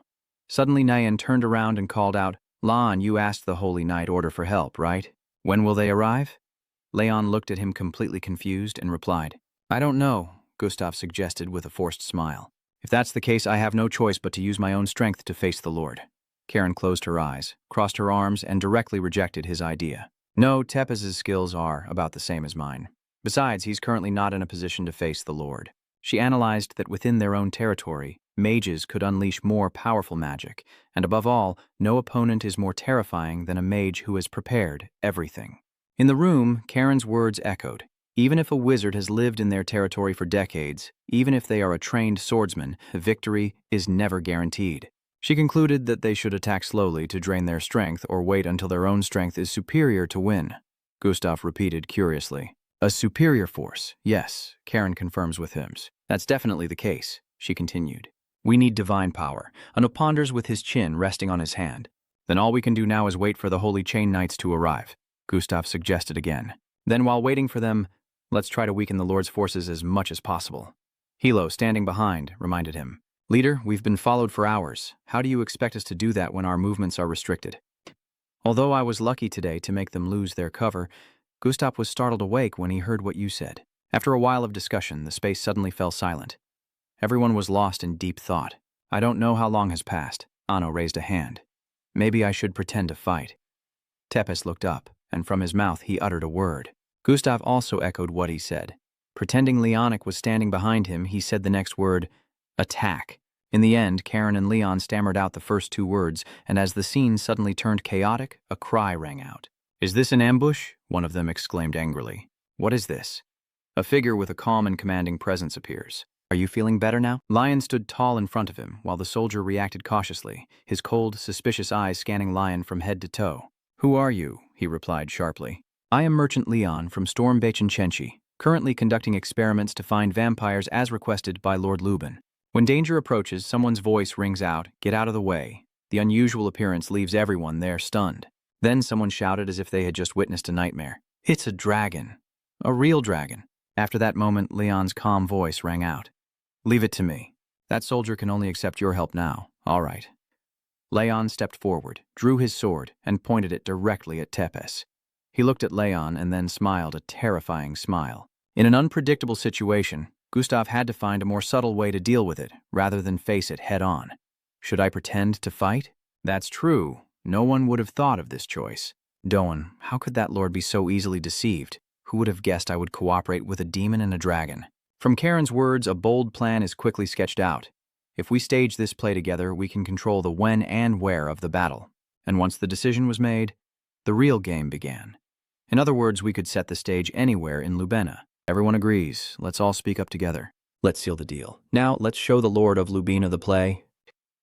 Immediately after, Gustav's figure with a sword stepped into the deadly darkness. He shouted loudly, swinging his blade with fierce determination. That blazing red aura was pushed back, forming a perfect arc. Gustav's gaze locked onto Roman, and a thought crossed his mind. Karen and Leon were right. In Gustav's thoughts, a purple mark appeared in the darkness. Evidence that Lord Lubena is a wizard. Clues about magic appear everywhere in this land, sharpening the suspicion. They are everywhere in the territory. These are structures everyone knows about, but only the Lord can access. And the towers built with matrices to protect the territory, Karen pointed out suspicious points. If he is a wizard, then there must be some architectural structures containing matrices he created within this territory, along with matrices to enhance the effectiveness of those structures. They're just like those towers over there. Gustav's bold idea comes up again. Cut through the speculation, or maybe we destroy them. Still, Leon remained highly alert. Moreover, some of them were fake towers designed to deceive the human eye. The seductive voice lowers. You mean, I need to destroy the right tower, right? Caution is advised when acting, but if we try to destroy the original tower, the Lord will suspect us immediately. In the end, the decision was made, so I should create an accidental situation. Leon whispered to Elsit. You and the leaders Gustav and Roman did quite well. All scenarios have been carefully planned, taking at least a few days, up to 10 days at most. Everything will end when the Lord discovers it. I will pretend to fight and secretly choose a tower to destroy. Leon replied to Elsit, but his eyes remained focused on Tepes. Yeah, I understand. Tepes summons a red sphere of power, with Leon as the main target. Well then, take this. Immediately after, Elit said something that stunned him, shattering his confidence. You're not allowed to use aura. Leon gasped in shock. What did you say? At this point, all you can do is try to avoid that attack as much as possible. Luckily, Lon isn't hurt, but you know full well that if you were hit by that move, you'd only be left with a suffering body now. How can you defeat such a strong opponent without using aura? But Elit's response is absolutely certain, leaving no room for negotiation for him, of course. Leon shouted. Worry and the sense that he could hardly fight TPES showed in his eyes. Why would he do that? It doesn't seem like he's just pretending to fight. His attack is real power. Elit helplessly warns that because your aura can kill vampires, even a light cut would turn him to dust. That puts Leon in an almost impossible situation. I have to face a powerful enemy without using aura and accidentally destroy the tower. Are you crazy? That's really tough. I have to pretend to fight a high-level vampire using only my physical strength and a regular sword? You're helpless, and can only shout to vent your anger. He's crazy. No matter what Leon does, Tepes keeps attacking him. Since he can't use aura, Leon can only try to dodge each of his attacks. From Tepes' perspective, all he can see below is smoke, shattered rocks, and debris. It looks like he just saw something surprising. Leon's figure rushed out from the smoke to stand in front of Tepes. Although his attack was very quick, he still couldn't land a hit on Tepes. Leon's face contorted with tension as he spun around to counter Tepes' attack, his sword slicing through the air, and instantly that spot exploded. Two giant crystal pillars shattered, engulfed in magical lightning, standing out amid the dark, foggy scene as Leon, after blocking Tepes' attack, gasps for breath. Elit suddenly appeared behind him and said, "This can also be considered a training session." His suspicion immediately arose. "Hey, tell me you're not lying." "Why not? Are you joking around?" Explosions echoed all around. It was too dangerous. Leon could only grit his teeth and endure. That damn sword. Sure, in the end, you had to accept reality. Fine, it's been 6 days in a row. Elit looked at him with a calm gaze as if assessing the situation. Things seemed to be getting easier now. Elicit gazed into the distance where the city was in danger, with at least a dozen magic towers already destroyed. The matrix is also weakening. The target is gradually losing strength. That image appears from someone else's perspective. His hand clenched so tightly that veins bulged, and his noble status was evident through the rings on his fingers. Andre gritted his teeth, anger and contempt evident in his voice. These bastards. A sunny and windy morning scene unfolds. Gustav glances softly at the fading magic towers and whispers. It seems everything is going smoothly, but then Leon frowns, still feeling uneasy. Strange. The Lord doesn't even bother to count. He crosses his arms and speaks in a lower voice. Maybe he's still hiding his true nature because he needs more time, but things will only get worse if we wait too long. Gustav whispered, "Have there been any updates from the Iron Swords Knights?" You replied briefly that they need to come here soon. A figure rushed over, calling out Leon's name as she ran. Gustav and Leon immediately turned towards the direction of the call. Karen speaks excitedly. They have arrived. The knights from that iron chain group. The night sky gradually spreads over everything. The scene changes. Leon and Karen arrive at a different place. He sighs helplessly at this ironic situation. It's at a restaurant table. That's strange. Senior, I can hear a bit of hesitation in your voice, but even so, I just want to confirm. Do we really have to do this? Karen just chuckled softly, explaining in a tone that was half joking, half discreet. It's just acting. Just acting. I told the maid that I would have dinner in town. They won't follow the couple on their date. We can also make the Lord less suspicious. The male servant approaches with a smile. Who is the table reserved for? Karen smiled brightly and replied, No one. Leon was startled. What do you mean? That's just Leon's way of reading backwards. The three of them had a brief moment to exchange words. Welcome to your room on the 4th floor. Would you like to order anything? We would like to order today's special. 4 servings, please. That's right. Please enjoy your meal. When Leon and Karen entered the room, 2 people were already sitting at the table, with Damien's fierce face appearing and Angela sitting beside him. Leon quietly observes the 2 people in front of him, sensing the sharpness hidden beneath their appearance. Although they look quite young, they seem very experienced. As expected, they didn't need to carry weapons, but both of them exuded an overwhelming aura. Elite glanced at Leon and gave him a compliment. Your ability to observe others seems to have improved since you started traveling with Karen. They may not be at Cheezer's level, but they are quite strong. Hello, nice to meet you. I am Leon, the one who asked for everyone's help. Hello, I've heard Bishop Cheezer talk about you. I am Damien, and this is his glance toward the girl beside him. Angela can't speak, so I hope you will kindly understand us. So, when we get to the main point, Leon asks again to confirm the situation. Do you know what's going on here? Damien hesitated, so he directly addressed the issue they were facing. Are you carrying out a campaign to destroy the magic towers by pretending to fight Prince Tepes? Leon's next question is a bit curious. So you know Tepes? Damien nodded. Well, the Waitian clan was quite famous in the past. He wanted to make sure he didn't miss anything important. Who would have thought that after 250 years of hard work, they would get caught up in this? It's really unlucky.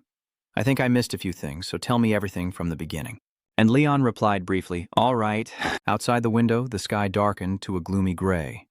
Hearing about the plan to imprison and breed the entire race as a resource, Amyen froze in shock.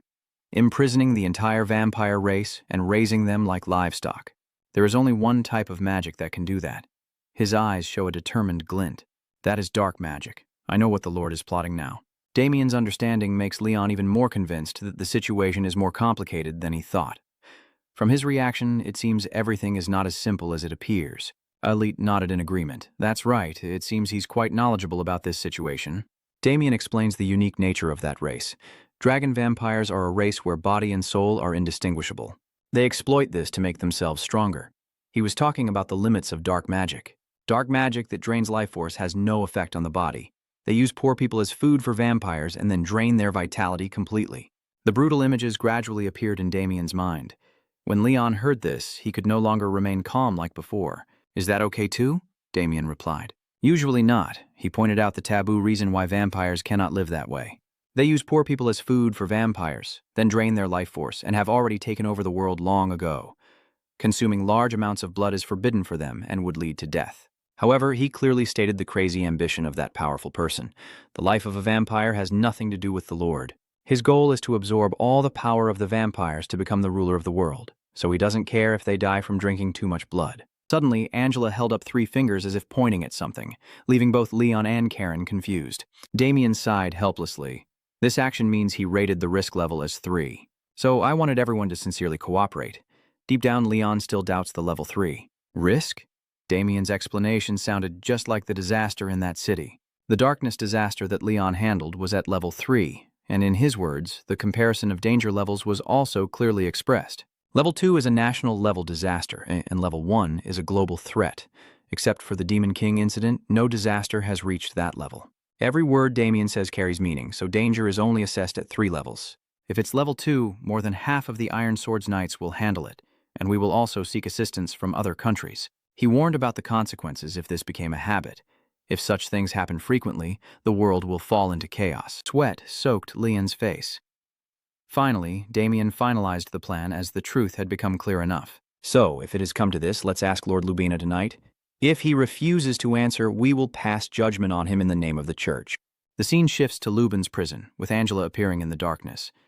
A voice from behind Angela speaks, and although it looks like an ordinary prison, this is actually a secret place where even dragons are kept. Tepes appears with a dark cloud of black smoke. Pleased to meet you, Miss Angela. Angela glanced briefly, then his voice continued to echo. We've heard the story already. Our mission is to help her by freeing the prisoners and having them join Leon's team. Tepes's gaze turns icy. We have thoroughly examined this place. Roman revealed the unexpected protective structure that the Lord had built. The Lord has created a matrix here like sunlight, so we can't attack it. Elder Huang'an looks at Angela, hoping for her ability. If you can destroy that matrix, we can approach the place, but you have to destroy it yourself. Without waiting for anyone to react, Angela leapt down. Tepes was stunned by what he just saw. As they approached closer, she saw Angela standing on the edge doing something. She unleashed her power and bright yellow lightning bolts appeared. Angela muttered to herself, then clenched her fist. The holy power didn't wait for anyone to understand her next move, so Angela threw a punch at the city wall. A massive explosion occurs. The stone wall cracks apart. Tepes and Roman watch in shock, unable to believe their eyes. Maybe because Angela's recent holy power caused the whole area to shake. Leon immediately recognized that familiar strength and whispered, "It's an earthquake." Damien said slowly, emphasizing the incredible difference in their strength. Angela did that. That is her power. She is twice as strong as me, stronger than most of the elders. He frowned slightly. So just Angela alone is enough to handle the prison matters, but what really worries him lies elsewhere. The problem is that we are the ones talking to the Lord, Damien said, his eyes also directed at the people present here. Gustav frowned slightly at those words as they sounded like a foreboding omen. Are we the problem? There are still 5 people at level B and 1 at level A, plus the Knights of the Iron Chain Squad. Is that still not enough? In Damien's eyes, the greatest concern still remained unspoken. If we do well, we've only just matched the Lord. But if someone dies later or I lose the ability to fight, I'm not sure I will win. Meanwhile, a shout echoed from the other side. Someone? Just as the group approached the mansion, 2 guards stopped them and said they were looking for the Lord at midnight, so if they know what's good for them, they should turn back quickly. The tension immediately rises as a cold reply echoes back. You should be the one to go back. I am Damien, the 38th Knight of the Iron Chain Order from the Church. I'm here to investigate a few things. Immediately, the tension between us drops. What? The Church of a Knights of the Iron Redoubt. The commander's voice rang out. Put down your weapons. A steward slowly approached and then invited them to go deeper inside. Please forgive this rudeness. The Lord invites you in. Please follow me, Alat said with a hint of sarcasm. Many stewards greeted the visitors from House A, and they seemed quite serious.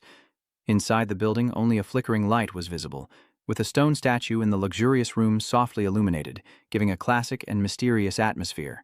They looked around, feeling the atmosphere was much darker than during the day. The mood was completely different from when we came here in the morning. Yeah, it's gloomier. A member quietly warns that their instincts are telling them something's wrong. Maybe it's a trap, so let's hurry up. Gustav spoke slowly, his voice firm. I'm here now. There's no turning back. He looked at Leon, accepting the truth with a resilient expression. Isn't that right, Leon? He replied softly. Yes. Then the group stepped inside. Let's go. The door slowly opens and a welcoming voice from deep inside the room makes the place feel even more strange. Welcome. Sorry for not welcoming you warmly. Since I'm here to investigate, I doubt you want any tea either. Knight Damien calmly says it straight without hesitation. Stop ringing the village bell. I'm not here to play around. His gaze was as sharp as a blade. He was suspected of using the Wallachia clan for his own purposes after they served the church and wielded their power to dominate the world. Andre sneered contemptuously, accepting everything as if there was no need to hide it. How did you know? It seems you already know everything. Even if I deny it, you will still choose to believe them. So, I don't really want to explain anything either. He glances in a direction, and that's where Lon is standing. Andre sneered as if he knew the entire plan. You guys are quite something. The secret that helped those guys destroy my towers, you're quite something too. His voice drops to a threatening tone, his face crazed. I will not let you die easily, Gustav's voice rang out. I'm not happy about this. He shot him a sidelong glance and responded without hesitation. What? Gustav continued sarcastically, forcing the opponent to admit the truth. If calling a dragon a fallen ghost, then you're no different from a leech drinking that blood. So you're admitting your guilt. Looks like you're being honest, Andre muttered sarcastically. Compared to the fools, you seem to be quite eloquent. Gustav doesn't mind mocking him back. I see. So you're not much different from me, after all. Leon looks helpless from behind. Oh, turns out he's quite good at arguing. Are you trying to get yourself killed? But Gustav calmly replied as if to tease his anger. I told you not to let us die easily. Why do you keep threatening me? Is it because you're old and your words are all mixed up? That very statement made him tremble. His eyes widened and his voice revealed anger, losing all composure. This damn bastard's words just came out of his mouth. Andre held out his hand with the purple gem, then suddenly crushed it in his palm. And then he delivered a cold verdict. Now, I will kill you. Andre unleashes his power. A huge explosion occurs. A shout rang out, dodge. Leon charged forward with his sword. In front of you, Andre's figure is floating in the air, surrounded by dark, ominous waves of power. A magic circle has been summoned. Karen grits her teeth, and that much magic power is also quite surprising. In that regard, he's at least level 7. That damn old man, always hiding things. Damien looked at the string Andre was holding. It's probably because of that transmission string, right? If I break that pendant, I will win. His eyes burn red, and his voice is dark. If you don't know anything, don't stand in front of me and yap. Let me help you die in what you call your glory. Andre stepped forward, pointing at the first target. First, your voice turns colder than any magic. It's you, Gustav, wielding the sword with a cold and furious gaze. The scene is now in chaos at its peak. The previous attack has made Leon and Karen's faces tense, beads of sweat showing their anxiety. Both Damien's eyes and the other two people's eyes were tense like strings, making the atmosphere thicken in that moment as the synchronized shouts rang out. Damien's leader shouted, rage boiling over as he launched his attack without hesitation. He gritted his teeth. Have you really sacrificed the blood and souls of the poor just for your own gain? On the contrary, Andre's attitude was very relaxed. So what? Leon approaches Gustav's lifeless body, his veins bulging, eyes now cold and furious. Andre glances at Damien's group and softly scolds, You're truly church dogs. I've wanted to ask you about this for a long time. He gritted his teeth and asked, Why? Why is such powerful dark magic the one that is suppressed? Damien and Hansen watch him cautiously as he rambles on. Look carefully. The magic I created by draining life force and sacrificing others is forbidden by you. At the same time, Gustav was knocked out and lying on the floor. Andre wondered why this incredible magic was being forbidden. He didn't see Leon grinding his teeth in fury as he listened, nor did he realize that thanks to those tiny, worthless lives, I managed to shorten the time. In the end, their sacrifices were not in vain. Why would God forbid this magic? Hearing this, Damien was so angry that his veins bulged on his face. He looked at Andre and asked, Are you asking me? He coldly said no, and then laughed maniacally. I will help you realize your foolishness. As he finished, a formation was instantly created on the church, and the thunder roared loudly, causing the building to shake. Hamel and his team are startled by the sudden earthquake accompanied by a gloomy atmosphere filling the space. Damien tries to stand firm, grit his teeth against the tremors that make his stomach turn inside out. Suddenly a figure rushed forward with a flowing cloak. It was none other than Lion. He swung the holy sword in his hand, striking fiercely. The power of the holy sword was incredibly strong, causing Andre to startle and step back. Damien was stunned, thinking to himself, he must have banished all the gloom in this room. Is this what the Lord was referring to? After helping everyone regain their composure, Leon coldly said, Let's begin. Damien understood and was the first to react, immediately raising his hand to recite the prayer. Please, Lord, send your light to this cold, dark place so everyone can see your mercy and recognize their betrayal. Please send your light to me. Immediately, a blinding light appeared along with his prayer. Yes, the faint light flew out of the building, heading straight for the reddish formation on the central beam. Then the light flashed and shattered the formation. At the same time, Andre raised his hand as if something had just disappeared. He looked at his hand in surprise. Is my power fading away? Than's anger flared as he raised his hand, unleashing a powerful stream of energy. Don't talk nonsense in front of me, you pest. Your power is nothing compared to mine. Die. Hansen looked at his friend. Leonic understood and nodded. I see. Then Hen stomped his foot down hard as if to steady himself. Leonic pats his shoulder as if to energize his teammate. Hen forcefully slams his shield into the ground, almost burying it deep into the earth.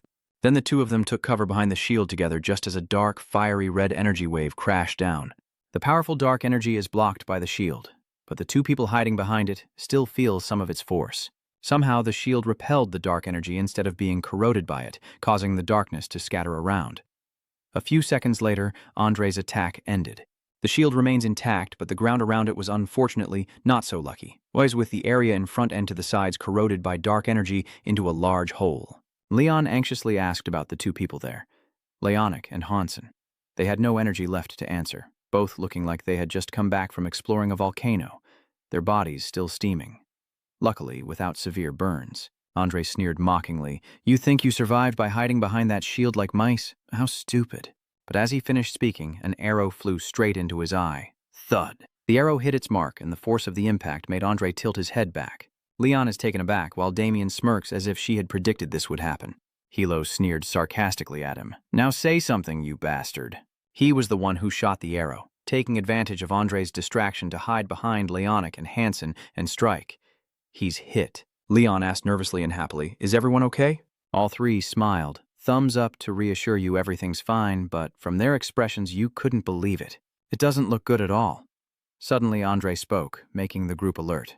The red ring on his hand has shattered into pieces, black smoke rising, yet his eyes remain completely unharmed. Obviously the magic from the red ring nullified the attack just now. He angrily said, How dare you fools damage my ring? Hamel can't believe it. Is he still okay? No way. I clearly hit him in the eye. Clearly that was also a guided fire arrow that couldn't be dodged. Damien suddenly realized. I see, that ring is a high-level item that nullifies physical damage. I've lost a precious arrow. Seeing his eyes turn even redder, he judged that he was even more furious. Andre raised his hand, summoning several magic circles, and growled. You bastards will never live in peace. He's going crazy. No, even if you die, your souls will not find peace.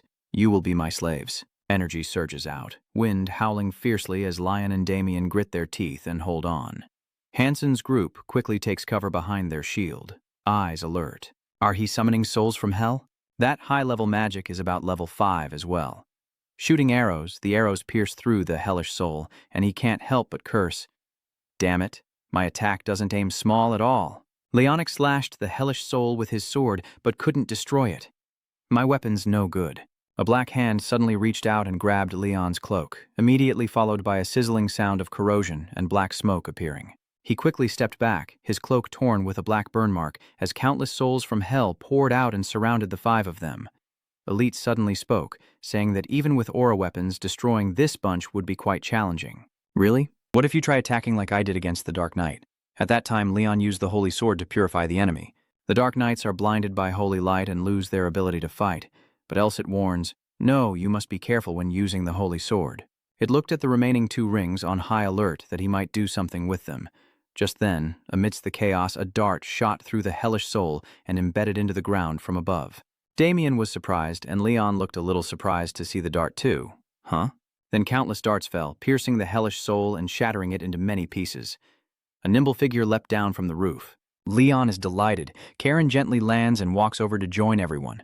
The hellish souls are indeed resilient. Their bodies are gradually healing. It just takes a little time. Soon after, they return to their original form as if they had never been hurt. Karen propped her chin and complained, knowing it was useless and she didn't want to fight these ugly ones at all. She put her hand on the ground, resigned because everyone was in danger. Karen smiles and says, Let me show you my skills. As she finishes, she brushes her shadow outward and hands sprout up like mushrooms. Then, a hand with a sensing instinct wrapped around the hellish soul and tightened it. Leonic let out a sigh of relief. They are no longer moving. The ghosts are blocking them. Hamel praised, not expecting much from Karen. Elite smiles. This match seems more reasonable now. She uses the ghost to hinder the spirits. Damien steps forward to take over. Now it's my turn. He raises his hand to recite the prayer. Light, please shine upon those who are lost. A beam of light rises above everyone's head, watched curiously by H the cat. Immediately after, each of his names glowed as if blessed. The spear in Leon's hand also shone, especially the blade. Hansen's shield and spear are no exception. Leon's sword is the same. Damien explains, I have bestowed divine power and weapons to everyone. Leon looks at him with a surprised sound. So this is divine power.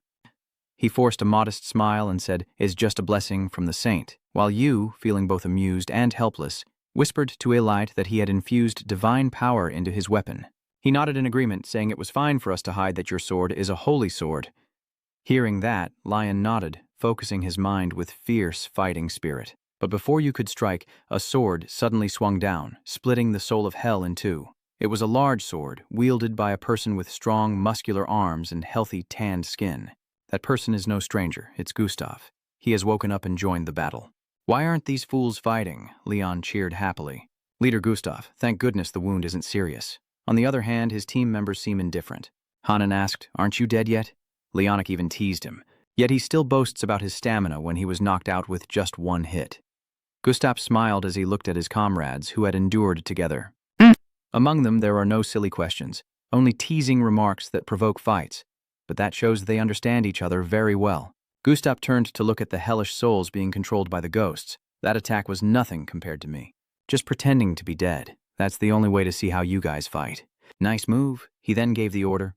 Advance now, brave warriors. Following Gustav's command, he and Leon led the charge. Everyone else supported from behind. Damien stood at the back blessing everyone, and Andre was so angry his eyes bulged out. These bastards. And when he wasn't paying attention, Karen suddenly appeared and attacked from behind. Her hand holds a sharp dart. If the ambush succeeds, they will save a lot of effort. But obviously, life isn't a dream. Andre quickly raised his hand to block. A magic circle appears as a shield, blocking her attack. Even though it fails, Karen still smirks at him. Number. As soon as she finished speaking, she released a smokescreen, white smoke billowing to obscure his view, while she transformed into a shadow and vanished into the darkness. Andre cautiously looked around. That bitch distracted him. The next moment, an arrow cut through the wind and shot straight at him. Already having a magic shield, he quickly raised his hand to block, causing the arrow to break in two. Andre broke out in a sweat. Another arrow. Do they think I will? But before he could finish, the smoke dispersed. He doesn't see any hellish souls at all. What the? Where are the dead? There is only a group of 6 people flickering in the thin smoke. Waiting for the dust to settle, what he faces are the fierce gazes of Leon, Hamel, and Damien. Andre, furious, veins bulging on his face. You miserable fools forced me into this. With that, he spread his hand, pinched 3 fingers together, and snapped his fingers as if signaling some kind of ritual. Immediately, dark magic erupted behind him like a volcano, and as if sentient chains spread throughout the building. Damien watched the dark magic flow out, sensing an ominous premonition. The dark magic spread, seeking a juicy target under Andre's command. The prey they are targeting is the gatekeepers here. The dark magic invades the guards' mouths like parasites draining their life force. The other guards heard the commotion and ran over to check, only to see 2 people lying on the ground. What's going on? The 2 guards on the ground suddenly moved slightly, whimpering softly. They stood up, stiff as zombies, with vacant eyes. Brad and the guards, still conscious, swallowed nervously in fear. What's going on? But in the very next second, he was startled to see dark magic pouring into the mouths and noses of the 2 behind him. This time, Gaillard witnessed firsthand what happened to his comrades inside the building. Andre smiles. Good, you have arrived, my slaves. The stiff sound of footsteps echoes as the soulless zombie bodies of the guards gradually appear before Leon's group. His pupils constrict, voice trembling. Wait a minute, these people. Leon recognized Brath. Although he is no longer as sharp as when he was alive, he is the senior swordsman I met before. Your rage is burning away your reason. I won't forgive you. What did you do to them? Suddenly, Damien clenched his teeth and uttered the word, frenzy. He was also furious. It is one of the forms of dark magic that causes the latent power within a person to explode, turning them into a powerful monster. For now. Seeing Brad now devoid of life, Damien lamented how cruel he was to his own protector. As he finished speaking, soldiers leapt forward to attack. What the hell is this? Too strong. One attack isn't enough. The enemy mechanically retreats, and Gustav also steps back a few paces. Damien shouted from behind, watch out, these crazed people don't know pain and their strength is beyond normal because they are now out of control. If it's not a critical hit, they won't die, and their aura will also increase.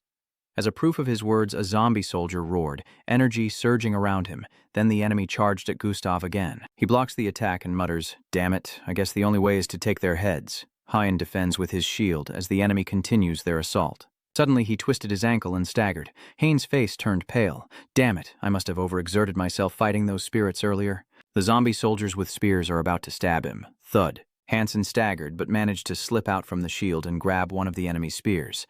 Leonic, worried, turned his head and shouted. Hansen, unaware that he himself is in danger, the next moment Leonic sees the world spinning and is knocked to the ground. The punch was quite heavy, and he was almost unconscious on the spot. Leon was fighting a soldier, his body trembling with each move. Everyone else, Dami Yen, is also trying to block the attacks from the other slave soldiers. Leon assesses the situation. Senior Karen is nowhere to be found, so he has to face the Lord. Maybe she's busy already. You're fighting Brad, feeling overwhelmed and powerless. Even if you want to help out, damn it, you can't move right now. At this moment, Elit speaks up to reassure him. Calm down, Leon. Are you surprised? It suggests pay attention to their movements. Elit explains in more detail that even if they are brainless, they are just ordinary swordsmen, so fighting two at once would be easier. Leon glared in disbelief. Fighting two people at once? What are you talking about? Wouldn't that make things worse? Elit asked back, do you remember the battle in the forest? If you face a swordsman and move instinctively, you can take control of the situation through your thinking and movement. In a one-on-one duel, their strength will definitely surpass yours. But if he fought two people at once, he could make them clash with each other. Leon realized this, regained his composure, and smiled. Yeah, kids are easy to teach. Elite nodded in satisfaction. That's how it is, so Leon no longer fights Brad head-on. He immediately turned and ran away, charging at the two soldiers attacking Damien to push them away. The two soldiers rolled on the ground and clumsily got back up, causing Leon to fall as well. Damien is protecting the injured Hansen. Both of them look at him confused. Leon, you don't explain and even shout insults. Hey, you fools, come fight me. Two zombie soldiers growling stand up, jumping to attack Lion together, but since they are too close, they collide with each other and both stagger, losing their balance in midair. Everything unfolds as Leon predicted. He smiles, then steps back to gather momentum for his attack. Swish! He moved so quickly, leaving dust marks on the floor. Leon charges fiercely at the two soldiers, swinging his sword quickly and powerfully, cutting through both of them. At that moment, Damien suddenly shouted in panic, Lon! From behind. Upon hearing his warning, Leon immediately turned around. At that moment, Brad, now transformed into a monster, was standing in front of him. His sudden appearance startled you, making you quickly draw your sword and exclaim, damn it. But it was too late because he had already seized your hand, trying to swing the sword. Then he grabbed your collar and lifted you up like a chick.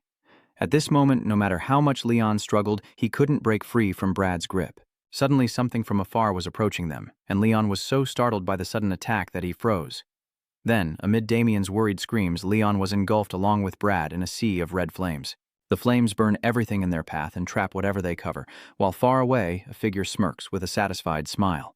At this moment, the divine power on Leon's holy sword is still trying to resist the burning flames. Finally, it shatters, dispersing the fire that was engulfing Lion, leaving him in an incredulous state. The holy power that Lord Damien bestowed upon the weapon can resist dark magic? If not for that, I probably would have been burned to death. At that moment, his eyes widened in surprise as he saw something. Huh? So you saw Brad burned to nothing in that fire. That made you furious. Is he planning to kill me with his guards? That bastard.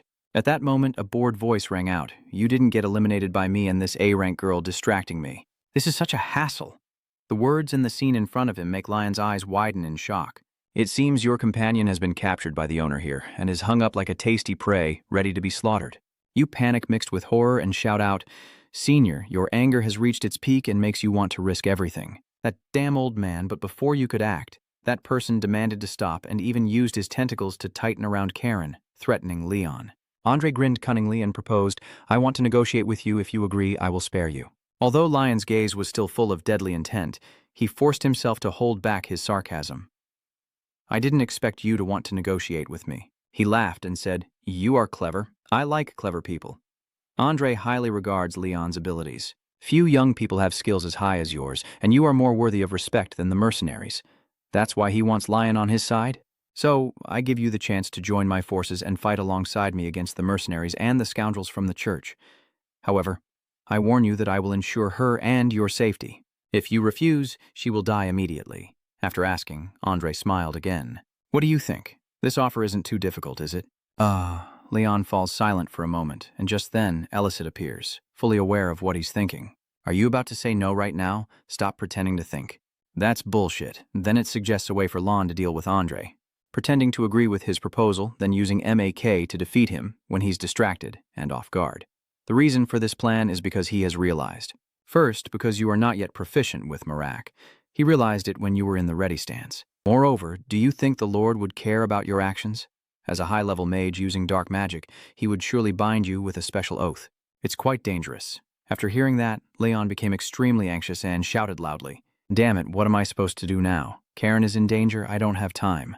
The only thing I can think of right now is that no one saw Elicit. So now people just see Leon talking to himself randomly in the air. After seeing this, Andre feels uncomfortable and wonders, is he crazy? After arguing for a while, Elsit finally spoke in a calm voice, telling Leon to stay calm. But Leon retorted that there was no way he could stay calm. This is clearly a serious situation. Suddenly Eli chuckles triumphantly and reminds everyone, "What did you forget? Did I forget something?" At that moment, a loud rumbling suddenly drew Andre's attention. Lon also looked up at the ceiling, which was shaking violently. Then the unexpected happened. Suddenly the ceiling exploded, and through the hole someone appeared, making Leon so surprised he couldn't help but exclaim. The elite's roof sneers arrogantly when it sees someone landing next to Lion at the right moment. Leon recognized the person who just appeared beside him and couldn't help but show a joyful expression. He eagerly called out, "Miss Angela." Still with an emotionless, cold face, Angela glanced at Damien and responded with an excited smile and a slightly delayed remark. Angela only responds with a knowing nod. Suddenly, a monster rushes toward her from somewhere.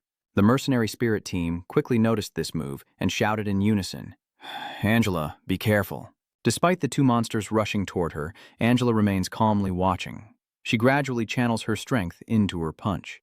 And when her power was fully gathered, two powerful punches were thrown and hit the monsters precisely. That scene left Andre in disbelief. He stammered, "What is she?" Suddenly, Angela's thumb extended out and she made a provocative gesture toward Andre. Her contempt made Andre grind his teeth in anger and curse. "You bastard!" After throwing punches, Angela let out a breath.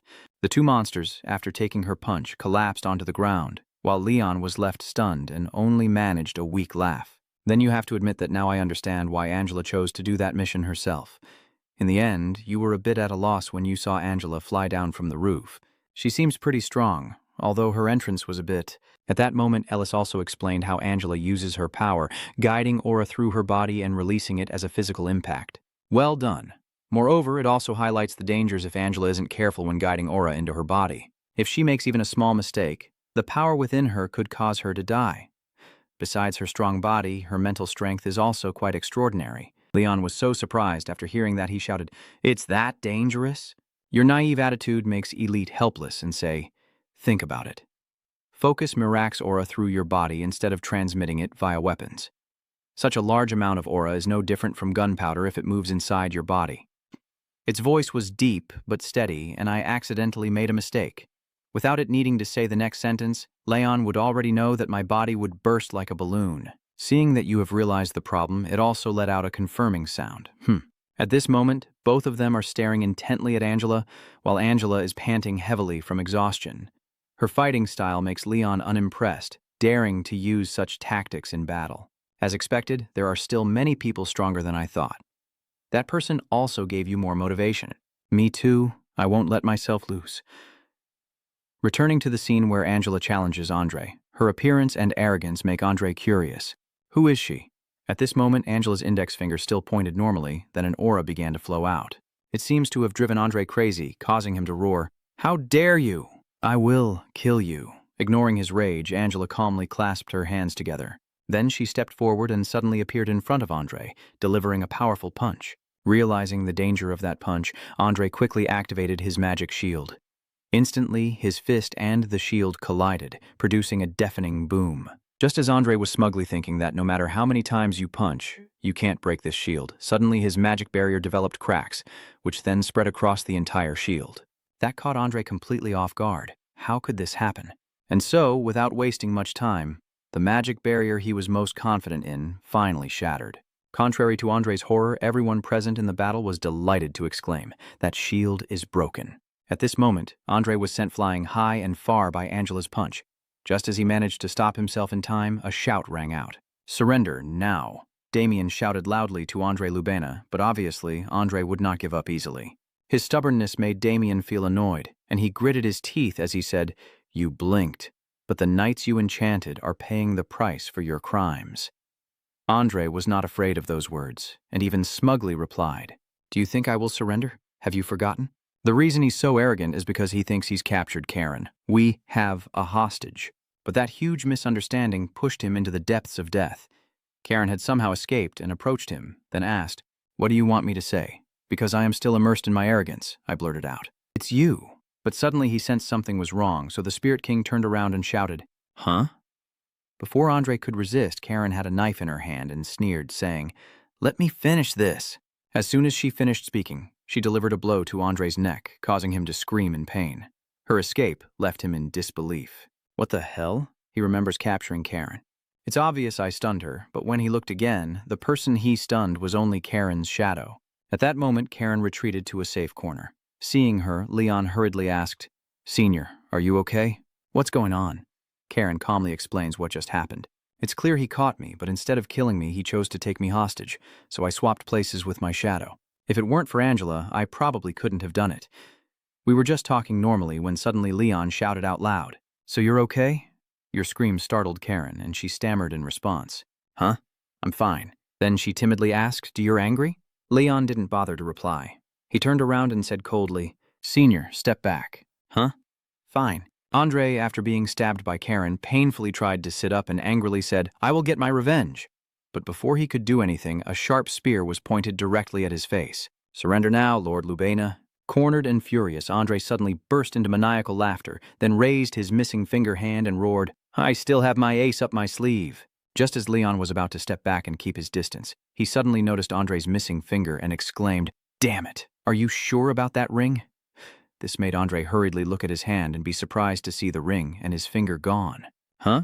Just then, someone held up that very ring. Karen was the one who took the ring and smiled, saying, "You call this a valuable item? I wouldn't let an evil person like you use it anymore." "Thanks, I will make good use of it." Having his trump card taken away by a goddess who might be a demon or not, Andre was furious and howled like a wild beast. "You bastard, one day I will take revenge on all of you." It was none other than Tepes and Roman. With a deep, hellish voice, Tepes called out to Andre. Tepes' appearance made Andre want to say something, but before he could do anything, Tepes acted first. His bulging, red-veined hand reached out, and his cold voice ordered, "Surrender." Andre Lubena in a scene under a full moon outdoors. Andre's devilish laughter echoed as he said surrender. I don't know when, but he was holding something and looked extremely proud, saying, "Enough, you damn fools." The appearance of that thing made Leon and Tepes freeze in place. The object Andre was holding radiated a formidable power that could not be underestimated. And then suddenly someone exclaimed that, recalling that day, Iong had come to Count Andre's palace. He offered Andre a box containing something with unimaginable power, called the Black Quartz, and now Andre is trying to swallow it.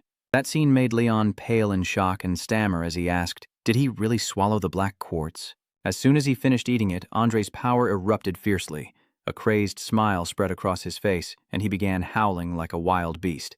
His scream made everyone quickly cover their ears. Karen even exclaimed, "My ears." Even Tepes couldn't bear it and hurriedly covered his ears. After a relentless assault of sound, that horrifying scream finally stopped. Suddenly Tepes' trembling voice rang out, "No way, this way." He stared in amazement at Andre's newly transformed form, one of the 3 great Nosferatu clans, a vampire capable of controlling sound.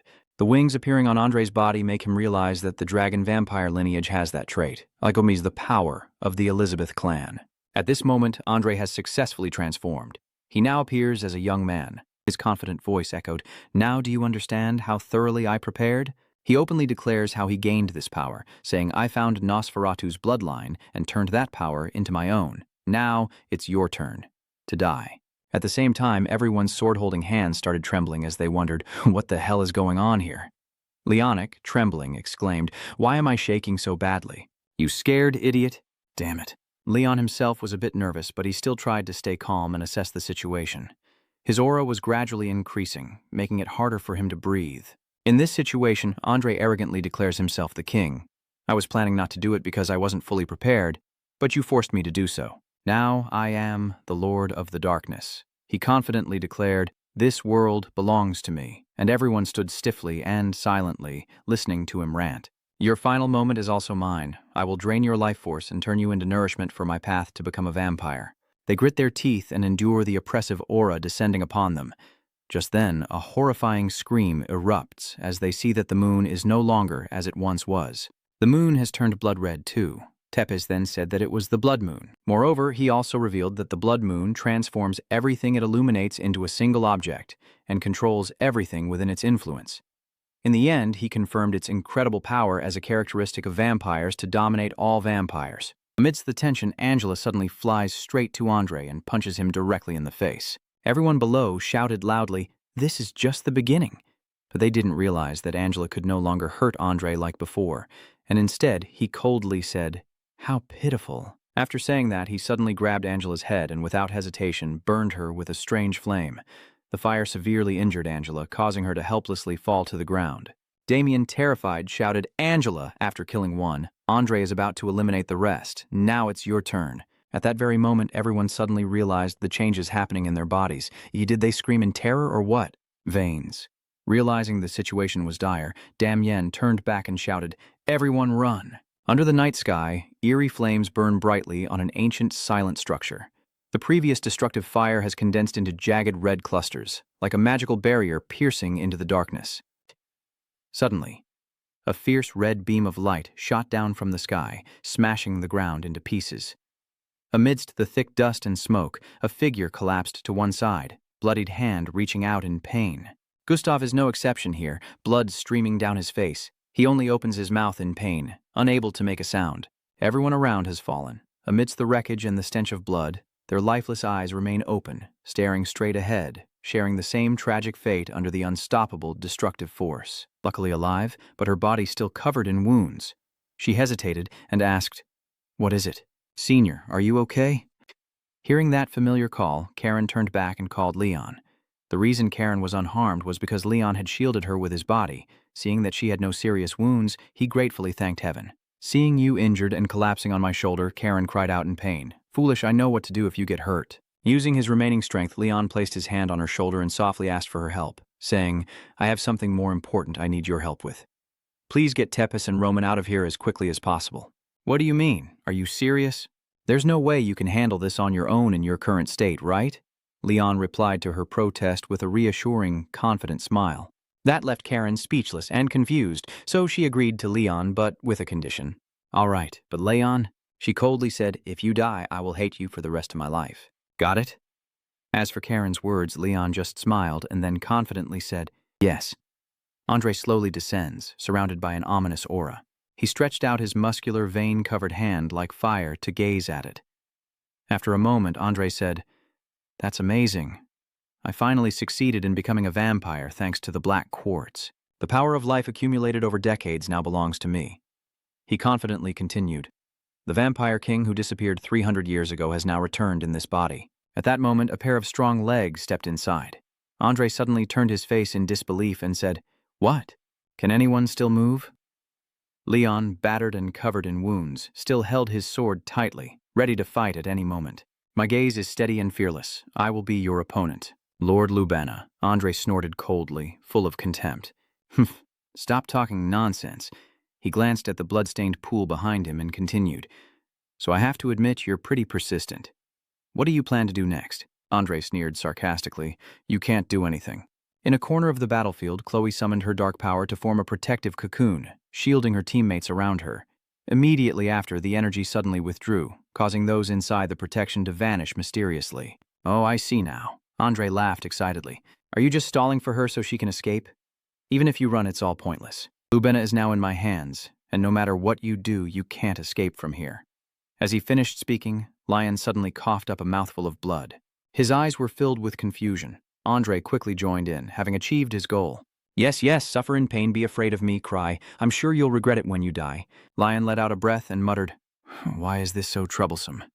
He placed his hands on his hips and glared at Andre. "You think just using dark magic makes your mouth invincible? I was only stalling for time." He keeps swinging his pickaxe back and forth, not realizing. He didn't expect Leon to say that, so he responded with a look of suspicion. "What did you say?" Andre then smiled eerily. He raised both hands to summon his power. Andre growled, trying to stall for time. "You bastard, so stupid it's the end, but you still dare to test her patience." Damien lay on the ground, struggling to get up and observe the situation, his voice trembling as he said with such tremendous power, "No. If this land sees Andre about to attack..." Leon glanced and thought, "My senior has gone far away.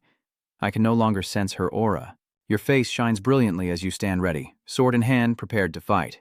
Elitz sneers at Andre. "You're really stupid. Why sacrifice yourself to become a demon or a dragon?"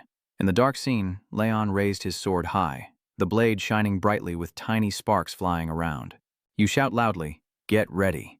A blinding beam of light flashes, and someone suddenly screams. "Oh, the light!" With a determined, fiery gaze, Leon clenched his sword, emitting a dazzling glow, illuminating the entire space. Andre's face reflected the sword's light, showing confusion as a blazing golden glow erupted, engulfing everything and blurring the view. In a moment of terror, he seemed to burn as white flames consumed and scorched his entire body. Over there, Hansen suddenly widened his eyes at the wound on his shoulder. Hamelo also noticed something extraordinary, raised his hand to examine it, then whispered, "What is that? Is the wound healing on its own?" Yen bowed his head and touched the bloodstains. He stared in disbelief, thinking, "That can't be. That light belongs to the Sword Saint." Surrounded by a blazing aura, Leon looked straight ahead with a cold and determined gaze. Facing Leon, Andre's body is being corroded by the light. He screams in pain and agony. After struggling for a while, Andre finally collapsed to the ground. His scream echoed through every corner. Andre's body gradually disintegrates into black smoke and completely vanishes into the air. Elite watched from start to finish before speaking to assess.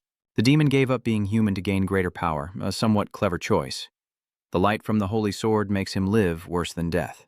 Besides the fact that the dragon demon has overwhelming power, experience, and knowledge are also very important to make humans fear them. Leon beside him asked about it. So Lubina doesn't have those things. Suddenly, a dark cloud of smoke swirls in and engulfs everything. Violet agrees with your opinion and continues, "Exactly. Suddenly becoming a vampire means he can't control the energy within himself." After finishing, Elit seems to realize the problem. It glances in a direction and screams in horror. With his dark, eerie body, glowing red eyes, and terrifying fangs, Andre approaches and gets close to Lon, who still doesn't realize, and turns his face in confusion. Before he could react, he bared his sharp teeth and bit down hard on Leon's shoulder, leaving him stunned. Elit shouted in panic, "Lon!" The scene shifts under the dark night sky, with a blood-red moon hanging overhead, casting a mournful and mysterious glow over everything. Someone's voice shouted loudly into the air, "Kokaren, please let us go." Tepes and Roman are tied up in the corner. He keeps shouting, "I want to kill Andre myself." Karen, covered in wounds, sat nearby and said no. She points at them and asks, "Do you want to die together? Your vampire gang is just blocking Lion's way. I'll let you go on the condition that both of you stay here." A mysterious power wrapped around Tepe's wrist. He replied, "The enemies who harmed my entire family are right in front of me, yet I can't do anything." How humiliating. Throughout the entire time, Roman only listened without saying a word. Suddenly, Tepes's eyes lit up with sparks of lightning as he examined his hand with a surprised look. "Ah, now you're speaking up, Lord Tepes. Your power." He points toward the door and quickly says, "That door." Tepes frowns and ponders. "Is someone calling me from behind the door?" Roman lowered his eyes and explained, "If your power is reacting, then the three of us should stand up and go to the door."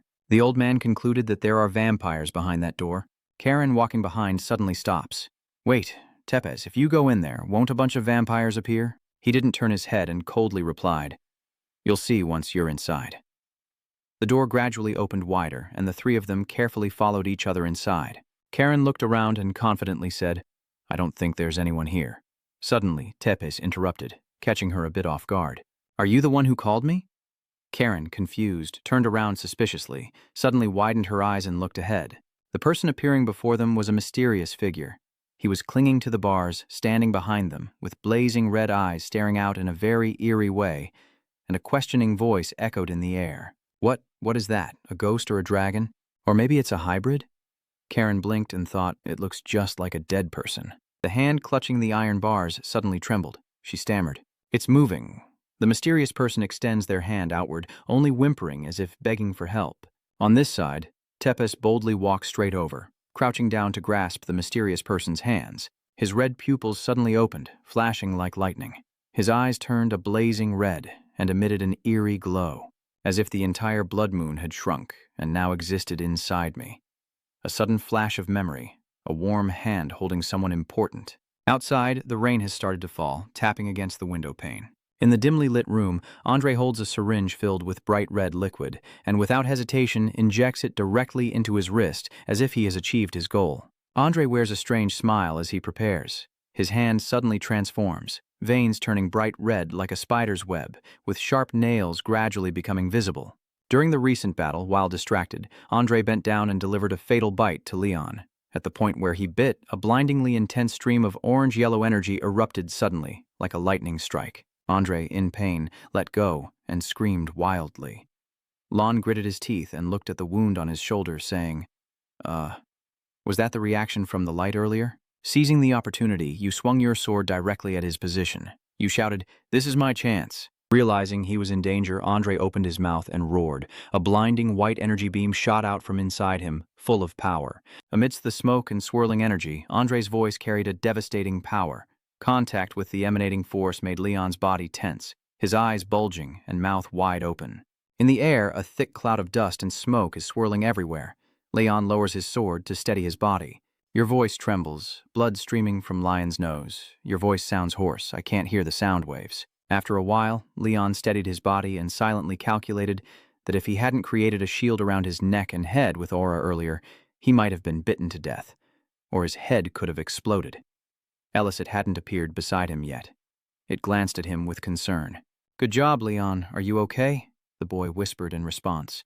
"But as you can see, I'm fine." Elite observes Andre's fierce, growling demon form right in front of him, continuing to assess. "Anyway, the sudden appearance really caught me off guard. He's in a berserk state now, so only his survival instincts remain. But he's more dangerous than before. He can't use magic anymore, but he can still use vampire skills. Be careful." Leon still looks at him with a determined gaze. You quickly reassured him. "It's okay."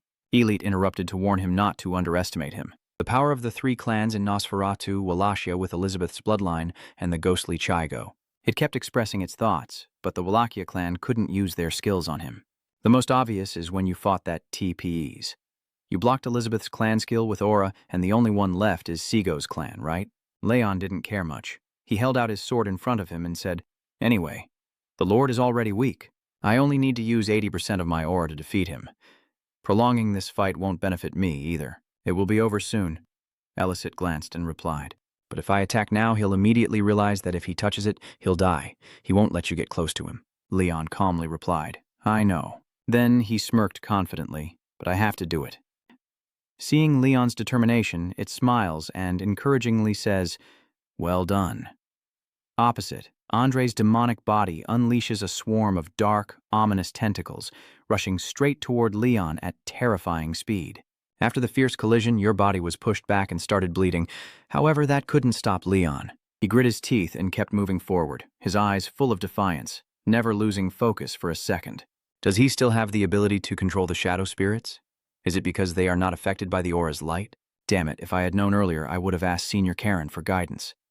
With his sword emitting dazzling lightning, Leon charged forward like a lightning bolt, leaving behind streaks of bright red blood on the ground. You keep thinking that just one small mistake could cost me my life. I've already poured all my physical strength into this, so I have to do my best. Leon's seemingly exhausted face suddenly lit up, his eyes blazing like lightning as he roared in fury. Not willing to surrender, Andre, with his mouth wide open, revealing sharp white teeth and glowing red eyes, also growled a defiant reply. Before he could react, Leon unleashed a powerful slash. The sword emitted a blinding lightning bolt that sliced through the air, striking directly at Andre's body. The slash tore him apart like a piece of paper, and Andre let out a pained, agonizing scream. Suddenly, a fierce blood-red aura began to emanate from around him. Andre was still growling, ready to counterattack. He was stunned in surprise. Leon whispered, "Huh, even though I used the holy sword to cut him, is he still alive?" With those words, a terrifying black and red energy burst forth from Andre's monstrous form, unleashing a series of blazing energy beams straight at me. After the deadly collision, blood splattered from Leon's body, splashing onto his screaming face as the bizarre red moon in the sky shone brightly and emitted countless black tentacles like spider silk covering a corner of the space. Andre's skin began to blister, transforming into a shiny, fiery red sphere with strange black and red veins. His entire body turned into a swollen black and red orb, simultaneously speaking in unison with the power emanating from the moon. Leon's face suddenly froze in surprise as the dark space echoed with murmurs and chatter. "Huh? Why are you guys out here? Look at the moon, that's the blood moon. Everyone is looking in one direction and someone says, 'I heard an explosion coming from the castle.'" Behind the man looking up, a huge pitch-black demonic shadow appeared, its mouth wide open with glowing red fangs ready to swallow everything. "What's going on? Someone help!" Thud. The smell of fresh blood filled the air and a desperate scream echoed. "What is that? Help me!" "Get out." The demon tentacle's sharp teeth sink into the shoulder as if trying to devour me alive. Damien clenched her teeth and growled in pain. "Its blood is draining mine." At the same time, it also took our shadows to limit our movement. Gustav was no exception. He was attacked by 2 or 3 tentacles wrapping around him. Everyone present at the scene was being drained of blood. Above, from the bizarre glowing red moon, countless thin black tentacles pour out, covering the entire space. Those dark, ominous threads connect directly and pass through Andre's swollen, bulging body like a blood-red sphere, transmitting terrifying energy into him. Damien tried to glance at the situation to see what was happening and exclaimed in disbelief. Seeing Andre Leon's bizarre and swollen body, I conclude he's draining blood from everyone in the city. Is he planning to become a vampire again? He is performing a restoration ritual. The creator of this ritual also felt it was dangerous and sealed it away. For an incomplete vampire, the consequences of this are quite serious. You've been silently enduring all this time. Alit finally spoke up, saying it was a forbidden skill that activated his survival instinct. And if he spreads it everywhere, everyone in this city will disappear without a trace. You ask with a serious face and a cold voice. In other words, the entire city is being swallowed up? As soon as he finished speaking, countless crimson mouths from the tentacles charged straight at Lion. You quickly dropped to the ground and rolled to dodge the surprise attack. They continued to chase, their mouths wide open as if seeing prey. This time, Leon just stood still, gripping his sword tightly as he faced everything. Alit shouted in panic. Leon stands inside the inflated layer as Andre raises his sharp hand to examine it. He smiled contentedly and said, "My body is gradually recovering. You will have the honor of sacrificing yourself to help me recover." While in front of him, Leon was surrounded by threads like a cocoon with no escape. I'm inside, thinking, damn it, I can't move. Leon grits his teeth, calculating, I'll use my remaining aura to protect myself. But that's only a temporary solution. I've lost too much blood. I can't move anymore, let alone collecting more aura. As he was lost in thought, a weak plea for help sounded, gradually bringing him back to awareness. Please help. Following that, the desperate cries of innocent people began echoing in the air, urging action. It hurts so much. Save me. Please help me. Someone save me. Please, I don't want to die. I want to live. Leon clenched his sword tightly, releasing an energy like lightning. He made up his mind, I have to do this. That's why I want to become a hero, to save innocent people harmed by evil monsters, and a flash of power suddenly sparks from the shell-covering lion. Inside, the dazzling beams of the sword suddenly erupts as if to tear everything apart. With a loud explosion, immense power bursts out, causing the ground to crack into pieces along with blinding yellow lightning. Andre, standing nearby and watching from the start to the end, irritably said, "You're such a nuisance." He roared like a declaration, "I will use all my strength to defeat you." The tentacles continue to swarm in again, Andre asserts confidently. "Now go and die." Karen's face suddenly appeared in Leon's mind. She said, "I would hate you if you died, Lon." After thinking, he smiled as if he was given new courage. "If I die, it'll cause a lot of trouble." Leon coldly summoned and shook his head. Many brilliant golden stars suddenly appeared in the dark sky, connected by shimmering blue lines, 9 divine powers. From them, a massive, blinding golden energy burst forth with incredible force. Leon rushes forward like a gust of wind, closing in on Andre's protective shell in an instant. You can see his figure getting closer from inside. Leon did not hesitate to speak. "This is the end for me." Demon Lubena. The powerful sword strike from him cut through the protective shield Andre always boasted about. Leon's sword power sliced through Andre's swollen, blistered skin, causing bright red blood to spray out and creating a gap between them. His powerful strike tore Andre's orb apart, sending a beam of light straight into the sky. At that moment, he could only open his eyes wide in amazement, unable to resist. Andre's aged face showed confusion and disbelief. Suddenly, a memory flashes through his mind. A cute, warm little girl, softly calling out, "Wow." Andre gently lifts the girl in his arms affectionately. "Leah is waiting for her dad, right?" The girl replied, "Yes. Today you can play with me, right?" He didn't hesitate to agree immediately. "Of course." Then Andre put Leah on his shoulders and played with her for a long stretch. Leah happily exclaimed, "I love you, Dad." "Dad, I love you, Dad," Andre replied happily. "Dad loves you too." La. The precious moment has vanished. Andre stands in front of a door, looking devastated. His voice trembled. How is this possible? Inside the room is the fragile body of the girl with a pool of bright red blood. He screams out loud. Andre hurriedly runs over, his heart filled with fear, waiting for Dad to save her. He holds her tightly in his arms, continuing to comfort her. "Dad will help you." Night falls over everything. Outside the window, the rain is pouring down. Andre frantically ran his fingers through his hair, muttering to himself, "That cursed disease took the lives of my wife and my daughter. Even as a high-level wizard, I cannot find a cure. I have tried every possible method. I can't let her go." even if I have to sell my soul. Yes. A huge, intricate red magic crest appears, radiating energy bolts around it, creating a mysterious and powerful scene as if a solution has been devised. He whispered, "Dark magic." Outside, the soldiers following orders are escorting many people inside. One of them shouted to arrest the poor people. The bony hands were tightly bound to the bed. Someone approaches with a syringe filled with thick red liquid and injects it. The person on the bed does not resist. Then he widened his eyes and screamed in agony. Moans echoed throughout the air. "It hurts so much, save me," Andre said with a strange smile. "I see," the loyal subordinate standing behind respectfully asked. "You've found the method, master." He smirked and said, "Black onyx is the key. I have increased my vampire power with black onyx. I will have the vampire strength I have long desired." After hearing that, the old man tearfully rejoiced. "Truly happy. Now you can cure Lady Leah's illness." Andre, having just received the new information, skeptically continued, "Goodbye." Tio Tui's face turned away, and he wondered if such a thing really exists in this world. Returning to reality, Andre's skin stretched and flowed like a liquid as his body began to decay horrifyingly, flesh deforming and melting away to reveal fiery muscles and an expression of pain mixed with sorrow. Suddenly someone steps in front of Andre and he looks up to see a familiar, slightly worn teddy bear appear. A familiar voice echoes, "I will always wait for you." "Dad," Tepes shows his face by holding out the teddy bear. He said those were the things she told him when she gave this to me. Andre remembered him holding the syringe himself, then hesitating before injecting it into his own arm. He growled while chained in a corner of the prison, with a teddy bear beside him. A thought crossed Andre's mind. Have I forgotten something? Does power blind the eyes? That was my original purpose. Leah appears, smiling and calling him. He seems to have remembered everything. Hot tears streaming down, Andre painfully blames himself for being his daughter's father. He screams out loud. Night has fallen completely, covering the entire city in a dark blue hue with sparse yellow lights flickering from the windows. On this side, Damien also raised her hand to look, her eyes showing confusion. Andre's body gradually disappeared, and he called out in pain. Leah finished speaking, turning everything into dust that floated into the air before disappearing. Tempest calmly spoke. And even dragons do not distinguish between the body and the soul. When we die, the soul does not leave the body but dissolves along with it.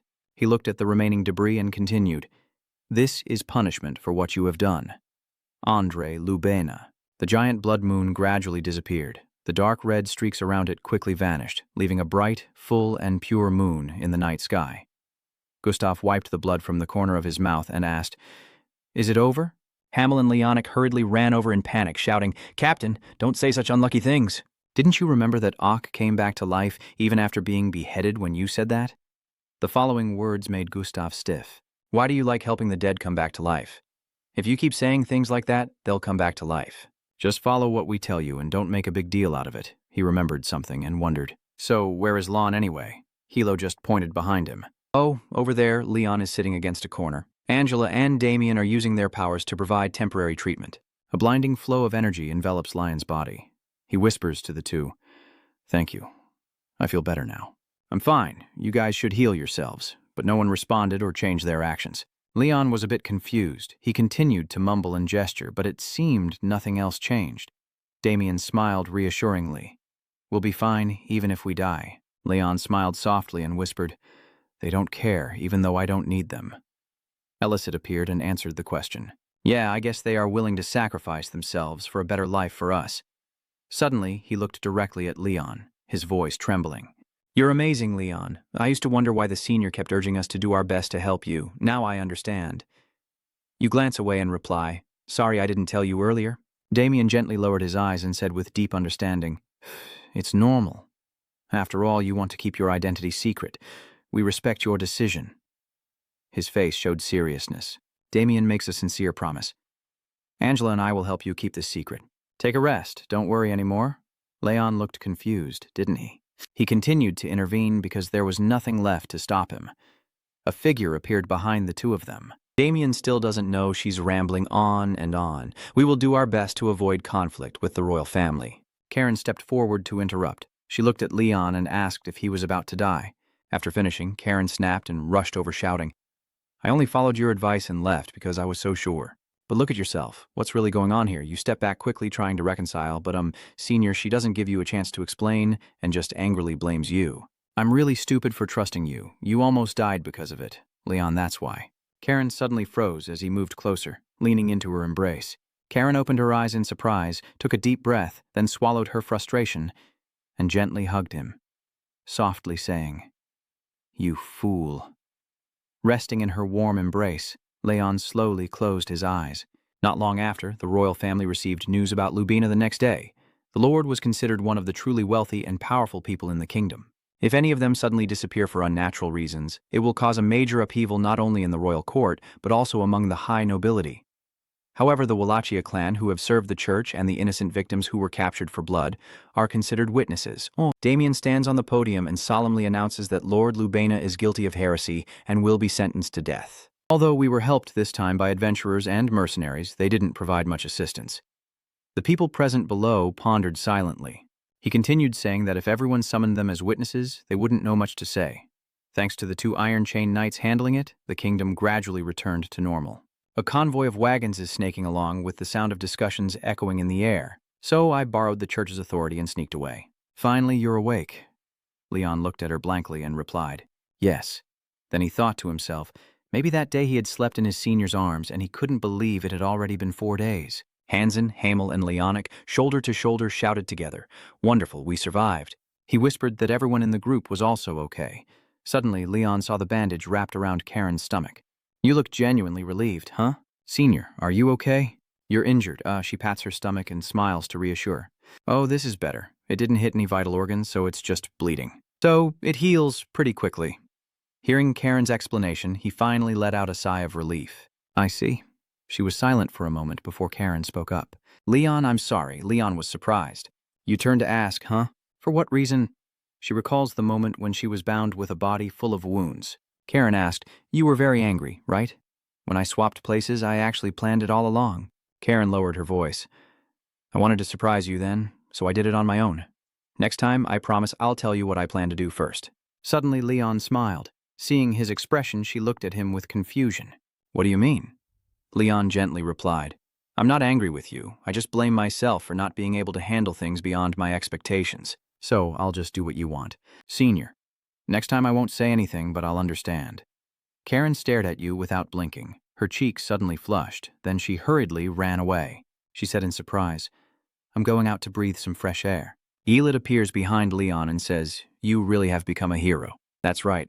Karen's strength comes from her unique tactics and quick thinking. But her habit of apologizing and seeking understanding from you makes it her weakness. You nod in agreement. "Well, if my lack of understanding limits my teammates, I can't truly call myself a hero."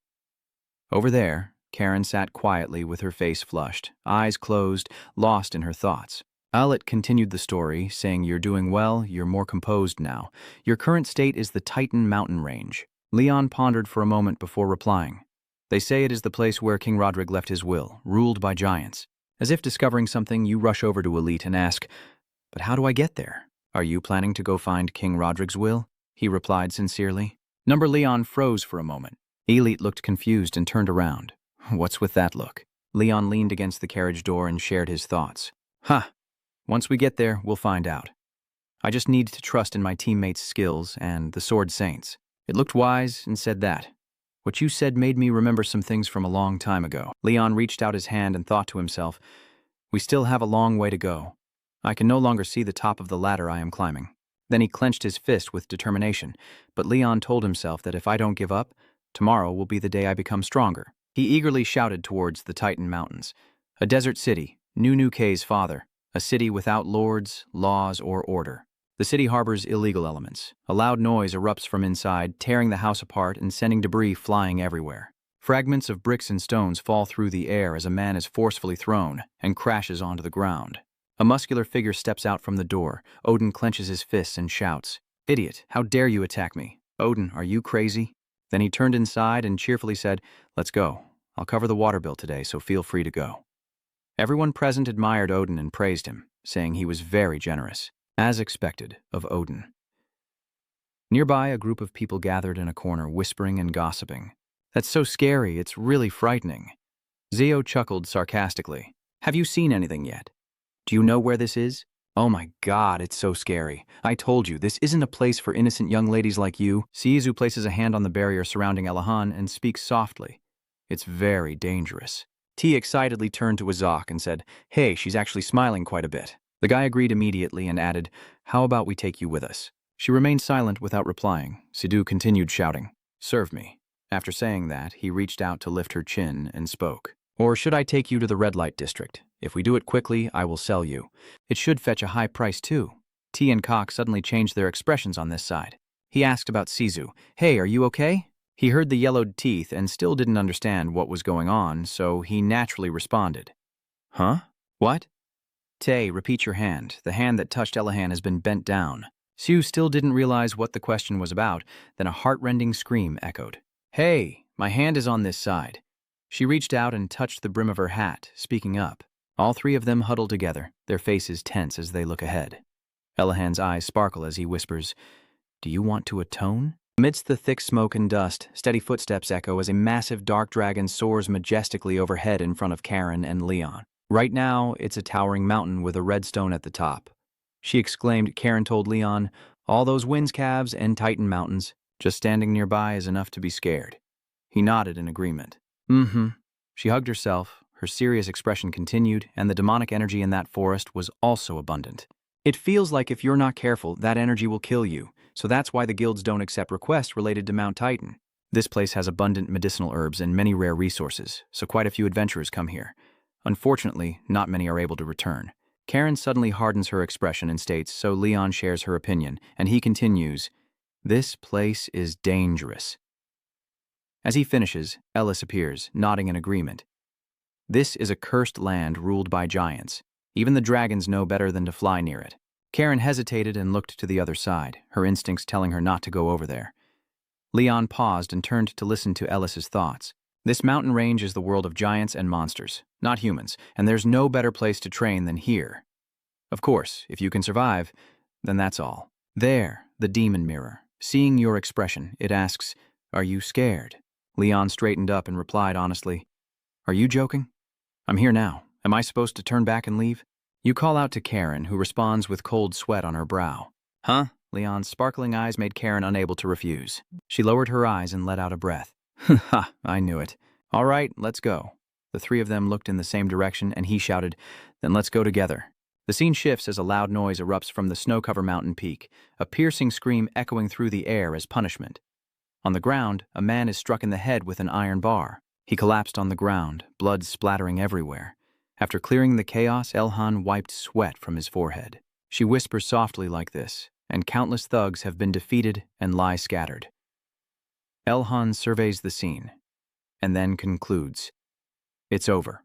Right." Khan is hiding in the corner of the wall, watching everything from start to finish. What is he worriedly thinking? Who is she? She looks so dangerous. Watching Elhan's back, he continued to comment that a former soldier turned criminal just because he accidentally shot his boss's head off, like an A-level knight who was dismissed. She personally killed all of them, so she really defeated them all by herself.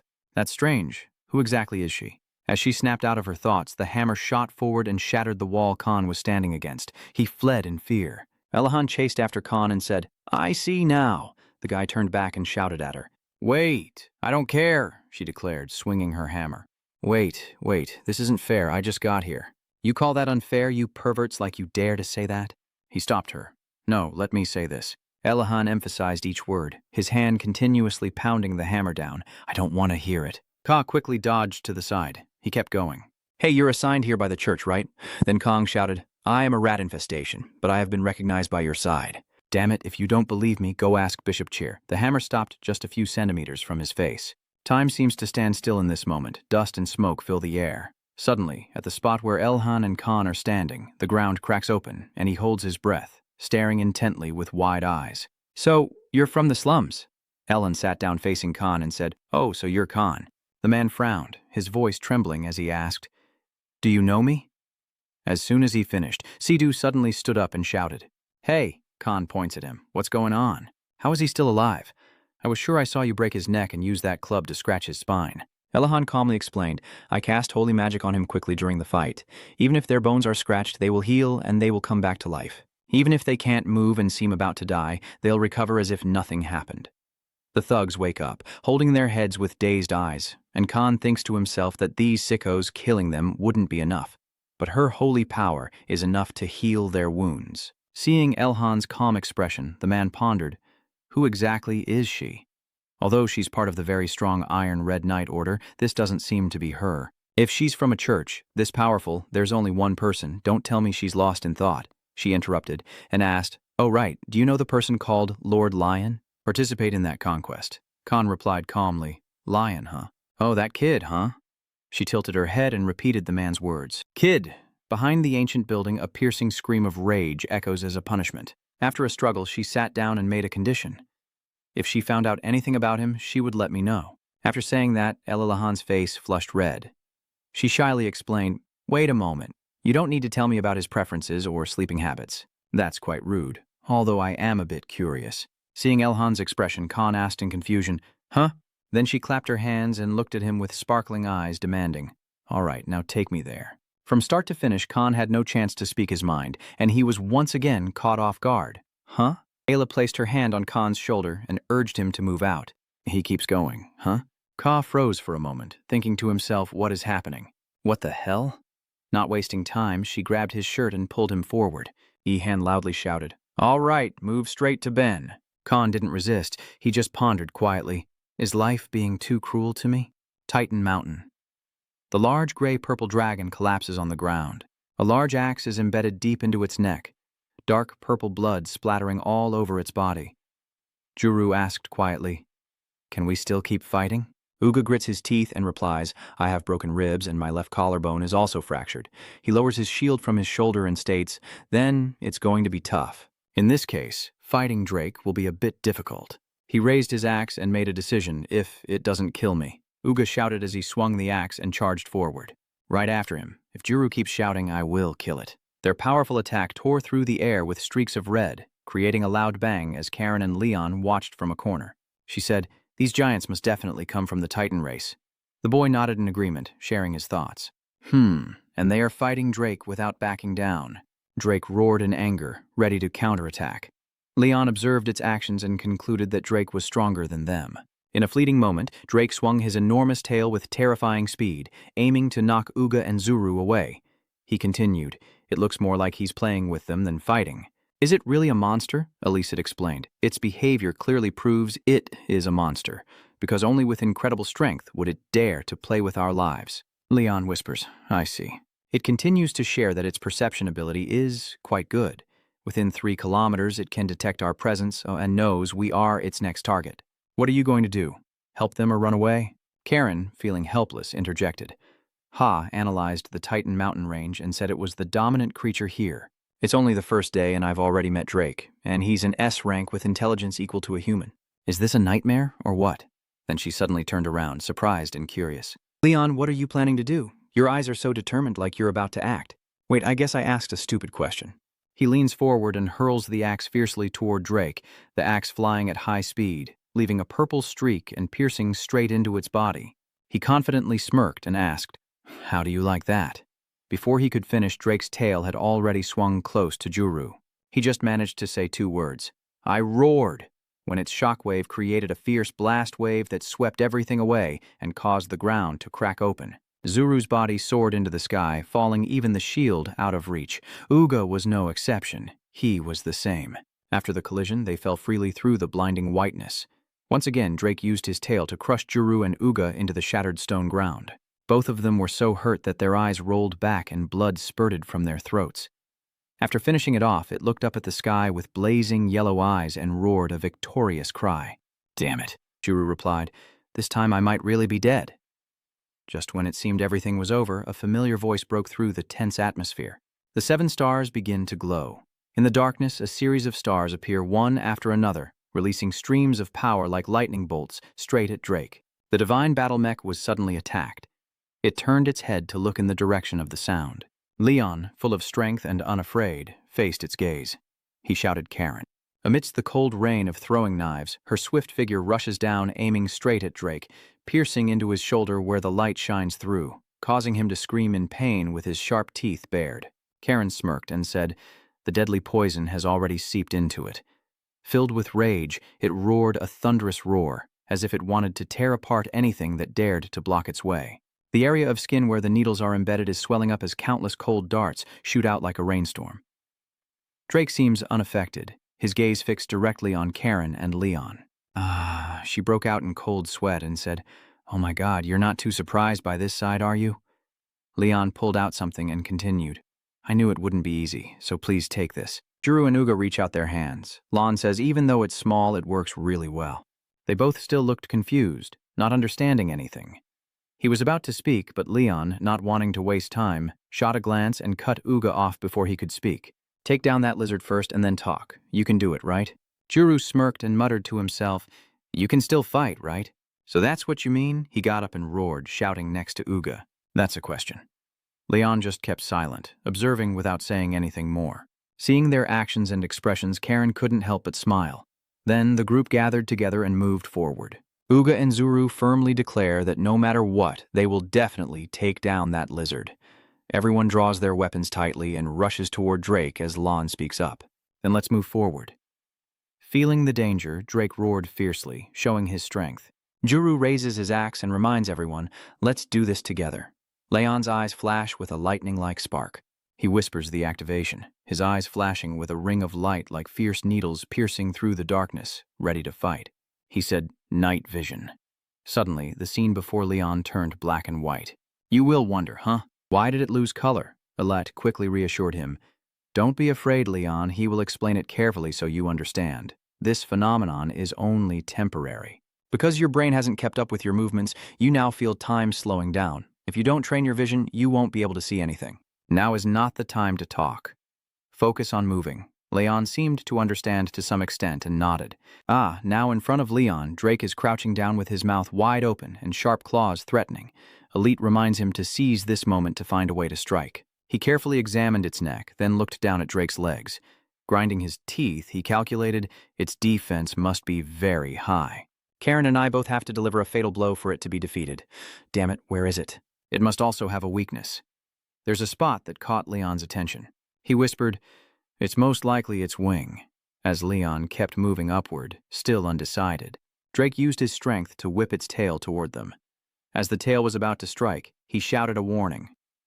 "First, dodge its attack." Everyone dodged. At the command, they all jumped out of the danger zone. Uga smirked and said, "That was really dangerous." Someone behind agreed. "Well, if that kid hadn't warned me, it's too fast. I couldn't see which way it was moving." "Thank you, Leon." Seeing everyone has moved far away, Drake jumps back onto the rock it was guarding. Through the thick smoke, Drake turns his head, his sharp eyes scanning the lawn group. He cautiously realizes there's a problem. Leon says, "It's different now. Did it go from joking to wanting to kill us?" Suddenly, a burst of energy erupted beside him. Karen, with fierce killing intent, was surrounded by raging lightning. She said, "The dragon has changed its mind." Leon broke out in a cold sweat, thinking, he's also changed. Amidst the white fog and blazing purple lightning, Karen sped towards Drake with a cold gaze, summoning sharp swords that encircled her body. Under her powerful hand, a fierce sword aura surged forward, aiming directly at it. Drake widened his eyes and looked toward the source of the sound, then suddenly was pierced by countless needles and let out a painful roar. Uga watched from the beginning to the end and commented, "What's going on? She is so powerful." Juru shares the same thought. He joined in, then she left. Facing a fatal blow, Drake closed his eyes tightly and has been emitting a faint mist since. Later, he regained his composure and his blazing eyes shot toward them as if he wanted to devour the whole group. Karen was furious, pointing at Drake and scolding him, "Hey, you, even if you're an SD rank, you better reconsider whether you're being too much." Juru looked at her expression and suddenly her cheeks flushed. He said, "Oh, your girlfriend looks pretty charming, huh?" "Uga is similar." He places his hand on his chin, with a look that seems to say he can do a lot of things. Not finished teasing, Uga laughed confidently, but we already knew where to strike. Juru understood and made a promise. "We will protect you." Seeing their determination, Leon nodded in agreement. Drake, confused, turned his gaze to look around, where purple daggers imbued with power were embedded around its position. Drake suddenly trembled. Seizing the moment, Uga and Zuru grabbed their weapons, leaping up and swinging their arms, ready to deliver the final blow. They each aimed a powerful strike at one of its legs. The giant body trembled violently, and Drake threw back his head, howling in agony as his mouth opened wide to unleash a thunderous roar. In the midst of its fury, it suddenly stopped. From afar, a blinding bolt of lightning of power enveloping Leon's body caught Drake's attention. He tightly grips his sword, unleashing streams of brilliant yellow lightning that tear through space. Drake halts, sensing imminent danger, then releases a blazing purple energy sphere. The energy sphere crashes into the ground, creating a shockwave that spreads across the battlefield. Leon is engulfed inside and anxiously asks, "What is this? I can't see anything anymore." I nervously kept calling out, "What's going on?" "Elicit, Karen, the giant, everyone," Elicit asks. "Is it a shadow attribute?" This is troublesome. Leon looked around and called out, "Elicit, where are you?" It reassures Lon, "Don't panic. In the darkness, everything seems to turn black. Only the sword in your hand remains shining brightly." Elicit continues to guide, clearing the way and creating light as he seems to have understood the problem. "Do what you can and just do it," Leon shouted. "God magic battle mech." By the third day, the 7 North Stars began their attack. I don't know how it happened, but now we have been taken somewhere else. Behind the window, warm sunlight streams through. Leon lies weakly on the bed. He opened his eyes after the nightmare, and the first thing he saw was a vaulted ceiling. In the place where the bright sunlight shines through the vents, he nervously speaks. "It feels like something is pressing against my body," Leon shouted. "Huh." Then he slowly glanced down. Next to Leon is Karen. She is peacefully falling asleep. Recognizing who is lying beside him, Leon stammers and shouts, "Karen." On the spacious double bed, he lies in a corner with a bandage wrapped around his abdomen, standing out against his bare skin. Next to him, Karen sleeps soundly, unaware of what's happening. Leon is overwhelmed and sighs. "Where am I? What's going on?" Woken up by your noise, she slowly opened her eyes and asked, "Oh, Lion, you're awake?" "I can, but not right now. I don't remember anything about that." "Oh, really? You don't remember what happened yesterday? I'm a bit sad about that." Her cheeks suddenly flushed red. Karen glanced away and shyly said, "About yesterday, Leon, you were a bit off." "Hang, what did I do?" Seeing your expression, she couldn't help but laugh while holding her stomach. "What are you thinking about?" Karen teased. "You idiot, you had a fever of 40 degrees yesterday." Leon broke out in a cold sweat and asked, "Oh, you took care of me?" She nodded. "Yes, I took care of you alone all night." After saying that, Karen frowned in frustration. "Damn it, Drake, do you not remember anything? Your face stays expressionless, as if you don't remember anything, so you just mumble." Then she slowly tells Lon what happened. "After being hit by you, Drake threw back his head and roared fiercely. Its wide-open mouth flashed with blazing yellow lightning, while a small shadow, after colliding with it, shot up into the sky. Then it glared at Leon's group as if wanting to devour everything. Karen says maybe it's because its survival instinct has kicked in, but it looks more aggressive than before. After its fury, Drake breathes out a stream of scorching fire, forming a blazing storm that engulfs the surrounding scene. She continued to comment, "No, it seems that after venting its anger, it flew away somewhere else." To be more precise, she finished her sentence, approached him, put her arm around his neck, and tightened her grip before raising her voice. "And the little hero too?" She shoved your hand into your head and complained, "Do you realize how long you've been unconscious after using your skill? Do you understand that you might fall from that height?" Leon can only grit his teeth and growl when squeezed. "I'm sorry." Karen scolds angrily, "You're dead meat now." "Do you know?" After hearing the story, Leon froze as if he had just uncovered something. Through the flames, Karen fearlessly rushes forward. Uga reaches out to stop her. Young girl, rushing into the fire like that is really reckless. Leon silently remembered. The only one. Her face was filled with worry. Karen shouted, "Leon, you remember that moment when you thought about running to save me?" Ms. Jiang hugged Leon tightly when she saw him. Leon whispered, "I remember." "Thank you, Karen." She blushed and stammered, "What are you suddenly saying?" That's obvious. A loud noise suddenly erupts, breaking the tense atmosphere. Zuru pushes the door open excitedly and says, "Thanks, Karen."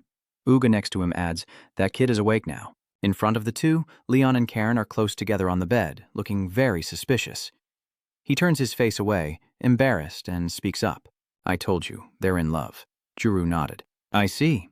You and she immediately shouted to clarify that it was a misunderstanding. Among the clouds, the sunlight suddenly became dazzling and bright. Karen excitedly introduced, "Who we got to know each other yesterday." "This is Uga," he praised Lion. "You're amazing, kid." She continued to change the subject. "This is Juru." He reached out his hand and said, "Nice to meet you." Leon also happily extended his hand to greet. "Nice to meet you. I'm Lon." His grip was as if he wanted to crush your hand. Leon broke out in a cold sweat and forced a nervous smile. That day, after dealing with Drake and Juru Vlan, he walked very lightly. Karen excitedly told you, "These guys are really strong." The giant wolves in the burrow all ran away when they saw them. On the way here, we didn't see any trace of the demons either. Leon looked pale and thought to himself that it made sense. After gathering information, everyone went inside to sit down. Uga starts the story. According to what Karen told me, it seems you're looking for the giant king. He replied softly, yes, I am. He placed his hand on his chin in thought and then offered his opinion. If you want to learn about the king, I think you should go meet the village's head chef. So, are you really okay now? Juru grinned and continued, I think you should rest for a bit. Seeing their expressions, Lion felt a bit confused. In the end, he honestly replied, I'm fine.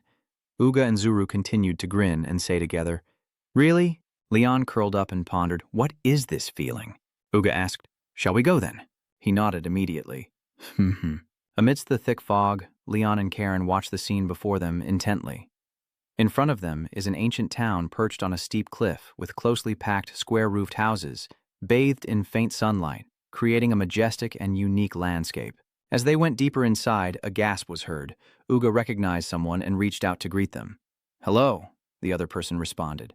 Uga, Zuru. Leon glanced around and whispered, they are so huge. Walking through the Titan village, he suddenly stopped in panic and shouted. It was a black wolf lying on the ground, its eyes blank, with its mouth wide open and its long tongue hanging out. Leon assesses the giant wolf. In the distance, there is another creature that looks like a lizard. You also think about W. Many monsters are lying scattered in one corner. Leon ponders, and even fears that monsters can destroy a small territory on their own. It has taken over 10 lives, even reaching hundreds. I faced one. There are too many A and S rank monsters. Karen suddenly trembled as she looked down at Leon's fight. She reminded him that to buy the mushroom he stepped on, he needed to have 2 magic swords. Elite appeared and added that Titans are very strong. I didn't expect them to be that strong. Even though I was explaining, their physiques are like A and A+ level elves, and they also possess intelligence and artistic talent. They are all warriors and hunters, capable of destroying monsters below S rank. After some movement in a dark, blood-red cave, a giant beast skull with sharp teeth lies fallen.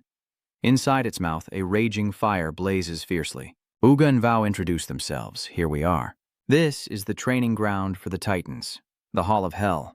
After finishing, the monster still roared loudly, spewing out a blazing red flame. Juru clenched his fist and spoke. Let's go now. Chief Bitch is waiting for me. Leon froze and told Karen. I think I just heard a scream. Yeah, I really don't want to go into this place. As the raging flames burst out, one person was thrown into the air in a chaotic pose from inside. Then they forcefully crashed onto the ground right in front of Leon and Karen. He grits his teeth, considering, enemy? Or perhaps it's better not to interrupt the train of thought. A figure slowly steps out. The person asks, are you 2 visitors to the village? Leon and Karen, sweating, turn toward the source of the noise. Van Can, with her hands on her hips, confidently says, I am the village's head chef. Van Can is just like everyone else in this area. The large Van Can leans down to look at Leon and Karen. You keep your lips pressed together without blinking, observing and judging Van Can's appearance. Based on that, Leon concludes he cannot defeat her. I can't beat her. Van Can clenched her fist, her bulging muscles flexed and swollen. She says, these muscles. The other hand of Van Can also does the same. She looks down and says in a lower voice, and this one too. In the end, Van Can took both of them up with a serious look on his face. Lion whispered, what's going on? It seems like she wants to tell me something. Lon whispered beside Karen. I don't know. Maybe we should ask her directly. As soon as he finished, there was a commotion behind them.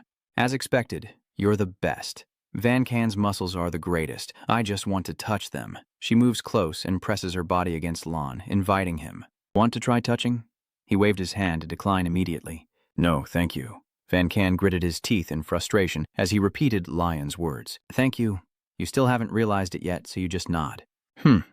Changing the subject, a sharp gaze flickered. Van Can, are you here to find Rodri's will? Are you sharing it openly with Leon? If you know anything, Van Can interrupted bluntly, I don't work for free. Leon just nonchalantly mumbles a few words. Suddenly she smirked with a challenging and crazy smile, revealing sharp teeth. Leon was startled and confused by her expression. In the circular arena surrounded by a fiery lava abyss, the sound of cheering echoes in the air. Let's fight with muscles. Vakanang confidently spread his arms and introduced, this is Lon, you came to visit my village? He is a strong man for daring to face Drake, who exclaimed in surprise. Drake quickly but surprisingly interjected, no way, that little guy. Run enthusiastically replied, looks like this will be interesting. Van Can extended his hand and continued speaking. He said he wanted a match. Everyone around was abuzz. What's going on? You're really brave. Leon was stunned, not expecting him to say that. You hesitated and asked again. Huh? I haven't finished explaining, but Van Khan immediately continued. All right, let me help you find a suitable opponent. Someone excitedly shouted, "You're truly a hero." Ali glances at the condition. If you want an answer, then accept the fight. Alicet appears and offers advice. This is a good opportunity. Learning more during the fight against them won't kill you. All right then. His face is filled with determination. Leon gives his answer. Damn it. Fine, I accept. The crowd on the stands cheers. Humans are brave. I like that. Karen stands in a corner with Uga, sharing her thoughts. Titan really loves fighting, huh? He crossed his arms and explained, no, that's just each school's preference. As he finished, a strong voice rang out. I will be your first opponent. On the arena, Lion and Ko face each other. Van Khan announced that your opponent is Ko. He smirked confidently and said, I'll take good care of you. His eyes sparkled like lightning, and Lon didn't hesitate to accept immediately. It's truly an honor. Dip's expression changed to one of disdain as he raised his hand high and shouted, Don't fail before it's my turn. Over here, Van Khan casually asked Karen, Do you want to bet? Let's see who wins. Without hesitation, she made her choice immediately. I was really excited, smirking mischievously, then Van Khan came closer and asked if I wanted to try touching his arm. Karen suddenly jerked and refused. No, she continued to suggest, or was about to strike down Lion on the arena floor. He then asked for your opinion. Let's begin. With a deadly strike from above, causing a dust explosion that shattered everything around and sent debris flying, Leon raised his sword to block the attack. You're amazed and comment that the attack was fierce, incredible strength. Lost in thought, Leon only realized when the warehouse had already closed in from behind, having approached silently. He, with his muscular arm carefully wrapped in bandages, threw a punch at incredible speed that the boy barely managed to dodge. Leon guesses this feeling. Is it the aura? A dark, sharp energy, like thorns, tore through the ground and shot straight at the wall behind him. Overwhelmed by that power, Leon sank to the floor in deep thought. So this is just a quick scan of the warehouse, and you're already concluding that Titan's strength? He seems confident he's got the upper hand. Are you serious about fighting properly again? Karen was quite surprised by the situation. You told Uga that even Titans can use aura. He calmly explained, Juru and I are newcomers, if we could use aura like them. Uga remembered the battle with Drake and continued. So we could kill Drake in one strike. Juru interrupted Uga and shared his thoughts. No. Titans find it harder to control aura than humans. It took me 30 years to reach this level. To learn aura, your body must constantly absorb enough aura. But with this large body, we need quite a lot of aura to be considered sufficient. So compared to humans, training is useless and might take 10 years or more. After sharing the story, it's time for the result. Uga exclaimed, Oh, someone has won. Amidst the cracked arena floor, a thick white smoke billowed up, enveloping a figure kneeling down. While the blazing red flames of the arena still shone through the steel mesh, Lon held his sword tightly in his hand as Ko was thrown down to the floor. He trembles as he speaks. I lost. Outside, Van Khan announces Leon as the winner. Ko jumped up, wrapping his arm around Lon's neck and praised him. What? You're really good. What is that skill? Tell me about it. The audience in the stands couldn't stop praising either. Great job, that was a good fight. Looks like he can make the enemy surrender easily, small but powerful, huh? Then he spoke up. Do you want a break? Come to me. You don't understand. Ask again. Let's go. In front of Lon was a crowd of people. They were stretching their joints, and he knew something bad was about to happen, so he broke out in a sweat. Leon widened his eyes and stopped them. Wait a moment. A deafening scream echoes through the air from the cave. As night falls, the starry sky covers the cliffside town, while the faint glow from the large dome and houses illuminates the cold darkness. In the room, Leon was trembling all over on the bed. Uya Elite frowned and said, Winning 2, losing 7? That win rate seems really low. Titan isn't used to the distance you're creating, and you don't need to do that anymore. Got it? It's getting closer, angry and blaming. If you remember your weaknesses, you've already won 6 matches. You yell in frustration. This demon sword really gets in the way. Elite raises his voice. What? Leon and him are facing off. You shout. That body size is cheating. Who is the one causing me to get involved in all this? Elite suddenly paused and calmly asked, Huh? I haven't told you yet? Seeing its expression, you're curious. What is it? The Elite smirked and recounted. This happened 3 years ago. You teach skills to the Titan? It places its hand on its chin and confidently introduces itself. It's me. What do you mean? Hundreds of years ago, among the shell creatures, there was one who refused to accept being a monster, so it asked the gods for help. If you agree to my request, I humbly offer my life and volunteer to subdue all monsters. The goddess agreed to that request and granted them giant bodies along with the ability to speak and think like humans. Finally, they were granted abundant physical strength and called themselves Titans. After hearing Elsit's story, Leon said, I learned about the Titan legend at the academy, but this is the first time I've heard about you teaching them. Elite? But how could it be such a coincidence? Lightning bolts burst out fiercely from it. Elite suddenly spoke in a deep voice. Regarding that, its expression seemed to turn colder. Elite replied, It's all because of that goddess, that fool. I never expected it would say that. Leon was stunned and repeated, Foolish. Old memories suddenly flash back. Rodri speaks coldly. What is this? Wait a minute. He points across and starts shouting loudly. Hey! Hey, you shameless goddess. You caused all this trouble and now you're acting like nothing happened? A pair of massive, muscular legs step into Rodri's line of sight. He whispers nervously, really? These guys? One of them pointed at his face and spoke in a strange language, while the guy next to him mumbled in response. Rodri shouted in frustration, I have to teach them. Ending her thoughts, Elsit continued the story. But it seems they are doing quite well now. At first they didn't understand what I was saying at all. It was so annoying. She said they still rely on you and left me there. Sure enough, good guys do face trouble. Leon frowned as if he understood very well. As expected, you would never do that willingly. It sighed, but anyway, I've taught them pretty well. He proudly placed his hand on his chin because he was not granted wisdom by the goddess. In the human world, you could call him a genius. His sharp and serious gaze suddenly focused intensely, like a lightning bolt flashing through his mind, reaching an undeniable conclusion. The birth of the Titan. Elite agrees. His name is Come, the King of Titans. After being taught by me, his skills are quite good. After a few hundred years, he surpasses even the Swordmaster level. Lon chuckled and said, The Titans reaching the level of the ultimate Swordmaster is impressive. It reminded me seriously. Now focus on facing the Titan. After all, you don't have much experience yet. Yeah, that's true. All I can do now is... Before meeting him, I kept training to improve myself. Rodrig's last will is being preserved and passed down by the Titan King. I need to prove that I am worthy. Leon clenched his fists and resolved to himself. Being worthy here means having the strength. The scene shifts to a dense forest with flashes of lightning illuminating the surroundings. A voice spoke up, these hurried men. Elahan frowned in annoyance and complained. You should cut down trees to find food instead of stealing from the poor. Khan stood still, listening to her complain when she suddenly interrupted. Under the ground, a group of people Elahan had taken down lay scattered. She shouted, feeling ashamed of creating chaos at the city gate. Oh, I just remembered something. Elhan turned around and asked the guy, So you said I was here earlier? Where is this? Kong pointed behind and said, Look over there. Her eyes lit up as she happily said, We finally made it. Before them lies a grand, ancient city surrounded by massive stone walls, shining under the morning light. Elahan cheered, The city is safe. After walking a while, the two approached the sturdy city gate with a majestic golden eagle wearing a crown perched above. Admiring the scene inside, she happily said, Oh, this place is so crowded. Then Elahan shared his thoughts, saying, It's fortunate that Lord Lon stopped this. If a city-sized phenomenon occurred here, this crowded place would be severely destroyed. Khan replied with a look of disappointment. Oh, I see. Suddenly she suggested, Why don't we go to the mouse's place first? The guy asked, Mouse's place? Why go there? Aren't I going to see Care? Elahan's eyes sparkled as he rubbed his hands nervously. Oh, he can meet any time. I want to go to the place where Lord Lion was rescued. In the end, Khan had no choice but to agree. Okay, I have enough authority to get there quickly. Under the vast blue sky, a brilliant light suddenly shone, illuminating everything. The one with the bulging eyes shared with her. That place brings me many memories.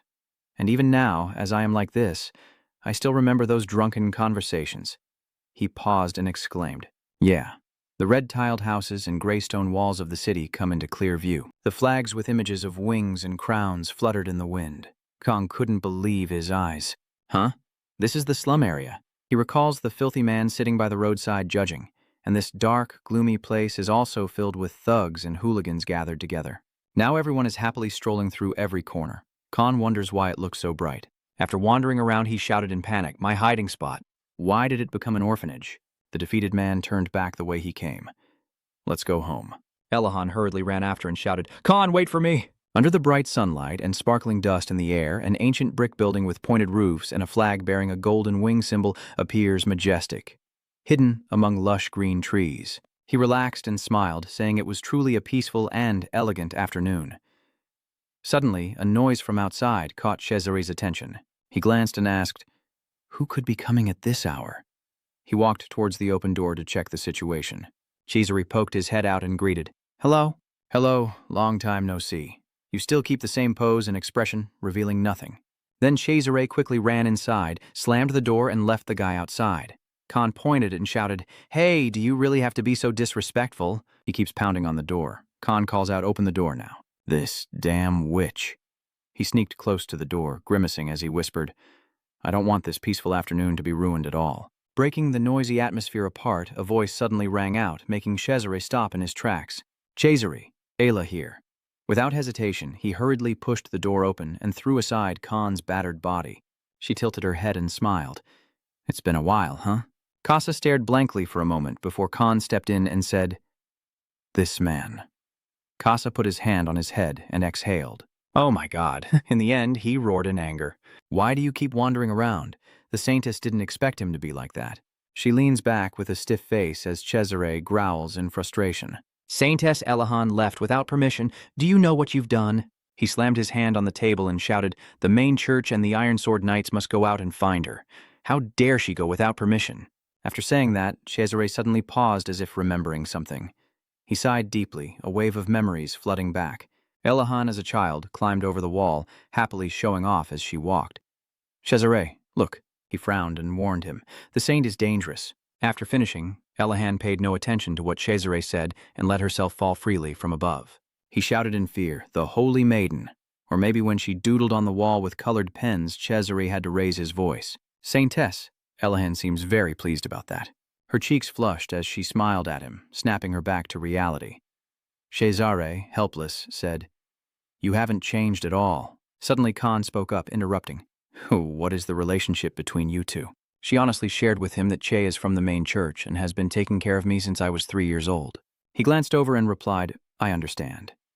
Under the clear blue sky and bright sunlight, Elhan asked, more importantly, "Do you know why I came here?" She continued seriously, "Cesare, I want to know more about the Day of Prophecy." Cesare frowns thoughtfully, as if pondering. "The Prophecy Day will reveal in advance what is about to happen to the world. In other words, that day will predict the hero's appearance, and the Sword Saint has already revealed himself to the world, so it seems that day will come soon." The gentle warm sunlight filters through the window as his voice remains steady. "Evil phenomena have occurred in many places around the world. The disasters that people cannot handle on their own. The hero will go and deal with those problems. But the phenomenon of swallowing the city and exploiting vampires is part of these ominous signs." Kong nervously shared his thoughts. "The phenomenon of the city swallowing itself is also part of it. Although I don't really understand what they're talking about, if that's the case, then this world will be in danger." Cesar did not object. He nodded. Chaos is about to come upon me, so you better start aging." "Saintess." With that, Elahan stood up abruptly and replied immediately. "I am ready," Elahan said sincerely, placing her hand on her chest. "For the past 3 years, 7 generations of saints have been waiting for the hero to carry on their legacy." She clenched her fists. "I, the 8th generation Saintess Elahan, promise to save the world together with the hero." Then she turns around, covering her face in embarrassment. "Hero, wait for me," Ka asked. "Has she seen his face yet?" "Not yet." The cheers and applause echo through the air as he excitedly says, "You're in good shape." A powerful punch aimed at Lion. He quickly ducked to dodge the attack. They shouted outside, "He's broken through Rugo's defenses." Rugo missed his punch and staggered for a moment. One of the spectators in the stands excitedly said, "Great, he seems much stronger than last week." The guy next to him cheerfully replied, "I think it's because Rugo is weaker." Leon didn't hesitate to swing his sword at him. Drugo uses both hands to block the attack, and the bracelet on his arm shatters under the sharp blade. Rugo punched repeatedly forward. He shouted, "This little devil!" Leon's eyes focus with a blazing lightning bolt, gripping his sword tightly as power surges through its blade. His body darted forward like an arrow slicing through the wind. Leon bent down and swung his sword with incredible force, unleashing sharp golden energy streams that tore through the surrounding space. "I don't know when, but Drugo had already sneaked up behind you." He confidently said, "Got you." Drugo claps his hands together, smashing the spot where Leon is standing. Depp shouts out excitedly, "He caught you. Are you human?" Next to Pao, he shouted, "Exactly." "Well done, Rugo." After the powerful attack, Rugo stopped and looked down, his hands clasped together, with nothing else around. Rugo, confused, said to himself. From above, Leon swooped down like a shadow wrapped in a cloak, ready to deliver a decisive blow. His fist, like thunder, struck directly at Rugo's head, making him widen his eyes in pain. He slowly pulls his sword out of Rugo while Leon jumps back to keep his distance. In the end, Rugo collapsed in stunned defeat on the arena floor. A clear voice announced that Lion was the winner. One guy wholeheartedly praises. Wonderful. Young man? The guy next to him shouted in agreement. I also couldn't see which way he was moving. Everyone present shared the same thought, and they all started to speak up. Me too. I didn't see it either. Karen leaned back for a moment, lost in thought. I also didn't see that speed. Karen recalled her training with him and quietly wondered who would win if they fought each other. Suddenly, a passionate spectator volunteered to take her turn in the stands. She sat in a corner thinking to herself, if I lose. The guy shouted back, no way, fight me. I'll use my trident against you. As if reassuring herself, Karen pushed all negative thoughts out of her mind. I can't do this. I can't keep up with him at this level. I have to try harder. If you're useless to Leon, then just die. She suddenly pointed at him and shouted, fight me, Leon! No way, this can't be happening. Seeing Karen's expression, Leon sweatfully calls out, Karen. Rugo sat down heavily and winked at him, saying, well done. Lon cheerfully replied, thanks to you. His face suddenly blushed with embarrassment. Rugo hit you hard, leaving you stunned. He asked, what's going on? Are you feeling embarrassed? Everyone there just stared at the situation at hand. Leon is slumped in a corner. Rugo, panicked, hurriedly explains, I'm sorry, I got carried away and hit too hard. You are weakly reassuring them. It's okay. Outside, everyone is whispering and feeling down. Rugo is overdoing it. The guy nervously retorts. No one is there. A strong-legged figure steps forward and speaks. Things are getting chaotic. You turn your face to listen as that person greets you. Leon. Van Can appears before him and says, he's looking for you. You're confused and don't understand what's going on, so you ask him. Elite, understanding, smirks and speaks. The silent Titan King received the reply, and Leon's face grew serious with contemplation. In the end, amidst the precarious cliff face, two figures stood upright, facing the abyss and the gloomy sky. Van Canang turned to explain, from now on, this is a restricted area. You need permission to enter. This is the farthest I can go. The Titan King only allows each of you to enter. Leon blankly nodded and pointed in one direction to introduce. There is a temporal crack in that canyon. If you go through it, the waterfall will appear. Turning to Elite, he asked, I wonder if the temporal crack is safe. It makes sense. The time-space crack is why the Titans are here. The task the goddess assigned them is to subdue the monsters from the other world. Leon expressed his thoughts that only Titans can protect the hellish path filled with A and S rank monsters. Elite agreed. Exactly. After walking a while, a majestic waterfall suddenly appeared in front of him, crashing down from a hanging cliff, creating a mysterious misty veil. Is it here? Is this the King of Titans' residence? Suddenly something caught your attention? Lion asked curiously. Huh? There's someone over there. From the raging waterfall, a deep voice echoes out. Are you the one? You step back when you see the face of the person in front of you. He slowly steps forward and continues. You wanted to meet me. Leon paled and clenched his lips, thinking to himself, how did he get here so fast? When did he get in front of me? I'm pretty sure I just saw him standing right by the waterfall. Kashim, with his muscular build, stands tall while you, with your small frame, create a stark size contrast. Leon's hand suddenly trembles slightly. He observes him in silence. I can't move. Leon tries to open his hand wide, cursing inwardly. Damn it! In the end, Leon clenched his fist tightly, helplessly thinking, damn it. You shout out loud, yes. Leon placed his hand on his chest and confidently introduced himself. I am the current hero, Leon, here to retrieve the previous hero's will. After hearing his story, Rodri reflected for a moment before calmly crossing his arms and asking, Rodri's will? Suddenly, Map pressed his face close to Leon and demanded, do you use energy like I do? What is your relationship with Rodri? Are you related by blood? You confidently replied, I am his student. He sneered skeptically. A student, huh? He squinted and said, after observing Leon, he made comments on everything from his eyes to his movements. I know you learned movement and skills from Rodri, but you're still too inexperienced, C said with a smirk. All of Rodri's disciples have long since died. Even the rare geniuses born in that generation couldn't accept his way of teaching. That kept happening, so Rodri also gave up taking disciples. Do you know how many people emit energy like yours? So you think you're qualified to inherit Rodri's legacy. Seeing him not trust you and object, Leon just sighed and thought, well, if that's the case, then fine. Elite suddenly spoke up. The standard is, of course, enough. Your hand suddenly lit up, releasing fierce sparks. The fish suddenly shouted loudly, and this voice flew in front of him, continuing to say, it's me. CM leaned in close to Elite, curious. What is this? It reminded you. Pick up your sword and fight. Huh? All right then. Emerging from the faint light, Rodri appears, smiling and greeting. It's been a while, hasn't it? Cum has been around for about 300 years, hasn't it? CM's body seems to radiate a fierce aura as he roars. CM's enormous shadow suddenly engulfs Rodri below, and in that moment, the light from his deadly punch burst forth like a shining star. CM roared at Rodri. At the top of the treacherous Rocky Mountains, shrouded in fog, only towering stone formations rising through the gray clouds remain. A sudden surge of immense power erupts, forming a column of dark, jagged spikes that shakes the ancient mountain peak. After the devastating attack, he and Rodri face each other cautiously. He opens his mouth and says, "You needed to train for a few thousand more years." Cum grits his teeth and curses, "You bastard!" Leon has been watching from outside all along, trembling as he holds his sword and whispers, "I won't die, right?" Suddenly, something approaches, catching Lion's attention and making him turn around. The murderous glare in his eyes hardened as he said, "I will kill you." He hurriedly tried to stop him. Wait a moment. A more intense shockwave exploded right on the mountain peak, forming sharp spikes of energy. Dust and rocks flew into the air as he shouted loudly, "Rodri!" After the devastating explosion, the sky shone brightly under the blazing sun, with only tiny fragments floating in the air as proof of the power that had just erupted. CA took a deep breath, observing the aftermath of the blast, with residual energy still lingering around him.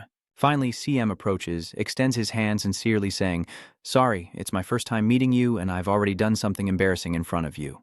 Elite comments, "You're quite hyper." Leon was startled and replied, "Well, no, I am involved. May I call you Lord Cum?" He furrows his brow and leans in close to Lion, asking again what he just said. "Lord C." He was scared and shrank back, unable to think clearly. C gently rubbed his eyes, sharing honestly, "I don't want to admit that he's Tweety's master, but anyway, I'm no longer his disciple." He said firmly, "I want to clarify one thing." Rodri is Leon, watching him intently without understanding.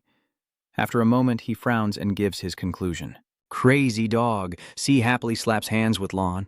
"From now on, you will be my first and only brother. Just call me bro, and you agree immediately." "Yes." He eagerly started to give instructions.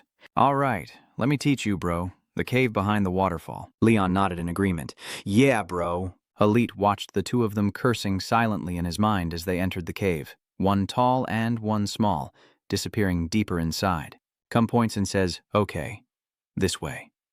Stepping inside, the dazzling light from the crack in the rock wall shines into the dark cave, creating a sparkling small waterfall and illuminating the yellowing bushes along the edge. Leon suddenly exclaimed, "Wow! Who would have thought there was such a magnificent cave behind the waterfall?" The two of them looked towards a cluster of mushrooms. He said, "That bastard grows various herbs and plants to keep himself healthy." Then CM shifted focus to the golden-leaved plant. "These plants have been alive for about 300 years, so they are very effective." "And these books?" Leon glanced back curiously. "Oh, what are these?" he explained. When Rodri was here, he hurriedly read through all that and then threw it aside. Martial arts books, teaching how to use aura and how to train physical strength. We didn't study those things, but we learned a lot from them. After hearing the story, he asked, "So bro, is that Rodri's last will?" Elicit, who had been there for a while, suddenly appeared beside Cum and reminded him, "Kasim, I need him to remember to adjust his strength. Avoid hitting his head and heart." He agreed and said, "I will be careful and do my best." Wait a minute, bro." "Elicit, what are you two talking about?" Elitist smirks mischievously. "Lon, from now on you will learn telesis. That is my last will." A huge question mark appeared in Leon's mind. He still remained confused. "Wait a minute, what do you mean?"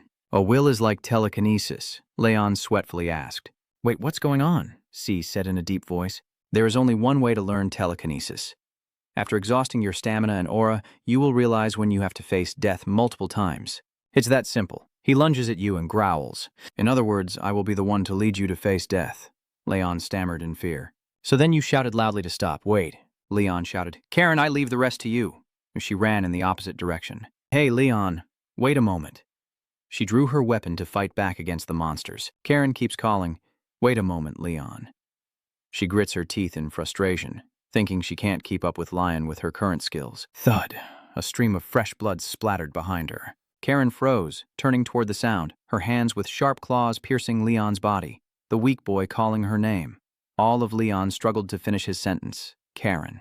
Her eyes were filled with tears, Karen's voice trembling. "No, Leon isn't." Tears streaming down her face, she blamed herself for not being stronger. Then Karen suddenly stood up and shouted, "Leon." The blinding bright light from outside shines through the metal window bars.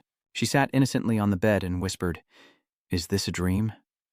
Beneath a vast sky with drifting white clouds, a sturdy structure with a wooden dome and solid stone walls of a fortress or citadel appeared in the wide open space. Karen calmly cleans her sharp darts, then sits in a corner thinking, I need to be stronger than this. The Gravekeeper, the master assassin, the ruler of the slums, so no one dares challenge me. If someone equal to me appears, I will definitely defeat them.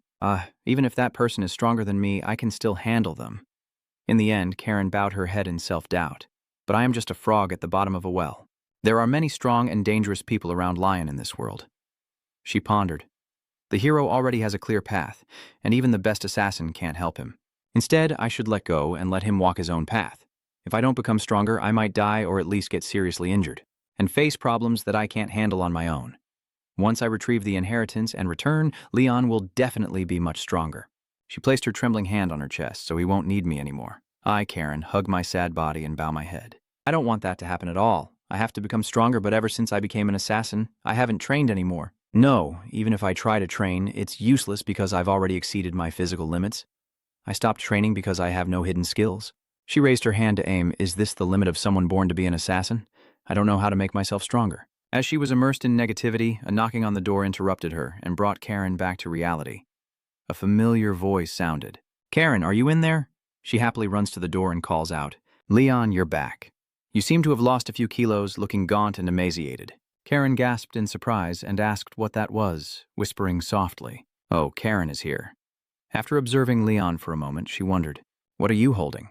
Leon looked at the pile of items in the introduction's hand and said, Oh, these herbs have been cultivated for over 300 years. With the martial arts book compiled by Rodri himself, Karen was stunned.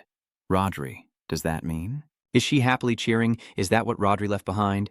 That's wonderful. So you have inherited the legacy? Nagao too much. Lon, you've improved a lot since the beginning. Well done, Lon. With that you inherit the legacy? You say no, these are for you. Karen, after I give you these, I will come back.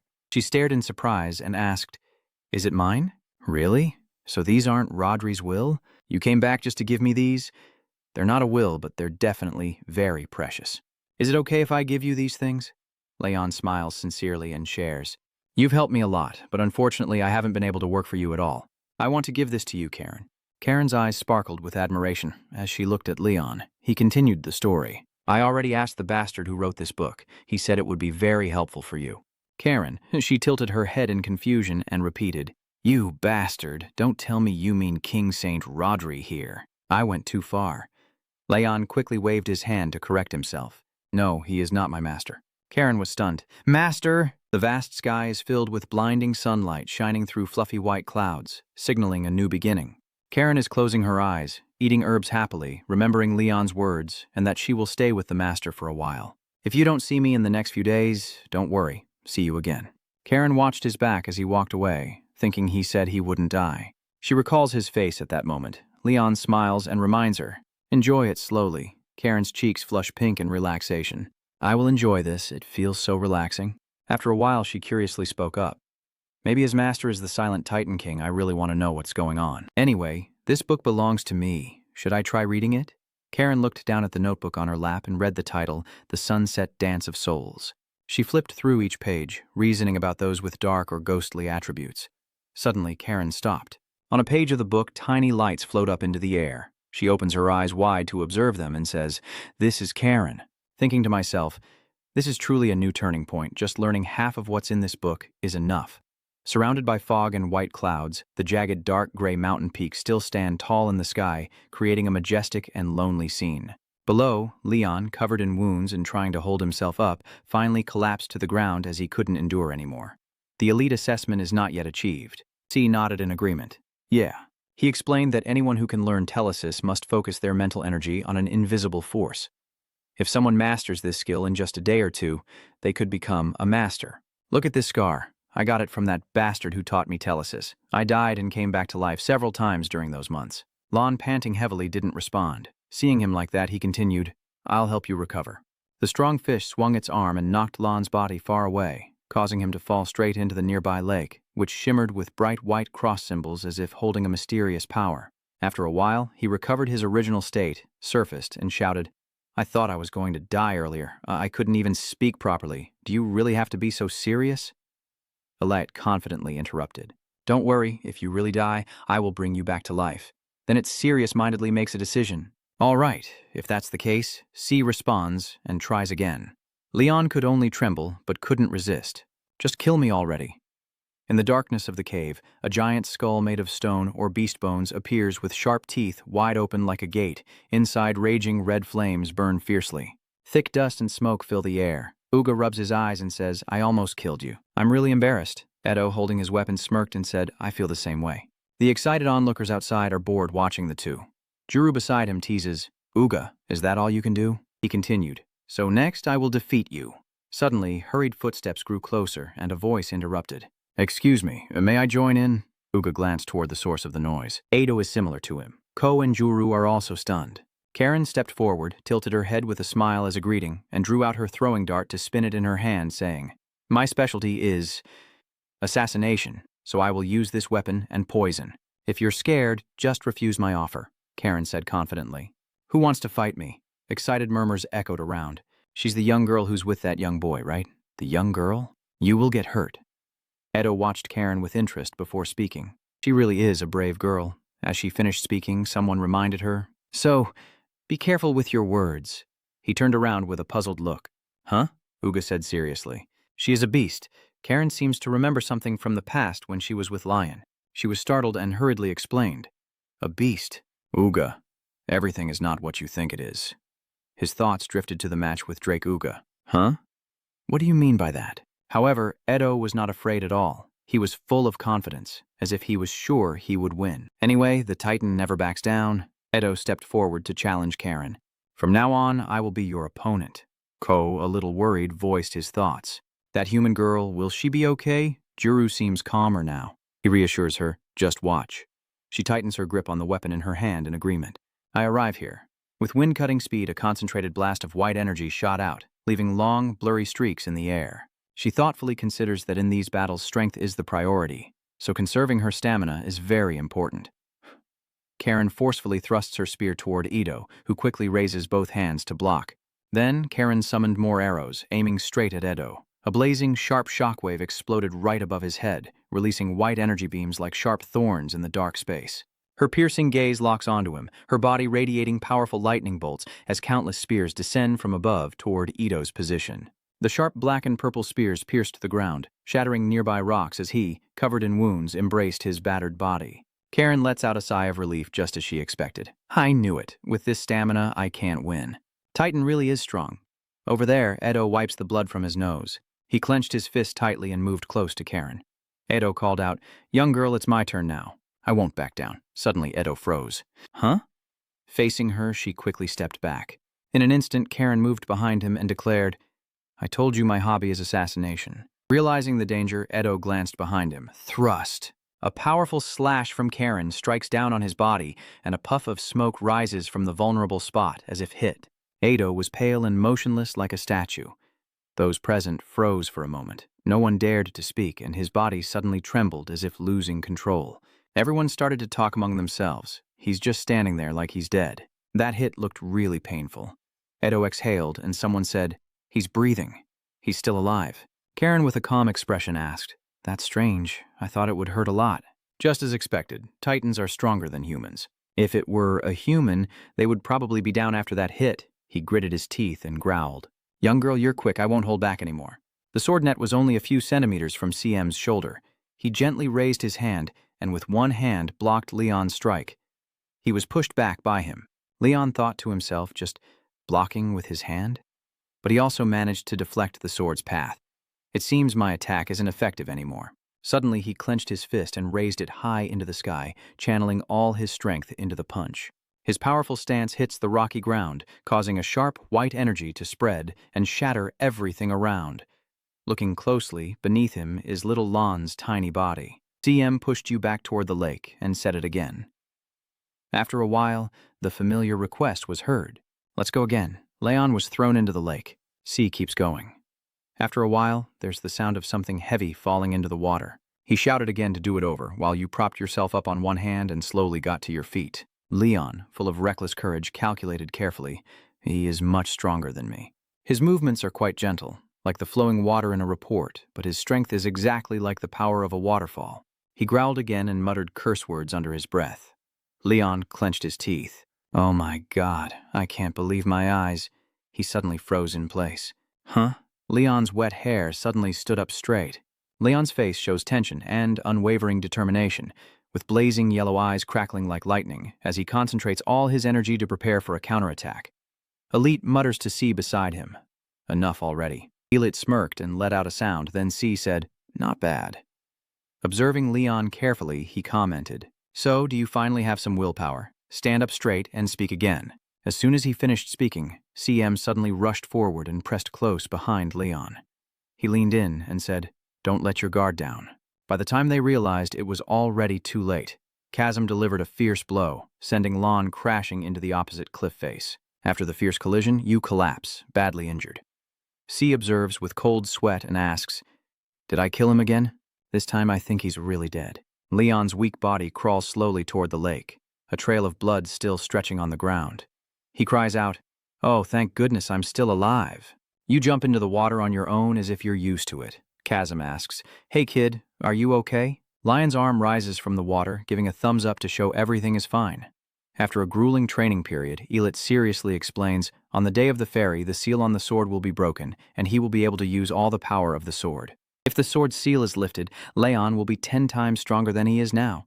But is that enough? The upcoming disasters will be too difficult for the children with the mission to save the world. If it were Leon, then surely he would be able to do it. He has potential, with his gleaming white teeth and 2 confident yellow fangs showing as the golden badge shines brightly in the sunlight, and he observes the scene before him before shouting out. Who is sitting crouched in front of the gate? Khan muttered in frustration, so I was just a bother. Why did I even come here? Aomong slowly approached, then kicked the guy hard forward to teach this thug a lesson and tell him to get out of the way. After inspecting Khan's appearance, the next words made him pale and unable to finish his sentence. Do you want to? His whole body exudes a cold, unfriendly aura. Khan coldly said, what did you say? Aomong trembled and thought, what's going on? He is not human. Then he shouted loudly, I am sorry. A slender, delicate foot steps forward. She says, look. In front of a wooden post tightly wrapped with a rope, Ela observes the wooden pillar that has been struck thousands of times by a wooden sword. She turns to a bucket of water with a cloth draped over it, continuing to scoop water for her personal needs. The traces here clearly show that someone lived here before. Elahan nodded as if confirming and shouted up to the sky. I'm sure this is where the heroes are trained. I finally made it here. Under the gentle breeze, her cheeks flushed as she noted that she could smell his sweat here. Suddenly, something caught Elhan's attention, and he looked over. In front of her was a deep and wide hole. Elhan speculated curiously. So this place is the legendary sword saint's domain. She kneels down with her hands clasped in sincere prayer. Goddess, if you can hear me. Elhan paused for a moment before continuing. Please, reveal yourself. Sensing something was wrong, she stood up and quietly speculated towards the bushes. It seems someone is secretly watching me. Ever since I entered the village, I haven't seen any ill intentions from you, so just come out naturally. The other person, unable to hide anymore, decided to reveal themselves and said, sorry about that. Your Holiness, I kneel on one knee respectfully to explain. I am Jubert Elonbook, a swordsman from my kingdom, here to welcome the arrival of the city lady. Returning to a serious state, Elhan asked CL, why is the royal swordsman here? Another figure appeared behind him, and she seemed to understand, then spoke. Is it because of that person? He put his hand on his chest and saluted. It is a pleasure to meet you first, saintess.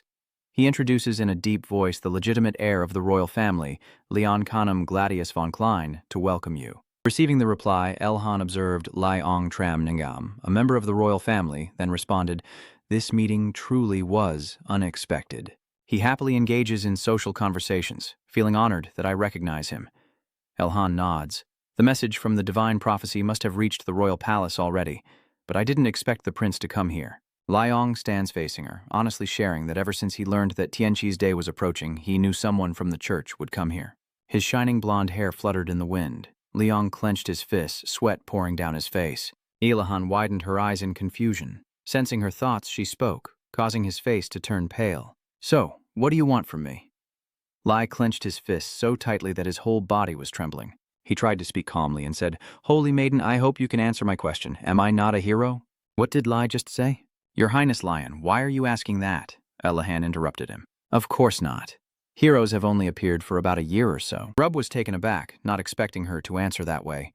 Elahan continued, I thought you knew, but who would have guessed you knew nothing? Why would you dream of being a hero? Oh, I see. So the name Lion also means lion, huh? Then he shouted. It's impossible that the saintess is not involved. There must be some mistake. The name Iong, whose birthday coincides with the day of the prophecy, must be Prince Long, the hero. Receiving the new information, she calmly continued. So the birth date matches too? Now I understand why you're so confident. Rupert loudly tries to explain. It can't be like this. Both of you take a closer look. Ayla remains stubborn. Ask me how many more times, and my answer will still be the same. The man lost his temper and reminded her that the saintess must be mistaken. In the end, unable to tolerate such behavior, she clenched her fist and summoned her power. Elahan said coldly, Lord Rupert, it seems your words are a bit disrespectful. The woman's face showed seriousness, leaving no room for others to argue. Elahan frowns and says, I will only forgive you this once. Don't blame me if it happens again, and Du is slightly startled by her commanding presence. The old man whispered, I am sorry. As if remembering something, a fleeting thought crossed his mind. It's been a year, confident, sharing the same birthday as the fairy, with the name Lion, meaning lion. Leon as a child pointed his sword at Lion sitting below. He happily smiled with innocence and naivety. Lion trembled as he said, So you're Lion. Elahan blushed and smiled as if secretly admitting it. Lion clenched his fists and tremblingly asked again, So you're Lion? His face turned pale as he disbelievingly said, The hero. Sensing Leon's unstable mood, Elbert shouted and called the prince. Then he bowed his head in contemplation. A flash of old memories suddenly flashed by, the sharp tip of the sword piercing straight into the body below. Lai was standing outside witnessing this scene. He called out. In the dark room, a tall shadow cloaked in a robe drives a glowing blue sword into the back of a red-hooded figure sitting on a throne, blood splattered on the white tiles. He hears a call and turns around with a ruthless smile. Thomas's rough voice rang out. Oh my God, my brother is dead. He drags his sword along the floor, leaving a trail of blood and calls out to come here. His face like a demon, he stretches out his hands. If I kill him, Long's eyes will roll completely and I will forget about the reaction. Thomas continues. Then the throne will be mine alone. As he finished speaking, Rupert's figure appeared, holding him tightly and running away. Outside, it's pouring rain and anger echoes in the air. Find that boy, and if you do, kill him. A guard is shot and collapses. The soldiers receive orders, raise their guns, and surround the area. Rubus trembled as he advised him, Do not forget that you are the legitimate heir of this empire. Do your best to draw the holy sword on the day of the prophecy to reaffirm your position. Tears streamed down Lion's face. He anxiously called out to his eyes. One of Jubert's eyes was slashed open by the tip of a sword. Still, he remained resilient, clutching his cup tightly in his hand with his sword pointed straight ahead. Jubert continued, You must survive, cutting off the flashback. Elahan turned away and said, Well then, I'll be going. Knowing there was no other way, he drew his sword to stop her. Please stop. I can't let you go like this. Please reconsider carefully. Lai finds his actions confusing, and he turns back to remind Rupert. Elahan remained silent, then whispered, So I told you there wouldn't be a second time? Elahan angrily shouted, You don't drink wine? Do you want to be punished for drinking? Rubus explains further, No! He shouted loudly for the prince and to save the innocent civilians oppressed by the tyrant king. Rupert swung his sword towards her for the future of the country. His next words left Long stunned. Rupert snapped, Only His Highness Long can do that. He is the only one worthy of being a hero. Seeing him strike, Elahan clenched his fist, summoning his power to punish. A lightning-powered punch struck Jubert with such force that blood splattered everywhere, and his body was torn apart brutally. Rupert collapses with a bloody wound across his abdomen, while in the distance, Lion stands tall and coldly observes the aftermath of the attack. He shouted out loud, Jubert. He grits his teeth, ready to strike, glaring at her with hatred before Lion suddenly rushes at Ela like a gust of wind. His face twisted with extreme rage, teeth clenched and eyes blazing as a bolt of white lightning shot out from his temple, symbolizing the explosion of his power and emotions. You strike nothing but air. Your speed is decent, but your attack means nothing to me. After hearing that, he just frowned without replying.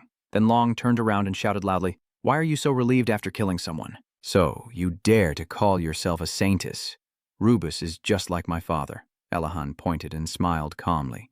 But he's not dead yet. He replied in surprise. Huh? She points behind you to remind you. Look ahead. In Lion's line of sight now is Rupert with a whole body, as if no battle had just taken place. A serious voice echoes out. Prince Lion stands between the throne and the hero. She calmly asked, If you could only choose one, which would you pick?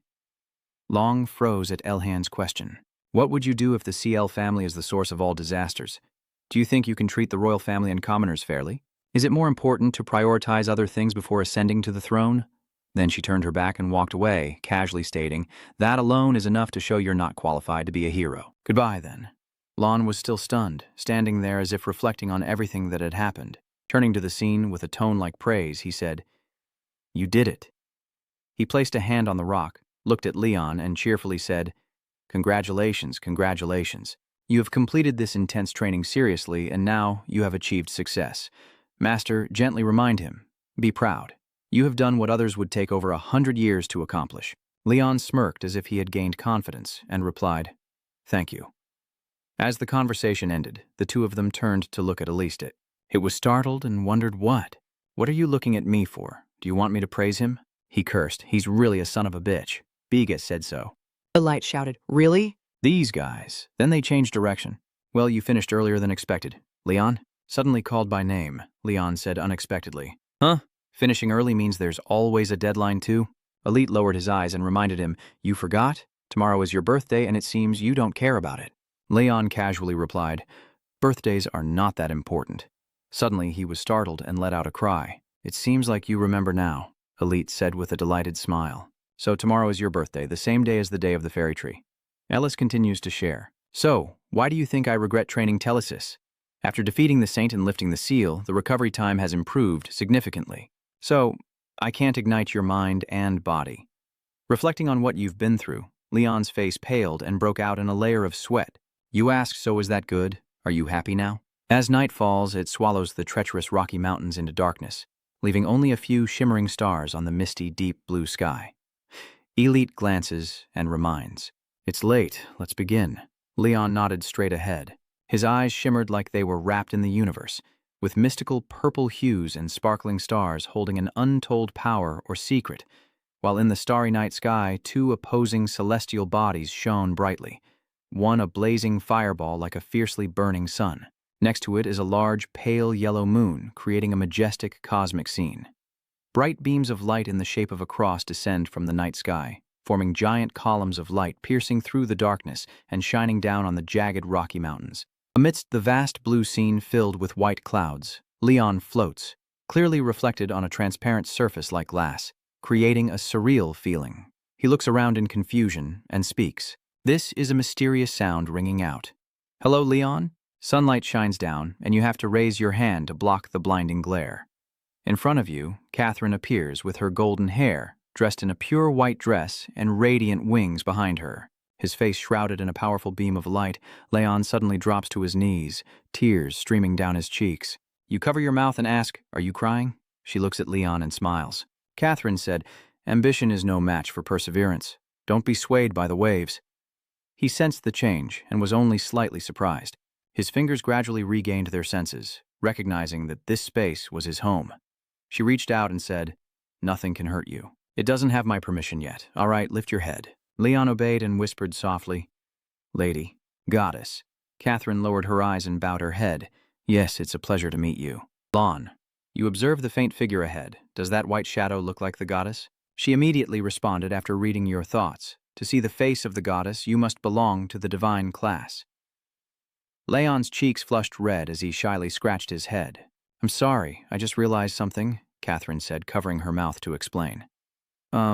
Leon, I didn't mean to suggest you have many shortcomings. She quickly waved her hands. If you are not like Rodrigue, with normal eyes, you wouldn't be able to see the goddess's face clearly.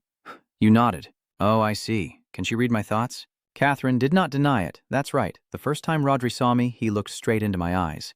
Rodri, with his hands on his hips and a frown, asked, Are you a goddess? Seeing his expression, she thought to herself that he really is just an unadorable child. Oh, right, Leon, listen, even the tallest mountains have paths to climb, and even the most dangerous waters have a way through, understand? Isn't that right? Then she clasped her hands in front of her chest. Lon quietly smiled and thought, She's so adorable. Now I understand why Elliot said the goddess is a bit naive. Catherine, blushing, turned and shouted, I am not stupid. Leon quickly covered his mouth and said, I'm sorry, you reminded yourself that she can read your mind. After a while of chatting, she suggested we end it here. Before leaving, Catherine said as a reminder, Leon, this path is not a burden you have to carry. She continued seriously, if you don't want to continue this path, just tell me now. This road is full of thorns. Every time you walk, your feet will be covered in blood. It's not too late. If you want to live a normal life, I can turn back time and make your life peaceful. After hearing her heartfelt confession, Leon spoke up and said, well, I'm not really a special or extraordinary person. I was born an ordinary person, and I hate my life. I am haunted by self-hatred, and I am a useless child. I left the academy and gained a lot of experience afterward. I know I'm not qualified to become a hero. But Leon remembered when Elicit confidently made his decision. I choose you, Leon, he continued. Elite chose me. Even if I have to sacrifice my life, I want to prove that his decision was the right one. Sensing Lon's inner strength, Catherine smiled with satisfaction. I knew that question was unnecessary. She raised her hand to summon her power. Catherine declares, Lon, I appoint you as the goddess's representative. You look up as blinding beams of light forming a cross radiate, scattering tiny white fragments like snow. Small rays of light appeared around you. She said, I will now bestow my blessing on my chosen one. On Leon's left chest, a symbol of wings flickers. Catherine explains, the Knight's Mark, a power to fight against the evil of the world. This power can help you, and it can also be transformed from the energy of the sun and moon. A similar symbol appears on your right chest, she continues, the Mark of Purification. This power gives you the ability to detoxify, break curses, and eliminate infections. A pair of glowing wings appeared on your forehead. Catherine continued, the Prayer Mark, to destroy the impurities invading your mind, while also increasing your strength, reason, and spirit. Leon's pupils dilated as light emitted from the symbol. She spoke softly, finally pressing the monitor. Your power allows you to see the imbalance and threats to the world, and to see into others' souls. Catherine clasped her hands and called out, Hero Leon, all of this now belongs to you. She looked you over and commented, your clothes are a bit strange. The only thing I can think of is something like Rodri. Catherine snapped her fingers. This is your birthday gift. A red cloak billows in the wind. She truly wishes you happiness. My swordsman, Leon, the one who doesn't know how to face the approaching storm. Your arm is wrapped in a black glove. Catherine continues, praying that the future you bring will be truly happy. Leon, with neat, dark brown hair and sharp amber eyes, wearing a bright red cloak, exudes a strong and charismatic presence. Now she can safely smile and speak freely. I will always be here. I will always be here. In the vast space, a voice rang out. Lon Catherine asked, Are you awake? According to the prophecy, you shouldn't be the one standing here. Lon lowered his eyes and whispered, Lion, remember how Lion looks and think to yourself, he's more worthy of being a hero than I am. What do you mean? What is this goddess's choice supposed to be? This nonsense has to stop. Rodri's face appears, and he points decisively, saying, My choice is you, Leon. Leon suddenly smiled. Seeing that expression, she was a bit surprised. You remind yourself that I am determined not to surrender to fate, and Ellis also refuses to accept the goddess's decision. Then, Leon confidently replied, I believe in Elise's choice. This time, Catherine remained silent, unable to speak, as she could sense Rodri's presence lingering within Leon. Finally, Catherine tilted her head and smiled gently. She gradually disappeared into the light. Before leaving, Catherine said, My knight Leon, who doesn't know how to face the approaching storm, may your future be truly happy. I will always be here watching over you every day. His pupils widened as he stared straight ahead. Under the blinding sunlight, Leon said, Let's go home, but he was falling freely from above and still couldn't figure out what was happening. He wondered if he was in heaven. After realizing what was happening, Leon shouted loudly, Wait, goddess. Seeing the commotion, C and Elite quickly turned back toward the sound. It chuckled and said, You got back pretty fast. You lift your body up and take a breath. Oh, I thought I was going to die. Elite walks up to Leon, greets him warmly, and celebrates his return. Leon cheerfully responds, I'm back. Elite, the system displays a notification of your apprentice hero's name and rank. Level 59, Stamina B, Strength A, 2+, Agility A, Aura A, 2+, Advanced Swordsmanship Level 8, Rodrig's Vision Level 8, Perfect Martial Body, Aura User Level 9, and Magic Sword Technique. That teen backed out Level 4. It placed its hand on its chin, praising, Not bad, and you even received 4 seals. That silly woman gave you quite a lot. Leon looked closely at the information and whispered, So that's how it is? Then he curiously turned to Elicit and asked, How much did you get before? It honestly replied, Nothing at all. Receiving the answer, he froze as if he understood. Oh, that makes sense. Seeing his expression, Elite called out softly, The symbol from Catherine gave off a glow, radiating a surge of power. It felt like I was reborn. Leon nodded and said, I understand. Then he raised his hand to observe the surging source of power, silently assessing that he was brimming with strength. Lon clenched his fist, feeling as if he had been reborn. C stepped forward, grinning, and said, Happy birthday, Leon, this is your special day. Without hesitation, he threw a powerful punch at you. Leon swiftly dodged to the side, avoiding the attack in an instant. Huh? I see it, Elit exclaimed happily. After the confrontation, Leon jumped back to keep his distance from him. Leon slowly drew his sword, confidently sharing. I'm sure it's out of my line of sight, he said through clenched teeth. You've changed, but that cloak looks just like the one that bastard used to wear. He gritted his teeth and honestly said, I hate him. Knowing he's about to strike next, Leon's eyes stared intently without a second of wavering. Then CM roared and threw a punch at you, declaring, I will kill you. A powerful white beam like a laser shot out, tearing through the air and heading straight for the rock wall in front, causing a violent shockwave. Unlike before, after the dust settled, all he saw was a pile of shattered rocks with no sign of Leon. He tilted his head to the side and glanced over, where a massive pink hole in the cliff face revealed the powerful punch from CM. Showing the incredible power he just demonstrated, Leon suddenly said, Did I dodge that move again? Without hesitation, CM leaned to prepare to strike at Lon. He speaks again as Chasm throws another powerful punch, creating sharp, swirling gusts of grayish-brown wind and rushing forward at an incredible speed. In front of him, countless clenched fists rushed toward him. Leon clearly saw the number of each attack. He secretly thought he saw everything. Surrounded by dazzling lightning bolts, Leon seemed to have devised a counterattack plan. He whispered, Perfect. Leon lifted his leg, ready to fight, telling himself to just dodge. Then Leon stretched and twisted like a blazing bolt of lightning, continuing to dodge Cam's attacks. As he closed in on his body, Leon gripped his sword tightly and shouted. He gathers all his strength into a decisive strike, his body wrapped in a blazing white lightning bolt right in front of him. Leon silently calls out, We're there. Before he could finish speaking, Leon was grabbed as if he were an object. C calmly looked at Leon and said, That's enough. If you want to beat me, you're still 30 years too early. I forgot my master. Thank you for the birthday gift. Leon happily nodded and accepted. Thank you for the blessing you brought me. After finishing, he turned to call out to this person. Elite, he turned back and asked curiously, Huh? What's wrong? Leon, you step closer to give your opinion. Can I wear your cloak? Elit muttered under his breath. You fool. Rodri appears and points at Leon. Of course. He looked at you calmly and spoke. You are my disciple. Leon nodded.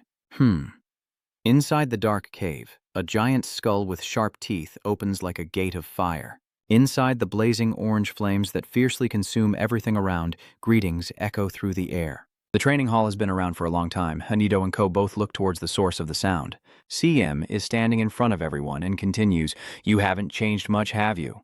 Uga recognizes Cam. He calls out to the Lord, shouting, Lord Depp with a shared expression. Everyone in unison, the Emperor has returned to his side. Leon looks around, observing the surroundings, asking about the recent situation. Someone questions about the traces of time, and he replies, still the same. He looked for a familiar figure and thought to himself, Isn't she here, Karen? A pair of slender legs swiftly running forward. Karen calls out to Leon. Hearing that voice, he happily turned to look. Leon watched her call out. Gachuanoy het kau, Karen dagiang haitayom tram le kau. Leon kat giong. Karen happily said, You're back, Leon. She cheerfully chatted, finally home. Very good. Leon smiled and asked how you were doing. So, are you still okay? Suddenly, a pair of wing symbols appeared in your pupils as if you had discovered something. Leon shouted. Hey, Leon, tightly embraced Karen's waist. You expressed your thoughts. Karen, you've changed so much. She was surprised by what he said. Karen wondered why. Huh. Then she was startled and quickly waved her hands to explain. I haven't gained weight, I eat very little, there's no way. I've been exercising a lot. Seeing Karen misunderstand, Leon said seriously, I didn't mean it that way. Then he sincerely added, You're much stronger now. She admitted with a smile, saying, Yeah, you also look more handsome.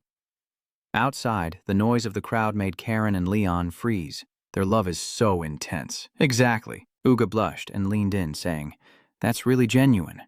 Juru next to him nodded in agreement. Seeing that the story has gone too far, the two of them instinctively kept their distance from each other, and she and he said in unison, Just a misunderstanding. He laughed loudly, understanding. CM then spoke to Elite. Really? He agrees. Yeah, that's right. He kept talking. I can't keep interfering and claiming to be the master. After the reunion, everyone happily makes plans. Yeah, after all, there are quite a few people here. So let's just have a party, that's all. Night falls as flames blaze brightly, and a piece of fish is being grilled to a golden char, filling the air with a rich aroma. Van Can places Lion on her shoulder. She raises her beer and shouts loudly.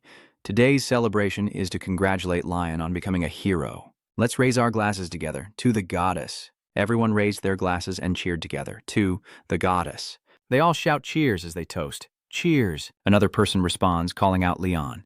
Everyone present happily shared in your joy. Congratulations, goddess. CM and Elsit stand from afar, watching everyone happily. The atmosphere is filled with lively chatter. Congratulations, goddess. Karen smiles as if she's happy for you. Suddenly, Leon was handed a giant mug of beer. He stood there, stunned, holding it with both hands. Someone is inviting you. Drink this. Lion drinks it all down as darkness falls over the dark Rocky Mountains. Light burst from between the cliffs, accompanied by loud laughter that shattered the silence and created a lively, noisy atmosphere despite the surrounding scenery. Van Canong turned and shouted, Lon, where are you going? Come here. As soon as she finished speaking, a hand covered her mouth. Shh, don't make a sound. She doesn't understand what's going on. Lord Cam, he continued speaking, let them have some time together. In a corner, Leon and Karen are sitting by the fire sharing a quiet moment. He speaks, you seem closer to Titan than anyone else. You really surprise me too. Listen, I've made a new poison recipe. Balas is known for its ability to turn others to stone. If she can get the liquid from that eye, she will be able to use its power. Next to her, Juru held up a leaf and added, this one here. We use it as a sedative. But if monsters outside this mountain contact the leaf, they will die instantly. That's how it is. Karen continued her story. Not only that, Van Can chased after her, urging her so much that Karen was scared and had to run away, calling out as she went. Come here, Karen. It's time for practice. Well done. She takes a deep breath. You have no idea how busy I am. From start to finish, Leon quietly listened as she shared, while across, CM faintly overheard the conversation. He clenched his fists tightly, thinking they had been reminiscing all this time. C suddenly exploded and said, I can't just let this go. Apprentice, I'm really angry now. Karen still speaks calmly. I was planning to become a master and show off to you when you returned, but I couldn't do it, so I stopped developing myself. If I had tried a little more, maybe I could have reached that point. But I feel like I've become weaker than before, so I've lost all sense of direction. Me too, Karen. My body and my mind are the same. I don't know when CM arrived, but he interrupted, startling both of them. This is called the barrier phenomenon. She shouted, Titan King! And called out to the master. CM sat down disappointedly and expressed his thoughts. I thought that when the two of you went alone, you would have some wonderful time together, but instead you talked about training. He clenched his teeth and glared at Leon, shouting, Damn, you still stand there like an idiot, not responding. Yes, just to clarify, Karen tilted her head and asked, What is this barrier phenomenon? See, he muses for a moment before calmly explaining that you probably realize you're a high-level existence. But the path to becoming a master isn't just about talent or effort. Luck also plays a significant role. If someone has spent a whole decade and still can't reach that level, for others it might only take a day, and that's the opportunity to become a master. In other words, recognizing the opportunity is very important. Karen froze for a moment after hearing that. Leon grasped the key point and muttered, Opportunity? Seeing your uncertainty, C said. After training, if you notice any abnormalities in your body, you need to take time to adjust yourself. This process also takes about 6 months. Lion hesitated for a moment. 6 months? Then that's too long. He just pointed and chuckled. So, I gave you that chance. Lion silently thought. The opportunity seems to have regained its confidence. He clenched his fist and shouted. Perfect, Leon declared firmly. I will seize that opportunity. No matter what happens, I will not give up. We will get through it, C said, raising her hand to speak. I will give you a chance, Leon replied seriously, standing beside Karen. Yes, I will do anything for the chance, she responded to Leon. Go ahead. Seeing their determination, he smirked. Good. Defeat Drake with Leon's own hands as the wing symbol appears and lightning surrounds him. The system displays a message. Victory over Drake. S plus difficulty. Cylon watching intently, excitedly saying, defeated. Drake and Karen also share the same thought, she whispers. That's really interesting. Is that the hero's ability? Meanwhile, Elsit observes from start to finish, quietly calculating. That's great. It's furious because last time you dared to take one of its eyes. Leon, and now it's attacking everything. You and the monsters on the cliff, kill it. Ahead of them lies a bottomless abyss with no sign of the forest. Elite continues. I'm in the canyon. Karen's smile is so beautiful. Leon agrees with her. Yeah, I'll hunt Drake here. It may seem a bit difficult since it mostly charges at the opponent from above, but if it attacks with its breath, I can dodge and run away. Listening to your reasoning, it spoke up. I've never taught you about the importance of terrain, but it seems like you're overdoing it, huh? You seriously need to share this. Fighting S+ monsters means you can't let your guard down because unexpected things can happen that we can't predict. Elite praised your clever thinking. After that conversation, Leon raised his hand and clenched it into a fist, his face full of determination. Today I will defeat Drake as I face its figure ahead, Leon calls out challengingly. Come here, my prey. Over there, Drake spreads its wings and soars into the sky. Its feet gradually lift away from the ground. Drake didn't hesitate and charged towards Leon at a terrifying speed. The boy, stunned, tried to keep up with its movement but was overwhelmed. As soon as it finished its thoughts, Drake opened its mouth from above and unleashed a blazing red and scorching flame. It shot out a destructive beam formed from the apocalyptic fire and a raging streak. Drake with wings spread wide, his dark red body standing majestically amidst the blazing sea of fire, exuding authority. Leon is engulfed by the flames. Suddenly the mark of the twin wings appears below his neck. Drake was stunned to see that Leon was unaffected by its power. He showed no fear, as if burning within Drake's own flames. With eyes blazing with determination, he swung his shining sword forward, ready to face the battle. Above, the stars form a long streak, a divine war machine, transforming into powerful beams of light descending right between him and Drake the giant. It roared out a terrifying scream, its sharp teeth baring as if to swallow the entire sky. Leon was a bit confused by its reaction. Drake had caused a sky-shaking shockwave, with dark energy beams fiercely shooting out all around. The swarm of meteors was also affected, collapsing and lying scattered on the ground. A black dragon within range is no exception. It weakly opens its mouth, trying to stiffen its body. Leon charged into the area, emitting that tremendous power, then stopped. Leon deduces that his body might be a little paralyzed, and Elite reminds him, Lon, you can endure a bit because of your current state. If it were your past self, your body would probably already be paralyzed. With this energy, the nearby creatures are likely affected by the pressure and have died from a heart attack. At that moment of danger, a shimmering dark purple liquid like a gem appeared out of nowhere. The boy nodded in agreement with what it said. A drop of purple liquid falls onto Leon's shoulder and upon contact with his cloak's fabric, evaporates, leaving a blackened scorch mark. He suddenly turned around and shouted, What? What the hell is that? Still stunned, something even more terrifying appeared in front of you. Right above your head, that purple energy sphere instantly transformed into a massive dark tornado, swirling into the sky and swallowing the entire space. Drake absorbed that power, and its body became stronger. Seeing the danger, Elite quickly said, Don't tell me it shouted afterward, damn it, that's ancient magic, get out of the way. Leon. The purple droplets continue to fall, setting the ground ablaze upon contact, as the darkness above pours down like a destructive rain. The dark vortex had transformed into a giant, impenetrable wall of purple energy, with jagged lightning streaks running across it, creating an ultimate barrier. Below, every point of contact with the water droplets was being corroded. Leon and Elite hide to one side. It explains that each drop of its magical energy becomes more concentrated. Elite remains tense, knowing that this canyon makes its attack disadvantageous. So, that's why it used that attack. That damn lizard god. Elite quietly calculated and gave advice. There's no time. This rock will melt away anyway. While we can still use the terrain to hide, we should eliminate it quickly. Mana in the mountain ranges is endless, so I also took advantage of this feature. The longer it drags on, the more you lose. You share the same thoughts as it does. Lion continues. I also don't plan to prolong this if it keeps going like this. The raindrops gradually slowed down and no longer made any sound. Leon looked up to watch the rain stop, then suddenly the dark purple droplets began to split apart and recombine in a chaotic pattern. Then they turned into sharp arrows, all pointing in the same direction. In front of you, countless arrows are rushing toward you. Elite, I was right, wasn't I? It's aiming at me as if it sees me. You ask a question that leaves it helpless. Is this also part of your plan? And then all the dark purple sharp arrows are still rushing toward Lion. He quickly stepped back, dodging each downward strike as they continued to chase after Lion's figure ahead. Reaching the abyss, you use your strength to jump down safely. Leon pauses for a moment to observe the situation. He grits his teeth in frustration. Damn it, it won't stop. Leon stops running, swinging his sword to cut down the incoming arrows, which fall one after another under Lon's powerful strikes. After a while, he gasped for breath, exhausted.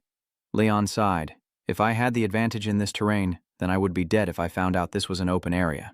He continues to retreat. Suddenly his back slammed hard against the rock behind him. Are we at a dead end? Something appears that makes Leon look up to check it out. Drake's long neck extends as it stares down at him like it has identified its prey. Lon wondered if it was cornering itself on the main road. Suddenly it roared, but he kept his face unchanged, neither acting nor fleeing. Drake seems surprised by what Leon is showing. A familiar figure suddenly appears. Karen called out, "He no!" As if catching another target, it hurriedly turned toward the sound. She appears in a dazzling purple light, her eyes determined and confident. Karen extends her hand to reveal the immense power enveloping her body, then softly whispers, "The sunset dance of souls." Drake silently watched her from start to finish as if secretly assessing the situation. The swirling purple energy spun like a sharp drill, piercing straight into its massive ghostly body. The spear continues to spin deep, causing Drake to scream in pain. Karen suddenly covers her mouth with her hand, then opens her lips and blows a gust of wind into the air. At that moment, it exploded with overwhelming force, blood splattering everywhere, and one of Drake's wings was torn off. It officially falls freely from above, and Karen withdraws her power, watching the shattered ground below where it lands. Finally, she ran to Leon and cheerfully said, "I think everything is fine now. What do you think?" He turned to praise her. "Karen, that was amazing. You always slip through the shadow rain and attack it from behind. How do you do that?" Karen shares her experience. The shadow aura attribute is a low-level attribute. I took advantage of the rain to go higher. Leon's cheeks flushed pink. You keep smiling and say, "You're amazing, I don't believe it, ask again." Really? Of course. Seeing your talent acknowledged by you, Karen shows a face full of happiness and satisfaction. Leon continues, "I feel much more at ease with you here." At that moment, Karen once again unleashed a massive black vortex from the treacherous depths, tearing the ground apart and spewing out a fierce surge of crimson energy, with black tendrils beginning to emerge amidst the wreckage. You shout out, "The ancient magic is concentrated in one spot. You're really persistent." Drake's blood-red claws are blazing with fiery energy. It growled with hatred, as if capable of destroying everything. Leon observed and then made a comment. "Even without wings, it still looks as terrifying as before. Elit calculated and gave you advice. Kill it before it reincarnates. Hurry up, Leon. If you can't finish it in one strike, then don't use it until you find its weakness." "All right, I understand." Now it's Leon's turn to speak, and it's our turn next. Amidst the ominous blazing red lightning, a devastating attack tore through the ground, sending sharp, shard-like debris flying into the sky. On the other side, Leon soared into the air, extending a stream of lightning from the ground. It immediately turned its head to observe, continuing its strategy. With his eyes burning with the desire to win, Leon clenched his energy sword and prepared to strike back, speaking to me. In the decisive moment, under the blinding lightning tearing through the night, Leon unleashes a deadly thunderstrike on the screaming Drake, with each slash of his deadly sword burning its body mercilessly. Every strike is just centimeters from Drake's pupils, and Karen says softly, "I think I understand what that dance is now." In the midst of the fateful battle, she and Leon combine their powers to strike, ending it with two opposing forces. Karen smiles softly and says, "Thank you." The demon's hidden armor was torn apart without mercy by the deadly strike, causing dark purple blood to gush out violently, signaling that death had been sealed. Leon looked at it roaring and immediately praised, "Well done, Karen." The collision hurled Drake's massive body into the mountain wall, sending dust and dark purple blood splatters flying through the air. It tilts its head back and opens its mouth to release a blazing purple energy sphere. The space around it is engulfed in darkness. Leon tense and sweat beads form on his forehead. He surveys the scene and then says, "Here we go again." Elit gives her opinion, just like the previous attack. Leon hears its voice and calls out to Elit. His pupils flash with the symbol of its wings as it continues to speak. Even if you're in the darkness, a flash of light appears and then disappears. Elit says it's different from before. Leon nods in response. "I understand." You grip the hilt of your sword tightly. A blazing stream of lightning bursts out from the blade of the sword. Leon commands in a firm voice. The 7 stars begin to align. The stars appear and quickly connect into a long streak containing immense explosive power. The main divine magic tears through space at incredible speed, a blazing golden lightning bolt rushing forward like a giant electric serpent. He slashed the ground. Marak faced the giant claw with Lion's figure in a red cloak unleashing a dazzling golden strike. The furious energy source erupts violently right next to the dragon's scales, forcing Drake to endure intense pain. Its wound is brutally torn open, causing dark purple blood to gush out wildly, spraying like a deadly rain that stains the entire space. He suddenly froze as if he had just discovered something unusual. Leon looked down at his arm and quietly voiced his thoughts. What's that? Blood coming from its stomach. She is as hard as tree resin. Drake angrily raises his claws, ready to crush you beneath him. Its powerful stomp hit like a hammer, cracking the ground and sending rocks flying into the air. Leon took the full brunt of the attack, blood dripping from the corner of his mouth. You scream out in pain, but Drake doesn't stop. He continues to rage, destroying everything in sight and tearing through space with sharp, jagged trajectories. It was like a luminous serpent tearing through the ground at a terrifying speed, with Drake standing tall under the flames, wielding his sword on the other side. Karen gritted her teeth and reported the situation to Leon. The darkness has been lifted.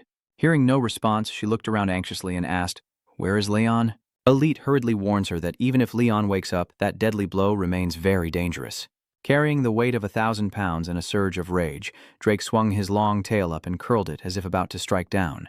In an instant, his small body continued to bear the weight of Drake's tail. Leon screams fiercely as blood spurts from the fatal wound on the cat-like face. Elite shouts in panic, "Leon!" Karen is the same. She shouted for Leon. He was lying still, unable to move. Leon silently thought he couldn't dodge. With his blazing yellow eyes like lightning, he opened his mouth and roared fiercely. Leon makes the decision that there's no other way left. Deploy telesis. Next to Drake, a burst of white light from Leon's power erupts into the air. He rises up, gripping his sword tightly as if ready to strike at any moment. Leon surveys the situation again. Everyone except him has turned black and white. He glances elsewhere to assess. Karen, with a worried face, rushes toward your position, and Drake. Seeing her, Leon glares seriously and clenches his teeth, calculating. In front of him, it was still roaring loudly with its mouth wide open amid the dust and smoke. Leon lowered his eyes, took a deep breath to gather strength, then leaned back to strike. Swish! The decisive slash cuts off Drake's massive tail in the darkness, the light from the cut gradually becoming clearer. Leon showed no expression, remaining calm as if he had just completed a part of his plan. However, he still kept a close watch on every movement, not missing a second. Its tail was cut in half amidst a storm of orange flames and scattered debris on the wet ground. Seeing the situation improve, Karen cheerfully called out to Leon. Losing part of his body, Drake howled wildly in a deafening scream that echoed through the space. Elliot warned that even if you cut off his tail, he's still preparing for the next attack. Leon's legs trembled as he replied, "If it hadn't finished speaking, you suddenly realized the problem." He frowned and said, "My legs still haven't recovered." He remained silent for a moment before Leon finally spoke. "Elite, it has guessed your intentions." Elite asks, "Do you really plan to do that?" Leon does not deny, just admits. "That's right, it's not very gay, so it scolds immediately. Seriously, you're truly an ungrateful kid." Lion raises his sword with both hands and then speaks, "Stay safe, master." The divine magic war machine, the 7 stars of the northern sky, shine brightly, emitting a powerful white light that spirals from the center, piercing through the mystical purple sky. Drake is finally defeated completely. After the shockwave of the counterattack, Leon calmed down and took a deep breath, then looked up to assess the situation ahead. Drake's head was blown off by Leon's unleashed power, and soon after, its dismembered body collapsed with a loud crash that echoed through the air. Elite smirked and noted that Drake's danger level had been upgraded to S+, but you found it even more dangerous. It recalled the events and continued to assess that the final move was truly rare, as it's hard to find a Drake capable of using ancient magic. If you can't kill it now, maybe later, after absorbing the demon's power, it will evolve into a demon Drake. Be honest with me, no wonder I saw it stronger than before. Then, Elit's eyes suddenly turned red, and it angrily shouted, "Of course! But you bastard, don't you feel guilty towards me?" Leon knew he was acting a bit impulsively.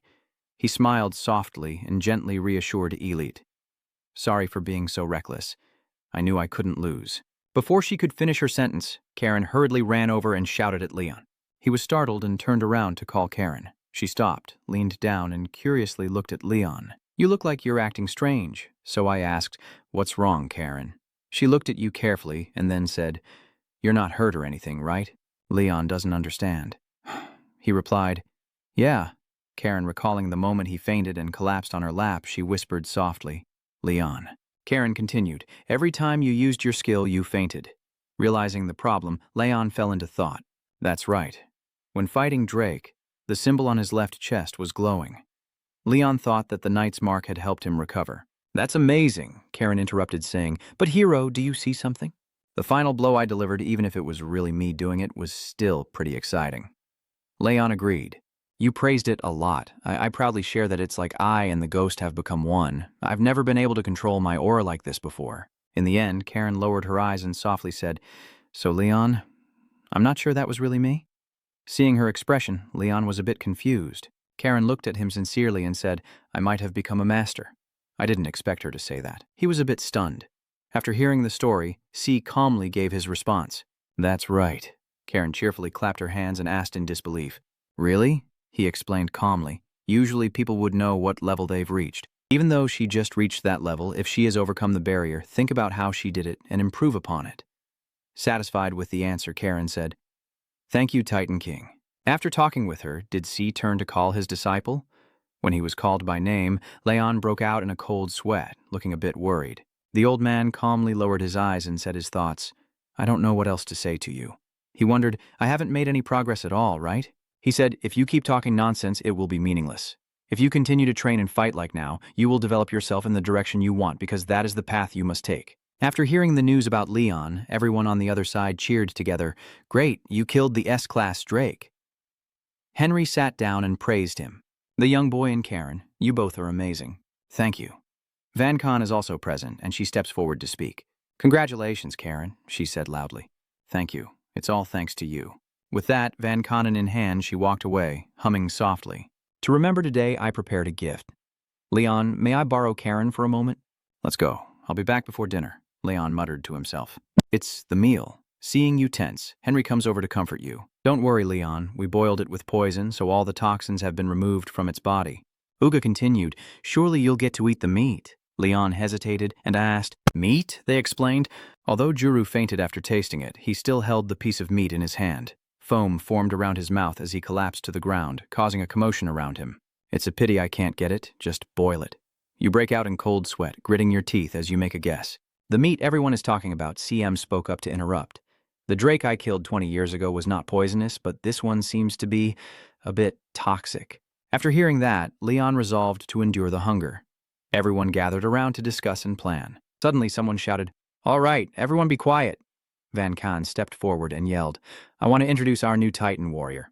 Karen appears, raising her hand to greet everyone. I am the new warrior Karen. Seeing her figure, the guys blushed and got all excited. She struck a pose and looked at Leon to speak. What do you think, Leon? He slightly raised the corner of his mouth and honestly replied, It suits you so well, Karen. Her cheeks suddenly flushed. Karen is satisfied and says, I knew it. Then she turns around and skips away, singing and humming. Karen reminded everyone, Let's go eat. Leon gathered everyone together. Everyone praised her endlessly. All right, you're so hot. Karen, she shyly replies, Thank you. Someone shouted, You can't compare yourself to the Titan woman warrior. Over here, Juru and Uga struggle to carry the giant piece of meat, and he calls out, Here it is. Uga excitedly announced, This is the special boiled Drake dish as ghostly white figures with distorted faces rose from the purple-pink meat block.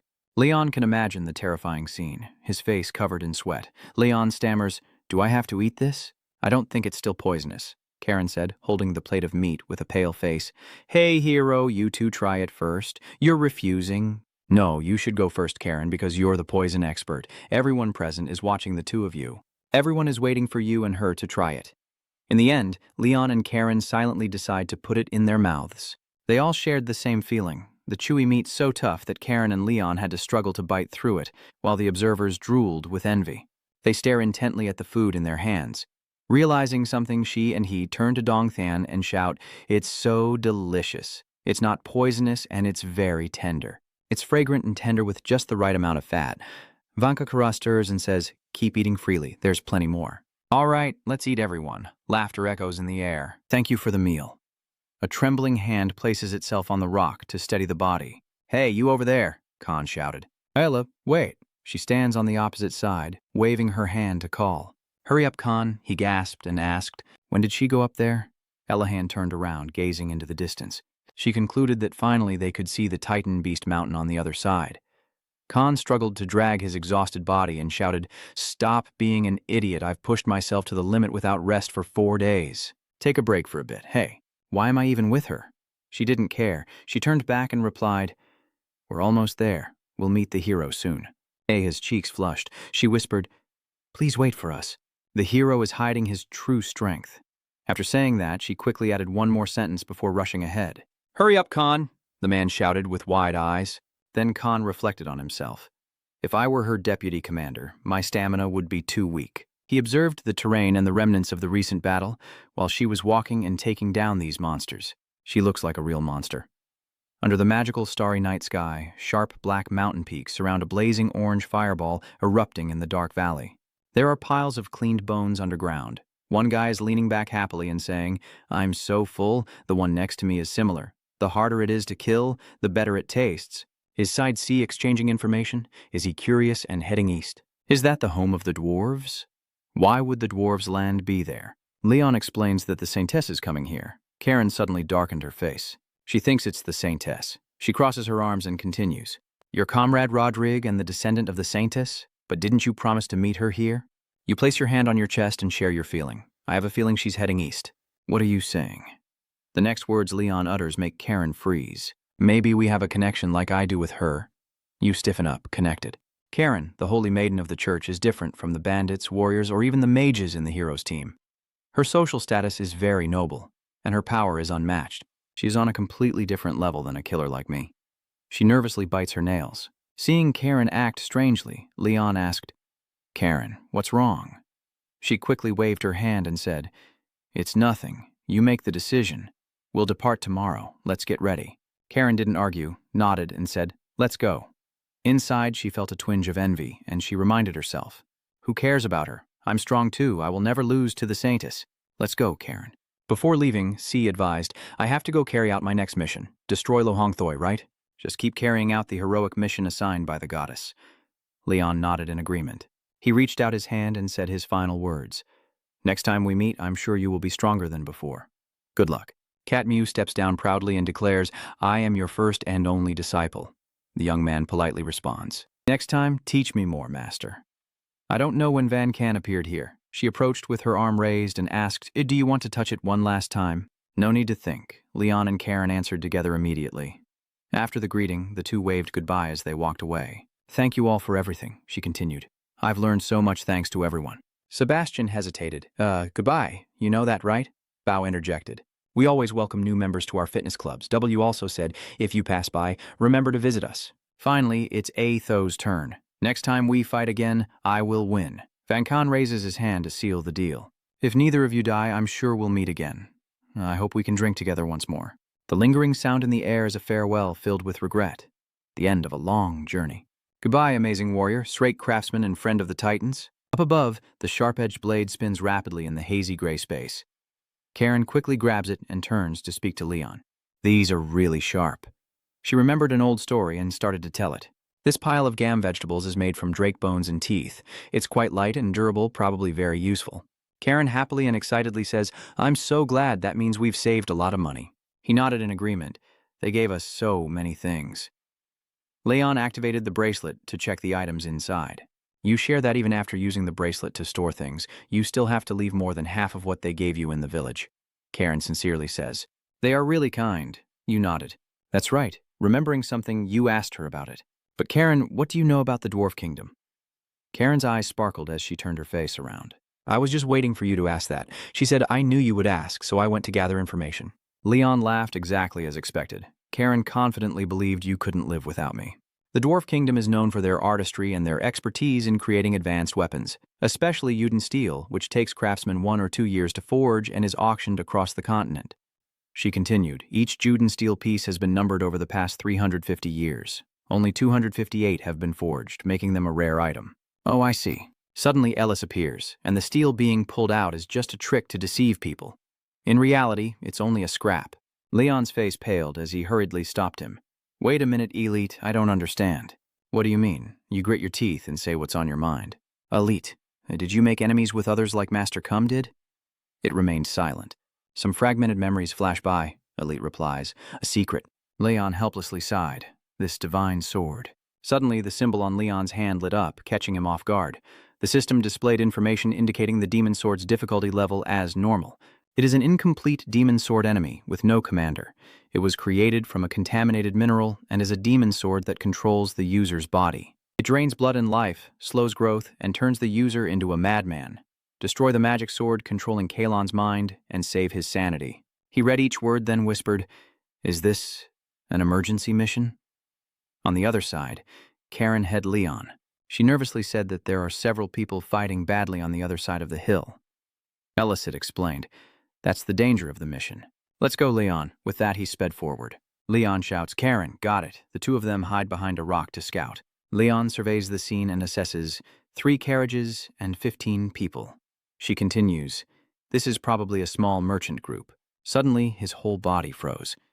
Next to the carriage, a mysterious person in a cloak emanated a blazing red aura. Leon is contemplative. On the cold steel blade, his blazing red eyes are wide open with pitch-black pupils and veins twisting like demonic veins. "Are you thinking of the demon sword?" Galen clenched his sword tightly, his body emanating a deadly aura that no one could approach. Blood droplets scatter on the ground, spreading a strong foul smell in the air as someone curses in frustration. "Damn it." A wounded man grits his teeth, clutching his shoulder as he endures the pain. Mio speaks. "I think I've met you once before, but I can't remember your name."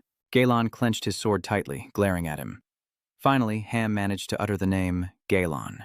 The wind blows. He looks down with a cold face, baring his teeth in a terrifying way. "Hamo, what's going on? Dead bodies are scattered everywhere." He quietly counted and said, 5 people stole C. Far away there's a man lying face down with his sword knocked out of reach. Hamel continued, "And I am a B level with my current weak physique." He looked over Galen and then concluded, "How could we possibly beat an A-rank guy who's going berserk?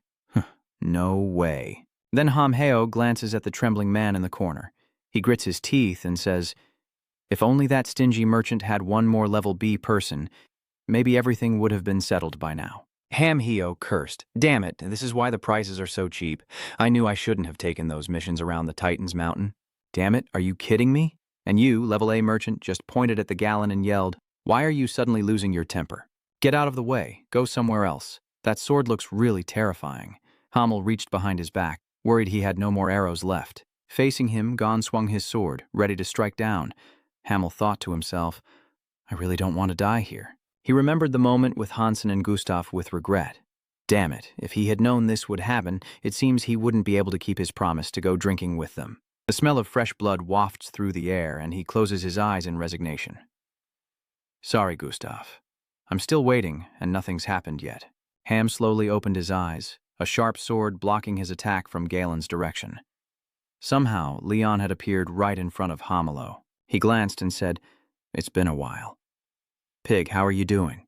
Recognizing Leon, he tearfully called out loudly, Kid. Hano, Lord Hamel. Are you talking about Karen?" Hamel placed his hand on his chest and exhaled softly, whispering, "We're saved. Did you think we were about to die?"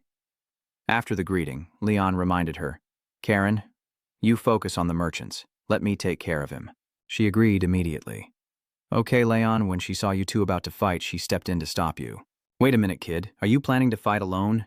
Galan's sword suddenly vanished into the air. "He still doesn't know about it, so I advise Lion, you know you're strong, but you can't do this. He's an A rank, that's Galan, that gust of wind. I don't know what he took, but he doesn't feel any pain and just wants to kill." After finishing, he turned casually and asked, "What? What did you just say?" His hand froze, and he retracted what he was about to say. He replied, "Nothing." Gal suddenly made a noise. Lon looked down to check on him. Galen looked down in disbelief and asked, "What just happened?" The ancient sword with its shimmering white steel blade engraved with swirling patterns was still smoking in his hand, and eventually it vanished into nothingness. Someone suddenly shouted, "The sword disappeared." Seeing that everything was fine, the man who had been hiding earlier ran out, excited. "Thank you. Thank you, my benefactor." Leon extended his hand with a smile. "It's nothing, I'm just doing what I should." His cheeks flushed with curiosity. "But where are you planning to go?" I didn't expect him to ask that. Are you a bit surprised? Above, a hazy white space like fog covers the sky, with faint streaks of light spreading from the center. The carriages continue to follow one another to the next destination, with Hamel inside, arms crossed, chatting. No wonder the demon sword made me feel uneasy and a little scared, but I also wanted to try using it as if it were a tempting lure. He gritted his teeth and continued to share, his eyes turning red as well. And then he no longer felt any pain. I didn't expect that even an A rank could be controlled by the demon sword, especially Galen. "Are you sure I can leave him alone? What if he goes crazy again?" Leon reassures Hamelo. "The demon sword is there. He's fine. Keep going. The important thing is that he is a key witness to prove everything about the demon sword. We just need to worry about the game." Galen was tightly wrapped by Karen like a cocoon. She tied his chest to the carriage. Leon was startled and shouted, "Say, Karen." The loud noise made him open his eyes wide. Someone spoke. He's awake now. After a while, an awkward silence filled the car. 4 pairs of eyes stare at each other in silence. Lion's crimson pupils fixate on him, while Hilo beside him bares his sharp teeth in a threatening grin. Karen is no exception. She is similar to the other two, and those images are from Galen's perspective. He trembles as he hurriedly pleads, "I'm sorry. I will compensate for all the damages. Please forgive me." A piercing scream echoes through Yugen. Galen nodded in acknowledgement. "I bought it for 300 gold. A flashback from the past appears. He is standing in front of a Galen sword shop. It's just an ordinary forge, but from the first time I saw that sword, I liked it. I didn't feel that sword had any demonic power at all, so I left and took on this mission. While I was killing the goblins, I could see him in the black cloak gasping for breath, his face cold and inhuman. Gon said it was amazing, as if I had truly become a swordsman. He continued his story, but as I was killing the goblins, my mind was gradually being invaded, and my desire to kill began to awaken." Karen pondered silently before sharing her thoughts. If he's an A-level master, he wouldn't have been subdued, but lower-level ones could easily be overtaken by that demonic energy. Leon speculates, what if this isn't just a demon sword? I think it could be very dangerous. After walking a while, someone shouted out, "We're here. We've reached the gate. In front of your eyes is a stone statue of a person." Leon sighed. This is the land of the dwarf Rugen. Among the ancient stone stairs leading up to the gloomy temple gate with rusted iron bars and swirling dragon reliefs, there are many stone steles built below. The symbol on his hand suddenly glows, catching his attention. The system displays invading metal creatures with high difficulty, size, and enemies or monsters from other dimensions of unknown level hiding in the large mineral mines and infecting the minerals with their power. Weapons made from contaminated minerals will break and turn the user into a demon soldier to a certain extent before blood is involved. They will remain normal otherwise. Destroy the monsters from other dimensions hiding in these mineral mines. You should seek help from those who came before. Leon ponders. The mission, conquer the metals. Hamel's voice echoes through the space. This place is called the Dwarf Kingdom. This is one of Yugen's unique features, with the dwarf population making up only 3/7 of the human population. He explained that instead of cities and territories, they distinguish regions by a term called zones, and Hamel raised a finger in the carriage to illustrate. So if there are steel factories and ore mines in Area 8, then Area 9 will have a series of smelting and processing plants, each with its own special scientific process and division of labor. That sounds amazing. At this moment, a notification sounds in my ear. We've arrived at Yugen, and Leon and Karen peeked out of the carriage to observe. Leon stared intently ahead and exclaimed, "So this is Yugen." In the distance, where their carriages are heading, there is a giant stone gate with 2 tall statues of soldiers standing guard. Hamlo begins to give directions, and beside the entrance is Area 13. Unfortunately, this is the farthest place I can go. I have to take care of this trip. A merchant stepped forward sincerely and bowed. "Thank you, Lord Lion." He handed Lon a large pouch of money, though it's not worth much compared to the effort you've put in. "But I have already used all my money on this. Please accept it." Leon raised his hand to refuse. "Oh, it's nothing. The merchant still tries to persuade us. We can't ignore the person who saved our lives. On the way here, we were safe." Ham stroked his chin thoughtfully. "Think about it. I didn't see any monsters on the way here. Usually we encounter them every 1 or 2 days. That's strange." Suddenly someone called his name and something was thrown at him. "Lord Hamel, please take this." Karen tilted her head slightly and winked at him. Seeing that, Hamel's face looked a bit confused as he stared at the dagger in his hand. Finally, he sat on the carriage roof, waving and shouting, "See you next time, kid Karen." The merchant below is also enthusiastically saying goodbye. Leon stands beside Karen and Galen, who are continuously waving back. "Yes, Hamel sends his regards to the leader for me." His voice echoes from ahead. "Karen, thanks for the dagger. I'll keep it safe." Leon looked confused and asked again. "A dagger." Elite, standing nearby, smiles. "Karen gave you a good one." Leon glanced at him. Elite continued speaking. "Items made from Drake's bones and scales will still carry the scent of an S+ level creature. Within a month, no small monsters will dare to come close to him." Leon praised me. "I understand now. Good job, Karen." Karen turned around and asked the person standing behind her. "Galen, where should I go next?" He frowned and answered her. "Go to the regional headquarters in Sector 13. A voice asks in the distance. "So, should we go now?" "Of course." At the headquarters in Sector 13, someone asked, "Are you Gallo's benefactor?" "I am Leon, Level B." Karen also took out her card. "I am Karen, Level A chairman." Ran stroked his chin with his hand, a look of contemplation on his face. He sat on the chair, crossing his arms, and assessed. So the demon's sword, just touching it, can ignite a desire to kill? That's really frightening.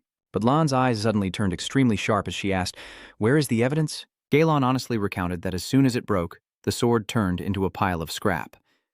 Ran exclaimed in disbelief. He frowned and thought, if that's true, I must tell the blacksmiths in Yugen to stop their current work and contact the church. I believe you, but without evidence, it's hard to ask the blacksmiths in Yugen to stop making a living. In the room, echoing with Ran's voice, this is too risky, so a prominent vein bulged on his face as he loudly demanded that evidence be brought here. He handed over a black card with wing and star symbols and then offered, I will grant you the authority to investigate on behalf of the guild. You can investigate facilities up to level 3. Find evidence for this as soon as possible. Then Leon, Karen, and Galen moved to a different location. A piercing scream echoed. What do you mean? Lomba isn't here? The blacksmith twitched his ear and replied, He's not here. Are you an investigator from the guild? Galen, overwhelmed with despair, shouted loudly, No way! He clenched his fist and affirmed, I definitely bought the sword here. The blacksmith, hearing those words, asked, Are you here to claim compensation? He raised one finger and pointed out, Lombat, the one who gave you the sword, received orders to leave and went to Area 1 a week ago. If you want compensation, go find him yourself. Galen froze in place, beads of sweat on his face, stammering as he repeated what he just heard. Area 1. Immediately after, the wooden door is slammed shut. The blacksmith only left them with one sentence. I'm busy, so goodbye. Galen sighed. We're in big trouble. Huh? What's wrong? Gal gritted his teeth and replied fiercely. Area 1 is the capital of Jugan, about a day's journey from here, with sturdy stone bridges spanning the gap between the two mountains, forming a route to travel back and forth. Behind the glass, Leon and Karen's eyes sparkle as they watch the rapidly passing scenery outside, with the long iron chimney continuously releasing wisps of white smoke. The train is running on the track, and an excited voice asks, Is this a steam train? Inside, Leon is admiring the scenery and says, I never thought something this big could move on its own. Cool as hell, damn it. Karen turned and asked, Are you sitting on the seat? Is the place we're heading to the capital of Yugen? Gal replied seriously, Yes. The name of that place is the Iron Heart. He started explaining. Area 1 is not only far away, but also a place that's hard for outsiders to enter. Because this place is protected by level 1 and 2 facilities, even if you are a resident of this city, you still cannot enter if you are careless. Just one misstep and you'll be expelled immediately. Gon announced that he didn't know how long he could keep running. We're here, he leads Leon and Karen off the train. Leon comments that it's already hot enough just here. Karen nearby also adds a strong smell of rotten metal. Both of them gaze at the towering structure in the distance. The smoke is so thick. A station employee reminds them to watch out. Please leave after you're done. Leon looked around, wondering, Why are all these houses closed up? Galen replied as he walked ahead. The blacksmiths here all have very strict security. Leon nervously thought to himself, I have a feeling they're watching us. Finally, Galen led both Leon and Karen to the front of a building with the symbol A1 on the wall. We're here, the forge. Leon and Karen both stared ahead with wide eyes. Gal announced that they had arrived. They are standing in front of a building with 2 large black iron pipes on the roof, constantly releasing smoke, and a nervous Machina's voice echoes in their ears. I wonder if Lombard is here. Then he knocked on the iron door and called out loudly. Is anyone inside? A trembling voice from within the house startled both Leon and Karen. The iron door swings open with a loud shout. Who's there? Why is it so noisy in the middle of the day? A muscular arm with prominent blue veins, looking quite scary, appeared from inside the house. Pedro furrowed his brows tightly and looked at the group in front of him with a rather unfriendly gaze. As Leon's 3 people faced Pedro, the entire space fell into complete silence. Lon's lips curl up slightly as he silently thinks, Wow, that's really scary. Pedro glances in a direction and exclaims, Huh? He looked at the badge hanging on Galen's chest and asked, Ars Investigator? Pedro closed his eyes, crossed his arms, and outright refused them. Get lost, I'm busy, I hate those R guys. Gal urgently said, Wait a moment, he loudly begged. I heard Lombard is at this forge. Please tell him that Galen, the sword you bought, is being sought after. Pedro asked, peeking one eye. Lombard, the guy who just arrived a week ago? He's refusing, once again. No, go back.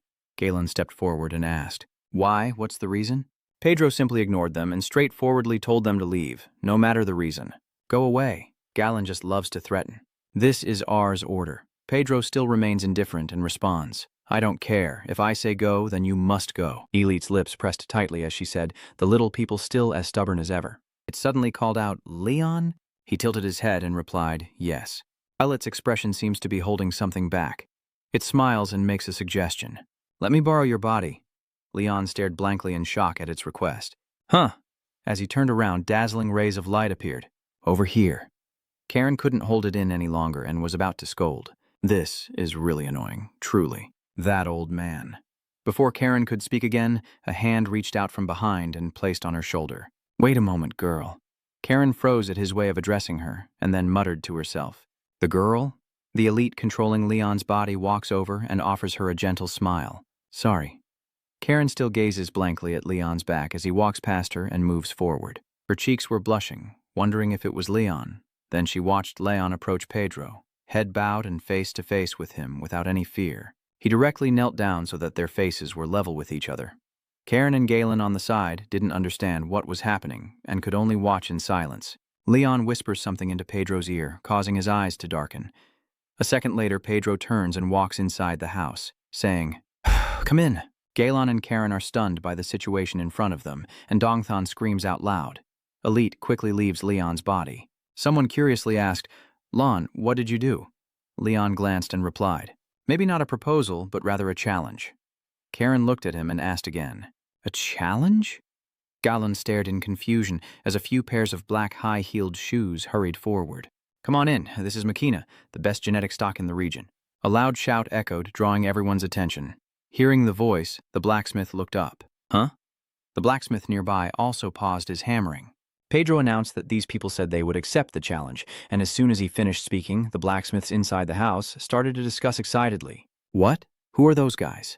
Pedro continued, excitedly clenching his fist as he declared that the challenge would be accepted by Pedro, the chief blacksmith of Makina. The cheers of Pedro to crush them echoed in my ear. Don't expect to survive and escape from here. All three, Leon, Karen, and Galen, just stood there, frozen. Galen tremblingly asked, Leon, you were whispering earlier. Could it be that thing? How do you know about it? He broke out in a cold sweat and exclaimed, What did you do? Karen looked at both of them. What is that? Please explain it to me. Golan began to recount that 300 years ago, Saint King Rodrig shattered Yu Henstein, the strongest metal and the pride of the dwarves, with a single strike. Since that event, a tradition has been passed down among the dwarves of the Yugen kingdom that the legacy of Rodrig. He continued, if someone destroys a weapon made from Jugenstein, they can ask for anything from the blacksmith who forged it. But if I fail that challenge, Karen pressed, what happens then? Gon's face turned pale as he replied that he would have to serve as a slave in this forge for 10 years. Leon and Karen gawked, imagining themselves kneeling on the floor, cleaning and being scolded. Get to work, you slaves, Lon nervously whispered in a voice only you and Elite could hear. Why didn't that demon sword tell me about these things? Is that it? Elite smiled confidently to reassure you. Don't worry. On the other side, Pedro drew out a shining axe. H-back believes number 007. This is my masterpiece, he said proudly. Come on, kid. Leon also has his sword in hand and is ready to fight. Karen clenched her fist in encouragement. Leon, destroy it at all costs. Do you understand? Gallon beside him had no hope left and said to himself, he's going to fail, definitely going to fail.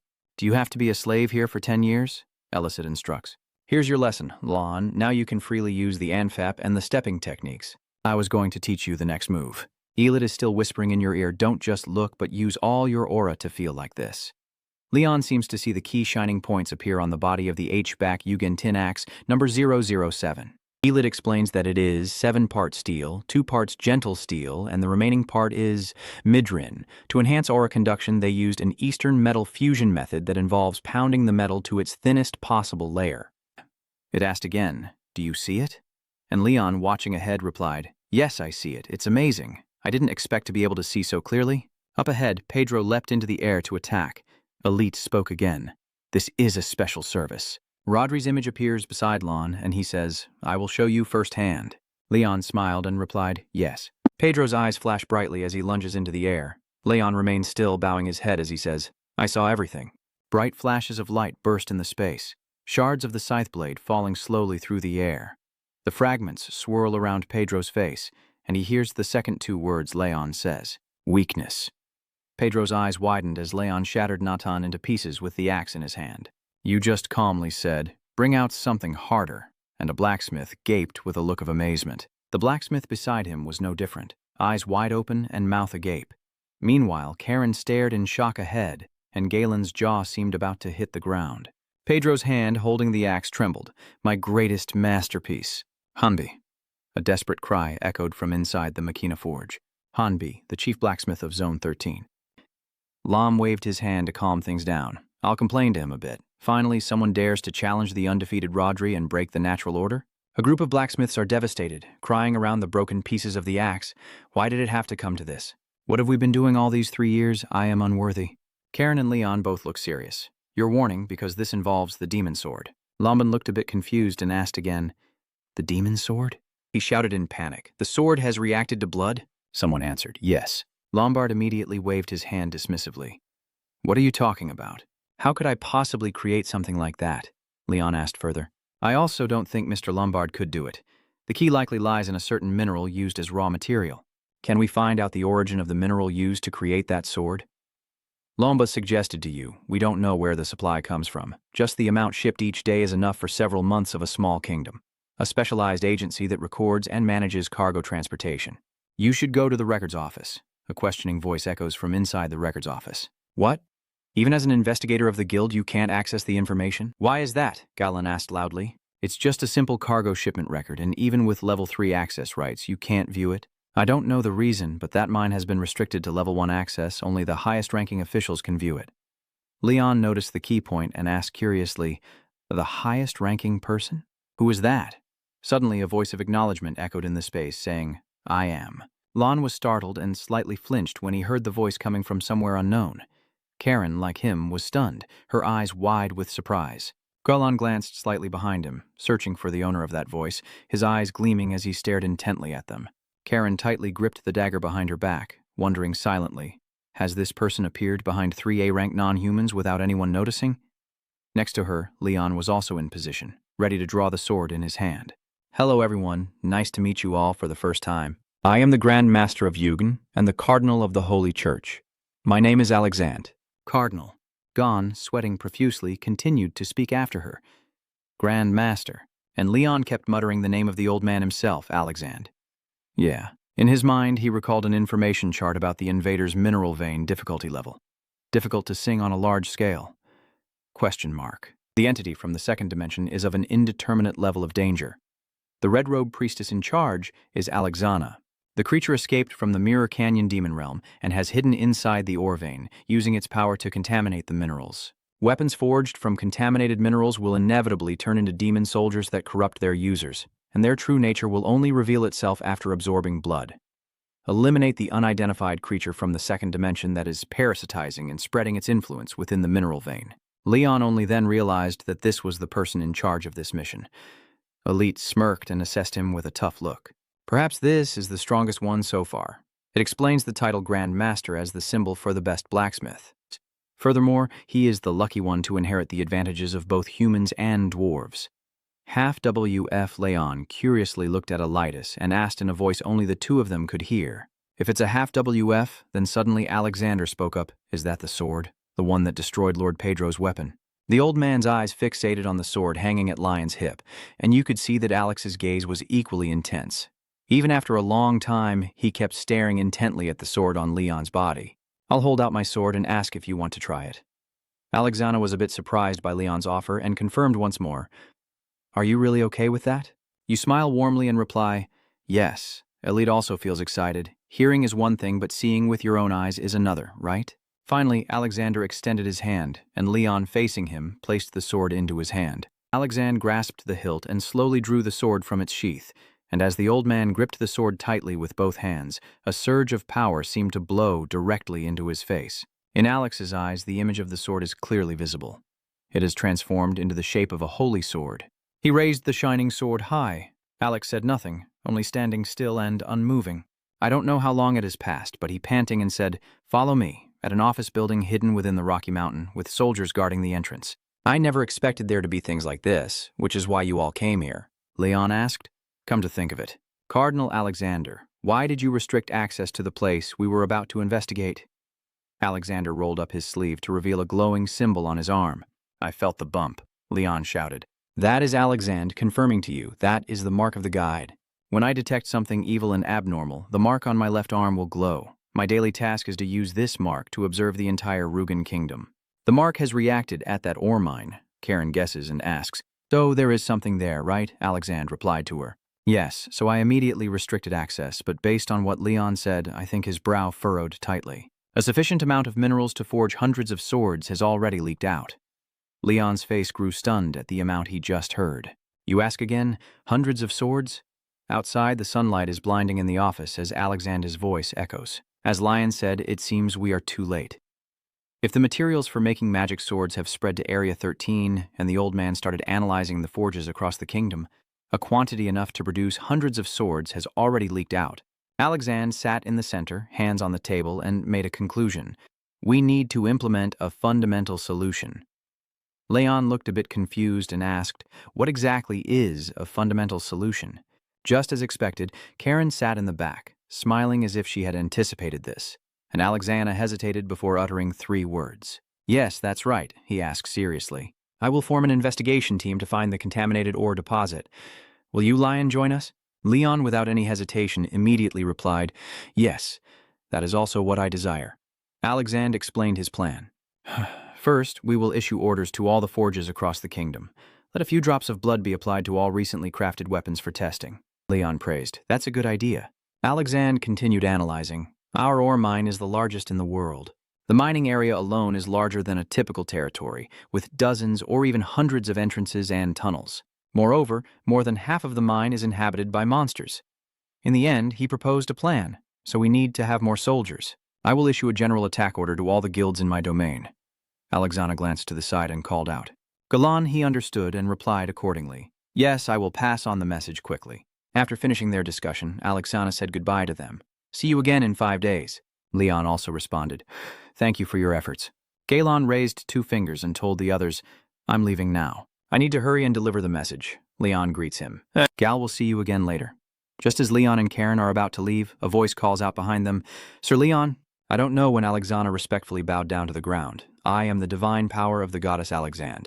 I humbly seek the hero's opinion. I sincerely thank you for your visit that guided the light. Leon ran over to help him up. Archbishop, please stand up. I haven't... Alessana's lips curl into a slight smile, while Leon looks a bit confused, facing the person kneeling before him. Alex sincerely smiled and said, You are the hero figure that Hang has always dreamed of working with.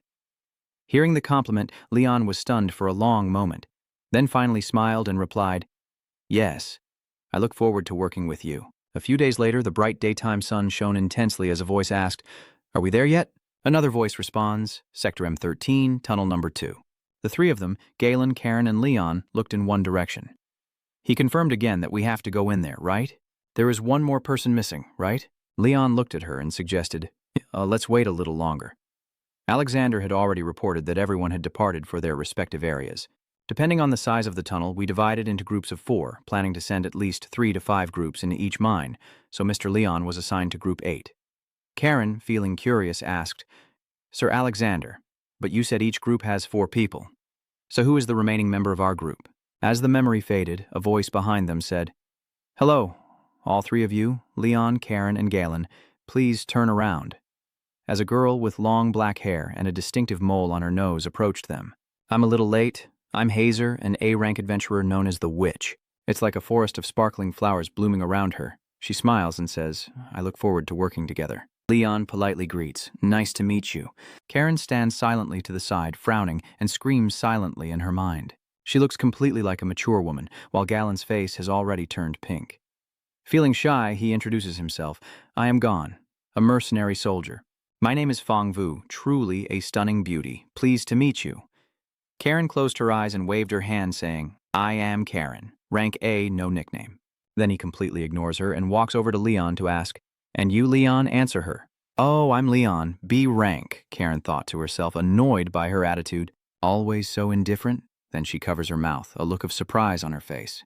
You're a B rank? She asked, leaning close to Lion's face.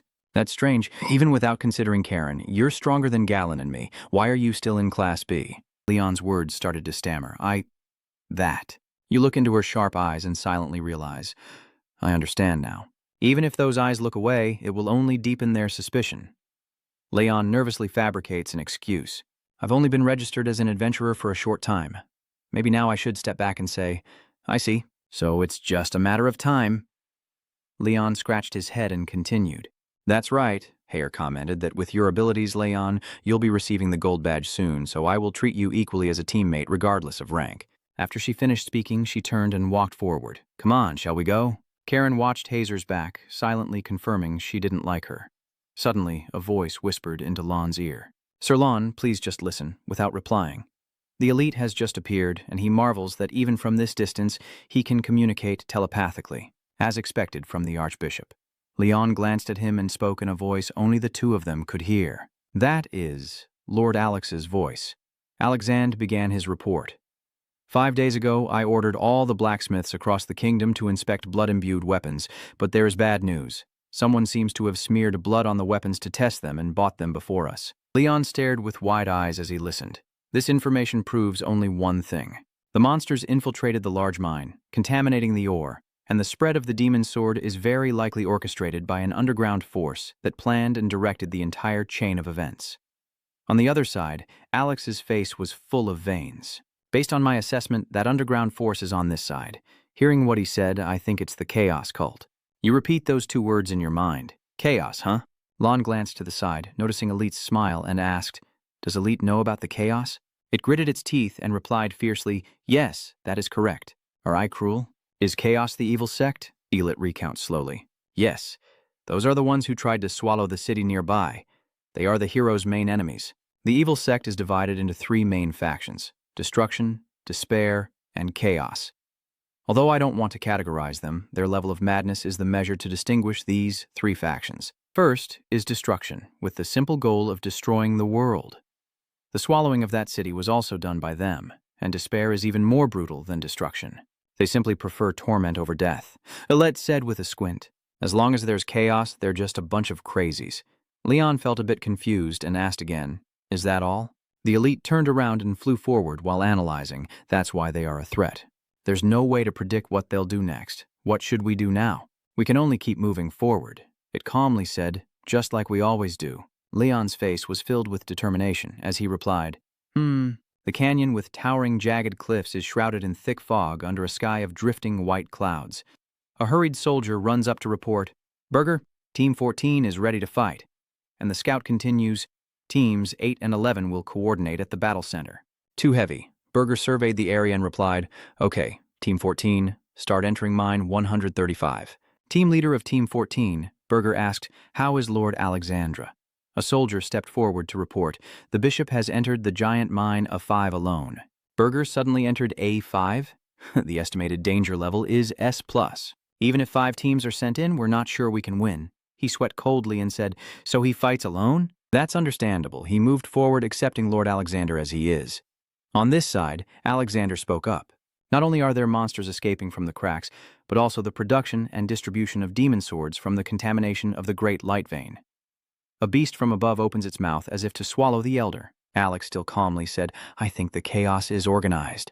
The beast's body suddenly exploded, causing a loud bang. The old man placed his hand on his chin in thought, maintaining his composure, with a faint smell of blood lingering in the air. Alex continued calmly, but they don't always operate alone. Even if their goals differ, in the end, they are just a bunch of trash. Then he looked directly at the person opposite and asked, Is that correct, Bishop? In the gloomy corner, Cadia exuded a heavy aura of killing intent. He spoke. You found me. Cadia tilted his head and continued with a smile. The Lord's dog has changed sides. Leon is gripping his sword tightly, as fragments of shattered earth and stone fly everywhere. The stone beast collapses and shatters before the witnesses. Now run over and praise him, he's really good. He politely replied, Thank you.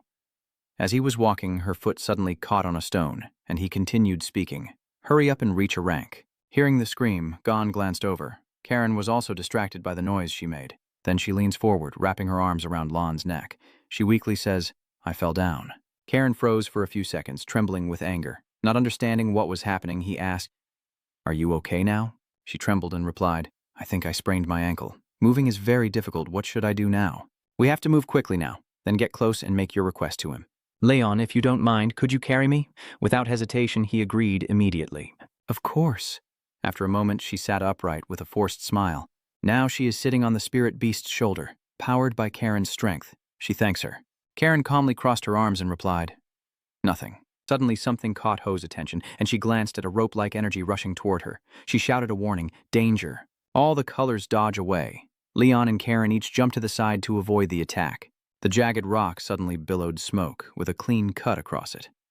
Karen was tense. Is the rock being sliced like butter? Yes, it's a very troublesome monster. Although they look weak on the outside, they are S-rank monsters.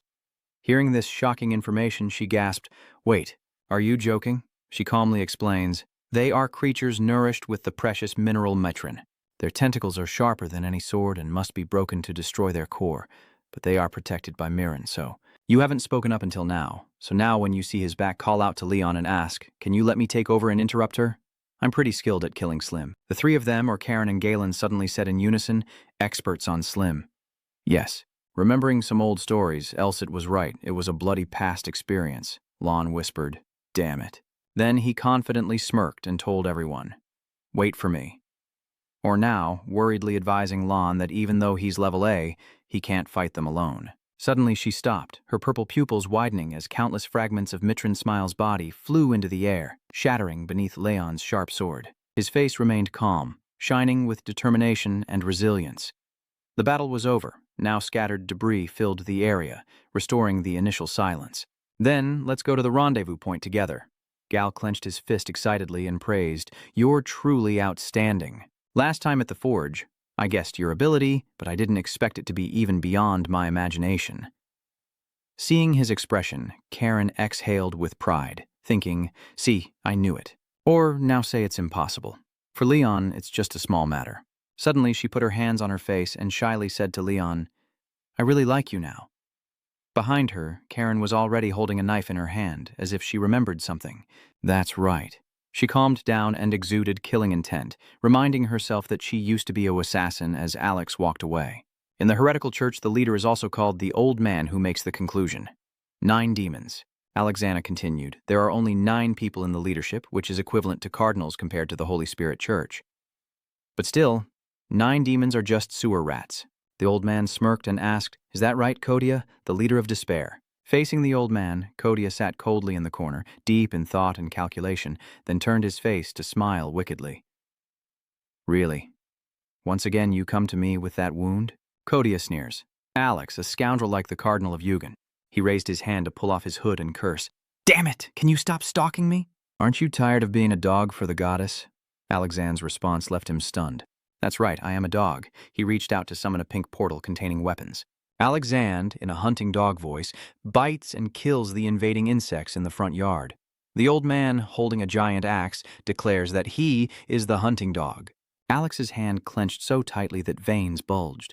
The old man growled, "Alexana of Giampa the Third Red of the Holy Spirit Church." The old man grits his teeth and growls that he will tear your bones apart. Cordia smirks, unafraid. He challenged him to come. Alex leapt with force, swinging his staff down at the CIA's position. The scene shifts to this side as Ha lowers his hand to create a blazing fireball. The fireball, without hesitation, she threw it forward, creating a long streak of explosive energy. The fiery monsters were burned to ashes by the flames. It screeches loudly.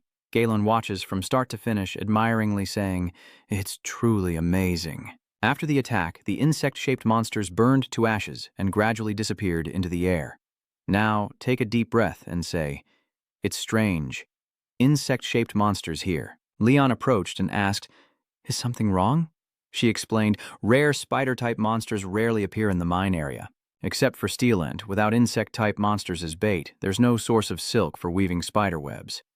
Elite seriously suspects something is happening, but thinking about it now is useless." Karen clenched her hand, hiding the dagger behind her back in silence.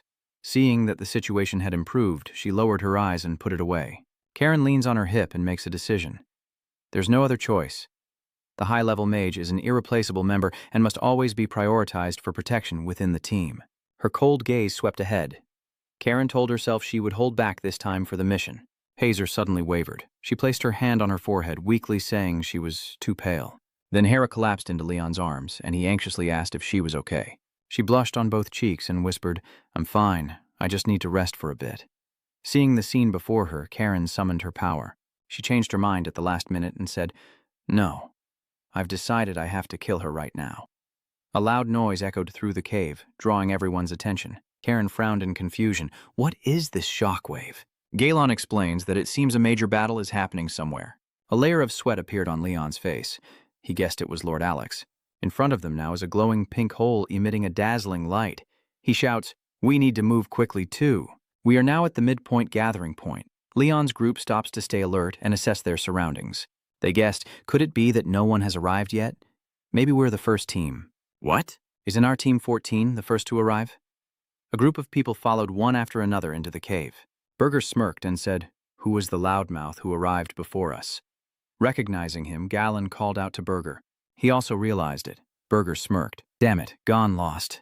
Leon watched their conversation from afar, feeling a bit confused. Then he called Elite, and it understood and responded accordingly. That's right. He inquires as if everyone has already arrived, but Galen says that Team 11 still hasn't shown up. Burger nods, but he's sure they'll be here soon. He asked if you encountered anything unusual on the way here.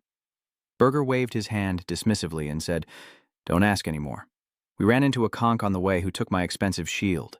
As he finished speaking, Leon suddenly lunged from behind, sword raised for an attack, and Galen was left stunned, unable to believe his eyes. Swoosh! His arm was severed by your sharp sword. Burger's face turned cold as he watched it fall slowly before letting out a piercing scream. Karen froze, confused by his actions, and the same expression appeared on the face of the person beside him. He was stunned and shouted, "What are you doing, Lon and Leon? Burger is our teammate." Teammate, get out of the way, Gon, and look carefully. Suddenly, webs pour out of Burger's mouth and nose, and he laughs in pain. From the broken point, the spider silk reconnects Burger's arm. He says, "What are you doing to my teammate?" Seeing Burger's true form, he turned pale. Burger looked him over and asked, "Is that a spider web?" As if suddenly realizing something, he utters a shocking sentence, his body covered in spider silk. Could the entire Team 14 have been... Amidst the mysterious shimmering darkness, figures hidden in black cloaks with glowing red eyes reveal eerie, enigmatic smiles. Maybe now it's time to explain. It seems like they are connected. That web and the place where they gather. Up high, the spider with the magnifying glass abdomen spits out a giant web as if to cover everything. Someone suddenly shouted, "What is that?" It stared down and growled. Karen suspiciously asked, "What is that?" Galen replied, "Giant spider." She frowned and said, "I really hate disgusting things like that." Over there, Leon was deep in thought, calculating a way to handle it. The system displayed that the intruder was a Kalendo spider with a high difficulty level comparable to a single target. Hero Leon, eliminate the interdimensional creature, the mirror spider also known as Kalendo, that escaped from the demon realm. Using internal organs as mirrors to trap prey and weave copies of them with spider silk, repurposing victims as bait and as fighting forces. It can also move across mirror surfaces and freely use magic with light and mirrors. Leon captured the key target, the glass sender. Galen also realizes the problem. He turns around. "What, a copy?" Lon nodded. "Yes." Galen reveals what he knows, so that demon is a monster from the mirror alley. It hunts prey and creates copies using the mirror in its stomach, right? You agree? Yes, that's right. Hare suddenly became serious. She spoke. If so, Karen shares the same thoughts as Hazer. Are Burger and the other members still alive?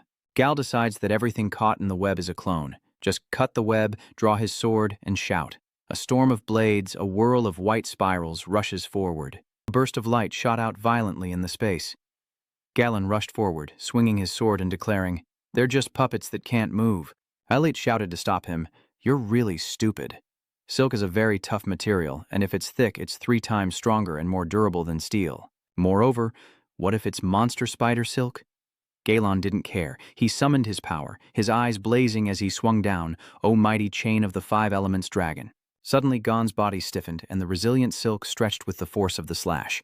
He was confused.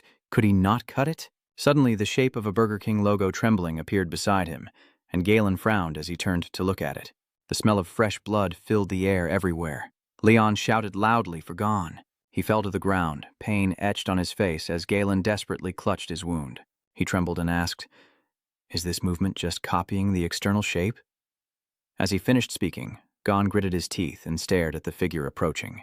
"Because I was distracted by other things, I couldn't fully unleash my power. My body is itching, so let me take care of it." He was distracted by the sound coming from her. Burger turns his face, and Karen presses close. Sharp claws from the surge of energy grip his entire body. She said if she couldn't cut it, the mysterious purple energy storm would rage on. Karen's fighting stance is incredibly agile. She calmly decides to tear it apart. The giant spider screams loudly into the sky. Leon sheaths his sword and reports the situation. This side is also done. A pair of slender legs quickly run over to him. Leon looked at Karen and shared, "Karen is amazing."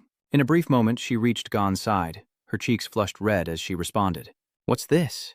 After saying that, she turned her back to Ho, making her a bit confused. Finally, Leon changed direction and aimed his sword at the spider, shouting, "Cater."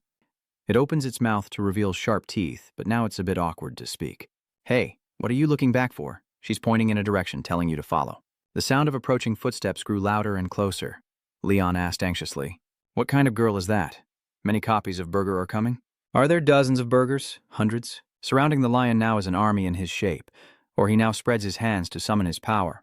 Tuizhuang releases a faint cloud of smoke that envelops the space. Leon speaks. "This is before the Burger army. The thick fog like clouds obscures everything." She explained, "I've been blocking its sight for a while now. Maybe now we should call Lion." "Oh, you're turning around, yes." She said seriously, "If this keeps going, it will never end. Let me handle that giant spider for you and Kara will take care of those puppets." Karen froze as she heard her name just now. "Takara?" Alit smirked and agreed. "That's a good idea. We can't keep defending forever." Lon whispered softly, "Yes, to avoid wasting time, you jump ahead, just leaving a message for the two of them to be careful, thanks to the girl behind you." Karen turned to smile and ask for their opinion. "Then let's get started, Karen." Karen was once again left stunned. What is she thinking? Karen couldn't contain her anger and spoke coldly. "Hey, lady with the curled hair. Are you just standing there with your hair curled now? Your face is so angry that veins are popping out." Karen suggested, "Should we fight again to see who can kill the most or not?" Now knowing what she's thinking inside, she didn't refuse. Fine. The two of them face each other, but deep inside, an undercurrent of fire is gradually igniting. The defeated burger dummies flew splattering through the air. Hayer smiled, revealing her sharp fangs with excitement. Ha stands amidst a raging stream of fiery power, reaching out as if summoning a demon. On her side, Karen stands shoulder to shoulder with her sharp drill, piercing through all defenses and obstacles ahead. The Spider Van Kin silently observes the situation, watching the two sweep through the burger army as it breaks out in a cold sweat. Taking advantage of the Spider Van Kin's distraction, Leon moved closer to its position. Elite said confidently, "They are doing well. It seems they haven't noticed us yet. I will attack with all my might." Leon clenched his sword, ready to strike. He spoke, lightning engulfed his body, a storm of white thunder rolling wildly. Facing the sunset, the mirror is still frantically releasing silk without noticing the problem. The stars appear, connecting into a long trail of a large chariot. He frowns seriously, about to unleash his move, the seventh shining transformation technique. Leon leans back to launch a face-through moon attack. You suddenly vanished in an instant, leaving only traces of light behind.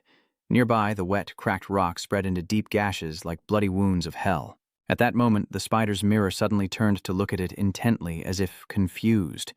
Leon saw this and immediately called out, "Where are you looking?" In front of the Vankin spider's gaze, he calmly maintained his balance amidst the tremors, his whole body radiating a dazzling aura.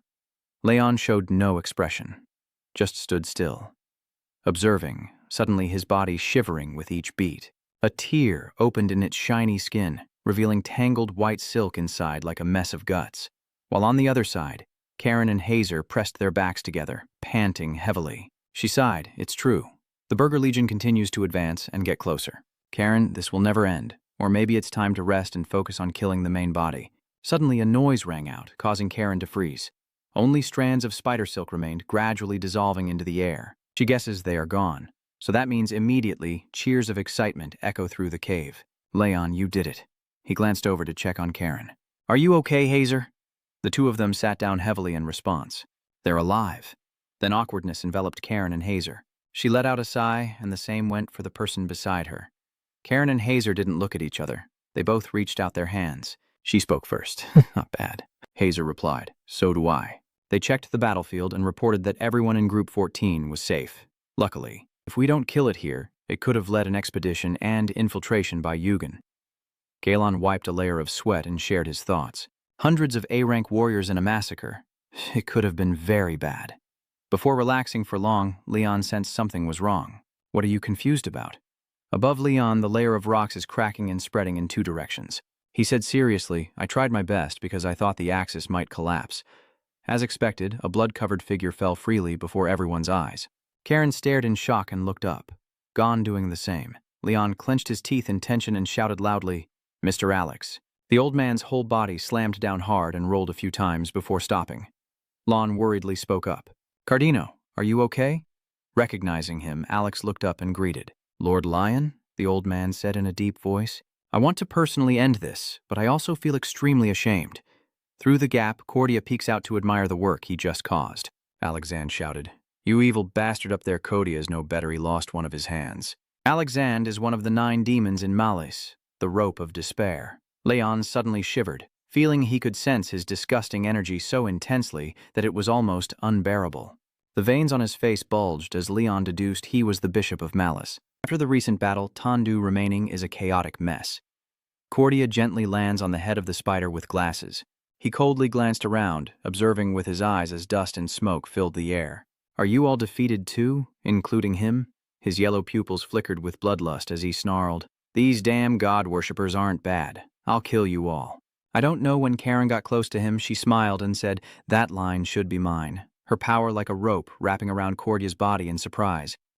Seizing the opportunity, Alex stood up and clenched his fists, unleashing fierce bolts of lightning. The old man swung his hand directly at his target. Damn it.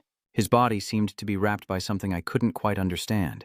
The bloodied arm from Alex facing Cordia directly shook the entire battlefield. Suddenly, the blood-soaked bandage fell off lifelessly, and he froze as if he couldn't believe what had just happened. The sharp sword points directly at Cordia's neck. Leon clenches his jaw and declares, It's my turn. He bares his sharp fangs and calmly asks, Do you think I would let a kid I don't know cut off my head? He interrupts his introduction. I'm Lon. Leon smirked confidently. I am a hero. Sia was stunned and repeated, What? A hero? Yes, the blinding white dawn shines brightly with an exploding orange-red halo. The black sun sword with its brilliant light cuts across his shoulder, the ice gradually breaking along the sword's path. Cordia grit his teeth and struggled to endure the pain, his body tense up. Cordia couldn't accept it and shouted, Impossible to.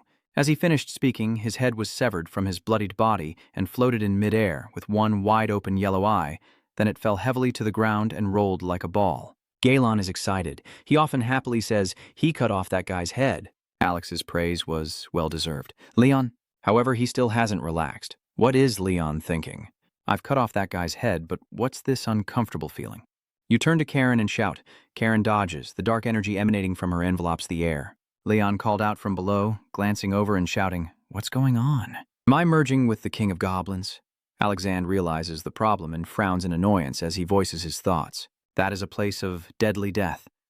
Blood and fiery red energy spread beneath it in splashes. Suddenly a voice called out. Lord Alexana explained. That is dark magic using the death of the practitioner to perform the ritual. It seems he used his own death and Cater's body as sacrifices. Leon asks for an opinion, so what if I kill him right now? Alexand replies, It's too late. It's like a self-destructing bomb. When he dies, all the conditions to trigger it have already been met. On this wet ground, a body resembling a brain and a limb lies crushed, surrounded by blazing red flames, black smoke, and lightning bolts shooting out.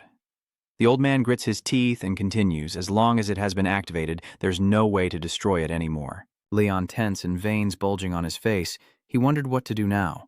Cordia's dark and terrifying face is wide open with sharp fangs, and its glowing red eyes form a blazing cross shooting straight ahead. Leon, stunned, warns. Be careful, I don't have time to use any skills.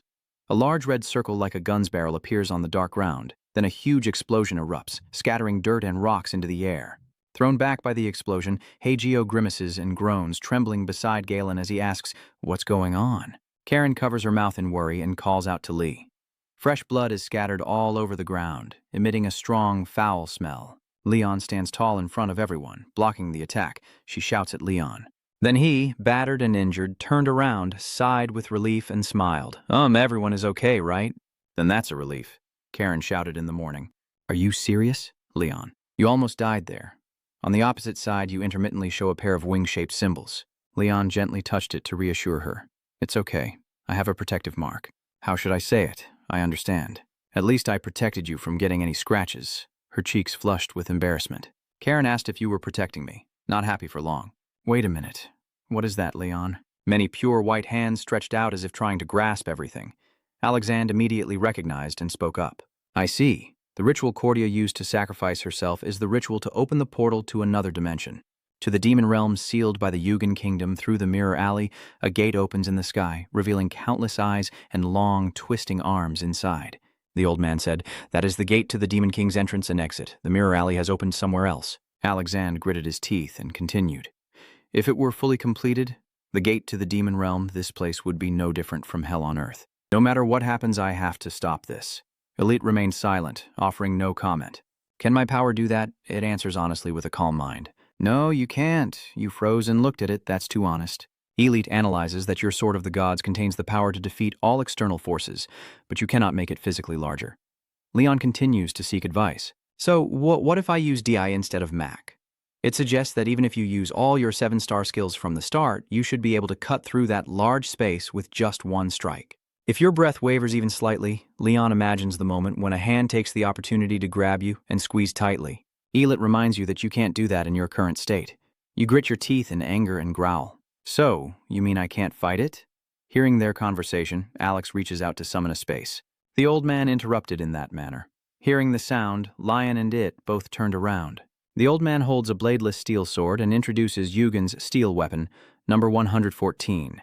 Alex points it at Lon and says, "This is the grave sword for heroes." You're a bit surprised. For heroes, huh? The old man reaffirmed, yes, this sword was forged for heroes. That is also the masterpiece of the 2 previous master generations. He is my father, and also the blacksmith, Alex. Elite expresses his thoughts. Alex, so that red priest is actually that guy's son? Leon lowered his eyes in a bit of helplessness. I knew it without even asking.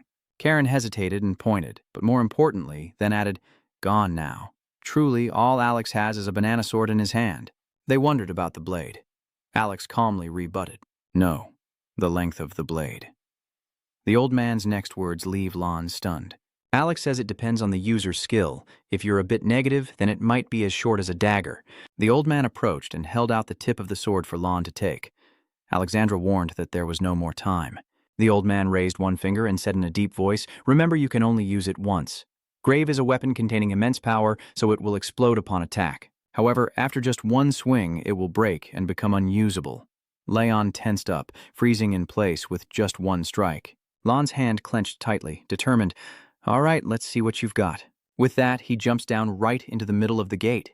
Leon encourages himself. I must do this. He grips the sword with both hands, focusing all his strength to summon his power. A blinding white light burst out from the center, accompanied by powerful lightning, followed by a sharp, elongated streak symbolizing the missing sword. Leon lets out a long laugh. Elite is just as excited. That's right, you can do it, keep going. You get into position and prepare to shout clearly. Let's do this. A blinding beam of light accompanied by lightning is being unleashed. Leon leans back, aiming directly at the gate made of countless white hands. Karen nervously calls out. Leon or someone nearby is also similar. Lord Lon Gallen roared encouragement. Come on, Lon. Alexandre growled. Leon. You grit your teeth and shout loudly in a heroic fighting stance as a blinding lightning bolt emanates from the long weapon raised high. Under the moonlight, the sword decisively pierces through the air above. The impact created a powerful shockwave, causing everything around to shake. The arms reach out in one direction, wrapping around and gripping the sword as if trying to tear it away. Leon still stands firm in that spot, his eyes filled with determination. Leon encourages himself. Come on, I can do this. The power is gradually erupting. He shouts, I can do this. A small crack appeared, but it couldn't withstand spreading further across the surface. He screams fiercely with glowing white eyes and lightning running along his temples, slicing through the gate and splitting it in two before it shatters. Fragments scatter into the air as Leon gasps for breath, catching his breath. Everyone looked up to admire it. Karen spoke. Another gate. The glowing shards of Liddy create a magical scene. She continues. The mirror alley has been broken. After the intense battle, Leon finally relaxed. He panted heavily and spoke. Then he happily clenched his fist and said, I did it. Now let's run to Lord Lion. Next to Galen, it's the same. Leon. He put his arm around Lon's neck and praised him, saying, Well done, Lon. Now continue. Great job. Leon, right?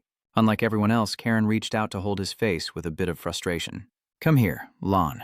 She pushed Leon's bangs aside and scolded him. Look at this wound, he reassured her. I'm fine. Karen heals quickly, too. Suddenly, she softly whistles into his side from behind, causing him to lose his balance. Leon leans forward, gently touching his lips to Karen's. He pauses for a few seconds, stunned by the situation. She froze beneath him, her cheeks flushing red, and then Leon suddenly recoiled, pulling back quickly.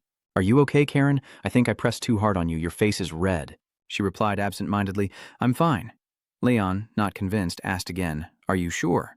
You panic over here, huh?" Hiding a little smile. She whispered, "Oh my God, I just bumped into her. Sorry. Now call Karen." She snapped out of her trance and looked at Hazer, waiting for her to speak again. Hayer winked playfully, teasing with a gift attached. Leon couldn't understand what they were saying. Next to Karen, she trembled with embarrassment. Suddenly, the sword in your hand trembled and showed cracks before shattering into pieces. Lion speaks. The sword. Alexand explains that the dark magic triggered by the demon's death in Tam has been destroyed. Leon looked at the old man as he spoke. "Lord Alexana." He smiled and said, "Well done." You objected. "No. It's all thanks to Graves' power, not my skill." Leon hands the hilt of the sword back to Alexa. "Here. The sword I left for you saved the entire world. This is the blade that brought glory to Yugen." He used both hands to lift it up and examine it. "Glory?" Master Man Nguyen shares this. It sounds so joyful. I bet my father would also be happy to hear a hero say that. On this side, Berger suddenly sat up and shouted, "Did I just faint? Did I sleep unconsciously? I shouldn't just lie around like this. I should go to the gathering area." Galen heard the noise and turned to remind him. "Stop bothering, Berger. It's all over now." He looked confused. "Huh?" Under the moonlight, a deep voice echoed through the silent air. "But you see, this accident, despair. The person behind the contaminated mining site used dark magic to open the mirror alley gate. In the chaos, I accidentally created demon swords and handed them out to everyone. This was truly a carefully planned scheme by both sects." Alexand frowned in annoyance because I realized too late, giving both factions enough time to cooperate and execute their plan effectively. It prevented me from coming up with a solution to handle it. I have eliminated all the evil here, but I heard that the people on the other side let them escape. The worst-case scenario is that members of the Chaos Group might cross the Galan border. Damn it. Those dangerous demon swords can be destroyed. If they are distributed everywhere, even if I chase after those who bought the swords, it would take all day, but before I do that, they've already gone somewhere else. Next, he calmly responded, drawing everyone's attention. "It's okay." Leon quirks his mouth in a relaxed manner. Anyone who sees his expression would find it hard to understand. Under the dark night sky, a simple trailer is moving along a deserted dirt road with a horse in front of it, its glowing red eyes calling out. The driver jerked the reins and urged, "Hurry up and go faster."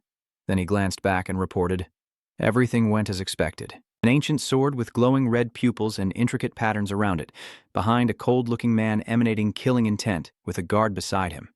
The driver continued, "We are heading towards the desert in the western continent, where the desert echoes inside, but it's very hot there." He explained, "It will be very hot there, which works to my advantage.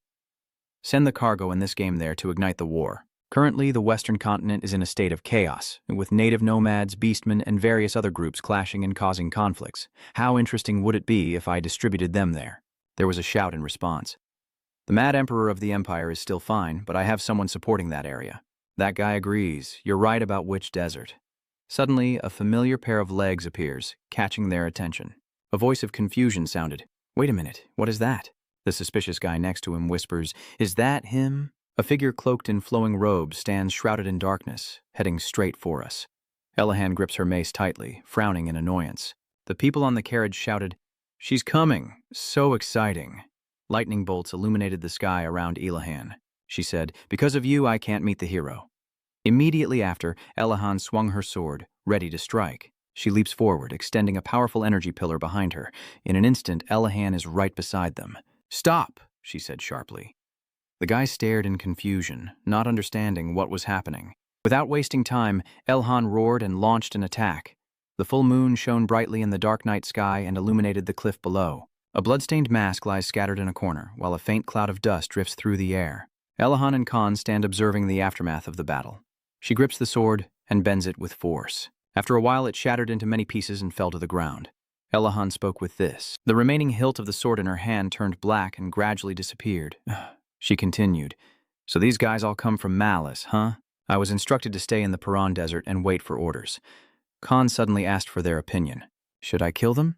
She nodded and replied, "That is a prophecy from the gods." He looked at Ellen's standing hair, wondering. "Is that anathema?" she asked, "because I have completed my mission." Elahan smiled excitedly. "I can go meet Lord Lion now, located within a church's Duhan area. Inside, Berger looked coldly and questioned. Are you cutting off my hand? Leon quickly waved his hand to explain. That matter.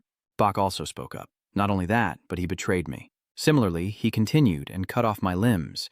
The three of them pressed close to Leon and snorted coldly. Then they all spoke in unison. Good. Bach and Berger cheerfully raised their hands. Enough. Praises echoed in the air. Leon killed that damn giant spider, thanks to Lion. Bach slung his arm around you and spoke up. If it weren't for you, we probably would have died. Let's go eat, hero. The poet is paying, so feel free to eat as much as you want. Karen watched them talk from start to finish. Her cheeks suddenly flushed. Karen carefully observes his profile as Leon slightly raises the corner of his mouth in a smile. Her pupils flutter with infatuation. Then Karen moves down to her trembling lips. She remembered the moment it touched her forehead. Saliva had been dripping out for who knows how long. Karen suddenly snapped out of her memories, raising her hand to her face and reminding herself to stay calm. What am I even thinking right now? After the greeting, they all gathered together to eat and drink.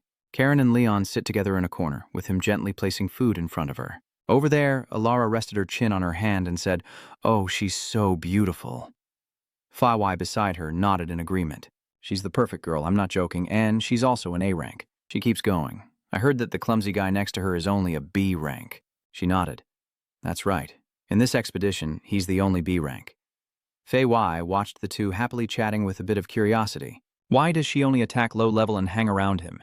Should I go ask and invite her to join our group? Alara eagerly replied. That sounds good. Her name is Karen, right? Can I do it? There, they were startled and turned back to shout together, Lord Alexana. Fee sweat coldly and replied, I can do it. Alara stiffened and asked again, No. The old man whispered, Sir Alexander is a top-tier assassin. The two women screamed in panic. Then suddenly Leon's attention was drawn by a call. Mr. Leon Alex approaches and raises his hand in greeting. He responds to Mr. Alex. The scene shifts to a faint light shining through a simple wooden door crack, reflecting a long streak on the patterned moss-green carpet as Karen and Leon huddle inside, observing something. Leon spoke with an unrecognizable voice. Karen looked a little confused. This is on the red cloth. A shiny metal protective ring and a pair of curved blades. She shouted, Weapons! Alex sat in the center, nodding as he introduced the weapon made in Zone 1. Suddenly, a blinding light burst out, forcing Leon and the old man to shield their eyes. Are you planning to give me these things? Alex winked without denying. That's spot on. She happily shares. At least the weapon is worth a castle. That's something every warrior dreams of owning at least once in their life. And to make it even better, it's made right here in this very area. He raised 2 fingers and continued. There are 2 of them. Karen. He then bent down to put the silver bracelet on Leon's wrist. Alexandre sighed. I knew this would fit perfectly. He read its name. Duel number 100 weapon. Sun shield. You hold it up to examine. Is this a shield? Alexander asked Leon to try applying aura to it. A wave of power emanates from your hand, forming a sturdy shield, and Leon exclaims in amazement. The old man calmly explains, this shield is only for those with a sun-type aura, using Mithrin plates as a base combined with the Orion comm circuit. So it only reacts to a specific aura attribute. The more aura you put into it, the brighter the shield will shine, or it can burn anything that touches it. Thank you very much. Actually, I really need a shield that can block attacks. I'm glad you like it. At first I was planning to give you the hero's sword Grave while quietly sharing this peaceful moment with you. After finishing, the old man smiled and turned away. Miss Karen. She looked at Alexandre softly and whispered, Yes. The old man said in a deep voice, This is weapon number 139 Crescent Moon and weapon number 212 Dark Moon. Karen holds it in her hand, comparing the two, the Crescent Moon and the Black Moon. Alexandre calmly guides her on how to use them. If she applies aura to the Crescent Moon, its size and sharpness will increase, the old man continued. And Hoxenguyet, like Grave, will change with the source of aura. Try it. Karen agrees. Okay. Suddenly, there was a knocking sound from outside, causing Alex to pause. Then he called out, Come in. The figure behind the door slowly opens it after hearing the introduction, revealing a shadowy outline gradually emerging. The old man looked at the person in front of him with some surprise, while Karen gave a puzzled glance to observe. Elahan calls the hero. Leon remains silent, then places her hand on her chest, her eyes shining as she introduces herself. I am Elahan. I have been eager to meet you, the saintess. Next to Karen, a layer of nervous sweat formed as she asked, Is she the saintess? All eyes in the room are focused on Ela. As a subordinate of the church, she crosses her arms in front of her chest and remains silent. Elahan's eyes sparkle with admiration as he gazes at the figure before him. Then Leon steps forward, extends his hand, and greets, "It's a pleasure to meet you here. I'm Leon." Her cheeks suddenly flushed. Elahan silently thought, "Lion, is he exactly the person I saw in my dreams?" He looks even more handsome in the rain. The small sun, although his light is a bit faint, is a light that always shines brightly and can never be extinguished. Although it is a self-igniting light that needs no care, and no matter how deep it sinks into darkness, that light will still shine through. This person is truly the hero I should follow. Elaha looked down and asked softly, "Do you want to shake hands?" I didn't expect her to ask that. The boy nodded in response. Yes. Receiving the answer, Elhan confidently reached out both hands to hold tightly. She said, "Thank you." Leon chuckled awkwardly at Elhan's actions. She gently rubbed his hand, feeling the wounds, and then spoke. "These injuries. Is it because you practice swordsmanship every day? These rough hands, where blisters burst and then heal again and again. That's what you were wondering about." Elahan admires. "That's amazing." Leon awkwardly mentions the saintess. Karen, witnessing this series of actions, becomes so angry that her face turns blue with veins bulging. "I can't take it anymore, so I run over to separate them." "Wait, what are you suddenly doing? Whether you're a saint or a deity, you're just touching someone else's hand." Then, Elahan quickly grabbed Karen's wrist. She asked unhappily who she was, and Elahan continued to tighten his grip even more. Karen frowns, unsure of what she wants to do. She and Elhan stand facing each other, each harboring a simmering fire within. Seeing the tense situation, Leon calmly intervenes. Without hesitation, Karen confidently introduces herself. "My name is Karen, the first teammate of Hero Lion." Receiving the answer, Elhan muttered, "First teammate?" Seeing her expression, Karen smiled and thought, "What now? You're so jealous, aren't you? So what if she's a saintess? It's not as good as my first place." Elhan's eyes welled up with tears, hot tears streaming down her face. She was surprised and didn't expect the next turn of events to be like this. "Karen, curious, are you crying? Are you crying just because of that?" Then Elhan reached out both hands and hugged Karen tightly, who was sniffling sadly. Karen's face flushed as she stammered, her voice trembling. "It must have been hard, right?" She froze for a moment. Elhan continued, "It's okay, you're amazing. The sun always shines through the darkness. Every dead end has a way out." She gently caressed Karen to comfort her. A flood of old memories rushes back. Little Karen stands alone in a dark space. She sank down into the corner of the wall, surrounded by outstretched arms as if trying to grab Karen. Elhan's next words helped her cut off her negative thoughts. "Thank you for helping him," Elahan whispers reassuringly. "The goddess always watches over and protects us." Seeing her kindness, Karen calmed down. "Thank you for encouraging me. This is the first time I've heard kind words from someone else." She gently placed her hand on Elahan's shoulder. The saintess truly lives up to expectations. It's very moving. Then Karen solemnly declared, "I don't want anyone to compensate for the life or the wounds I've endured. If there really is a way out, I will find it myself." Elahan's eyes widened. "Is that so?" She nodded, then leaned in to whisper, "Honestly, I think I've already taken half." Elahan repeats, "Half, huh?" She turns her head to look elsewhere and asks, "What do you mean?" Suddenly getting attention, Leon felt a bit embarrassed. Karen casually covered her mouth and said, "Maybe not. Maybe saying half is a bit too much. Bitch is just teasing me." Elahan lowered his eyes and said softly, "I think we will get along well." "Sister?" Karen's expression is similar too. "Really? What a coincidence." "I think so too." Suddenly, as if she had just realized something, Karen interrupted. "Wait a minute." She glared at Elahan and questioned him. "Why am I the older sister?" She confidently said, "I am definitely younger." Karen's eyes flashed with anger. She gritted her teeth and growled. "Definitely. How old are you?" Without hesitation, Elahan spoke. "This year I will hold my graduation ceremony." Karen stepped closer to intimidate her. "Oh my God, really? If I called you sister, I almost did. You look older than your age," she sneered. "Nice to meet you." "Younger sister." Elahan didn't hesitate to join in. "Yes, sister." Leon sighed in relief, feeling very happy. They become friends so quickly. Alexander open-mouthed, speechless. The old man looked at you with a foolish expression. Elite smirked and concluded that the coming days would be less boring. "It's very interesting indeed." Under the blazing sun, Elahan raised a hand to shield his eyes and called out to Lord Lion. "On this side, you're sitting next to Karen and turn around when you hear the call." Karen sighed. "I hate this heat." Elahan excitedly shouted, "This is a desert." That desert, the largest in the West. She looked around excitedly and said, "It's like a dream to fly over the desert in a hot air balloon." Elahan leans into the wind and says, "I've seen these in books before. I can see the snow at the cathedral." Leon suddenly asks, Do you really want to see the desert that much? You look so happy. Elahan did not hesitate, and spoke. Of course, but the best part is that I get to become your teammate, Lord Lon.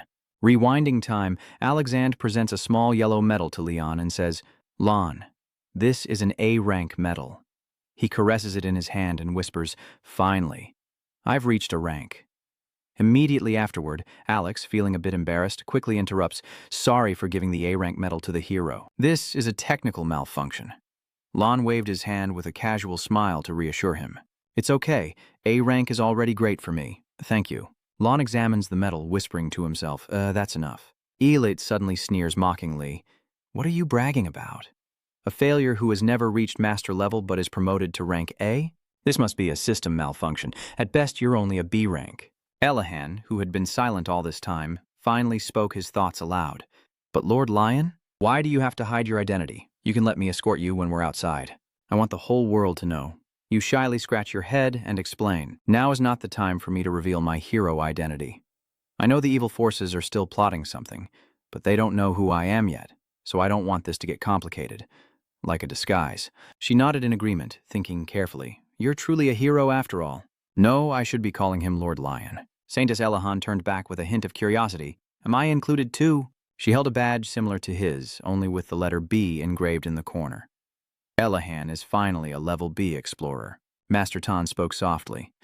Due to her special status, I will call her by a different alias, and also because according to the system, she is a B rank, not an A. Is that okay? Without hesitation, she agreed immediately. Yes, great. It seems Elhan also understands something. She quietly guesses that's the reason. The reason why he's a hero. No, Your Excellency.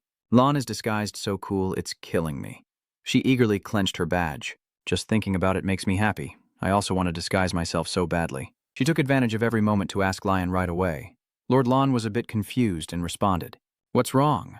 Elahan clapped his hands together, his eyes shining as he spoke. Where do we go next?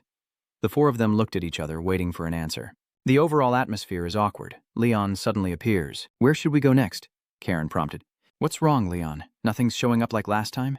It's just like that mission. Are you honestly not aware of it? What about Elahan next to her? She's the same. Me too. I haven't received any information at all. Seeing them confused, Alex slammed his hand on the table to suggest an idea. So, I've prepared everything for everyone. The three of them sat sweating, waiting intently for the old man to continue. Alexana skims through the pile of documents on the table and presents the options.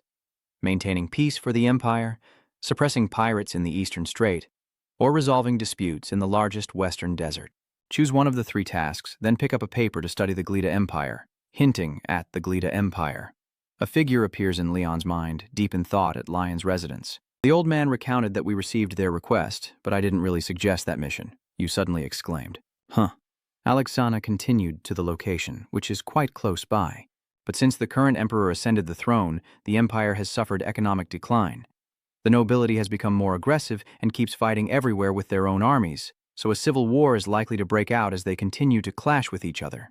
This is a political issue, so Karen raised her hand to interrupt. I don't really recommend the Eastern Strait. She states the reason. Never too far away. To get there, we have to cross more than half the continent. After ruling out the two options, Leon held the last one in his hand. So now, we just need to settle the dispute in the largest desert to the west. All right, let's go. A voice echoed, interrupting the flow of memories. We're here. The hot air balloon pilot reminds us here it is. They happily wave goodbye. Let's go down from here. Lion waved at him, thanks. The pilot gives a thumbs up and wishes you good luck. The three of them gently landed in a quiet desert area. Karen looked around and assessed the situation. Because the climate is quite harsh, flying would be very dangerous. We don't know about when a sandstorm might occur. Leon suggests we should start walking on our own from now on. Suddenly, Elahan shouted, causing her and the boy to turn back. Elahan enjoyed running and jumping on the sand. She cheered, Look, the sand is so soft. Elahan keeps stomping hard with his feet, leaving his footprints behind. Karen helplessly whispered, She's so naive. What's good about Sa Mak? So hot and exhausting. Leon remained silent, showing no opinion. After a while of gazing at the vast, endless desert, Leon reveals himself. But you know, Karen, where should we go next? Seeing the two confused, Elhan reached out his hand. Karen replied, I don't know. She summons her power and calls forth the hammer. Seeing her unusual action, Leon calls the saintess. Then Elhan forcefully pushed it down and shouted, Please show us the way. Lon was a bit stunned. What's going on? Yellahan, do you have any information yet? Karen muttered under her breath. Finally, after the display, the hammer stood upright, shooting out sparks. Next to her, Yellahan's eyes widened. Time keeps passing, but nothing happens. Then the hammer sways from side to side as if about to fall over, and after a while, it rolls and tumbles onto the sand. Yellahan crouched down and pointed in one direction. She confidently said, "Let's go this way." Karen and Leon are stunned, opening their mouths in surprise. The boy slightly pinches the corner of his mouth, puzzled. "Is this what you call a fairy?" Yellahan readily shares. "Of course. This is a divine blessing that helps us find the right path," Karen interrupted the daydream. "No matter what, it seems more like luck." She suddenly reminded Karen that was disrespectful. In the end, Leon's group decided to follow Elhan and set out.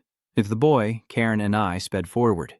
Elhan quickly reports the unusual, saying, "Sir Lion, there's a thick cloud of dust rushing this way from the other side. Are you suggesting it's a sandstorm?" Amidst the dust storm, a round object gradually appears. Karen's eyes widen. No. She shouted that 3 creatures with identical shapes were rushing quickly toward their position. She concluded that it was a sandstorm, as a towering rocky cliff appeared amidst the desert or arid land, with an orange hue under the gentle sunlight of the sky. Suddenly, a fierce black tornado engulfed the warrior, revealing only his boot and a glimpse of a cold blade, as if his soul was being dragged down into an abyss by some dark force. His trembling hand reached out as if still trying to grasp for life. After being deprived of oxygen for a while, the soldier's originally fair skin turned dull gray. His body and skin shrank, his sunken eyes protruded, and then he lost all signs of life. Using all his strength, the mysterious figure ruthlessly throws the corpse to the ground, his face resembling that of a demon, as he growls, "More. Give me more lives. More." Above, a group observes the entire process, and one among them speaks, "A zombie, a living entity just like the god of death." He continued, "The Dark Pharaoh has been successfully summoned," and the companion added, "The presence of the god of death definitely won't escape that goddess's notice." They kept talking, and this would also cause the nomads in the Great Desert and the beasts to suspect each other, eventually turning on one another and sparking a war. This is indeed a perfect plan. One of them notices the problem: the female god's killers are approaching nearby. The nearby man whispered, "Fighting the saintess is too soon. Leave this place to him. My task now is to split up." They clenched their fists determinedly and vowed, "Death God, the strongest monster created by evil heart. My reputation will reach new heights and destroy this vast desert area." Then he spoke, "Bro, I wish you success." After finishing, they split up, shouting and running in different directions. Dispersing, they returned to Leon's side, where he and Karen looked up at the figure rushing overhead. Yellahan, unafraid, clenched her giant spiked club, ready to strike, as 3 fast-moving sandworms charged at her position. With a powerful blow, she unleashed a burst of bright white lightning energy, shattering their bodies into pieces and scattering the sandworm blood everywhere. From start to finish, Leon and Karen never had to lift a hand. Dark purple shards continued to scatter across the barren land. Watching this scene, she and he are just stunned, commenting that it only took 1 strike. Elhan whistles casually. Hundreds of years have passed, and this person is still someone evil forces dare not fight against. If their position is exposed, their forces will retreat immediately without hesitation. She defeated those monsters with a single strike. Seeing their dirty bodies, Elhan shouted out and said with a bit of guilt, "I'm sorry, I haven't done my duty properly. I will do everyone's laundry, so please let me wash all of your underwear." Karen widened her eyes and pointed, saying, "Elhan, what are you talking about? You don't need to wash the underwear." Leon smiled awkwardly, pretending he's fine. "It's okay, let me handle this." Suddenly, the symbol on your hand starts to glow. Elahan's eyes caught that transformation. Curious, she wondered if that was when Leon drew his sword. She shouted at the sword god. Leon held it out towards her without denying. "That's right, it examined and praised it. I didn't expect to see it in real life. Damn, my face is all veins bulging." "Wait a minute," he snapped angrily. "Hey, idiot, is that how you introduced me?" "Owlet, how irresponsible. That damn disciple." Leon raises his sword to summon his power. The cleansing is immediately engulfed in blinding light. You smile and ask, "So what?" Karen sighs and says, "That damn bug really died."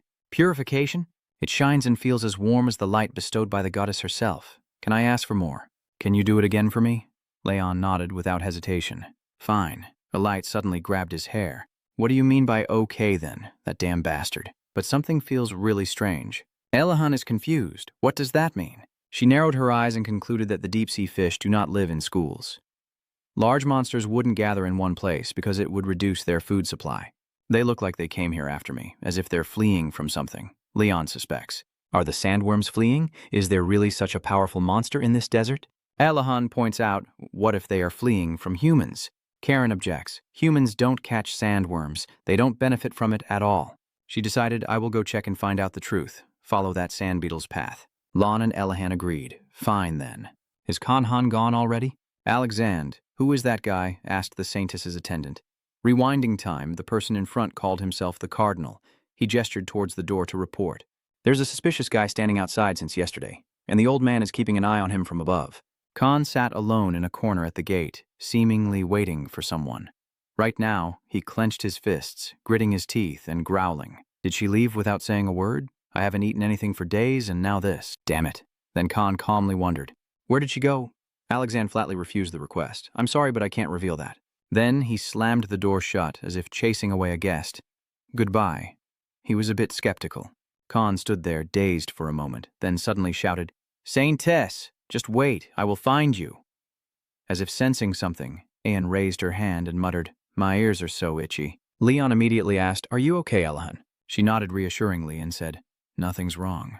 Everyone stepped down confidently, nothing at all. In front of the three of them was a still, empty space. Karen sank down and checked, with no traces left. I'm sure it's here. The sandstorm is so strong that it's completely different from that thing that left 2 hours ago. A voice interrupts her. Karen, let's stop chasing here. Now it's just a matter of sitting around here to gather more information. Suddenly, a blast of dust and sand is rushing toward us. Leon and Karen both looked towards the source of the sound. As the dust gradually settled, they saw the crowd blending into it. The natives, you raise your voice. Are they the only ones here? She replies, They have come with good intentions, so we must treat them well. The group in mysterious cloaks continues to move forward. In the distance, Lord Redmond's castle is engulfed in flames, and the sound of desperate screams echoes through the air. Hey, run, here come the Mobak. One of them, called Mobak, orders to kill everyone reporting to the nobles and burn all the farmland. People panic and cry out for help. I can't breathe. He shouted, Nobles tame spirits like dogs, don't leave. Everyone is still alive, bring their families out and behead them. Wait a minute, what did we do wrong for you to do this? This is our first successful harvest in 10 years. We managed to triple the previous yield, but you destroyed it all. He continued, Our lord has even reduced our taxes more than neighboring lords. The person beside him agreed. That's right, what did our soldiers do wrong? The sharp tip of the sword cuts straight across, and a masked man glances down with a cold voice. Why would fools like you dare to fill the clan's warehouse? After finishing, he swung his sword, deciding to kill them. The unfortunate man closed his eyes, resigned to his fate. Suddenly, the sound of hurried footsteps grew closer, and Liang swiftly cut down the soldiers, slaughtering innocent civilians. Then they collapsed to the ground, and he tremblingly demanded, Who is that? With his blonde hair billowing behind him, the flames still raging fiercely, he spoke in a commanding tone. Where is the leader of those people? That guy painfully tried to hold on. His eyes turned red with hatred as he looked at Liang and replied, Even if I knew, it would be useless. Before he lost consciousness, he managed to say it was very... A white object was exposed from the corner of his cloak. Liang crouched down and reached out, and he exhaled as if he had expected it. I knew it. A blood-stained white mask. Liang observes it and concludes, It's definitely you. Robert steps forward to join the voice. So the evil-hearted ones always wear this mask? He turned to call out. Jert, have I caught all the criminals yet? He nodded and said, Yeah, I've taken out everyone inside the city, and now I just need to deal with about 100 guys at the city gate. A familiar voice interrupted. No need to worry. The city gate has been taken care of already. The two of them shouted in unison, Chloe. She stepped closer to start a conversation, saying she would return after completing this mission.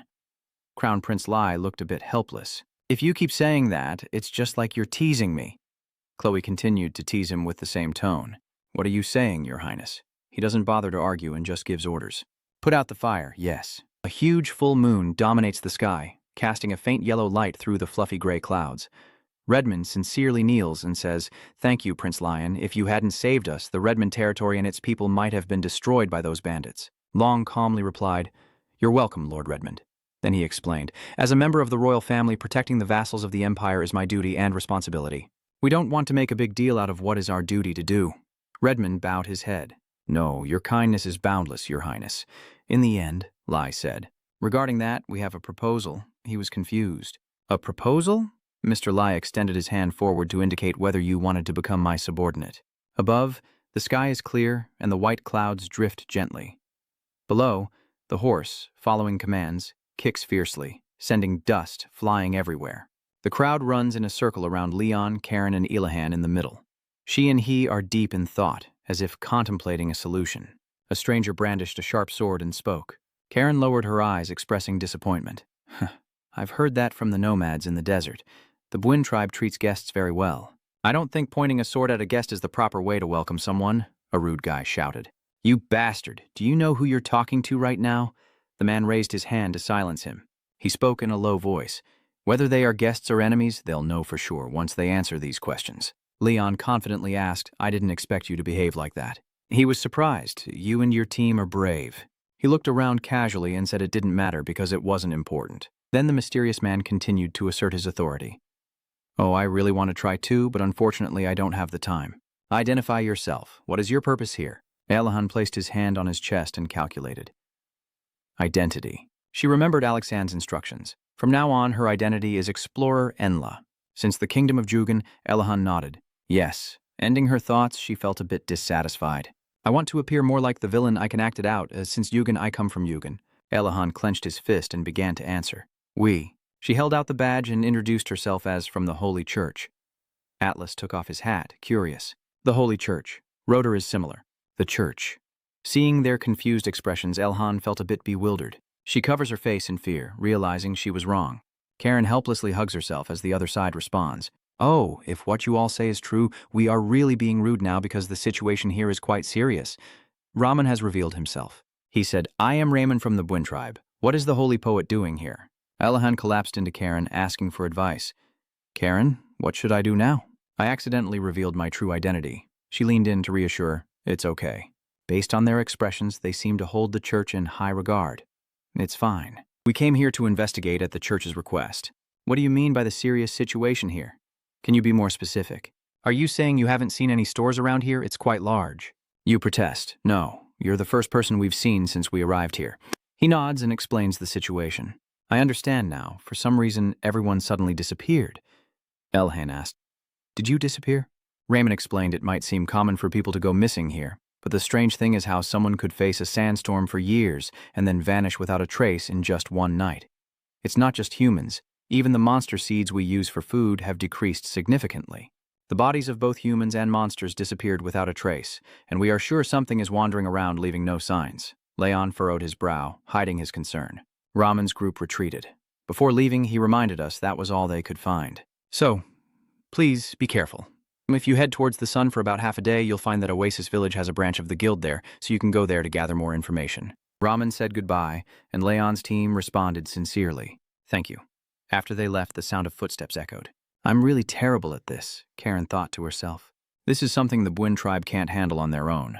The sandworms also retreated because of it. The leader of the Bwin tribe is a master, so it's very difficult for him to defeat it. If we can't pause the threat that can't be detected, then a war will break out in this desert. Ehan stood frozen. War. She explains it in more detail. Talk humans live in the upper part of the desert, and Nadas live in the lower part.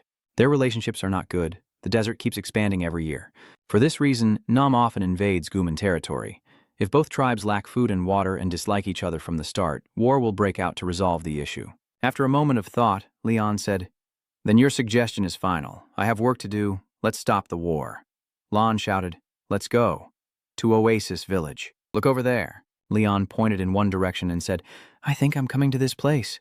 A lush oasis suddenly appeared with shimmering water surrounded by dense palm trees and towering rocks. He shouted out to Oasis Noah Village.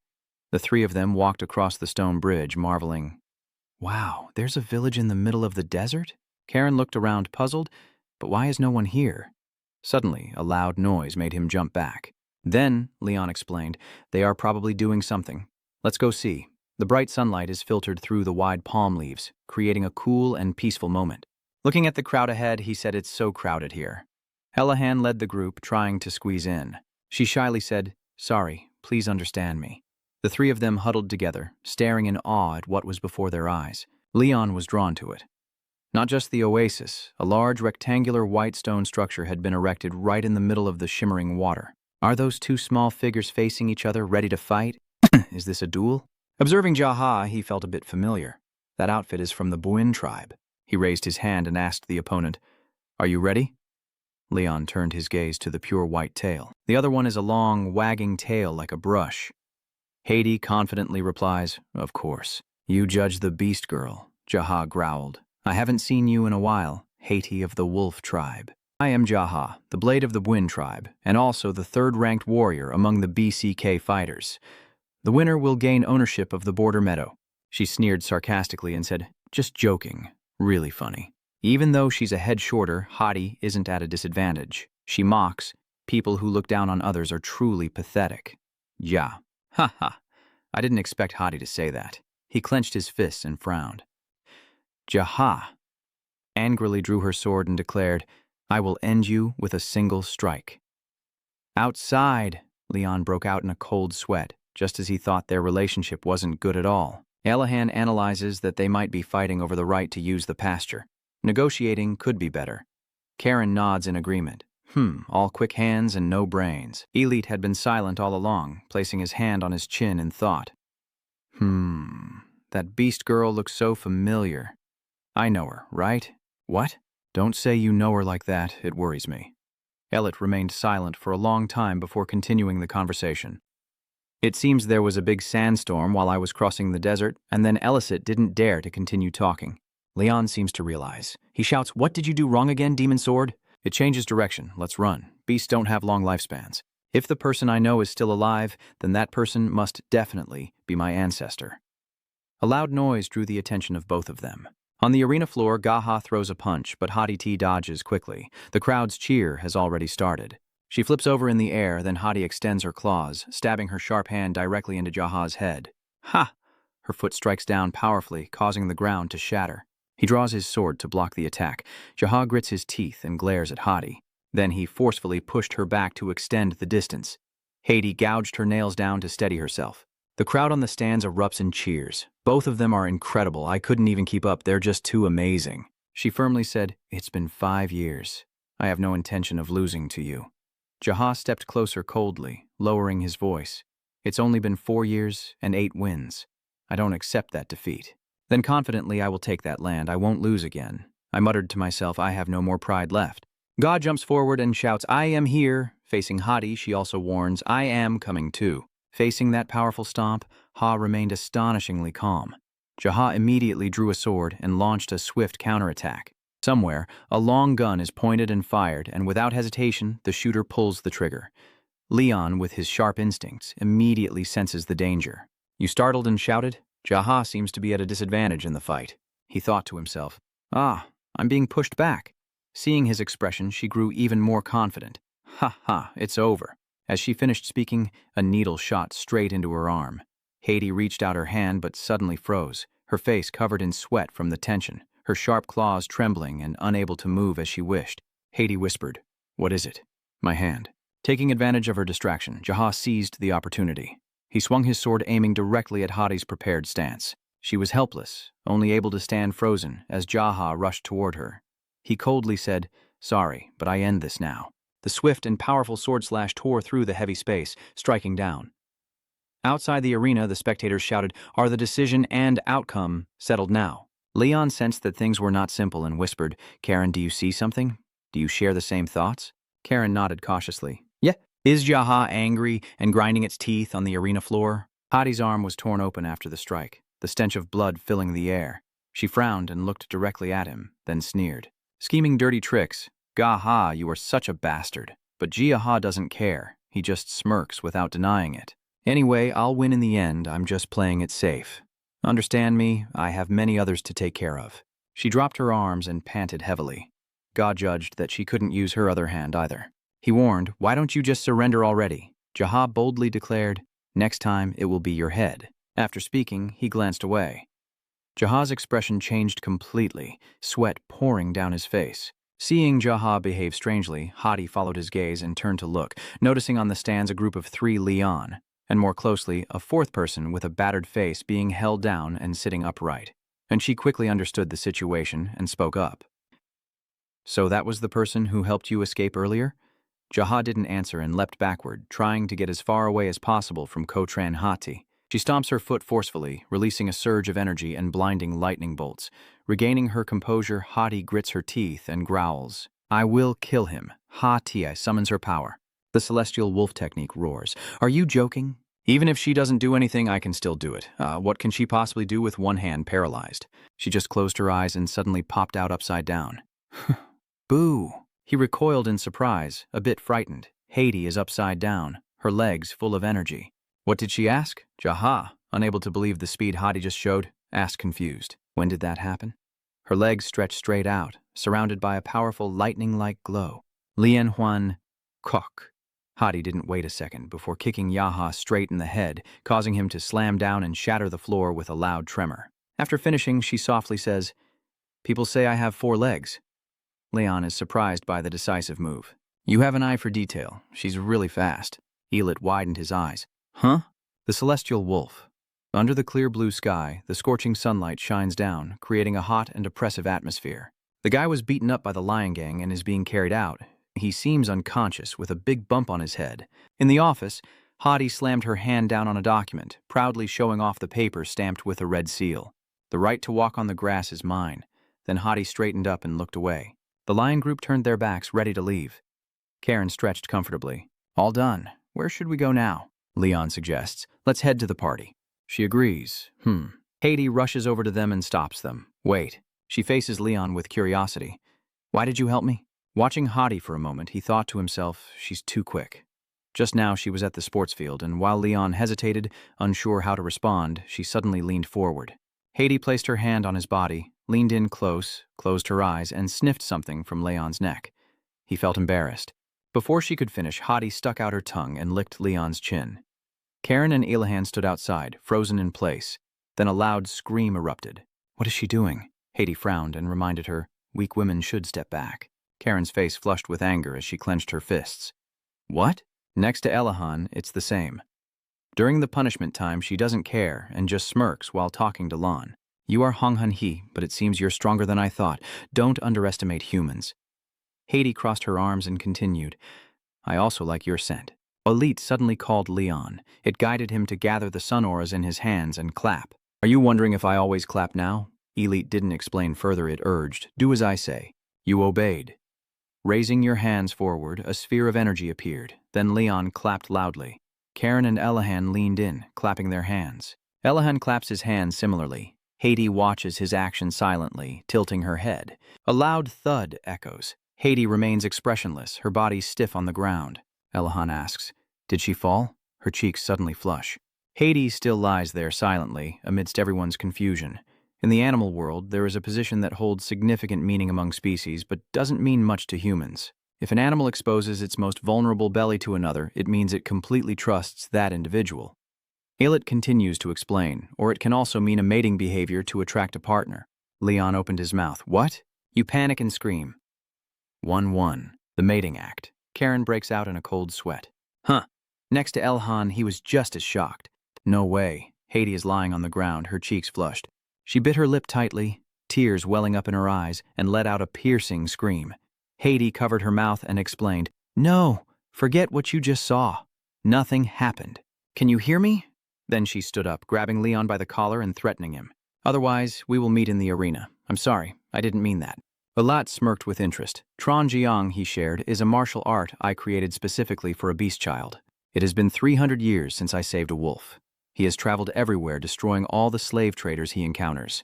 I have made him serve me. The applause is the command I programmed into his martial arts training. And because Trolgyang said he only passed it down to his descendants, Elite concluded that she must be a relative of his. Facing Hati, he still frantically yanks Lion's shirt. I will kill him. Elite watched the scene and laughed out loud. Ha ha. I didn't expect this move to still be effective after 3 centuries. He has taught it very well. You grit your teeth and turn to blame him, knowing right away that you're not up to any good. In the end, you helplessly cursed the cruel sword.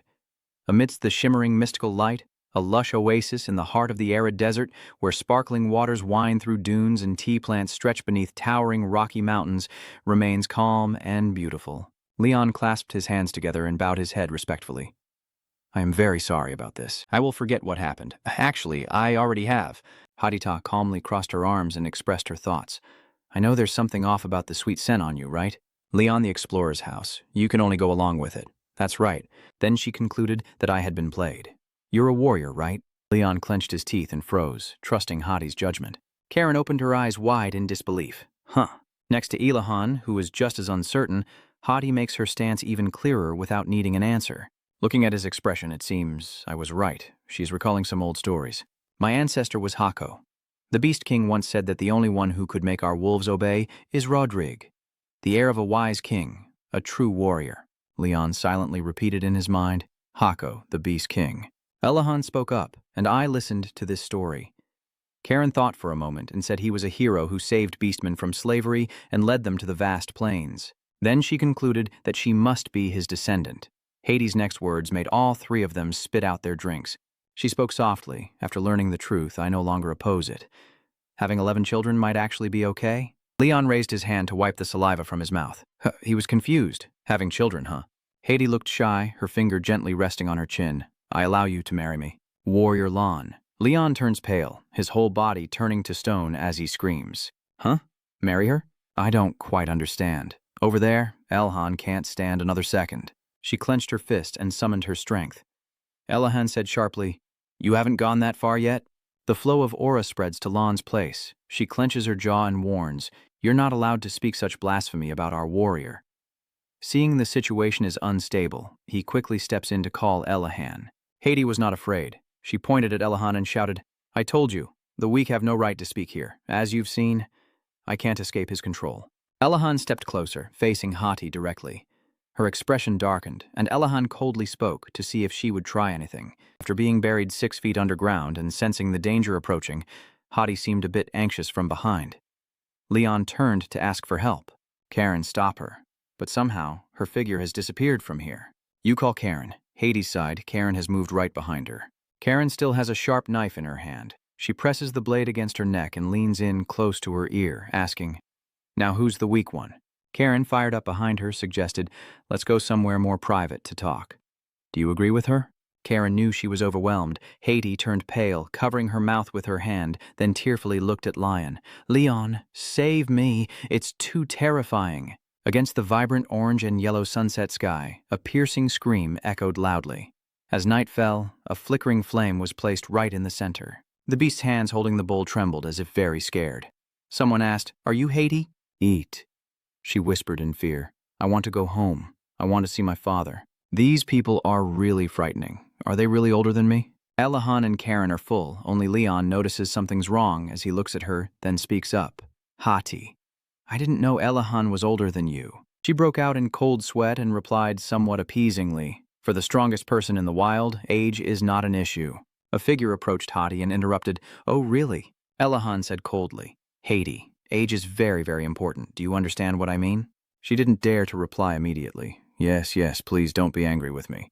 Karen said nothing and kept eating as Elahan continued the story. Oh, I'm not sure, but I might slip up if you dare mention my age. Her next words made Karen jump. Elahan is threatening. Remember that she is older than you. Remember that. Karen's face was full of veins as she turned to speak. Elahan, we need to talk. Hades, feeling frustrated, raised her voice and shouted, I won't forgive you. Who do you think you are to spread suffering to innocent people? Isn't that an evil strategy? To use us to destroy those in the desert? Leon was stunned for a moment before calmly responding. Yeah, as you said, Leon agreed. So before something really happens, we find out who is behind it and why they are doing it.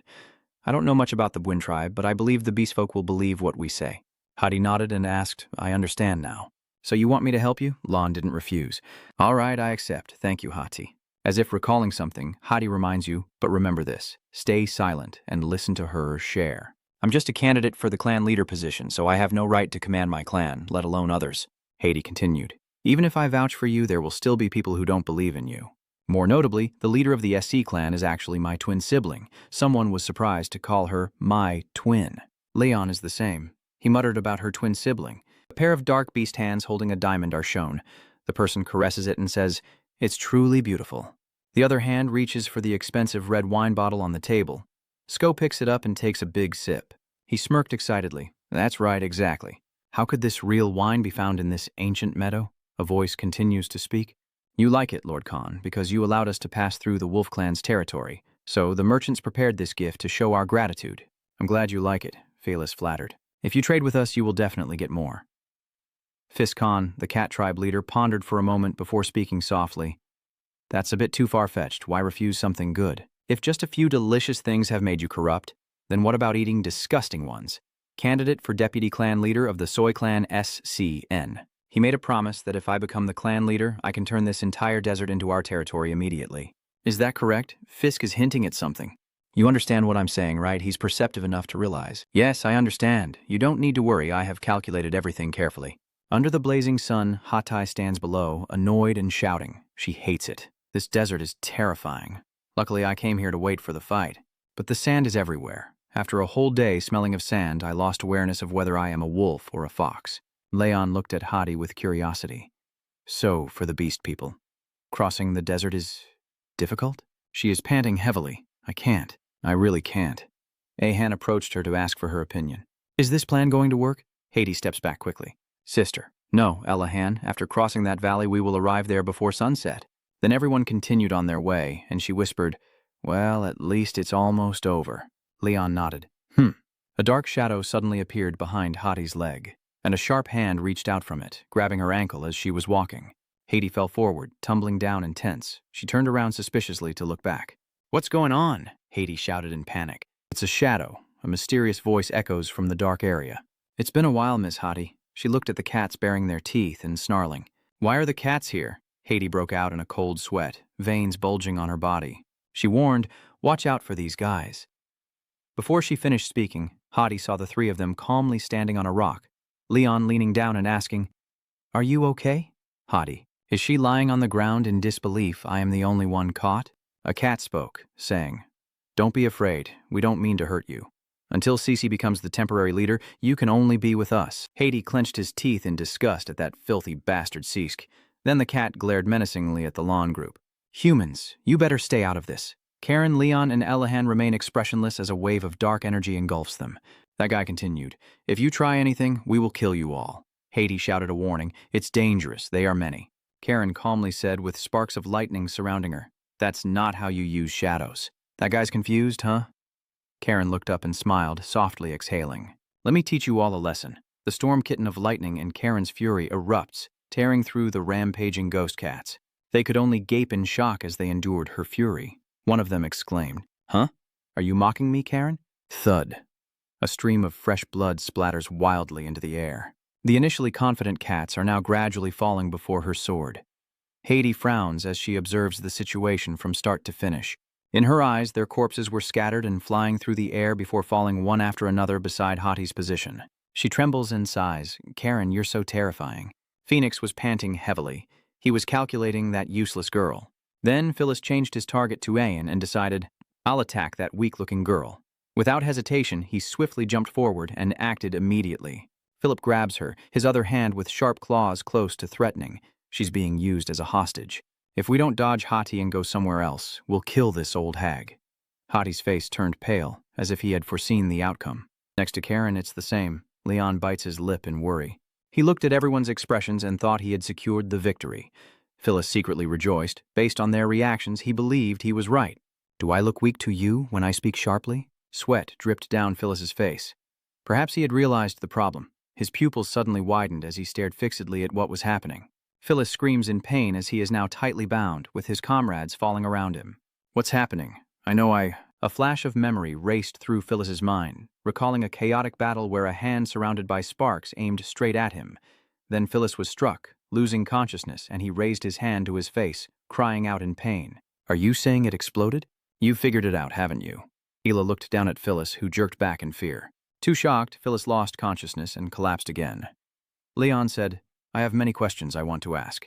Hadi tremblingly clings to your hand, whispering, I understand. We have to look up.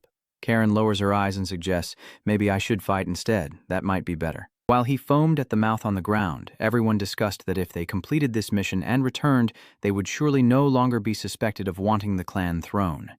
If not, they definitely wouldn't send elite cat warriors to block them.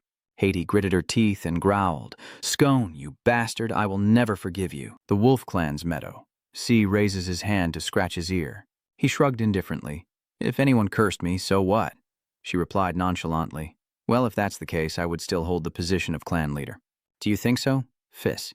Then he laughed loudly and said, Hey, bring more wine over here. Fis respectfully. Yes, sir. I have sent my son to make sure you don't need a stove. Suddenly, a loud shout rang out, echoing through the air. Skos. I was startled as next to Sko, someone spat out a mouthful of fresh red wine. He broke into a sweat, guessing that with this voice, his strong legs kicked the door open forcefully. Haiti pointedly declared, You bastard, today is your day to die. Sko also stood up, pointing at her and shouting, Didn't I tell you to knock before entering? Knocking is pointless. I didn't expect her to respond like that. He's trembling with anger. What did you just say? She scolded in a superior tone. Do you talk to your brother like that? Watch your words carefully. Haiti retorted sharply. Don't use the big brother title here. You were born earlier, so you're my older sister, he argued back, smiling mockingly. His claws are extended forward, and she bites her lip tightly as she questions him. It's so humiliating to share the same birth with him. You were born a wolf, but now you're working with those disgusting cats. Have you lost all your pride? He waved his hand dismissively without meeting Hiati's gaze. He denied it. What are you saying? Where's the proof? Without saying much, she pushed Philip's body aside and said, Here is the proof. He is tightly bound and still unconscious, lying motionless on the floor. Fis immediately freezes when he recognizes the person underneath. Knowing he had been exposed, C simply glanced at the old man in silence without responding. Fis regained his composure. He hurriedly helped Philip up and shouted, My sons, Haiti repeated loudly. Do you hear me clearly? He said that his son is the proof. He gritted his teeth in hatred, and she continued. Phyllis, do you need to report this to your father now that SC is no longer pretending and is calm? Hey, little sister? SC has the same voice. No matter how much he bothers you, how can you beat him so badly for the kindness of the cat clan? Haiti frowns. What do you mean? Fist took the opportunity to stand up. Yes, that's right. Haiti, how could you make my son end up in such a miserable state? Is this how the wolf tribe repays the cat tribe? She nervously leaned back slightly and whispered, What are you talking about? He attacked me. Fist doesn't believe. Haiti, stop making excuses. She's still trying to explain. No, SC interrupted and asked, Haiti, how do you plan to take responsibility now? Outside, Karen crossed her arms and leaned against the wall, listening to the entire conversation. She let out a deep sigh. Oh my God. Karen is asking everyone's opinion. It seems like Hadi is in trouble again. Should we go in and do something? Elahan wondered. What should I do? The mysterious figure resting his chin on his hand offers his opinion. That's interesting, and I don't know when it appeared. He continued speaking, saying, What should I do with them? Karen seemed to realize the problem and silently thought, the answer is obvious. Elahan also tilted his head toward the direction of the sound. Karen concluded that this guy is Hadi's father. Leon observes the massive body and confirms he is the Wolf Clan leader. The speaker is inside the tent. He roared, Stop making so much noise. Do you want to fight? Haiti also didn't back down. She shouted back, Fine, if you want it, come and get it. Felice stands beside them, smirking with calculating eyes. This is my chance. Time to escape. Felix plans to quietly use teleportation magic to leave, as his body and his sons gradually fade into the shadows. If I can get my son out of here, then there will be no more evidence. Suddenly, a wolf's paw on his shoulder caught him off guard. The person angrily growled at Scone and Hadi to shut up. This voice is so familiar that both of them startle and instinctively fall silent. The two brothers nervously look toward the source of the growl. Both stammered. Father, you are actually Va. He let out a soft snort, his mood uncertain. Feist shivered in fear. The old man hesitated before glancing at the person who was patting him on the shoulder. The 3 clan leaders. He smiles kindly, as if to let the children handle things on their own, which doesn't seem to sit well with them. As my father, I feel embarrassed, but his eyes shine brightly as if he knows exactly what has happened. This look makes Felix a bit nervous. The old man is hiding something behind his back, his body gradually sinking down. I have to go now. Haiti hurriedly tried to stop him, but it was too late. Wait, father, if you let him go. But she didn't even have time to explain before CC provoked and brought her father here. Truly cowardly. Hadi is furious. What do you mean? Who is the truly cowardly one? Seeing his children start arguing and throwing punches, he taps each of their heads. I told you to shut up or you'll get hit, Essie and Hadi replied in unison. Yes, and reluctantly hugging each other. You two are exactly alike in character. When will you finally grow up? Show me some respect. After being hurt, the two brothers nearly cried, both holding their heads and apologizing. Having settled the family matter, Va finally remembered something else. He frowned like the people at the door. He was referring to Leon, Karen, and Elahan's group. Who are they? Hades' emerald eyes lit up, eager to introduce, but Va raised his hand to stop her, saying, "You don't need to say anything." His eyes gleamed with nostalgia from the first time he saw them, the striking red cloak evoking a familiar feeling. Looking at Leon, he seemed to see the figure of an old friend he hadn't met in a long time. "What have I felt already?" Vang serious, giving them a chance to speak. "Still, I should let them introduce themselves properly. I am Leon, a disciple of King Rodrigan. The holy sword shines in your hand, the heir to the balance of fate. Greetings, clan leader Va. I come to make a request." Hearing that name, I can't help but feel afraid. Rodri? Meanwhile, Hati is very fond of Leon's handsome and cool appearance, and as he squats down to face him, he gently smiles. So that means he considers the young man in front of you to be the chosen one and is interested. Warrior Lion, prove it. Can you persuade me? At the same time, on the Golden Desert, a few horses came to a stop. Raham stammered, "Lord Raman." Raman froze, his voice trembling as he looked at me. They stop on a sand dune, with a sandstorm covering the sky in the distance. A sandstorm? Ram quickly decided to run, but it was too late. The sandstorm suddenly struck, almost burying them in the sand and limiting their vision. Behind the attendants, he shouted. Ram made him turn around to look for them. "Oh, damn. Rahim, what's wrong?" But he no longer hears their voices. Instead, there's a deep, resonant voice. That was necessary. Nephron suddenly appeared right behind Raman. He stared at you intently. Your eyes, your blood, your heart. This chilling sensation almost froze your brain, leaving only one thought: run. But in the midst of the swirling sandstorm, where can Raman run to? Moreover, before you could run, a hand grabbed your head, and Nephron turned it toward himself. He opened his mouth wide. Raman silently cursed. "It's too late. Damn it. Damn it." Nephron begins to draw energy from Raman's abundant vitality. Amidst the sandstorm, explosions roar as green energy swirls around. Finally, the sky clears and the clouds disperse. Only a strand of energy lingers in the air.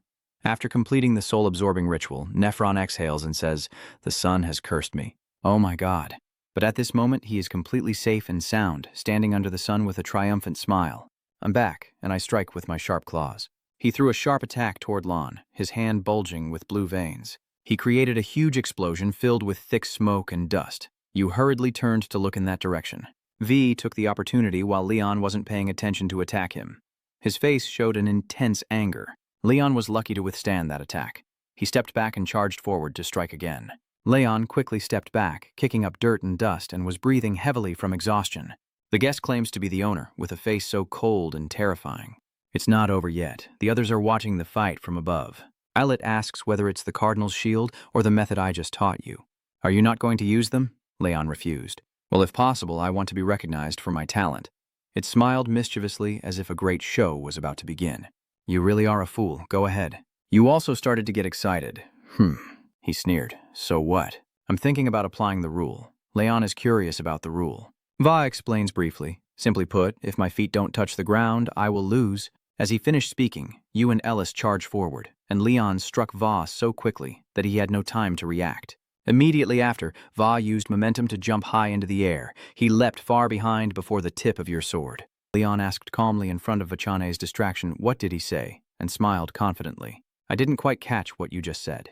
He suddenly smiled, apologized for belittling you, asked for forgiveness for being too proud, and his expression changed instantly, turning terrifying. "Since I have apologized, I will fight you with everything I have and summon my power." His leg seemed to be covered with lightning, and the impact turned the area into dust, leaving Leon watching. While you were still stunned, he had already appeared behind you to attack with his foot. He is gone now. As Va launched his attack, Leon quickly dodged, and he then used his claws to scratch at him. The land is filled with dust rising high into the sky. Skan watches silently, unable to help but marvel. Amazing. It's been a long time since someone made my father unleash his full power. Haiti clings on to Elhan. She reveals her worry. Dad is too serious. Leon might die. I have to stop him. Elahan touched her hand. Ha smiled to reassure her. Don't worry. She was stunned after hearing that. Elahan also turned to ask for confirmation. Is that right, Sister Karen? She confidently replied with her eyes. The two below are still fiercely fighting and chasing each other. Leon repeatedly attacks Va with his sword, hesitating at the start. He ends with a claw strike. It's over. Lion stares blankly at Va with an emotionless expression. He didn't attack, and both of them retreated. SC couldn't believe his eyes. Why did your father stop attacking you? Karen just smiled because she knew everything in advance. As expected of the Beast King, he probably sensed what was coming through his beast instincts. If he uses that move, you say there's a possibility he could die. The battle is over. Va laughs with great joy. It's been a long time since I had such an intense fight like this. It's been a few years. He stood beside Lion, holding him tightly. Impressive indeed. Leon looked curious. What do you think? You still can't give an answer right away? About that. He looked at Leon with affection. My daughter. Of course. I permit you both to get married. Hadi's face turned red like a sour fruit in awe of Saint Father Karen was deeply shocked. What? Elahan can't believe it. What did you just say? Even Lon is frozen stiff. Va nodded in satisfaction. Hades' feelings for you are very deep. I can feel it. He's telling you not to worry, just get ready. Leon struggled. Wait, forgive me. You struggle and fight, but it's useless. Their strength is terrifying, they don't give you a chance to speak, so there's only one way left. Then Leon clasped his hands together. Suddenly his face was covered in beads of sweat. He immediately heard a thud and fell to the ground, no longer holding you tightly. The sky was windy with leaves rustling. What's going on? Why me? While he was still confused, he glanced away. Karen innocently stares intently at Sie, her constant gaze making him blush deeply until suddenly a deafening scream erupts. As night falls at Va's base, Hadi's face is covered in sweat. What's going on, Dad? Why does Karen seem so helpless and chaotic? Skay, you just called your brother, right? Hades scolds. Are you deaf or something? He clears his throat to stop the argument. I'm so sorry. Everyone turned to look at Va. He knelt down and said, I apologize first for my rude words. Va then introduced himself formally, saying, the head of the Thien Lang clan. Greetings to you all. He turned to his two children. What are they doing? Si and Hadi seem to understand. Oh, I see. Yes. Father. Both of you also kneel down at the same time. Greetings to you all. Leon shyly waves his hand. It's not necessary. I want to keep my identity hidden. I'm not here to reveal who I am. You greet warmly. Please consider me a friend of Hadi and a part of the tribe. Va happily agrees. Part of the tribe, Well, I respect your decision. It's already very late, but inside the house, they still continue their game of signaling to start a war. What is their true purpose? He can't figure it out no matter how much he thinks. This is really complicated. Both the desert nomads and the monsters of Bindong are small but sophisticated people. If a full-scale war breaks out, it will be hard to determine the winner and the conflict will drag on, leading to a massive bloodbath. V anticipated Cordia's plan. That is exactly their goal. Leon spoke up. They are a cruel bunch. He stroked his chin. I understand the cruelty. It's not about winning or losing. Their goal is just to start the battle. Karen and Elahan pay close attention to the words and actions. In that case, before it happens, we will defeat those evil ones. He made a determined face and destroyed them all. You agree? Yes. Then he urgently ordered Hadi Skew to gather all the clan leaders immediately. The two obeyed. Yes. Well, moving to the vast desert, Leon stares intently ahead. You remember what he once told you. Just 4 days, it's time to prepare for the Great Desert War and reveal your plan. I will be ready in 4 days and head to the Great Desert to deal with those pests. No clan leader dares oppose me, but I need to persuade them in my own way. Even if I split up now, if I move without unity, the Nomus Desert will see it as a declaration of war. So I hope we can negotiate peace. Lon nods. Ready. Yes, your teammates are wandering the desert aimlessly. Are we heading in the right direction? Well, at this pace, we could reach there by tomorrow morning if we run, but staying here tonight is still better. All right. Karen creates a whirlpool with a piece of wood in the middle, while Leon manages to gather a lot of firewood in his hands. I'll light a fire here. Everyone's hungry too, huh? She confesses while hugging that we still haven't had anything to fill our stomachs. Elahan, holding a radish, volunteers. Let me cook for you, Elahan's specialty. Eat the radish. Elahan shouted loudly while Leon was gathering firewood. Leon, are we out of drake meat? Karen has nothing more to say, just bury it. Suddenly he sensed some energy approaching. A blue eye and strange energy appeared right behind Leon. He turned back with panic. What's going on? Leon shouted loudly to inform the two of them. Karen. Elahan, be careful. That gas is intoxicating. Did you see that? Karen tilted her head in confusion. The gas. What's going on? Why is Leon acting so naturally? Elahan wondered curiously, unable to believe it. Didn't even Karen and Elahan notice? What's going on? That eye continues to emit toxic fumes, and the light it creates at the center blinds Leon, forcing him to cover his eyes. From that mist emerged Nephron right before your eyes, the creature asked with a chilling voice. Can you see me now? Leon asked with extreme suspicion and danger. Leon raised his sword high and split Nephron in two. Even as he was about to return to the afterlife, his eyes remained filled with confusion. Now Nephron has vanished after your strike. Just then, someone asked a question. What's wrong with Leon? Leon, please answer honestly. In the virtual space, suddenly Elit says something to you. This must have been caught already. At that time, everyone started studying the bas-reliefs depicting Nefren's life. The symbol of the Supreme Sun was also used to describe his life, which led him to become arrogant. But at some point, he started to delude himself into thinking he was equal to the sun, and it was that arrogance that made Nefren pay the price. Although he once reached a demigod state, his blessings were turned into curses, and his body was corrupted to the bone marrow. That's what I saw. After a long time has passed since then, it seems that until now, the heretics who want to repeat that history pay a very high price to summon it, but the one they summon is not in the mature state they desire. It was summoned in an incomplete form. To return to its original state sooner, Nefren was predicted. It seems that as it grows, it will swallow the entire desert and grassland. Karen listened and then said seriously, "Perfect. Even Elahan agrees. The Supreme Being." After hearing the story about the power-hungry pharaoh, Leon now understood clearly. I see why there is a desert war. Nefenka will use the blood and flesh of the fallen beings in that void to grow. Realizing he had little time left, he quickly made his decision. There's no more time. It seems the sect has already realized I'm here. They will definitely accelerate the war. A few days later, at the Bedouin tribe in Amma village, a figure appeared amidst the sandstorm. The villagers, upon seeing the familiar figure, happily said to each other, "Ah, here he is, Lord Raman, but why is he alone? Let's ask him." The figure is cloaked in a red robe that covers from head to toe. The person called Raman slowly rides into the village amid everyone's cheers. "Thank you for your hard work, Lord Raman." Just as a close servant was about to ask someone to fetch water for the master, Lord Raman suddenly turned around and opened his mouth wide. Herb water. As a result, the servant was bitten to death by Raman on the spot, followed by screams and the sound of people fleeing. "Be careful, go down now and run." A hand slowly raises up. Up on the wall, while a soldier is distracted by the noise below, his friend is frozen in fear without knowing what's happening. "Hey, what's going on down there?" Once again, a loud cry echoes across this vast desert. "Look over there." Huh? A horde of zombies is starting to emerge from the deep sand. They growl fiercely and then charge toward Amma village. At the same time, on the city wall, Raman is preparing to attack a soldier as his teammates' loud warning shouted. Behind the immediate danger, the soldier turned back to block Raman's sword and uttered words that no one could believe. How could Lord Raman be? After missing his strike, Raman quickly stepped back. The two soldiers seemed to sense something was off but couldn't be sure. "Ooh, Jaha!" Anxiously tells his teammates to run because that is not Lord Raman. But his comrades think otherwise, though they are unsure if the attacker with the necklace is Raman, since they both wear similar jewelry. But anyway, Jaha needs everyone to evacuate the villagers immediately. Anyway, that monster. Tell the women and children to run, I will handle it. At the same time, somewhere a strange storm is suddenly moving. Inside Amma village, an uneven battle is taking place as mummies attack everyone and soldiers struggle to defend their village. Fongthu and his team persistently fight back against these relentless mummies. Even if someone is injured or has fallen, they still try to encourage each other.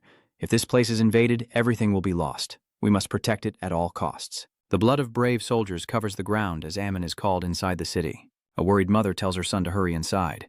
But suddenly a man keeps looking in one direction and calling out. A man's mother points in that direction and asks what it is. From afar, a mummified figure is slowly approaching the mother and child, uttering incomprehensible sounds. When the mother saw it, she was so scared she froze and exclaimed, "It's a mummy."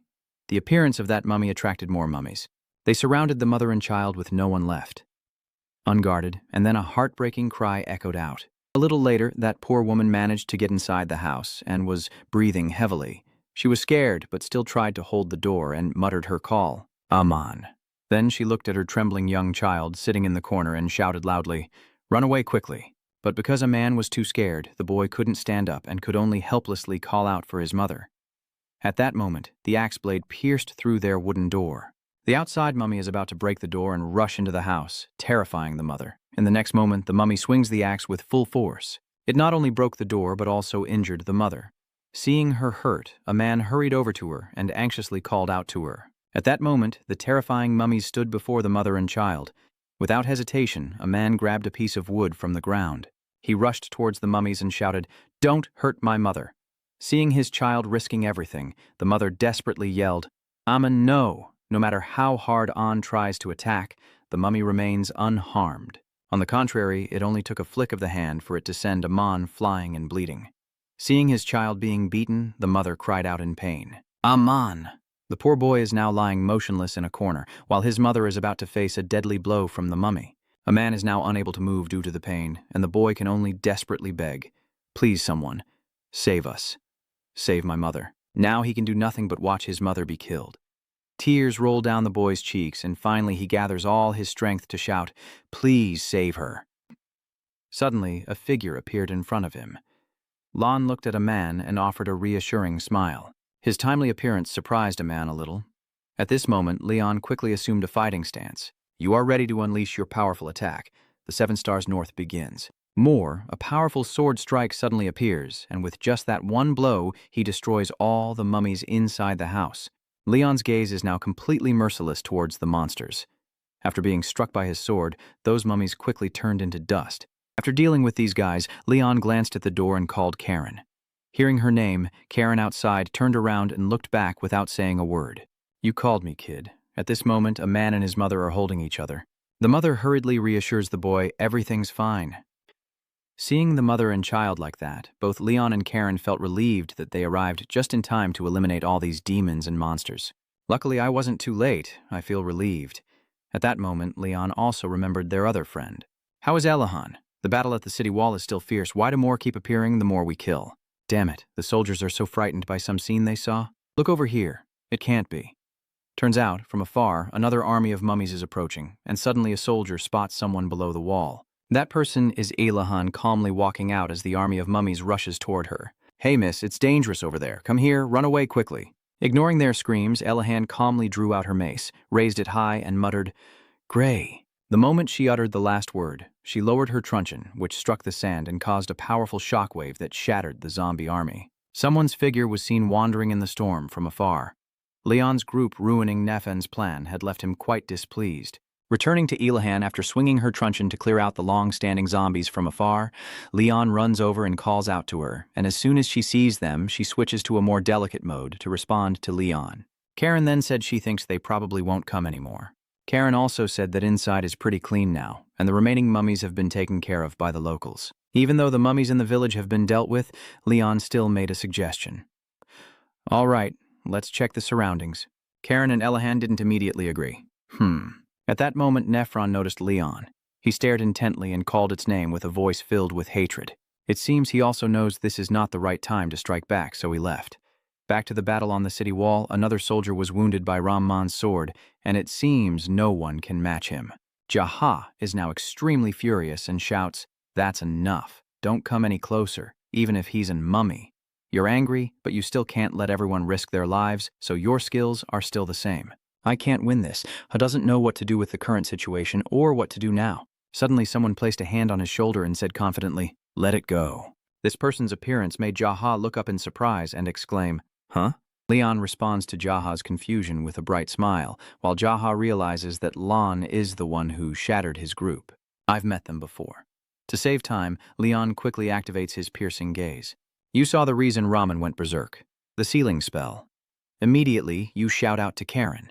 Realizing what you want to do, Karen suddenly appears behind Ramen and quickly takes control of him. Taking advantage of this moment, Leon uses his cleansing mark skill. A sword slashes past Ramen's body, especially targeting the mark on his forehead. Instantly, the mark is destroyed and Ramen regains control of his body. Just then, a fist appeared right in front of him, and Elahan didn't hesitate to punch Ramen with a powerful blow. After fainting from the blow, Ramen finally woke up to a call. "Ramen, Lord Ramen." Seeing that he was awake, Yaha asked Han anxiously, "Is he awake now?" And since he had just regained consciousness, he looked a bit confused and asked out loud. Next, Jammon slowly sat up and was a bit surprised to see the people in front of him. He recognizes Leon's group, the one I met at Samak, but when he looks at Elahan, his whole body suddenly trembles instinctively, making him wonder why. Why is my body trembling like this? At that moment, Mon's face became serious as he remembered something. He remembered being lost in the sandstorm when suddenly Nephron appeared behind him. He has been manipulating him ever since then. Immediately, Ramen quickly grabbed Lion and shouted, "All the valleys across the desert are in danger, and this makes Leon full of questions." "All the valleys in the desert," Ramen quickly informed me. "I knew about it when I connected with him. Moreover, based on what he gained while being controlled by Nefen, Amma will attack 4 valleys at once. Senu, Amma, and Duas use the victims here as sacrifices. All Nefen wants is one thing, and Ramen must stop him. He wants to become a god. I have to stop him. Karen, hearing this, clenched her teeth in anger and said, attacking 4 places at once. Elahan agreed and said, then I can't waste any more time. Ramen will take the lead now, and I will guide everyone to Senu. They quickly discussed a plan. Then Karen will handle Senu. Yes, hero, leave it to me. Elahan understood do. Leon volunteers to go to the front lines. I will head to Nas. However, Jam Man warns Lon. Nas is a special place, with a population twice that of other valleys. He warned about the danger there, which is definitely where Lon wants to go, so he will surely appear there. So be careful. Lion nodded with a smile after hearing that. All right. And then they parted ways. Everyone stay safe. Okay. Lion, be careful. Let's go. At the same time, somewhere else, someone was furious, pounding their hand on the stone and shouting, "Why the flag?" The summoner is unwilling to accept that his plan has fallen apart, and he trembles with rage as he says, the occupation of Amma, a failure. At that moment, his subordinate reported that 2/3 of the zombies brought there had been wiped out by one person, which slightly startled him. What? Then a figure briefly appeared in Trio Hoijia's mind. Could it be the saintess? Just one person? However, his subordinate thought it might still be too early to judge, but given the situation, it wouldn't be wrong to consider her the saintess. The mistake in this plan slowed down everything, and that didn't sit well with the summoner. Damn it, they arrived sooner than expected. But in misfortune, there is also luck. Still, since Nephrin hasn't returned to his original state, Nephrin-Ka's main body is still incomplete. The false summons all know that Nephrin is still weak for now. Well, not quite perfect yet. Nephrin with an incomplete body cannot use all his strength under the sun.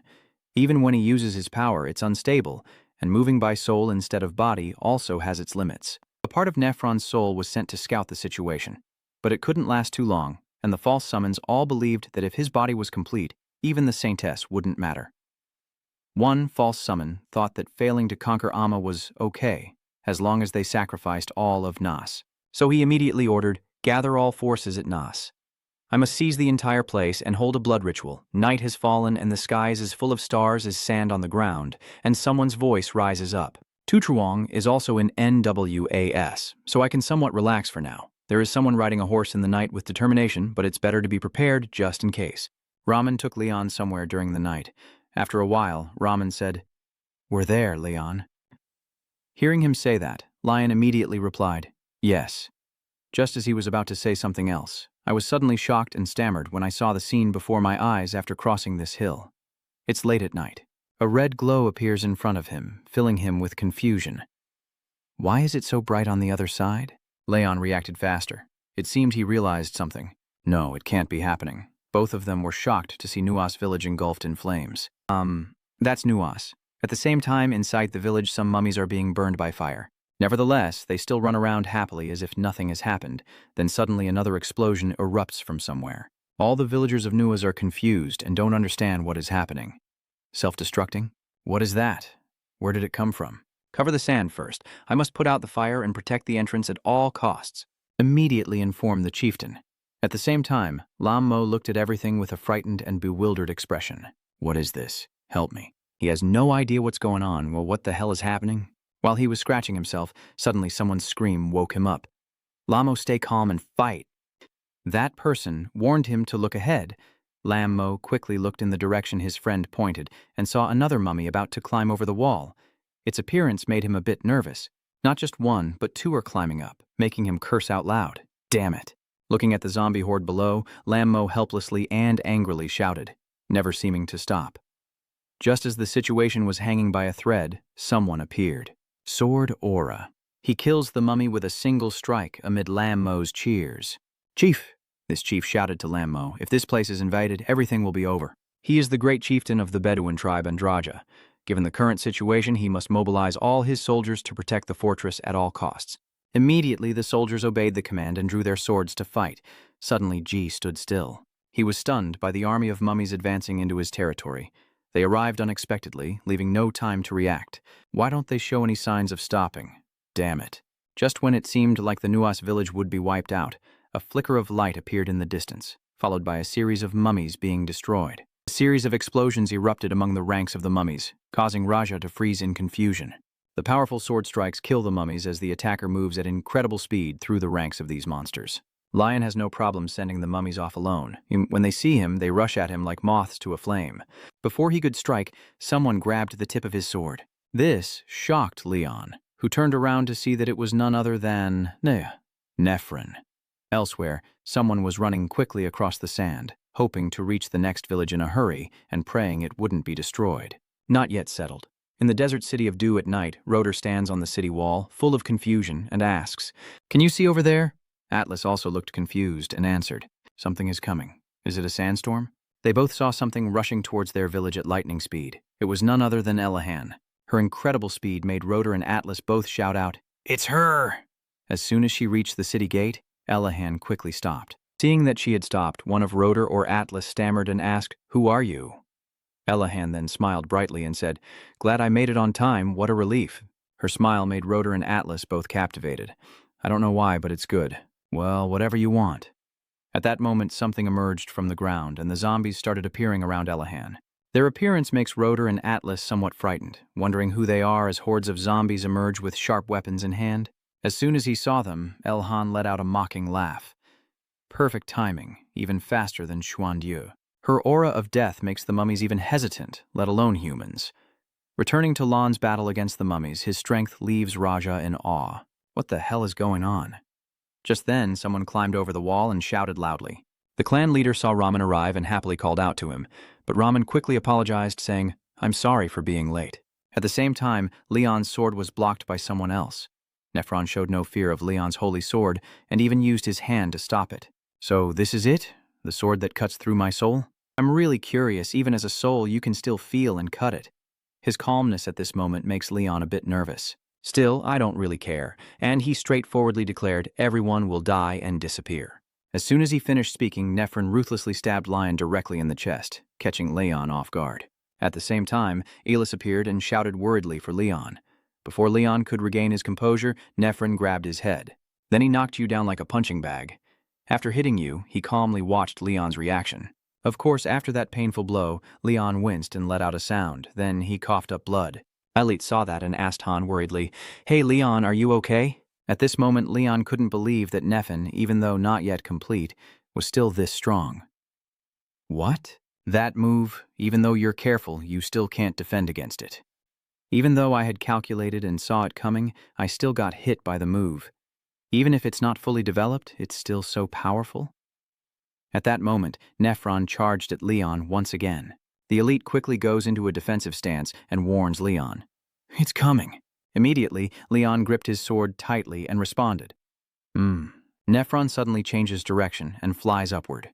Leon quickly checks the position of the guy above. Indeed, Nephron is above Leon, preparing to strike him with another attack, unleashing a fierce slash.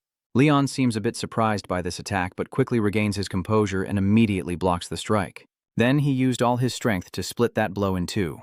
In that moment, Nephron suddenly appeared right in front of Leon without him noticing. Fortunately, he reacted in time and prepared to strike a fatal blow at him.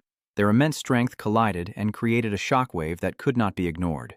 Both struggle and Leon realize the danger. Unlike him, who is extremely tense, Nephron remains very calm. Knowing he wouldn't be easily defeated, he quickly stepped back to keep some distance and buy time before figuring out how to deal with Nephron. But before he could think of a counterattack, the enemy was already closing in on him. He swung his sword ready to cut off Leon's head, but luckily he dodged in time. Just as he was about to use his power, he was starting to get a grip. Counterattacking, Nephron suddenly switches the sword to his right hand and then ruthlessly stabs the sword into Leon's leg. This sudden attack startles Leon, leaving him no time to react. At that moment, Nephron raises his remaining hand and coldly commands him to die. After saying that, he punched Leon so hard that he bled. After that punch, Leon collapsed motionless on the ground, seemingly unable to fight back anymore. Still alive? That's interesting. He lies battered and unresponsive on the ground, then Nephron raises his knife, ready to deliver the final blow. He declares it's over. In the distance, the blazing sun shines brightly, its intense rays illuminating everything. Nephronin slightly poked out a corner of his nail, and immediately a cloud of smoke rose from the contact point. He looked at his hand, red with burns, gritting his teeth, and muttered, "That damn sun. I can't stop here anymore," Nephron said before leaving. "Lucky for that person." "Enjoy it. Today is your last day," Nephron declared as sunset fell. "I will come back to kill you." Then Nephron turned into a cloud of dust and vanished into the void, leaving Leon stranded in the deserted desert. Over here, Raja and the others hurriedly searched. Someone muttered that they had all disappeared, followed by a deafening scream. "What the hell is that?" Raman looked in the direction of his gaze. "Huh." The familiar figure of Leon lies motionless in a corner. The Dongthong group calls out to Lon. Elsewhere, Karen swings her sword to cut through the mummy's body. Her legs suddenly leap forward. Karen soars through the air. Below her, a horde of mummies surrounds her, ready to attack. She steadies herself, releasing countless sharp blades as they all aim straight down. In a corner of the town, a deafening explosion echoes, shaking the entire area. Karen temporarily responds from a tall fortress, looking down to observe the situation. The mummies in her hands are crescent moon sickles linked together, growling as they continue toward her. Karen groaned. Dying is convenient. No matter how many I kill, it's not enough. She gritted her teeth, her face full of blue veins, and said, "Taking them down isn't the problem, but the area we need to protect is too large. We don't have enough people." A cry for help suddenly echoes from somewhere. "Help me." Karen looked to one side, where a woman was being pressed against the wall by the mummy. Without hesitation, she jumped down, kicking it away to save the innocent person. Karen whispered softly to reassure her. "You're safe now," the girl gratefully replied. "Thank you." Taking advantage of their conversation, the mummy seized the opportunity to attack Karen from behind, wrapping its arms around her waist. Karen slumped for a moment, then angrily glared at it. Suddenly, footsteps hurried from ahead, and its accomplices charged forward, wielding sickles in attack position. Karen, unable to resist, can only watch helplessly as the beast's legs with sharp claws rush toward her at lightning speed. "Who is it?" Scone growled. "How dare you touch my lover?"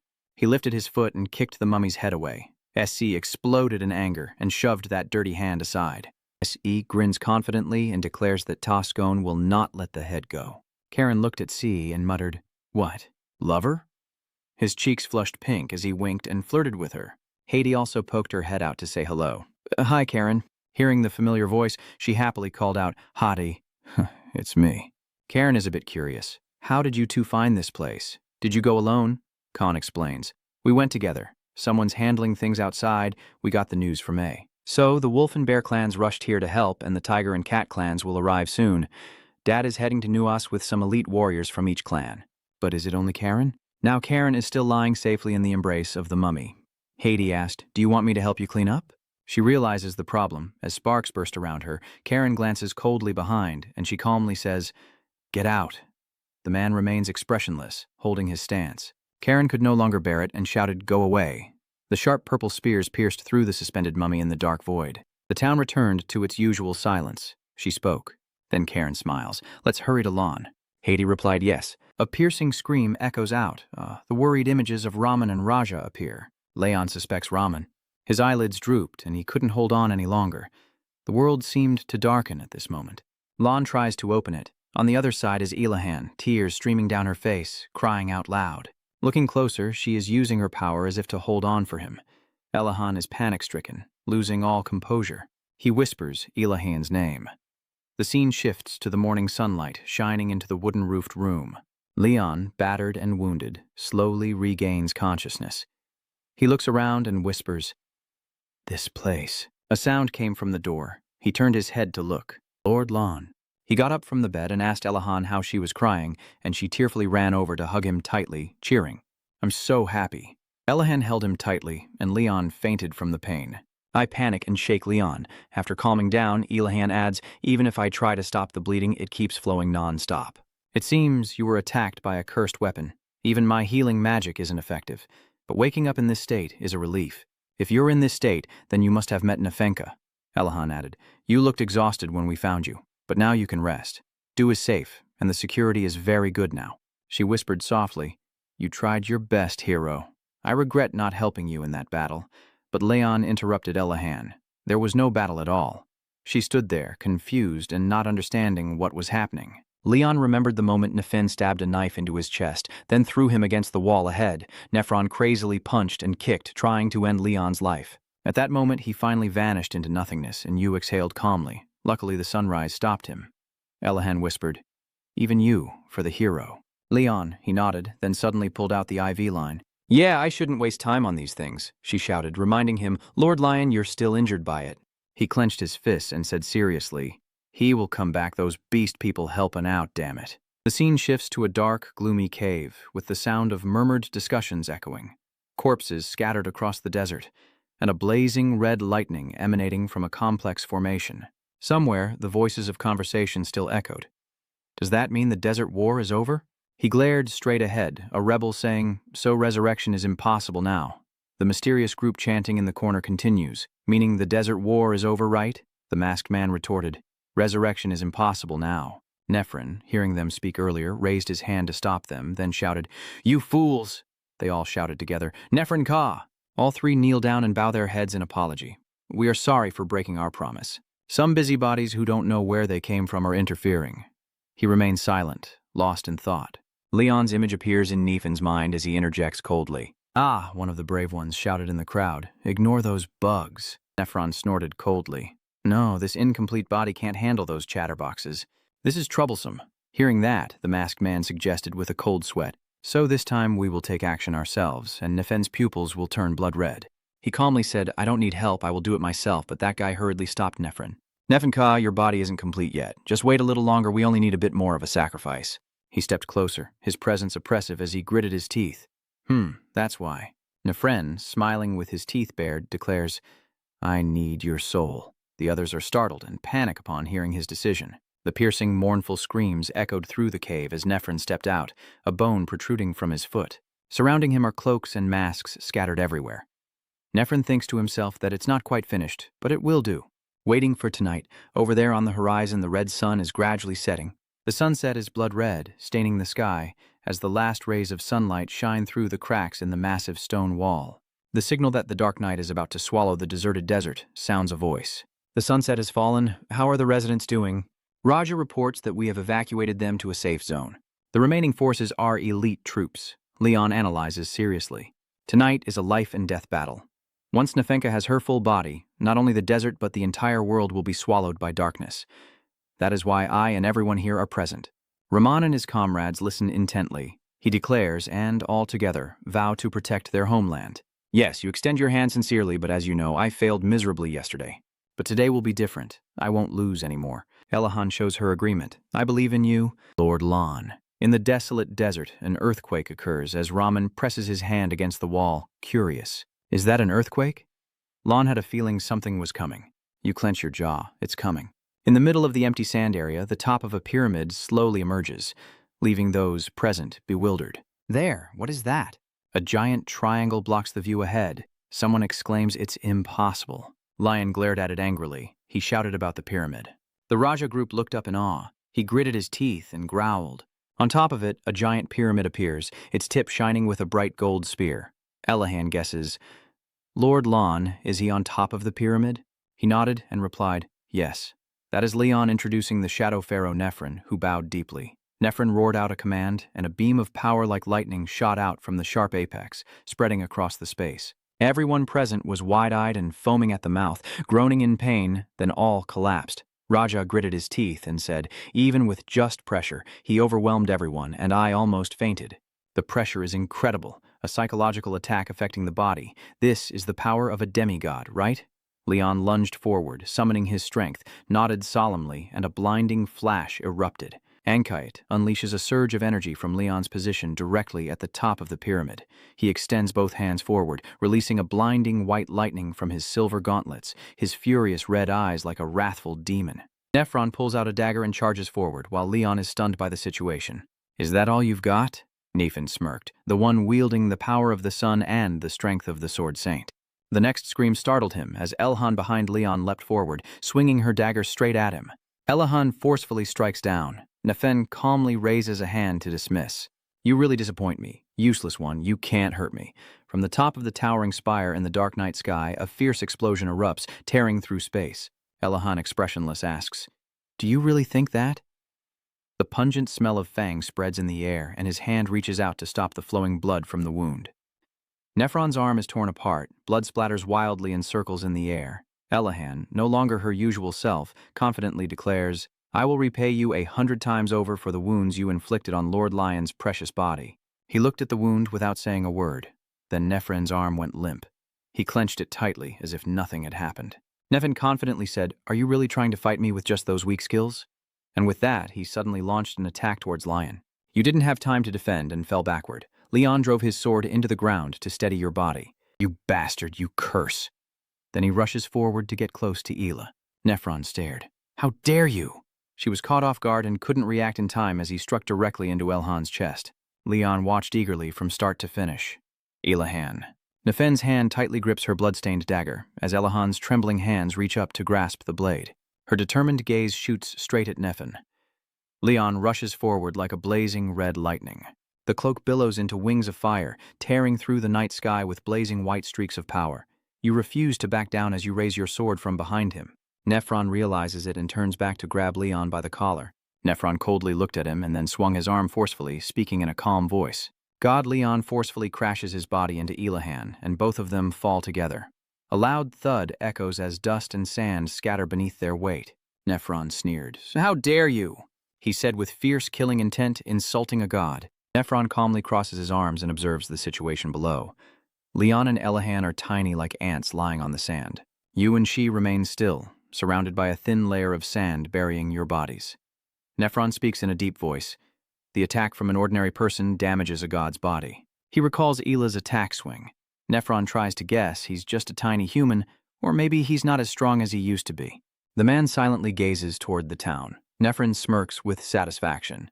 Suddenly, a sound caught his attention. Over here, everyone was coordinating and giving instructions to each other. Hurry up and come quickly. Please, move faster.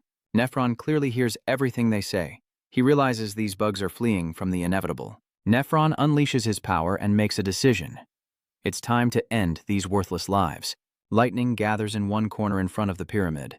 The man exclaims excitedly, "And I will have a complete divine body." A golden gate appears. The door slowly opens, emanating a dark, ominous energy.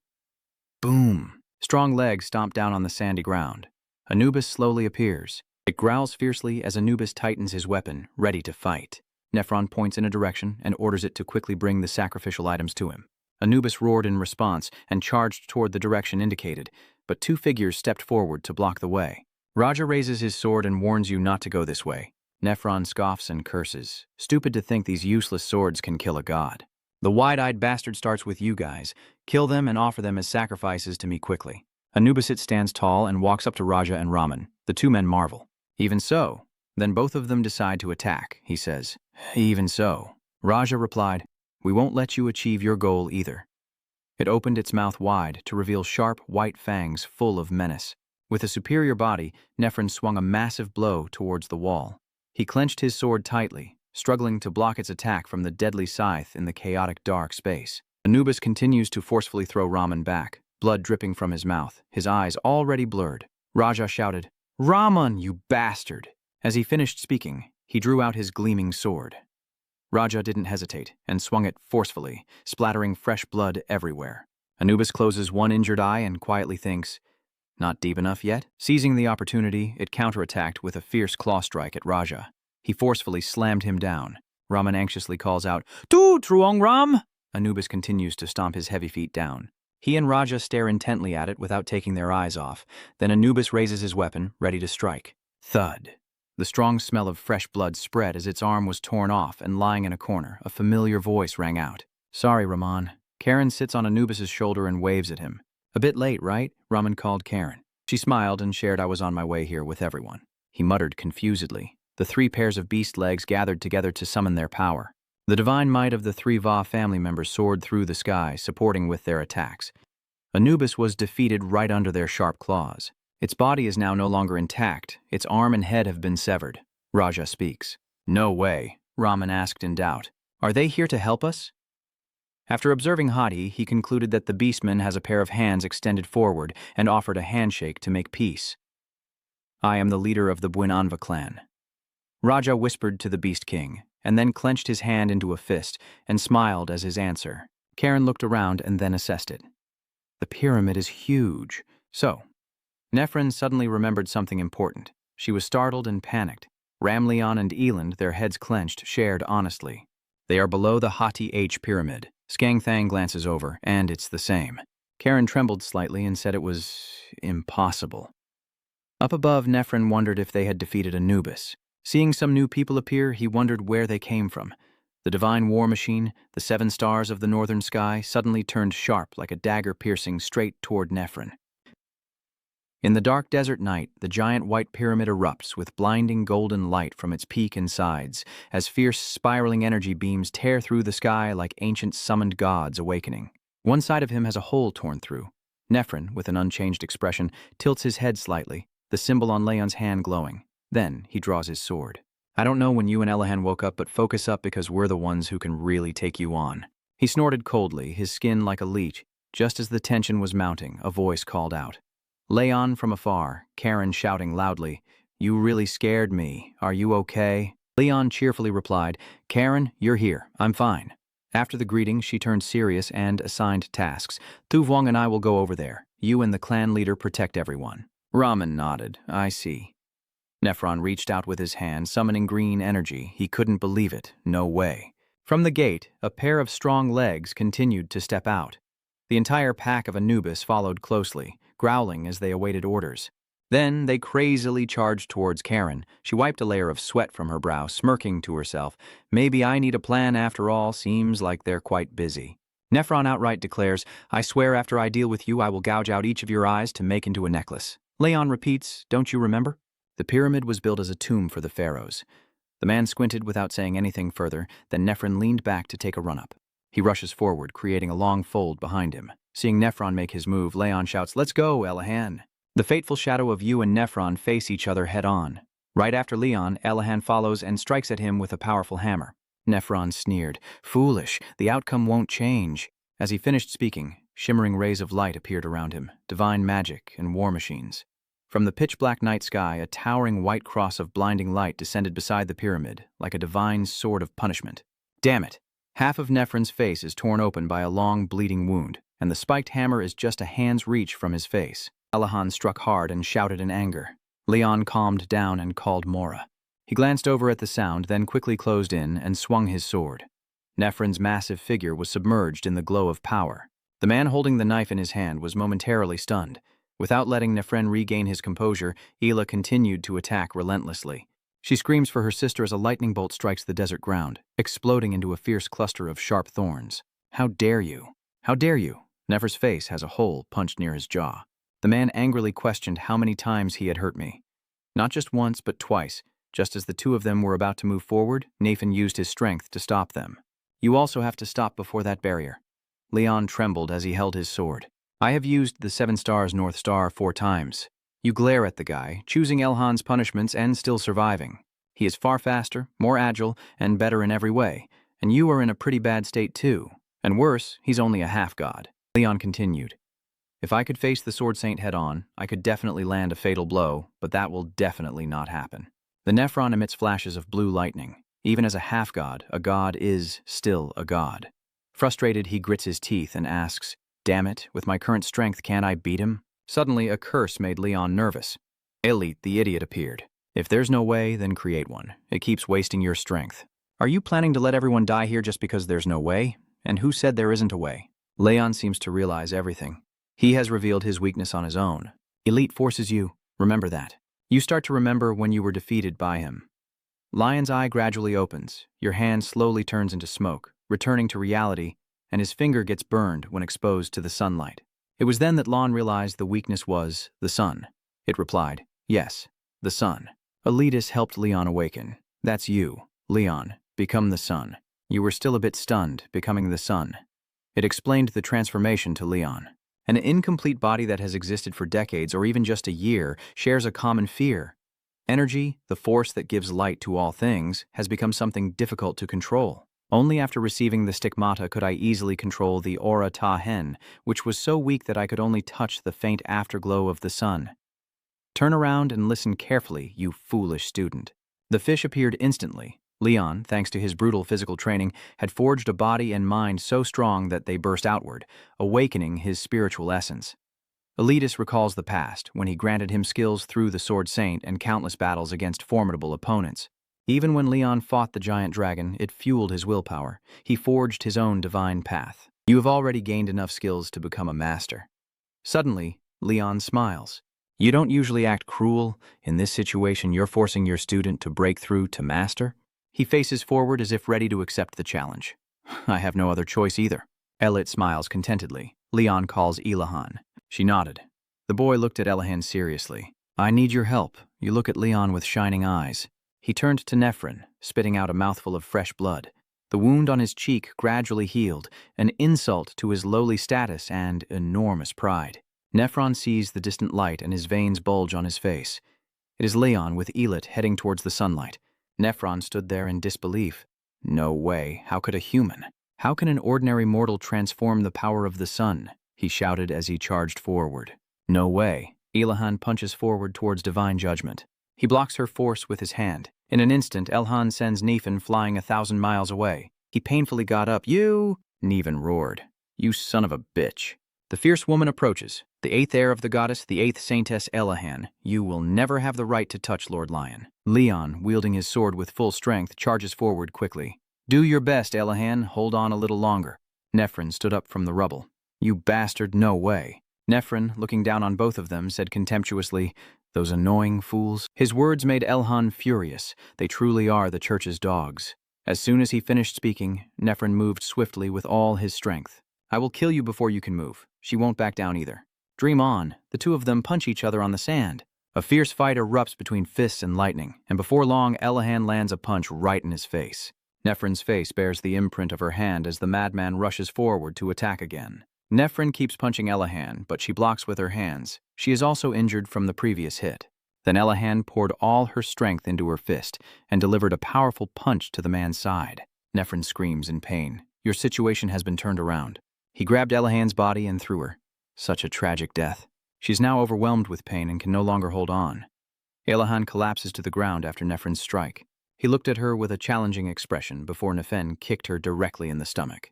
She was kicked far away, blood streaming down her body. Leon was like a maniac at this moment. Elahan, you're worried in vain. Is she really okay on her own like that?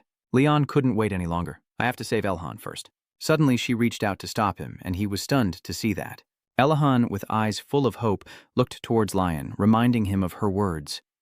Lord Lon, no matter what happens, don't stop. Keep going. I believe in you. Lord Lion. Nephron, smiling mischievously, said, your teammate died, and all you can do is watch. The guy kicked Loon and said, you still can't become the sun, huh? You're really going crazy right now, can't calm down anymore. Nephron clenched his fist and said, so there's no reason for me to go alone. Just behind Leon, Anubis suddenly appeared, ready to attack him. Elahan looked pale and said, Lord Lion. Luckily, a strong hand stopped it, and with just a little force, Anubis was defeated. His foot touched the sand. Leon saw and cheered happily. He turned back and asked, Lon, are you okay? Are you happy? The clan leader and Va shouted angrily. Who dares to lay a hand on my son-in-law? Nephrin asked dangerously. Why are you guys here? Anubis's head. Karen calls to get his attention. Hey kid, who dares to hurt my sister? Nephrin. Annoyed, he turned back to attack her. Karen warned him, look this way. Suddenly a powerful thorn pierced through his shoulder. A shadow dance. Ghost thorn.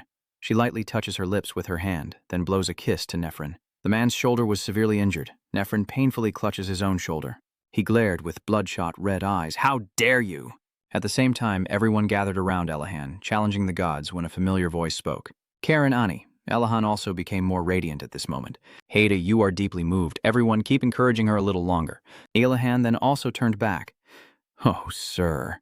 And his face became serious. This was the chief's order. You smiled eerily, so I had no choice but to respond to that energy. Hattie is full of confidence in Leon. Karen also cooperated with everyone. I can wait. Nephrin, clutching his injured shoulder and cursing the trash, then all of them charged at him simultaneously. Nephrin, Leon isn't finished yet, you're not allowed to move. He gave Nephrin a painful shove.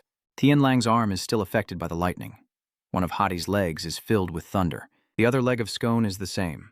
Both of them strike Nephrin in the back, followed immediately by Elhan's fist. She punches him in the side. Heaven's judgment. Nephrin was battered and bleeding from the mouth and nose, and before he could recover, Karen and Thankuim ambushed him from above. And then a massive attack shook the pyramid. Everyone witnessed that moment. Scone is furious. What's wrong with him? Hades seemed unable to believe his eyes, battered and beaten, but still able to stand up again. Nephron, even with a sword pierced through him, still stood up normally. Nephron glanced away, noticing that his wounded shoulder was healing since he's not a true soul. The wound on his side was gone. His regenerative ability seems to be weakening. Move to Lan's side and try your best. Just a little more, only a little more. The sword in Leon's hand burst into blazing flames. Nephron glanced at it, the power of the sun growing stronger. The sword shines with a sparkling light. If I let him go like this, I wonder. He will surely seize the power of the sun, right? Then Nefen prepares himself. Even the weakest dare to dream of becoming a god. He used all his strength to rush at Va. Don't get your hopes up. As he swung his claw, Nefen dodged it just in time. Va glared, but looked worried. He stood behind him and punched him, knocking him out. Haiti and Scone can no longer stand still. Damn that bastard. As the two of them attacked Nefen from behind, he dodged again. She was about to go crazy with him. He is no different from Hati. Nephron turns back and grabs her leg and SCs. He forcefully threw both of them into the nearby pyramid, and Hati and the boy both cried out in pain. Nephron reaches into the endless black hole beneath his feet and pulls Karen out of it. She is being choked by Nefen until she can't breathe, while Elahan ambushes from behind. I can't stop now, and just like before, he knew everything in advance. But Nefen seems to sense that something is wrong. The light from afar, which was once small, becomes enormous. He erupts in fury. You bastard, only I am allowed to sit on the throne of the Supreme Being. A multitude of thorns sprouted from beneath the sand, piercing through Nephron's body. He glanced to the side. Karen slowly flies over. Where do you think you're going? I told you not to move, Nephron muttered. You damn bitch. There's light shining behind him. Nephron turns back to look towards the source of the light. Leon now seems to have unlocked the power of the elite. Leon's sword aura, the sun sword, the sun god. Nephron was pierced by thorns, but still managed to pull out the knife. He uses it to cut through, but the thorns are stabbing all around him. Then, Nephron reaches out and takes Karen. She was suffocating as his hand clenched her throat. Elahan hurriedly crawled over to you, Karen. Neen lifts Karen effortlessly, like a stuffed animal. Despite that, she still tries to hold his hand tightly. Immediately after, the Gravekeeper appeared behind him, and with just a few basic moves, Nephron made it disappear. The Gravekeeper turned to nothingness. He squeezed even harder. That trap no longer works on me. Nephron is about to attack Karen. Die! She gritted her teeth and shouted. Leon calmly said, take that dirty hand away now. When did you and the flaming sword arrive so suddenly? Karen's face softened upon seeing Lon. Elahan was overjoyed. Lord Lon Hati was so happy he almost cried. Leon Essex also finally felt delighted and full of hope that he had succeeded. Leon is grateful to everyone. Thank you for enduring everything. Thank you. You grip the aura sword blade like Leon. Leon's whole body also blazed with the sun sword's fire, and Nephron seemed to sense the danger ahead. You're glaring at me now. Leon strikes him with a powerful blow. Nhat-Than, Nephron's arm was torn off by you. He looked at his fallen arm without it healing, and Nephron was also thrown back by that attack. On the other side, Leon also cut off his hand. He angrily stared at his mutilated hands. Nephron jerks back from where Lon is, then looks down at his two arms. Shaking with confusion, Nephron asks, why aren't they healing? He freaked out. How dare you? How dare you? Nephron, transforming his body, shouted loudly, how dare you claim the power of the sun before me? Why is my son? My pharaoh is truly the one who made the sun. Lightning bolts and blue orbs of energy radiate around him, so powerful that Elahan has to cover his face. Haiti looked up in confusion. What's going on? Leon helps Karen, who is unconscious on the ground. A giant blue moon appears at the top of the pyramid, shining with a luminous blue light. Black sun. Nephron's hands grow back normally. He transforms his body to become stronger and stronger. Nephron appears to be the embodiment of a demon. Die. That moon's eyes turn blue, and that's when he howls. I am the embodiment of death. On Elahan's forehead, there is an eye like that moon. Karen is the same, her eyes wide open. Karen, even Haiti, couldn't escape. And SC was affected just like everyone else and shared the same fate. Nephron stared wide-eyed. Why that guy? My curse. He looked at you with confusion, wondering why he was completely unscathed by him. Elit called out firmly. Leon, you answer. Yeah, it boosts your spirits. If you stop now, everyone who has trusted and followed you until this point will have to fall. Answer me. I know. Leon releases her from his embrace. Karen, wait for me for a moment. You go ahead, Dung. I will be back. Karen whispered Leon's name. Leon steps in front of Nephron, gripping his hero sword tightly, as he channels all his determination into this battle. In the name of the goddess standing here, both you and Elicit are burning with flames. Leon becomes the sun. His hair and outfit change to a golden color. Nephron grimaced. That is the man standing before a giant blazing sun. Sunday. Nephron clenched his teeth tightly together. Leon, filled with murderous intent, advances forward. His fiery body moves across the sand. Immediately after, Leon sped away at the speed of light. The madman shouted loudly, "Only I can become the sun." Nephron also quickly retreated at the same time, and a fire and lightning clashed in battle. The two energies collided, creating a life-and-death fight. He blocks Leon's fiery sword with his hand, glaring at him as if warning him. As he threw a punch, Leon quickly dodged it. His face was bleeding from Nephin. Suddenly, Leon's face swelled with veins, and he shouted, and the man also screamed uncontrollably. He quickly lunged and struck Nephron with deadly sword blows. He tried to pretend he was okay. "You can't cut me anymore. The sun within me will burn you to ashes." Then one of Nephin's hands suddenly let go, causing him to panic. He stared in shock at his vanished hands. His hands follow that sharp flame. Nephron's anger is clearly visible on his face. A fiery hatred still burned in Leon's eyes as he drove his blade straight into his opponent's side. While the sword was still on Nephin's body, he had already caught it. Nephin's face was covered in cold sweat.